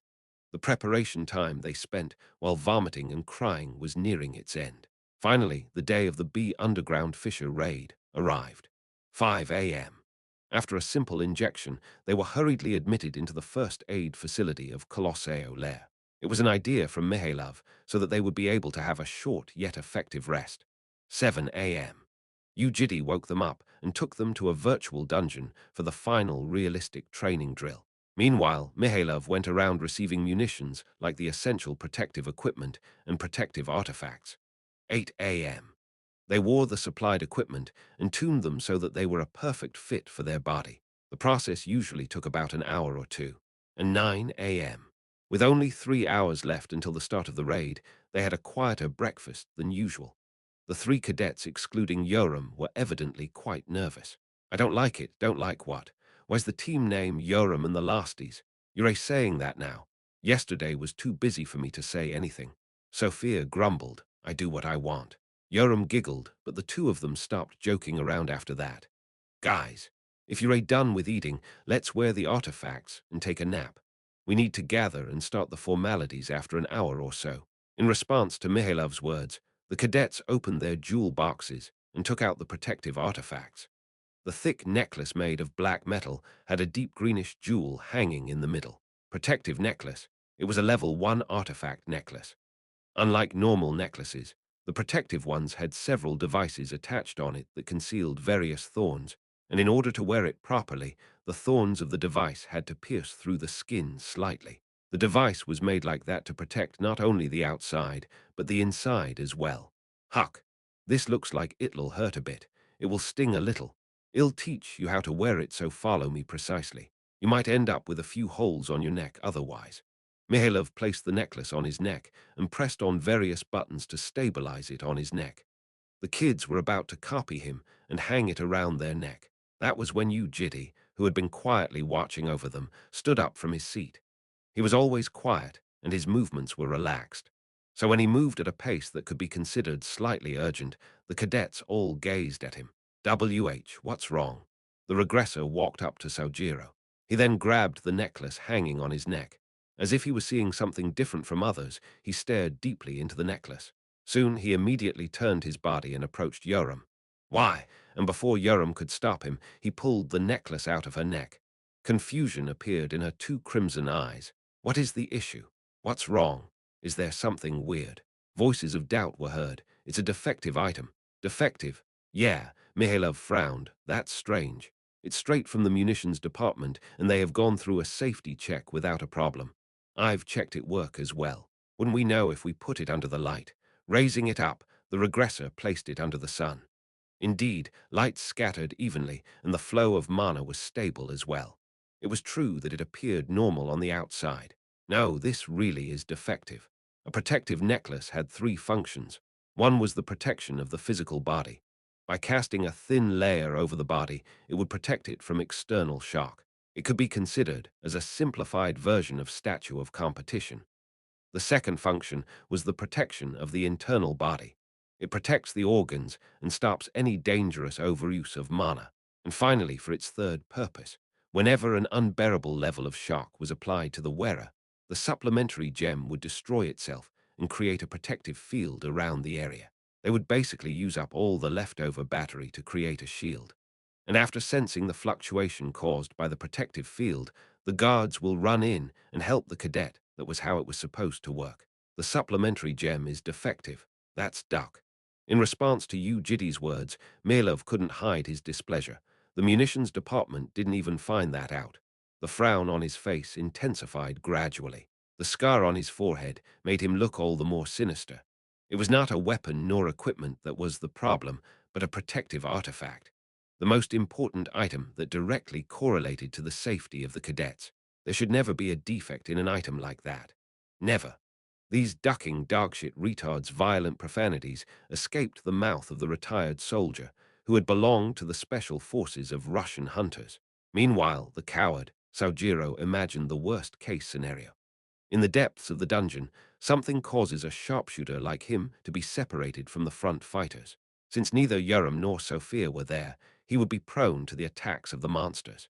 If 3 or 4 monsters surrounded him in close range, there was nothing he could do. Armors would break every single time he received an attack, and some of the monsters would definitely attack his head. If that happens, the protective shield should be formed to save his life. If it didn't, damn, a chilling thought traveled down his spine. Jitae, I know you're not a superhuman that should be acting as a mere guardian, but how did you find out that the gem was defective without any equipment? Mihailov requested Yu Jitae to assure them. Yu Jitae himself didn't see through it either the first time he saw it. That was how meticulous it was crafted, and even now, he needed to check what sort of defect it was. Thus, he intentionally disabled all the blessings and authorities that protected his physical body. He then pinched on the gem of the necklace with his thumb and the index finger. Buzz. A crack was created on the gem, and soon an alarm went off, going beep-bib-bib-bib. Quang. Immediately after that, an explosive noise echoed across the waiting room. Sharp fragments of mana scattered in all directions, but Yu Jitae covered it with his hand to have it remain in his grasp. Kayak. What's happening? If, by 1 in a million chance, the protective necklace had to resort to creating a protective layer from Yoram's neck blood dripped from his wounded palm onto the ground. While everyone was astonished, Yoram startledly walked up. What? Why are you bleeding? Are you all right? Without a word, the regressor held the damaged necklace in his hand before collecting all the other necklaces. The issue was that there wasn't just one defective necklace. There were four exactly the same, meticulously crafted defects. What did this suggest? He calculated the time in his head. There were 51 minutes left until the formalities of the raid began, and 2 hours and 51 minutes until the start of the raid. You guys stay here. Where are you going? He'll come back before the formalities, so just stay put. And Mihailov, what is it? Where's the munitions department that supplied the necklace? The moment she met eyes with Yu Jitae, Yoram felt stifled. She had seen him get irritated and displeased multiple times. Whenever the surroundings got eerily quiet and an ominous feeling rose up inside her heart, Yu Jitae had always been visibly irritated. But now, something was different despite the ominous feeling rising up in her heart. Yu Jitae still looked normal. For some reason, that made Yoram feel more uneasy. It was Team 3, those useless bastards. Yu Jitae checked the clock. There were 48 minutes left until the formalities.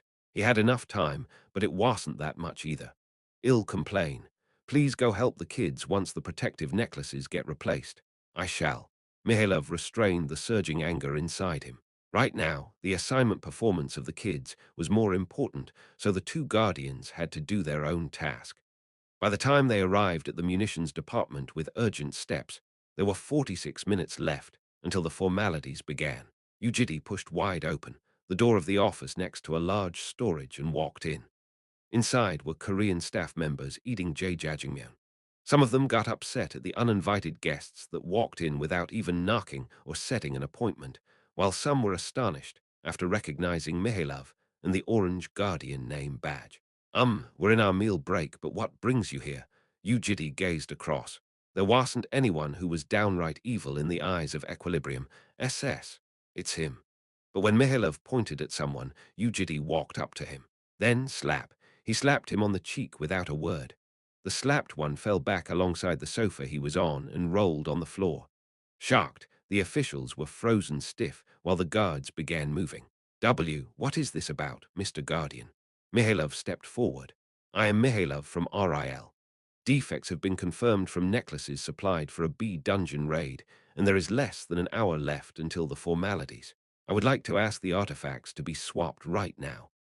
After roughly understanding the situation, one of the staff members went to the storage and brought protective necklaces. Then, if you could allow us to collect the necklaces that you consider defective, how dare? Mihailov yelled sonorously. Immediately after receiving the boxes, he opened it up and showed the necklaces to Yu Jitae. Yu Jitae nodded. These were authentic goods. You can go first. The formalities required time. Mihailov had to leave right now. As soon as Mihailov left, the guards surrounded Yu Jitae, and the slapped one struggled before managing to stand up. He wasn't dead after getting hit by Yu Jitae because he didn't kill him. Excuse me, how could you just hit someone like that? Where's the director of the munition department? Seeing that Yu Jitae was looking for the head of the department immediately after what he did, the staff members shouted aggressively. Hello, do you hear me? Just because you're a guardian doesn't mean you can do that. Right, absolutely. You have to follow the procedures when filing a complaint. Mr. Guards, what are you doing not stopping him? The flustered guards began moving hesitantly. Yu Jitae lifted their dining table with one hand. The circular wooden table with a diameter of 3 meters was raised just like that. In the middle of their shock, he threw the table at the window. When both the window and the windowsill shattered into pieces, they turned quiet. You are. But there was a guard who was still courageous enough who ran in carrying an electric baton. Yu Jitae grabbed him by the collar and casually threw him back to the place he came from. But the guard flew all the way to the wall, destroying both the wall and the cabinet in the process. A different office next door was in full display. One of the guards urgently raised his walkie-talkie. Yu Jitae looked into his eyes and thought about killing him. Then the guard dropped the device with trembling hands. His muscles were frozen stiff and his body refused to move. When everyone was finally quiet, Yu Jitae opened his mouth. Bring me the director of the munitions department before I kill everyone. His indifferent tone dug through their ears and was etched into their brains. With shivering hands, someone urgently called someone up. A few minutes later, an old staff member walked into the office in befuddlement. I am Kang Mungu, the team leader of Team 3. What in the world is team leader, he says. Yu Jitae's eyes twitched. They don't ducking listen. There was nothing more to say. He walked up and grabbed the middle-aged man on the neck and lifted him up into the air. Bring the director. Director, how many times do I have to say it? Huh. Yu Jitae spoke to everyone present, but none of them replied.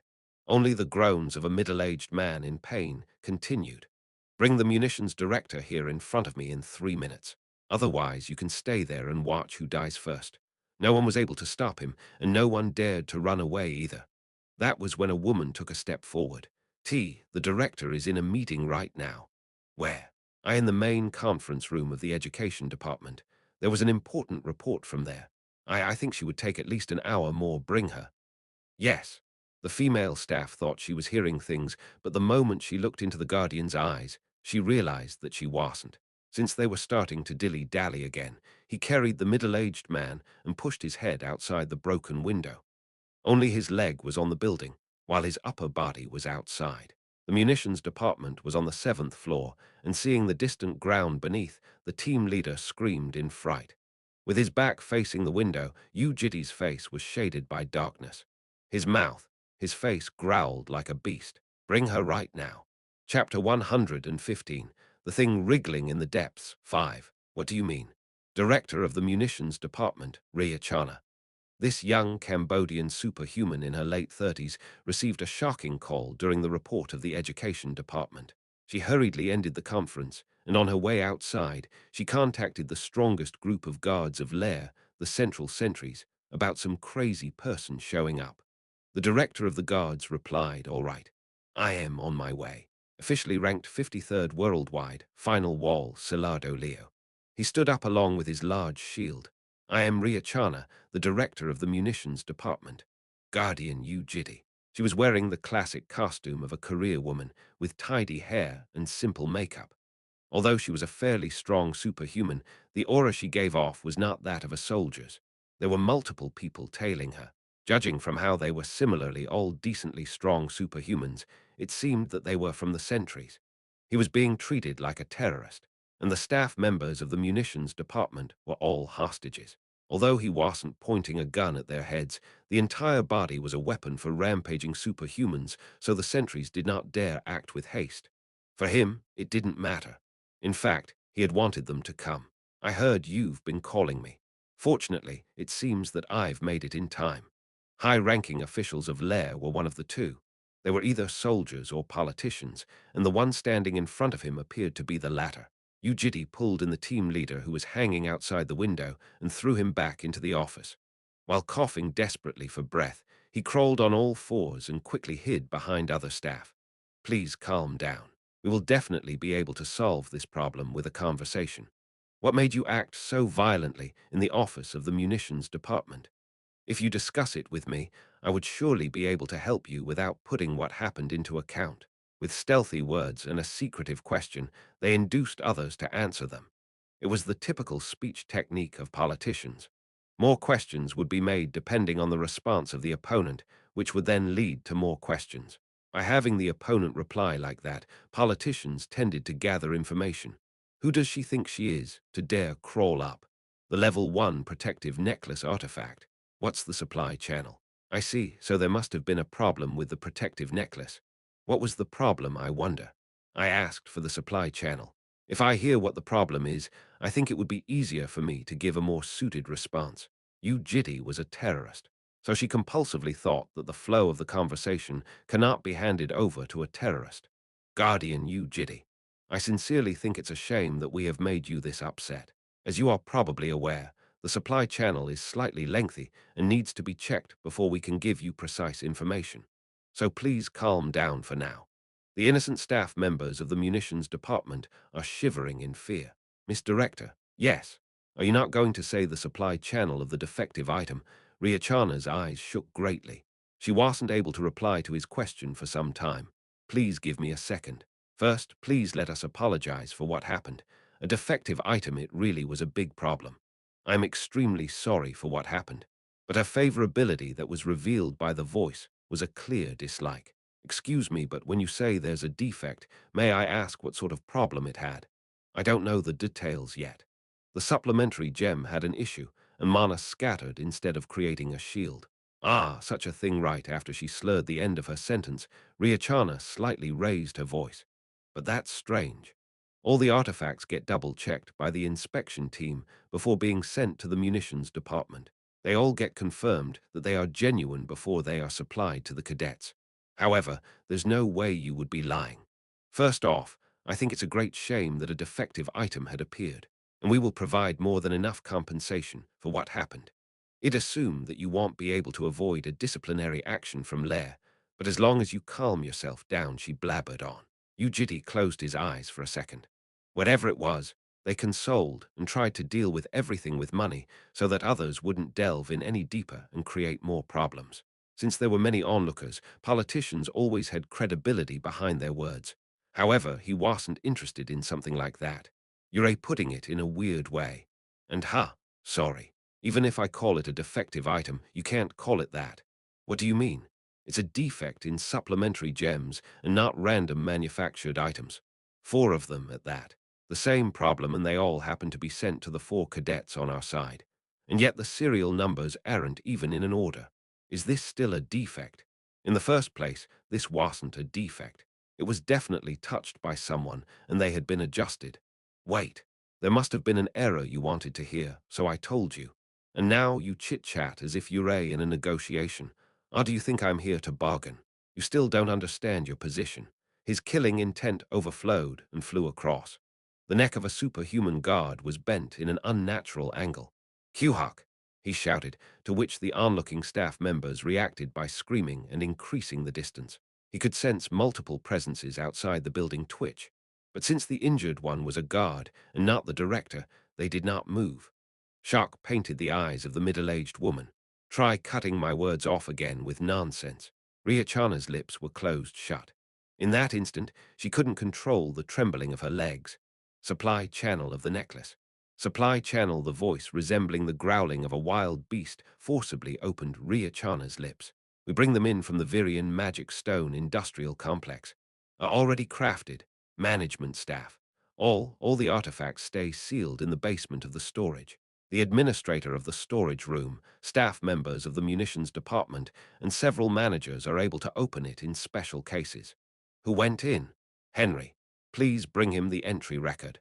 Yu Jitae confirmed the names of the people who had gone in and out of the underground storage.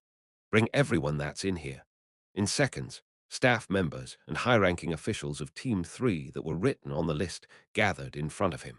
Fortunately, there wasn't anyone working outside the office. Answer yes or no. 5 people, including Riachana, were unable to look into his eyes properly in fright. I am related to this protective necklace incident.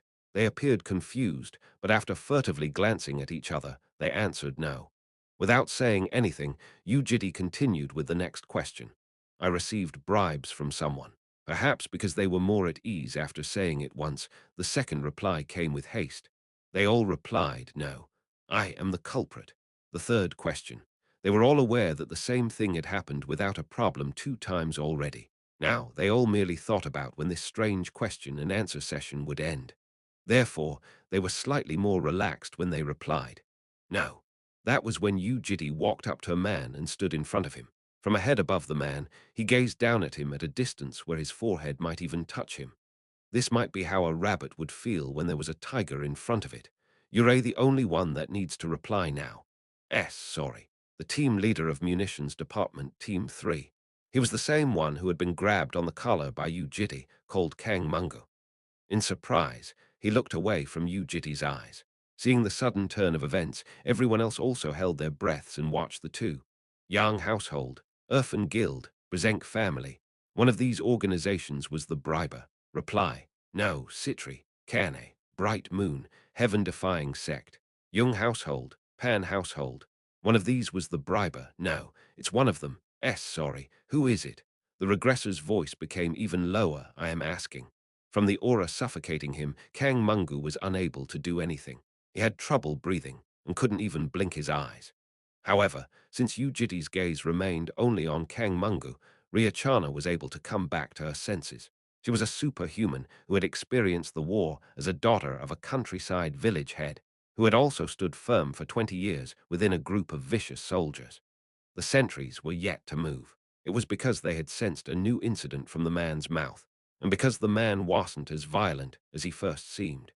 If he turned uncontrollably violent, that's when the sentries would begin to act. As long as he didn't, it was her job as the director of the munitions department to persuade and calm the man down. T, there is one question I would like to ask. Her voice shivered, but the meaning went across. The beast slowly turned his eyes. H, how was it proved that the following object was a defective product? What?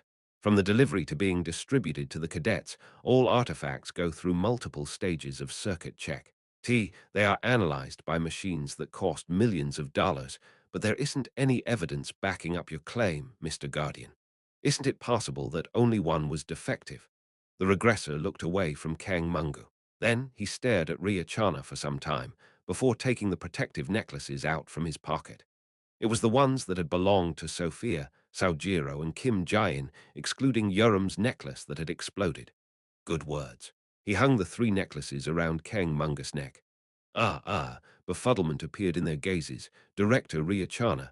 If you're doubtful, checking it right now on the spot is an option. What? You have to stay still. What's wrong? It's.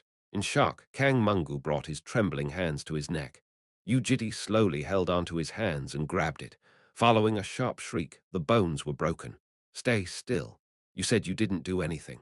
A few of the staff members had already fainted on the spot and were being supported by the ones next to them. Yu Jitae turned back to Ria Chana. Please come and destroy the protective necklace, Director. That's then a protective shield will appear and save team leader Kang Mungu.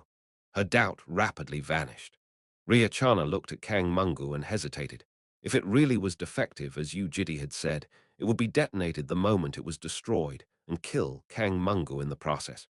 If he was right, a colleague whom she had been working with would die in her hands. Kang Mungu was about to open his mouth and say something, but Yu Jitae did not allow it. He reached forth and covered his mouth. While Ria Chana was hesitant, Yu Jitae grabbed Kang Mungu by his arm and revealed his back. Then he kicked a weapon that had been dropped by a guard and sent it to Ria Chana. Come here and destroy it. If the shield protects the team leader, that means I am just a crazy idiot that did random nonsense. I'll take responsibility for everything that happened here today, and I'll follow everyone that came here obediently. The director, who was suddenly made to hold the weapon, didn't know what to do. There wasn't any concrete or clear evidence, but she had a strong gut feeling that dissuaded her from destroying it. What's the hesitation for? But the man's voice was like a sticky poison that forced her to make a decision. It's a protective necklace, right? Ria Chana couldn't look into his eyes. Quackakang. It was then. The ceiling of the 7th floor crumbled down as a large man fell in between Yu Jitae and Ria Chana. Carrying a large blue shield and having a fluctuating aura of mana, the enormous man with a rigid expression gazed down at Yu Jitae. Please stop there, Mr. Guardian. It was the director of the sentries, Salado Leo. Chapter 116, The Thing Wriggling in the Depths, 6, Salado Leo. He was the director of Lair's sentries, and was at the same time the representative of the strictest investigation authority of the Academy City. Although he was also a director, he was different from the director of the munitions department who played around with numbers on a chair. Salado had already been a world ranker during the Great War, back when he was in his 30s. With his body that had been enlarged after a transfusion of a giant's blood, he reached 3 meters in height. Even Yu Jitae, who was on a fairly tall side, looked small like David standing before Goliath. The regressor reflected back on the previous iterations. Salado Leo was an individual that would play a big part in the upcoming Second Great War, and was one of the few remaining soldiers that wholeheartedly devoted themselves to the well-being of humanity in this time of despondency. He was the type of person that had to live at all cost, but Yu Jitae wasn't interested in that right now. I'm Salado Leo, the director of the sentries. For assault, violence, blackmail, damage to property, and a few other reasons, I will now arrest Mr. Yu Jitae, the Guardian. As the Guardian, you have the right to keep silent and can hire an attorney. Do you have any objections? Blue mana fluctuated from the large shield on his left. Yu Jitae nodded indifferently. Whatever the reason, he had done a bad thing and was naturally a target of arrest. I do not. Then I ask for your cooperation during the process. He took out a chain artifact used for arrests. However, seeing that Yu Jitae remained standing without doing anything, the giant stopped moving and opened his mouth. However, you do not need to worry too much. From what I have just seen, I can understand why you would be upset as the guardian. As long as you cooperate nicely, most of your offenses would be reconsidered. Wait, please. There's something I've yet to hear. Yu Jitae interjected. Sorry. Let me ask one last question before I go. He walked past the giant and headed to Kang Mungu. It was because he hadn't confirmed who the briber was yet. Kung, but that was when a large foot reached out and blocked him from advancing any further. Salardo's leg, which had suddenly appeared, caused the regressor to halt his feet. I apologize, but you cannot. What? You will not be allowed to approach him. I ask for your understanding. The sentries have confirmed that an investigation into the protective necklace incident is warranted, and we have already requested the education department, under my name as the director, for a warrant. He was saying that the rest was for the police, not for citizens. Yu Jitae placed his hand on the back of his neck and massaged it a few times. Then I won't approach and will only ask. We can't allow that either. For what reason? We shall talk once we get into the car. Let's go. Then I can't go either. The deep eyebrows of the giant twitched. Although he had retired when he began hunting the demons in full scale, Yu Jitae had belonged to Lair's local police force in the past. There were strict regulations regarding investigations, which was also the same for Lair's sentries. But none of the regulations required officers to stop others from asking questions, especially in a situation like this where the assailant was not clear. In other words, it was just Salardo being obstinate, probably trying to be the one leading the situation. You'll have to go, because I am planning on taking you along. His following words were the proof. Kung. A large foot of an enormous giant was laid firmly on the ground. Oppressively, a strong aura surged forth. Salardo clearly knew that Yu Jitae was strong, but suppressing the strong was his specialty. Let me say it for the final time. Obediently cooperate with the investigation. I'm trying to, but you're interfering. It's for isolating purposes. How is it interfering? When the atmosphere flipped in an instant, Salardo growled back. You can't be stiff-necked about it. As the head of security, you don't feel ashamed for being unable to stop a cadet's head possibly flying off, and instead you're trying to stop others from digging into it. How would anyone but God know of all the crimes that would occur beforehand? However, the policeman did not make an excuse for himself. It might be late, but I'll do what I must henceforth. He raised the shield into the air. This is the last time. Obediently cooperate with the investigation. Then he reached out into the air as blue flames flared up. As the fire scattered, a large blue hammer was revealed. It was a level 3 artifact, Judgment of Tubal-Cain. And the shield he had been carrying from the start was Fragment of the Great Wall, a level 4 artifact. It was the fragment of the Great Wall of Extreme North, which had divided a continent of another dimension into two in a distant past. Even before dragons existed, it was an unbreakable shield. Killing intent gloomily trickled out. How dare you? After sensing that, an intricately formed alternate dimension erupted out of Salardo's body and covered the world. Inside a new blue world filled with scattering strands of azure light, the director of sentries ran in towards Yu Jitae. Evil One, his yell shook the dimension. Each step of the large body trembled the dimension like hundreds of buffaloes shaking the ground and flooded Yu Jitae. Mana gathered onto the hammer. As the blue light exploded out with its luminosity, it resembled a falling comet and gushed towards Yu Jitae. Quang! But the light was blocked by something, and its vigorous strike bounced back. The bluish mana stormed like a tornado back to where it came from and pushed the world away. As the alternate dimension wavered and trembled, flames sparked into the air. Salardo doubted what he was seeing.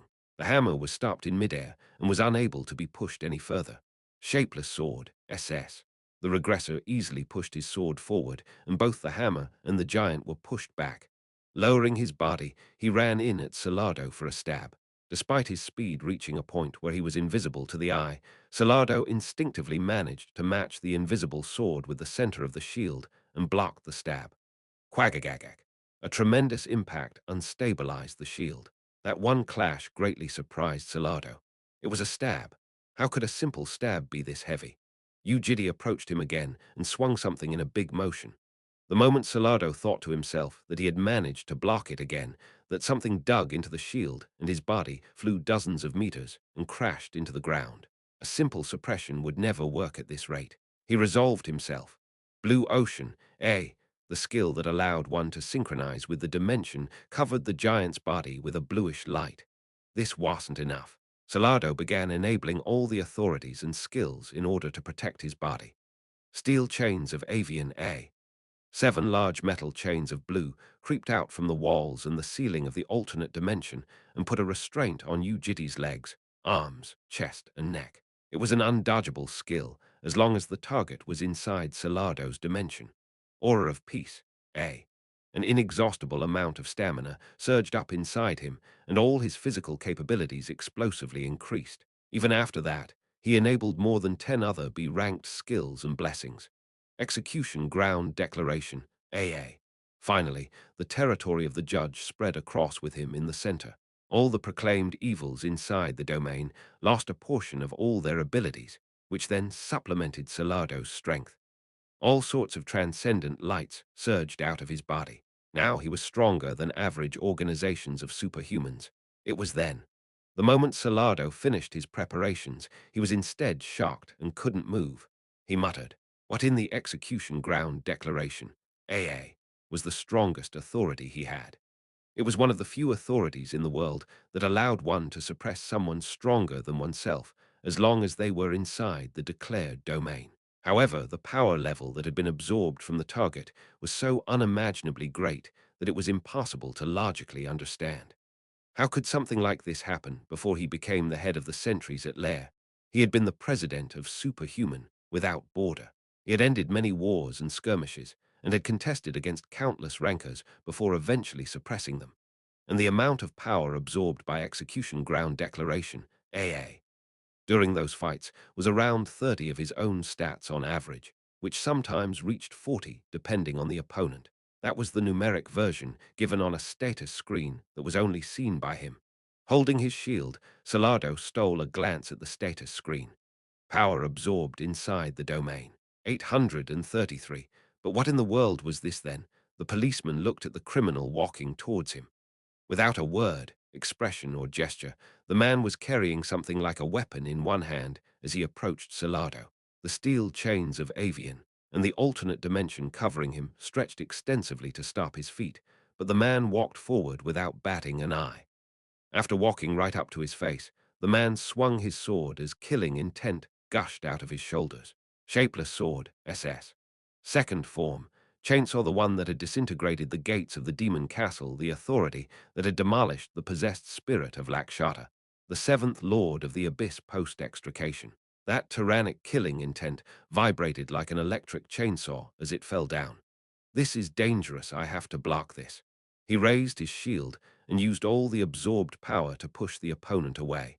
A tempest of mana enough to push a mountain surged out from the fragment of the great wall, but he realized afterward that a hand had reached out and was grabbing onto his neck. Salado could see the man's arm, which was so stupidly tough that the giant felt like his neck was going to snap. Soon, the man's invisible weapon came and touched the shield. An unfathomable impact covered his body and trembled his consciousness. At the same time, the alternate dimension turned into fragments of light and scattered into fine particles.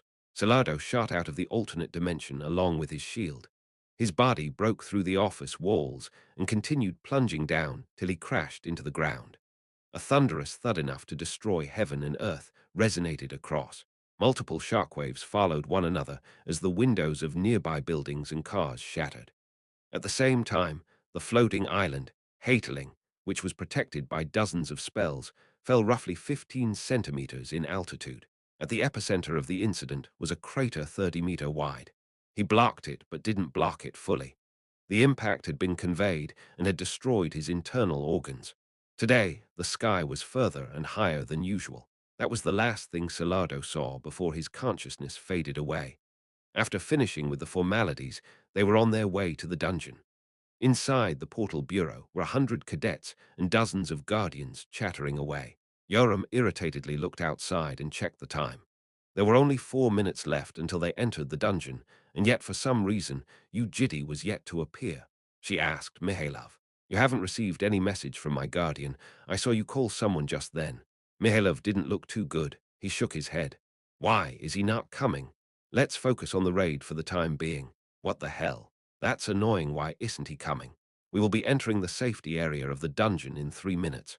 Please do a final checkup before we go in." Hearing the announcement, cadets stood up from their seats. Yoram did her best to hide the displeasure inside her and stood up. While the teams lining up at the front walked into the portal, Yoram, who was near the end of the line, kept glancing back at the entrance.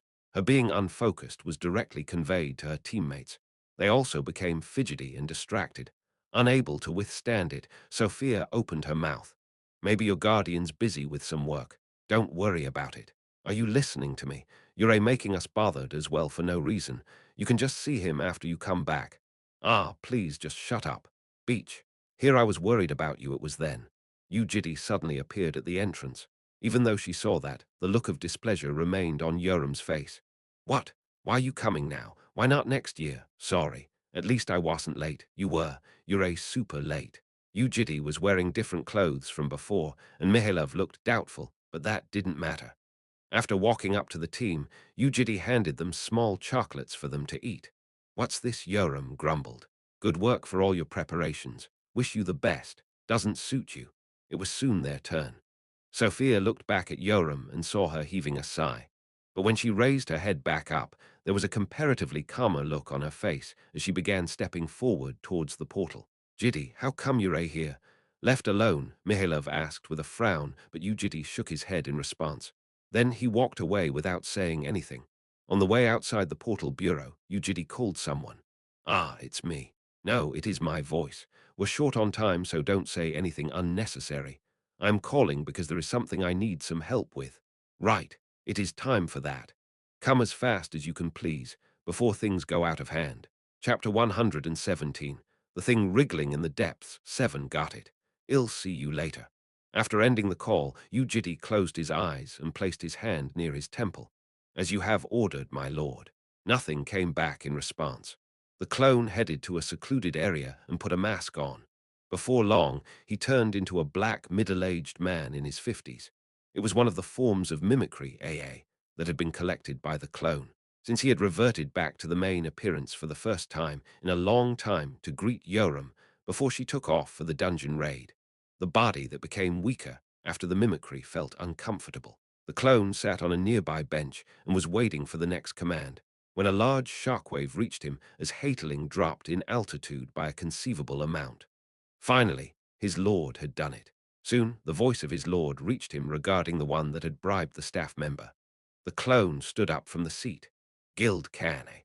It was the name of a superhuman war guild belonging under SAN, the South African Nations Union. Just because of that one incident from the past, thought the clone in doubt, until more memories arrived from Yu Jitae. A cadet under Kane lost to Yoram 4 times, and their favorability hanging on the eyes of equilibrium was at extreme hatred. In most cases, this sort of extreme hatred being shown, despite them not knowing each other very well, was because of an indirect yet immense impact they had. Thus, the clone decided to go and ask. When he arrived there without an appointment, a black guardian from Kane was smoking a cigarette outside. His name was Malanga, and had written a book about nurturing cadets. He even made several speeches and was a fairly famous person at Lair. The clone walked up, and when the opponent stood up in doubt, he struck him on the face. With a thud, the man fell down. Cuck. After falling down, he tried to get back up but couldn't. His body was left powerless. Meanwhile, the clone carried Malanga by the collar and carried him to the basement of the dormitory. This. Damn, who in the world are you? Seemingly high on drugs, Malanga's eyes were hollow. His large body, as well as his head, was heavily shaken by the fist thrown out by the opponent, and Malanga realized that the opponent was in a different league. The clone looked into his eyes and muttered, "Everything's gone down the drain because of you." "What?" "All the strategies and hard work of driving the Yu household out from Lair were ruined by you." Doubt appeared in Malanga's eyes. He glared at the clone, who appeared like a black male, and touched his own wounded cheek. Then he heaved a sigh. "Where are you from, San?" "You don't need to know. Damn it, so someone else was doing it already, huh? I guess it doesn't make sense for everyone to be quiet when those idiots were thinking so highly of themselves. Sharpness dissipated from the clone's aura. It's unfortunate that I somehow interrupted you. I apologize. But isn't it too much to just come up and chuck a fist? You better shut your mouth. Unless there's a decent reason behind it, y'all get smacked to death today by me. Damn. How'd you find out it was me? Munitions Department, Kang Mungu. Hearing the name leave the clone's mouth, Malanga shook his head with a sigh. Damn it, seemingly feeling betrayed, Malanga repeatedly shook his head. But you know, brother, don't be like that when we're all in the same boat. Were you the only one that lost something? I also lost a truck of things. What did you lose? After Malta lost to Urim 3 times in a row, my position inside Canny was destroyed. We were being treated like heroes when he was at 16 consecutive wins as well. Just letting you know, when Malta crushed Irfan Guild, my salary jumped up by 3 times.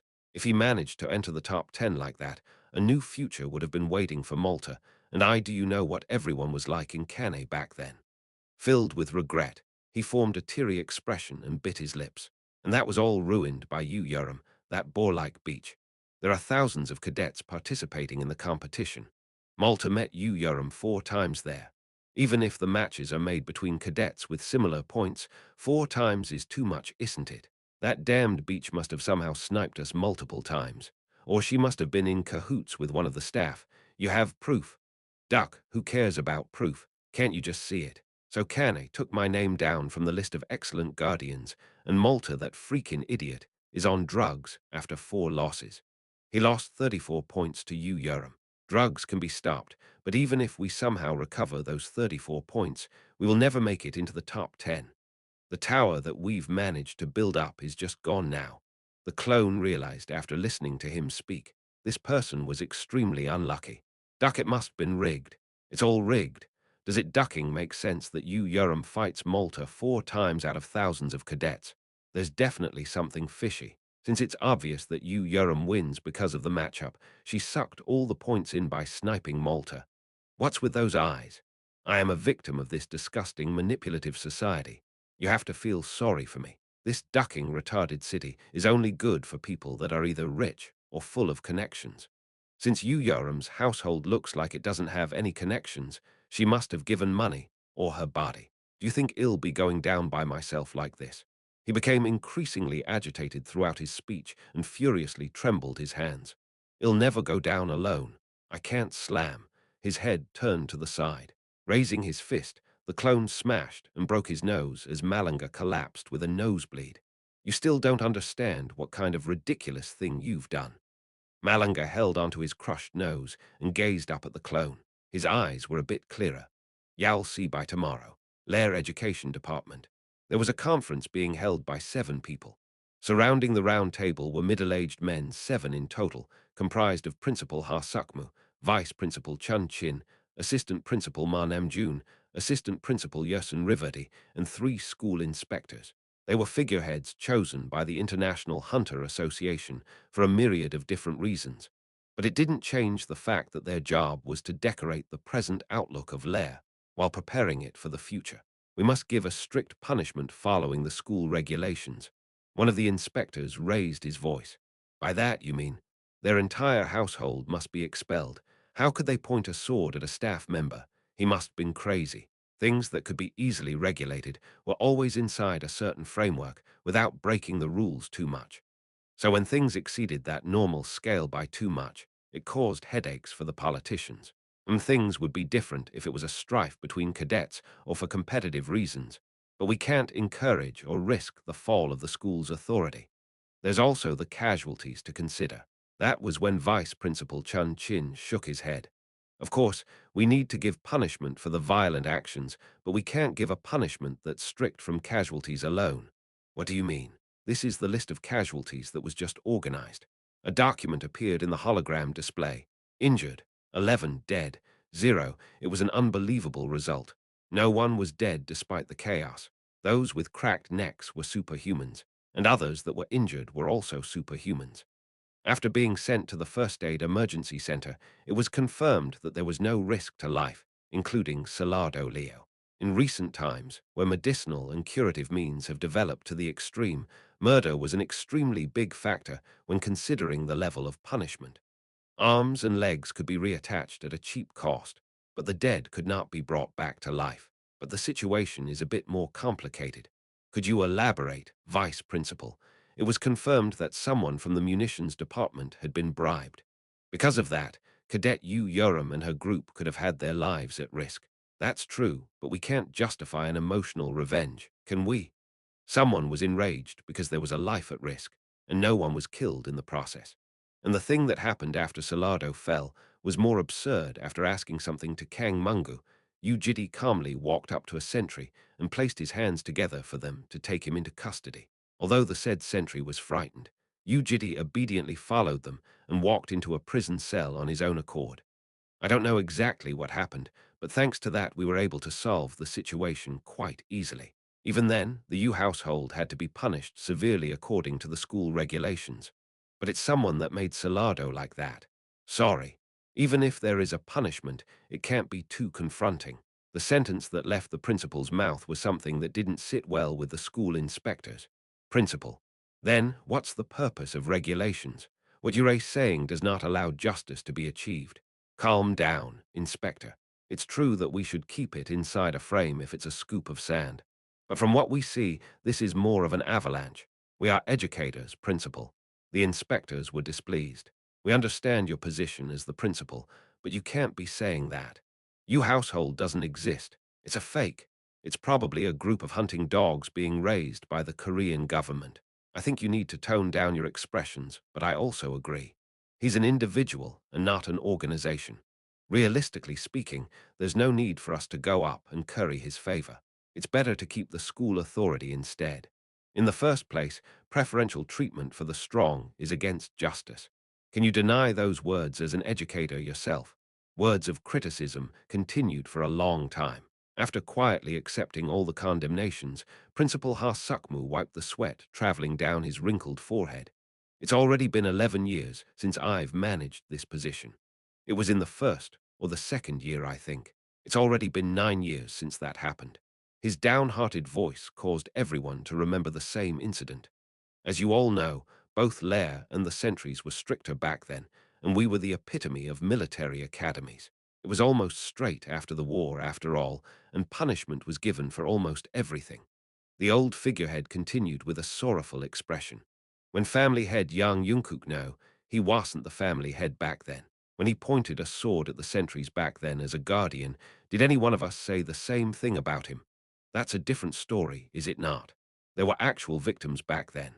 It's same in the sense that no one had been killed. What's different is that they are a household with the Korean government behind them. Does justice sleep sometimes and stand up occasionally depending on the situation? Is that justice? Principle. Since when were we true educators? That was when the catastrophe-ranked demon, Assistant Principal Ma Namjoon, opened his mouth with the slithery tongue of a snake. If you would give me a chance to speak up.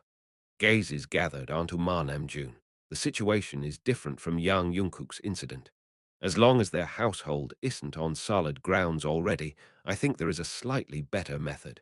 What do you mean by that? Yang Jungkook back then already had the Korean government on his back. Even though his household wasn't that great, it could grow immensely any time. Since someone strong already had a good background, it was impossible to regulate him. But the Yu household was different. When I tried asking them, the Korean government vehemently denied all connections with the Yu household. Aren't they doing it in secret? Who knows? What's important is that they've denied it on the outside. By giving them a productive punishment here, we can form a positive relationship with the Guardian. Besides, Lair also needs more power right now, right? He was suggesting that they put a leash around their neck before they grew any bigger. Even the school inspectors, who had cried out for justice and criticized the principal for trying to give less punishment, could not refute his idea. If the household didn't have much power, isn't it possible to control and use them in some way? It was then. Some guests have come to stand for Guardian Yu Jitae. A voice was heard from Ha Sukmu's wireless earphone, but the reporter's voice was evidently flustered, so Ha Sukmu asked what the issue was with a whisper.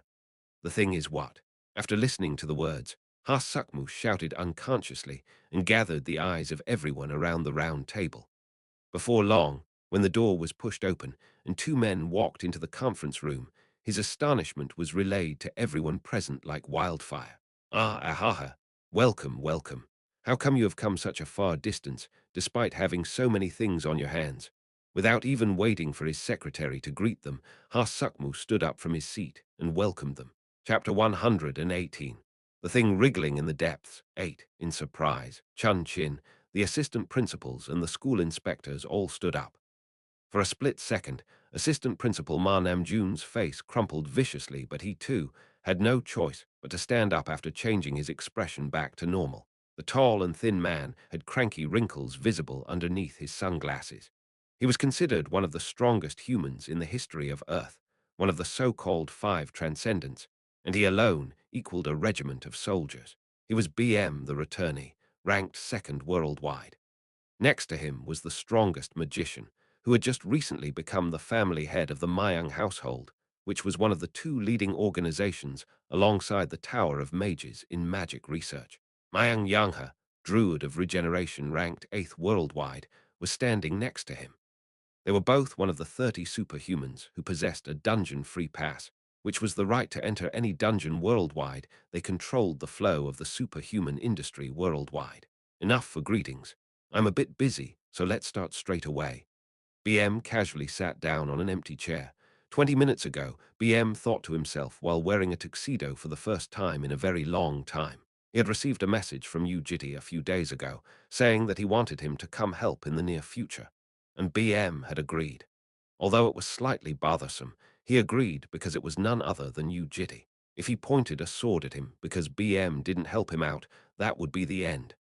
Besides, he had begun to have some respect for him ever since the militia masquerade. Even then, BM was slightly discontent with the fact that he had to move personally just to stand up for someone. It was the first time he had to do this ever since he had returned to Earth. He had always been the one ordering others around, and not the other way around. That was what it meant to be at the very top. Does he know how expensive my day is? Damn it, isn't it difficult making the heart? But one sentence caused all his dissatisfaction to sink back in. It was because that one sentence was directly related to BM's lifelong wish of creating a human-type chimera. I know a little bit about it. That was why BM was currently wearing a tuxedo. Meanwhile, he remained doubtful in a corner of his brain.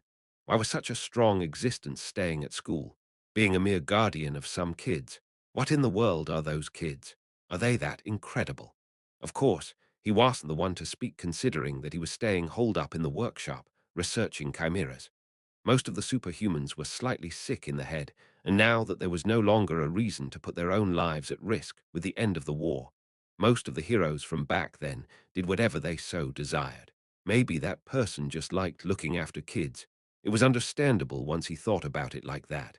However, the man's course of action had a lot of doubtful aspects. Quite recently, he had predicted the strategy of a catastrophe-ranked demon, organized a countering strategy, and had killed Noah. And yet now he was asking him to come stand up for him at a place for kids to fool around. BM could not find the answer to his curiosity, so he asked the pharmacist, who supported Yu Jitae as an aide. I get that raising kids is his hobby, but why is he doing this? What does he desire? The aide pharmacist said the following in response. That being can see the hostility of others. Funnily enough, when one cadet became the focus, hostility became rampant all over Lair. Therefore, that being is planning to stop the troublesome things from happening in advance in order to protect the daily life. Isn't there something wriggling in the depths of a human heart? An individual without a backing always tends to become the target of others, and it's extremely troublesome. Random fleas and locusts jump in without fear, and the daily life might be interrupted. Thus, that being has felt the necessity of a fake background and is now planning to make it. Through the repetitive regressions, the regressor managed to find an efficient method. When trying to deal with an incident that has occurred, what was the most efficient way to handle it?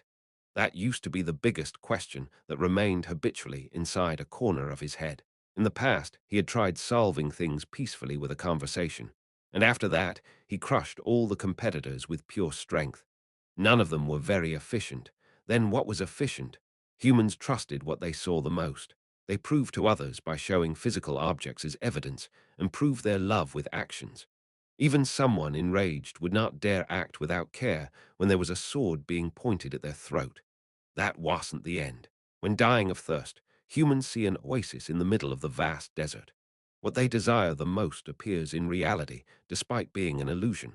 That's why he had acted, but it snowballed in size somehow, and he ended up crushing the leader of the sentries. On the way to the conference room, BM stopped by the first aid center and encountered Salado Leo after a long time. The tough giant gave a dumbfounded grin while being enveloped in bandages. BM, you don't look too bad. What are you looking at? Is it fun? You should've died instead. I should've. It's quite embarrassing. BM was walking out of the room after a light farewell when he met Mayang Yanghe, who had hidden his face with a different mask. Huh, little grass. What's up, BM? Why are you here? It seemed that he had also been called here. On the way to the conference room, BM had a conversation with Mayang Yanghe and had a clearer idea about what Yu Jitae had in mind. Yuhaha. It's a little bit strange, though. What is? I understand that he's strong, but it's strange that he doesn't have any organizations, and it's also strange that he's trying to create a fake household. Something like that will only last 5 years at max. It might be better instead to do something for real and make something genuine. An empty suit would be discovered sooner or later. BM couldn't reply either. It was because he also didn't know that households only mattered to Yu Jitae for 5 years, the schooling period of the dragons. That was what had happened before they walked into the conference room. Inside the conference room, gazes filled with curiosity were gathered at the two of them, and BM calmly returned their gazes. It was natural for them to be curious, and even he himself would have been if he was in their shoes. From now, the two of them had to create an imaginary household, the Yu household.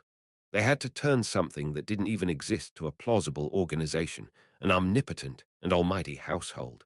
Ah, could I ask what the relationship is between you and Guardian Yu Jitae? He is my benefactor. Ah, I see. He looked a lot younger, though. I don't think age matters when it comes to benefactors. Of course, you're right. In response to Mayang Yanghe's words, confusion appeared in the eyes of the old figurehead. We work together. The next response from BM was a magical reply that rejected any further questions up front. They were curious what World's Rank 2 was doing, but no one dared to ask him about it during an official conference.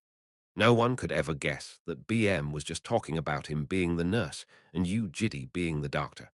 He opened his mouth while pushing his sunglasses up. Things have gotten slightly out of hand.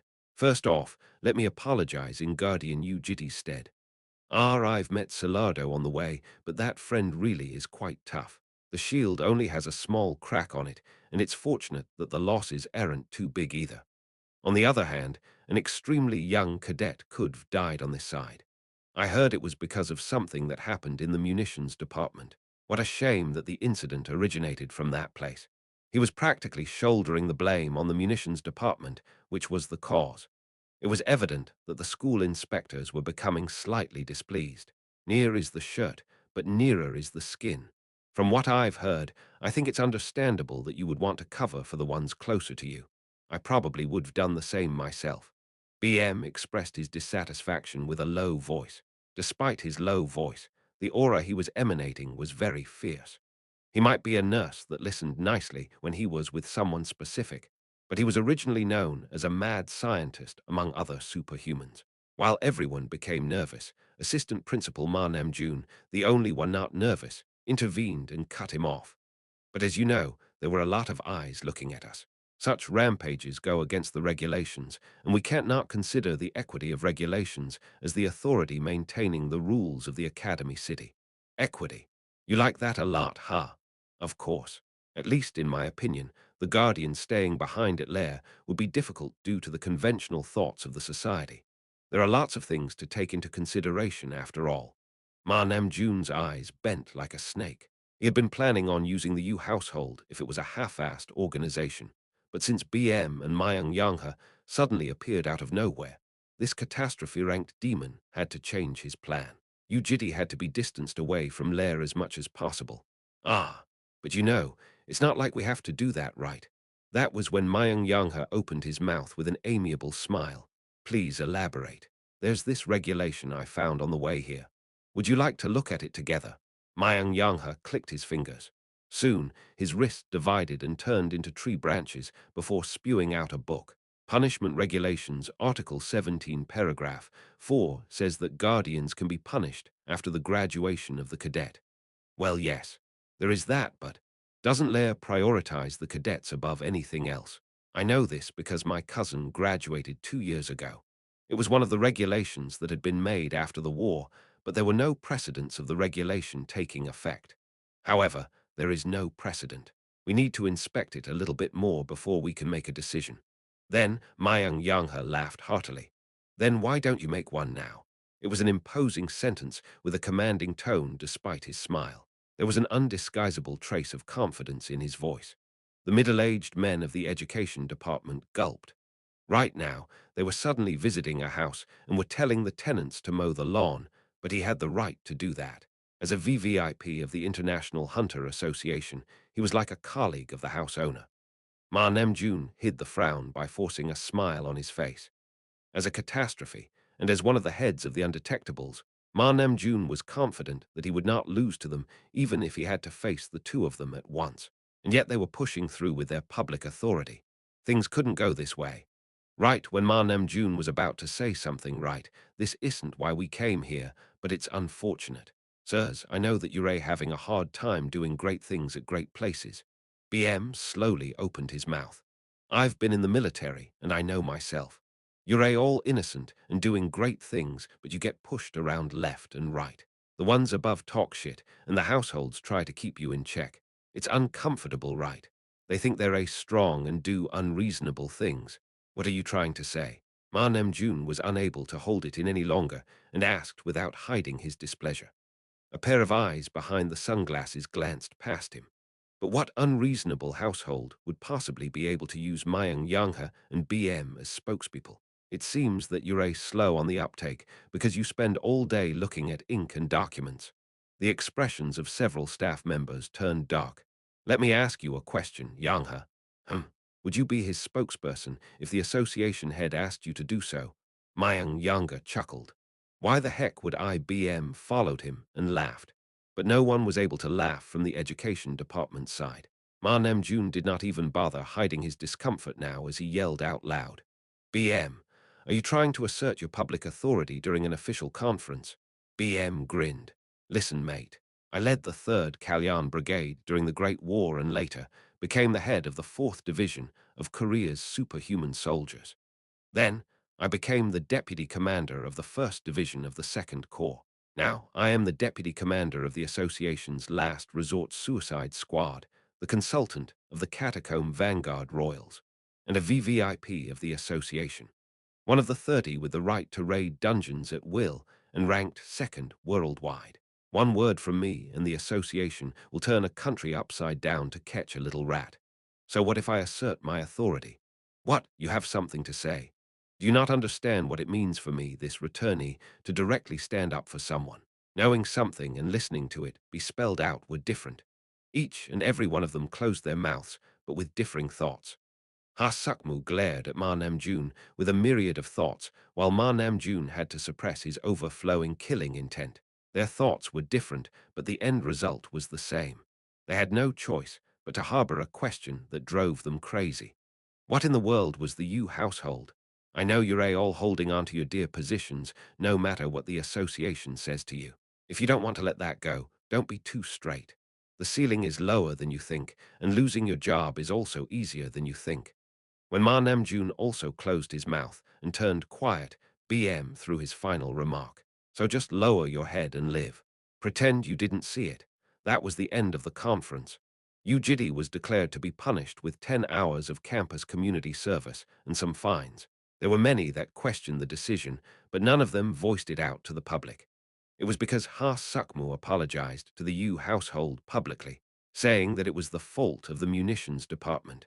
Meanwhile, Kang Mungu, who had been bribed, received a death sentence at a military trial. Other guardians of Lair who had quick insight quickly saw that something had happened behind their backs. Just like that, the name of the Yu household was spread to every corner of the city. The day after the incident, Malanga received unbelievable news. It was that they were no longer able to contact anyone from Kane's superhuman nurturing team. Within them was also Malanga's family. And his cadet, Malta, was found dead in his room, dead from drug abuse. He was a realistic person and was quicker at adapting to the situation than others. So when unbelievable things became reality in the span of one day, the decision he made was also extremely rapid. Malanga strangled himself. Chapter 119. You Household 1. This was an extremely foreign phrase for the regressor. Thank you. After leaving the detention center, Yu Jitae met the two of them.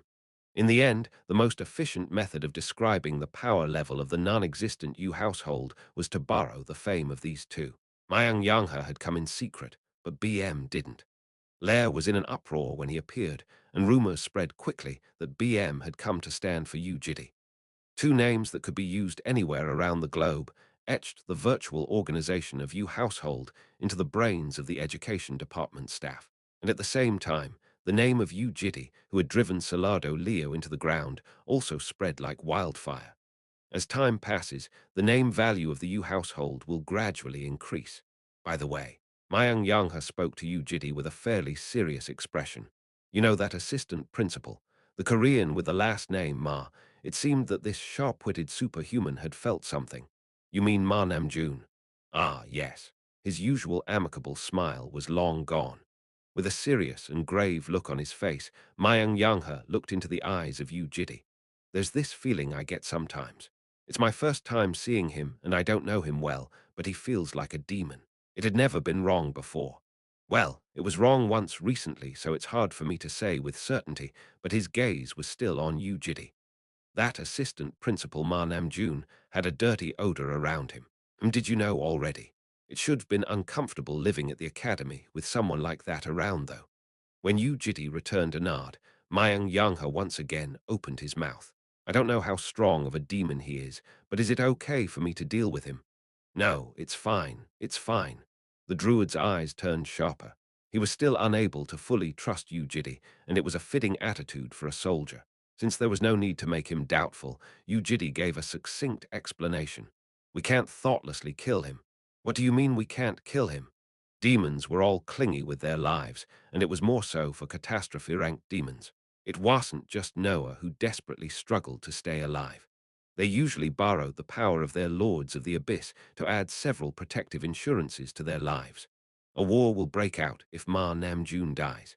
In response to his words, both Mayang Yanghe and BM turned stiff. War. It had only been 20 years since the Great War, and the weight behind the word war was significantly heavy. Can I ask why? Yu Jitae didn't reply. It was better not to disclose any information hereafter. In the first place, Ma Namjoon had pretty much lost all his limbs. Like all demons who loved staying under the radar for a long time, Ma Namjoon would also try to build his power up over an extended period of time, even after the amusements were over for the dragons. Therefore, he was only planning to observe Ma Namjoon from nearby. I'll take care of it myself. The regressor ended the topic with those words. For some time, the two of them were silent as they organized their thoughts. Ah, right. Mr. Yu Jitae. When Mayang Yanghe opened his mouth again, he sounded slightly brighter. Yes, it's nothing too serious, but was it Jael? Janil really wanted to meet that little blue-haired girl again. By Janil, he was talking about his biggest son. Would you like to go on a trip together when you're free? I'm a little bit busy right now. Is that okay? It is. I'm also a bit packed on schedule, so I think we'll have to talk about it in more detail later on. Mayang Yanghe then laughed, I actually sneaked out in the middle of my patrolling session today. Yuha hat. A trip. It sounded okay. The water that had been taken from the lake of life was still sitting in a corner of Balm's room. He could vividly remember the back of a blue-haired child blankly staring at the water bottle. Then let's try organizing the time later on. I know a few places that are insanely beautiful. Indeed, thinking back on the previous iterations, the Grand Natural Society was an organization gathered for the purpose of killing demons, but they spent more time playing around and visiting places. Since he had been uninterested in going on trips back then, Yu Jitae wasn't able to fit in. Anyways, I'll see you later then. Wish you all the best. After Mayang Yanghe left first, the intertwined long and thin legs were undone as BM pushed his sunglasses up. Young Bangman, oh please, I wish you would stop calling me that. I was thinking of adding some rent fee for the 30 tenants. BM's expression turned serious behind the pair of sunglasses. Were you for real? About what? You know, Hart. It's a lot more difficult than what words could express. Making it similar in terms of shape isn't even an ordeal, nor is making a similar organ that does similar things. Creating the internal elements of an organ that big is also a piece of cake. But the problem is that we have to add all three of those and make it function in a human body, not a superhuman one. The regressor nonchalantly gave a nod. I know, of course. Dumbfounded, BM let out an empty laugh. Crazy. There's no way you're saying nonsense either. Seriously, what in the world are you? Are you like a god? I am not. Yu Jitae pondered on the answer, but soon changed the topic with a shake of his head. When do you want me to help? Right now will be a bit troublesome. I have a few things to do, so I'll tell your aide when I have free time. Do whatever you want. Until now, Yu Jitae had tried to avoid both directly and indirectly impacting other rankers, including BM. And he still thought that way. Yu Jitae did not fully trust humans. In a book he had read in the 7th iteration, there was a question about whether the noun human can come after the adjective trustworthy or not. Impossible. That was the answer he came to after repeating a series of long iterations. It didn't matter for normal humans, and there wasn't much a homeless person could do even if they were given a sword. However, BM was different. He was part of the strong, and was someone that could directly influence the flow of the world by himself. The reason Yu Jitae decided to partially help with the creation of the Chimera despite that is because BM had succeeded in creating a heart in a distant future, without showing any strange signs afterward. Then I shall see you later. After sending BM away, Yu Jitae returned home. The first one to greet him was Jael. For the first time in a while, she was sitting down near the shoe racks, glaring at the door with a pair of anxious eyes. What's wrong? She didn't say anything but glanced all over Yu Jitae. Then she reached her arms out with a teary expression. He lifted the child up and hugged her. Her tiny lips moved faintly. She then slowly bit her lower lips and gazed up at him. Was this an expression of anger or worry? Whatever it was, he had no idea about the reason, so the regressor merely returned her gaze back. It was the same as what she had done during the small conflict with the young household. Necklace check, nothing out of place. Jael checked the necklace and heaved a sigh. The sigh of a small child wasn't deep because of her short breaths. Don't be angry, she muttered. For an instant, Yu Jitae doubted his ears. What? She turned silent after that and did nothing but rest her head on Yu Jitae's chest. Around the evening was when Balm and Keel came back. Yu Jitae let them know of the things that had happened because he thought they at least had to know about it. What? In a fluster, Keel asked why that happened and whether he was hurt somewhere before making a fuss about how Eurimony had it rough. Meanwhile, Balm gave a nod with her eyes drooping slightly lower. Fortunately, no one became scared or confused because of something like this. If someone asks about the household in the future, it shouldn't happen too often, but tell them you don't really know. Balm asked after thinking for a bit, or how about this? What? Like this, she indifferently looked into Yu Jitae's eyes with her gaze having a trace of dragon's fear. It looked slightly sloppy for him, but it was enough to surprise others away. Was that close enough? He could tell who she was trying to imitate without her even saying it. Keel nodded. You were that scary unny, was it? Why would you have to do that? Others will be scared by themselves then, right? Balm giggled. Then what about me? Me. It was Keel's turn. Closing her eyes, she deeply breathed out. The moment her inner golden eyebrows raised itself back up, the air turned oppressive. Her low yet profound gaze was facing the ground, but as her eyes began widening itself, she slowly began raising her gaze. A pair of eyes, fatigued beyond repair, slowly regained its focus. A closer inspection revealed a reflection of Yu Jitae within. This was quite good. Keel. You're really scary, however, she didn't respond. Damn, he thought to himself. Just like what she had done before, she had immersed herself into Yu Jitae's emotions. He pinched her soft cheeks. Aya, it hers. She yelled after coming back to her senses in an instant, as if a bucket of ice water had been dumped over her. Don't do that too often. You, it hurts then. When should I do it? Only when someone tries to dig deeper into the Yu household, or when someone annoys you. Aki. It seemed that the kids were accepting the situation without too much of a problem. Yu Jitae felt doubtful for no reason. Perhaps Balm had already spoken about it before, but when their eyes met, she looked at him for a bit before turning away as if nothing happened. "Come here, all of you." That night, Yu Jitae called them as Balm and Keel ran up to sit on his sides. Jael also claimed her position on top of his knees. The most important thing was about to begin now. 9 p.m. every day. A highlight video of the B Underground Fisher Raid will be uploaded on Lair's official application. The Underground Fisher Raid was a 3-day raid, with the first 2 days being highlight videos and the last day being a live session of the boss raid. Ah! Right when Yu Jitae was about to turn the video on, Keel held his arm back in a fluster. I don't think I can see it. Why, Yoramani is doing a good job, right?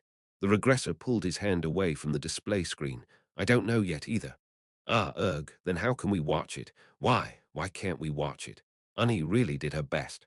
Like she didn't even sleep and vomited in the toilet every time. He nodded. Yoram had adhered to her training frantically, to the point that diligently was not enough to express her efforts. Annie would do well in spars, obviously, because she's strong, but this doesn't work just because Annie is strong by herself, right? She tried super hard, and yet if she's not doing a good job right now thinking of the worst possible case scenario, Keel soon turned depressed. He thought it was just her being overly worried, but that didn't seem to be the case. Unexpectedly, even Balm, who was leaning on the backrest of the sofa, and Jael, who was empathizing herself with Keel, all appeared worried. Because they had watched on from up close, they wished her hard work wouldn't betray her. Thus, the regressor tried to sneakily check the result, but Keel once again jumped in and held him back. Don't do it. Y'all find out about it later anyway. Whatever. I don't want to. We might find out later, but at least for now, I don't want to know. He ignored her and moved his hand. There was no way she could ever stop him, no matter how tightly she held on to. No, yes, Yuerang. With a touch, he pressed on the button. Before the highlights were shown, the scores of the 25 teams were revealed first. It was right there. Scoreboard 1. Yoram and the Lasties, 21. Squad Dragon, 21. Team Urfan, 22. Kimura, 19. Scoreboard above the list of names that revealed the pretentious nature of young kids was the weirdest name. Yua. She's first place, but why are there 3? According to the rules, the first and the second day scores are given objectively. Really? Right.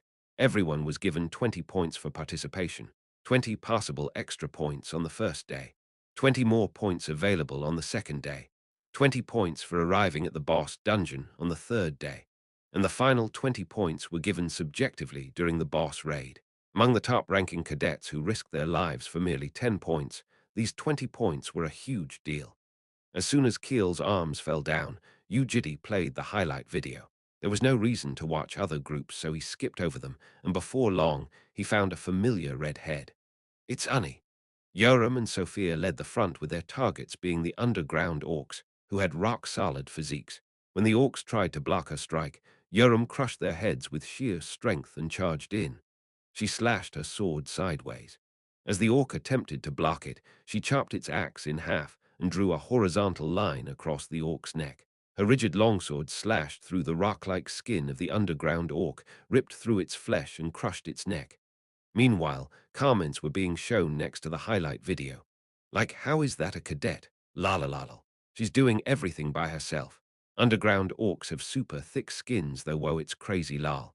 Sophia also revealed her prowess by piercing the vitals like the throat and the eyes with her rapier.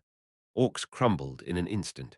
Cool, look how she's stabbing only their eyes. Nice teamwork. Sophia neutralizes them and Yoram kills them. Feels good to watch them do everything in sync. What are the 2 lasties doing? Aang. The 2 at the back were quite good too, though. The 2 cadets, who had each been given a bow and a musket by Yu Jitae, were clenching their teeth tightly as they tried to keep up with Yoram and Sophia. Although their weapons were level 1 artifacts, they were nothing but the most normal weapons for cadets. Getting carried Earl. For real. However, the comments changed after the camera gave a close-up shot of Kim Jae-in and Sojiro. Kim Jae-in physically fought against the monsters with teary eyes, but wasn't being pushed around. Even worse was Sojiro's condition. Every time he released an arrow, drops of blood splattered, and he was shooting them so desperately that his chubby fingers were all worn out. Even then, they didn't give up. They're a crazy as well. Why does everyone look so vicious? Receiving the aid of those 2, Yoram easily crushed the monsters. Soon appeared the mid-boss of the first day, underground twin-head orc, who vomited out poison and filth with its mouth. Yu Jitae half squinted his eyes. Yurim maximized her pulsations. When that was further complemented by her breaths, the first skill of Karl Galakwa's stand-up martial art was displayed in full. Her sword divided the twin-head orc vertically into two. "Wah!" shouted Keel with a closed fist, and that was the end of the highlight. Chapter 120. You household, too. Would you like to order, miss? In a cafe at Lair, a green-haired female cadet was ordering drinks. I would like a strawberry smoothie. What about you, Arjasi? I'm fine. And one green grape a dare as well, please. While they were waiting for the two drinks, people stole glances at them. The bright sunlight of the dazzling sun entered through the window and made the cadet's hair shine like polished emerald. Resting her chin on her hand, she gently leaned her head onto the window. Her face, her eyes, and her nose were so beautiful that it made people wonder whether they would be able to see something similar ever again. As always, people either blankly stared at her face or stole glances. One of the onlooking cadets had his ear pinched, by his girlfriend. "Why, what are you looking at?" It's nothing. It's just whatever." "Don't say it. I thought your eyes were on fire." His girlfriend turned back to the coffee after letting go of his ear. "Honey, you're a misunderstanding something. I wasn't looking at her. I see. I'm serious. Of course. Are you angry?" "No, I am not." She was 100 angry, thought the cadet as he sweated. He then whispered with a softer voice. "No, I seriously wasn't looking at you, Balm. Did you not hear that yet? The thing about how you Balm's guardian smacked the director of the sentries." And then, only then did the shadow disappear faintly from his girlfriend's expression. Lair was a military academy, and the cadets were all reserve soldiers that had been sent from various countries for being talented superhumans.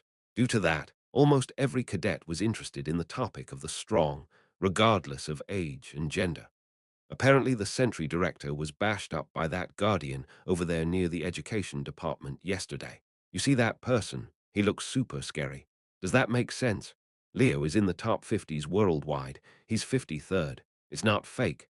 My friend's actually seen it, and there's quite a lot of guys that saw it as well. It should be pretty well known by now." Strife between cadets sometimes correlated to conflicts between guardians and feuds between households. There were tons of current and previous rankers amongst the guardians. Whenever small conflicts escalated beyond control, their fights tended to leave immense aftereffects. Whenever things escalated, the sentries always oppressed them with brute force. They crushed the arms of those who held swords and drove the heads of the violent to the ground. Some pointed fingers at them, saying that they were too over the top. But that was the regulation, and no one complained about their existence itself. "The sentries are all about physical power," said the final wall, Silardo Leo, as a joke during an interview. It had become a meme among the cadets. And yet a giant like that had been bashed up by that man. Was it true? Or was it a gossip created by her boyfriend in hopes of explaining the lack of control he had over his eyes? After glaring at her boyfriend from the side of her eyes, the cadet opened a messenger app with her watch and entered a group chat. She was just in time for a conversation that was about the mentioned topic. "Guys, look at this." It was an image of a road in the middle of a city where the ground had crumbled. Around the crater were yellow police lines, and mages were using earth elemental magic to fill up the hole. "They're fixing it, lol. Is that human shape in the middle Salado? Ye lual kekek. I was wondering what that was, lol." At the very center of the crater was a hole shaped like a human with their arms and legs wide open. It was the trace of a gigantic human taller than 3 meters. The director was alive even after that. Elmao, yeah. That's insane, lol. Use him as a cannonball if we run out of them. La la la la la cannonball, physical power. Kekekek la la la la la final cannonball akekekek crazy. La la la la WTF blankly, the cadet stared at the group chat before raising her head back up. That famous U-Balm was handing a drink with a straw inside over to her guardian. "Why, do you not like green grapes? Green grape ades here are very nice. I don't like sweet stuff. Still, just try it. Come on." Now that she looked around, the cadet realized that others were also throwing glances at the two of them. There were always such gazes wherever U-Balm was, but there were more eyes staring at the guardian today. "How is it?" "It's not bad. See, I knew it." With a hazy gaze and a slow body, the man slurped the drink and took U-Balm out of the cafe. The cadet stared at their backs vacantly before asking her boyfriend. That person punched the director of the sentries, right? NN, yeah. Then how is he just walking around like that? That's also what I want to ask. Guardians of Level 4 Society cadets had gathered. After finishing the routine for the day, the Guardians gathered at one place and chugged shots of alcohol. There were always various incidents and happenings at Lair, but the story that had spread today was about a slightly bigger incident than usual. 10 hours of campus community service and $500,000 of fine, was it? It was. The community service thing is just for show. It's always around 30 hours, even if it's just a fight between cadets. At least the fine is pretty high, though. No, that's also close to nothing considering all the damage done to property. Seriously, there's not a single sign of equity. That's just how Lair is, I guess. Well, they are the big boss in this place after all. But even Irfan and the Yang household wouldn't be favored like this, right? The association wouldn't stand still unless it's the Brzenk family or something. It was possible for the Brzenk family because they were the direct family members of the official rank 1 worldwide. In other words, it was impossible unless one was at their level. Then what in the world is the Yu household? Mr. Huangbo, do you know something about them? The guardian from the Huangbo household downed a shot of alcohol. Yu household. Yu household, nothing rang a bell. Although he had a connection with most of the well-known households and guilds, it was the first time hearing such a name. It was also hard to think of them as a secret organization under the Korean government. The two cadets, apart from Yu Yurim, didn't even appear like soldiers. As they became more and more intoxicated, the topic of their conversation gradually changed. They began putting subjective imaginations into the equation as they tried to backtrack the unidentified household. Maybe it's an organization that's being grown by the association. What? You know, the previous rank one before Oscar Brzenk was a Korean, right? He was from the association as well. It's been confirmed that he died already. I think he's a returnee. A returnee? Yes, like a brother of BM. Then doesn't everything make sense? How he suddenly appeared out of nowhere, and how BM stood up for him. Not sure. It's not like they're returning from a convenience store run or something. It doesn't happen that often. For the rest of their imaginative session, the Yu household was repeatedly being compared to something great. Lair's education department controlled the reporters and the media so that news of the incident did not spread outside the academy. The public and the national broadcasting platforms did not talk of these events. But due to the nature of the incident, stories about the incident continued spreading across behind the scenes. We will now look into the Yu household, which everyone was curious about. A cadet, who was also a streamer, got up on his 2 feet, saying that he would ask about the Yu household in person. He was successful at gathering the attention of others.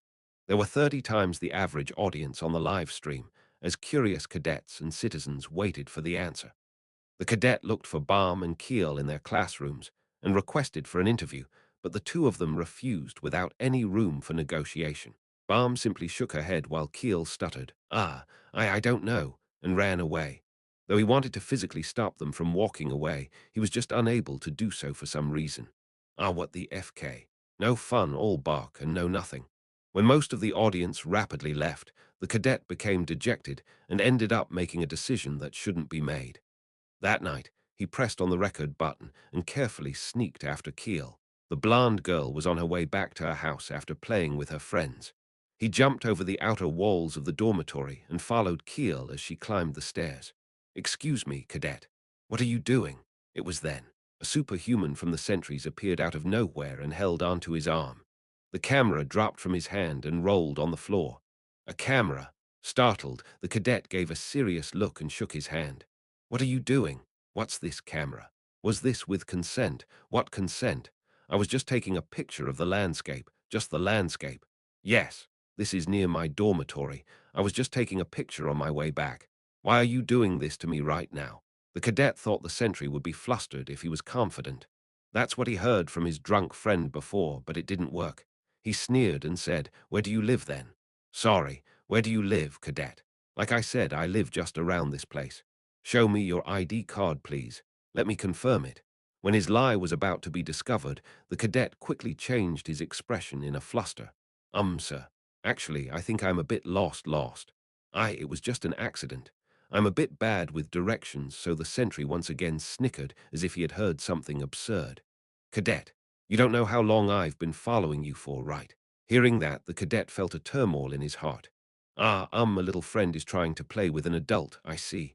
Do you think the sentries are your friends, cadet? Let's go. The next day, his live streaming account was deleted. Word travels fast, and a rumor travels across the world in one day. Yu Jitae was also able to feel the change in the surroundings after 3 days. Welcome, Jitae. People are talking about you everywhere I go these days. How does it feel? Nothing much.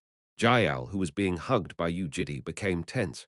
Um, was there a child like this in the household as well? She's the youngest, I see. The child really is cute. Are you well, little child? Mihailov smiled. His face with a scar running across it floated a vicious smile. Jael shook her head. She wasn't well after seeing his face.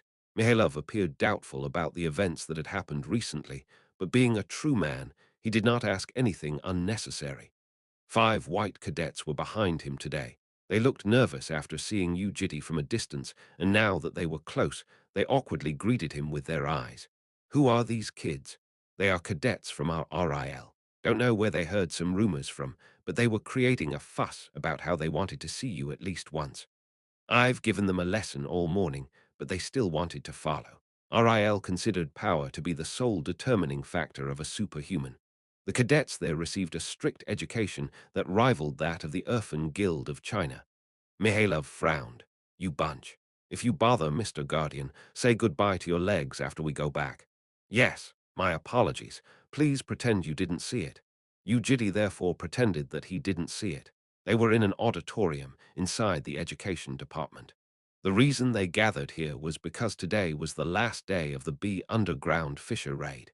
It was the same as the briefing day a few days ago, but there were more people. In order to cheer for the cadets that were already inside, guardians were accompanied by related personnel and other cadets. Yang Chuljan, the guardian of the Yang household, and Professor Ha Yun of the Moonlight Study Group were also present. It was bustling. Ajasi, we're here. Soon, Barman Keel walked into the auditorium once their lectures were finished. You are, so many people, she shouted.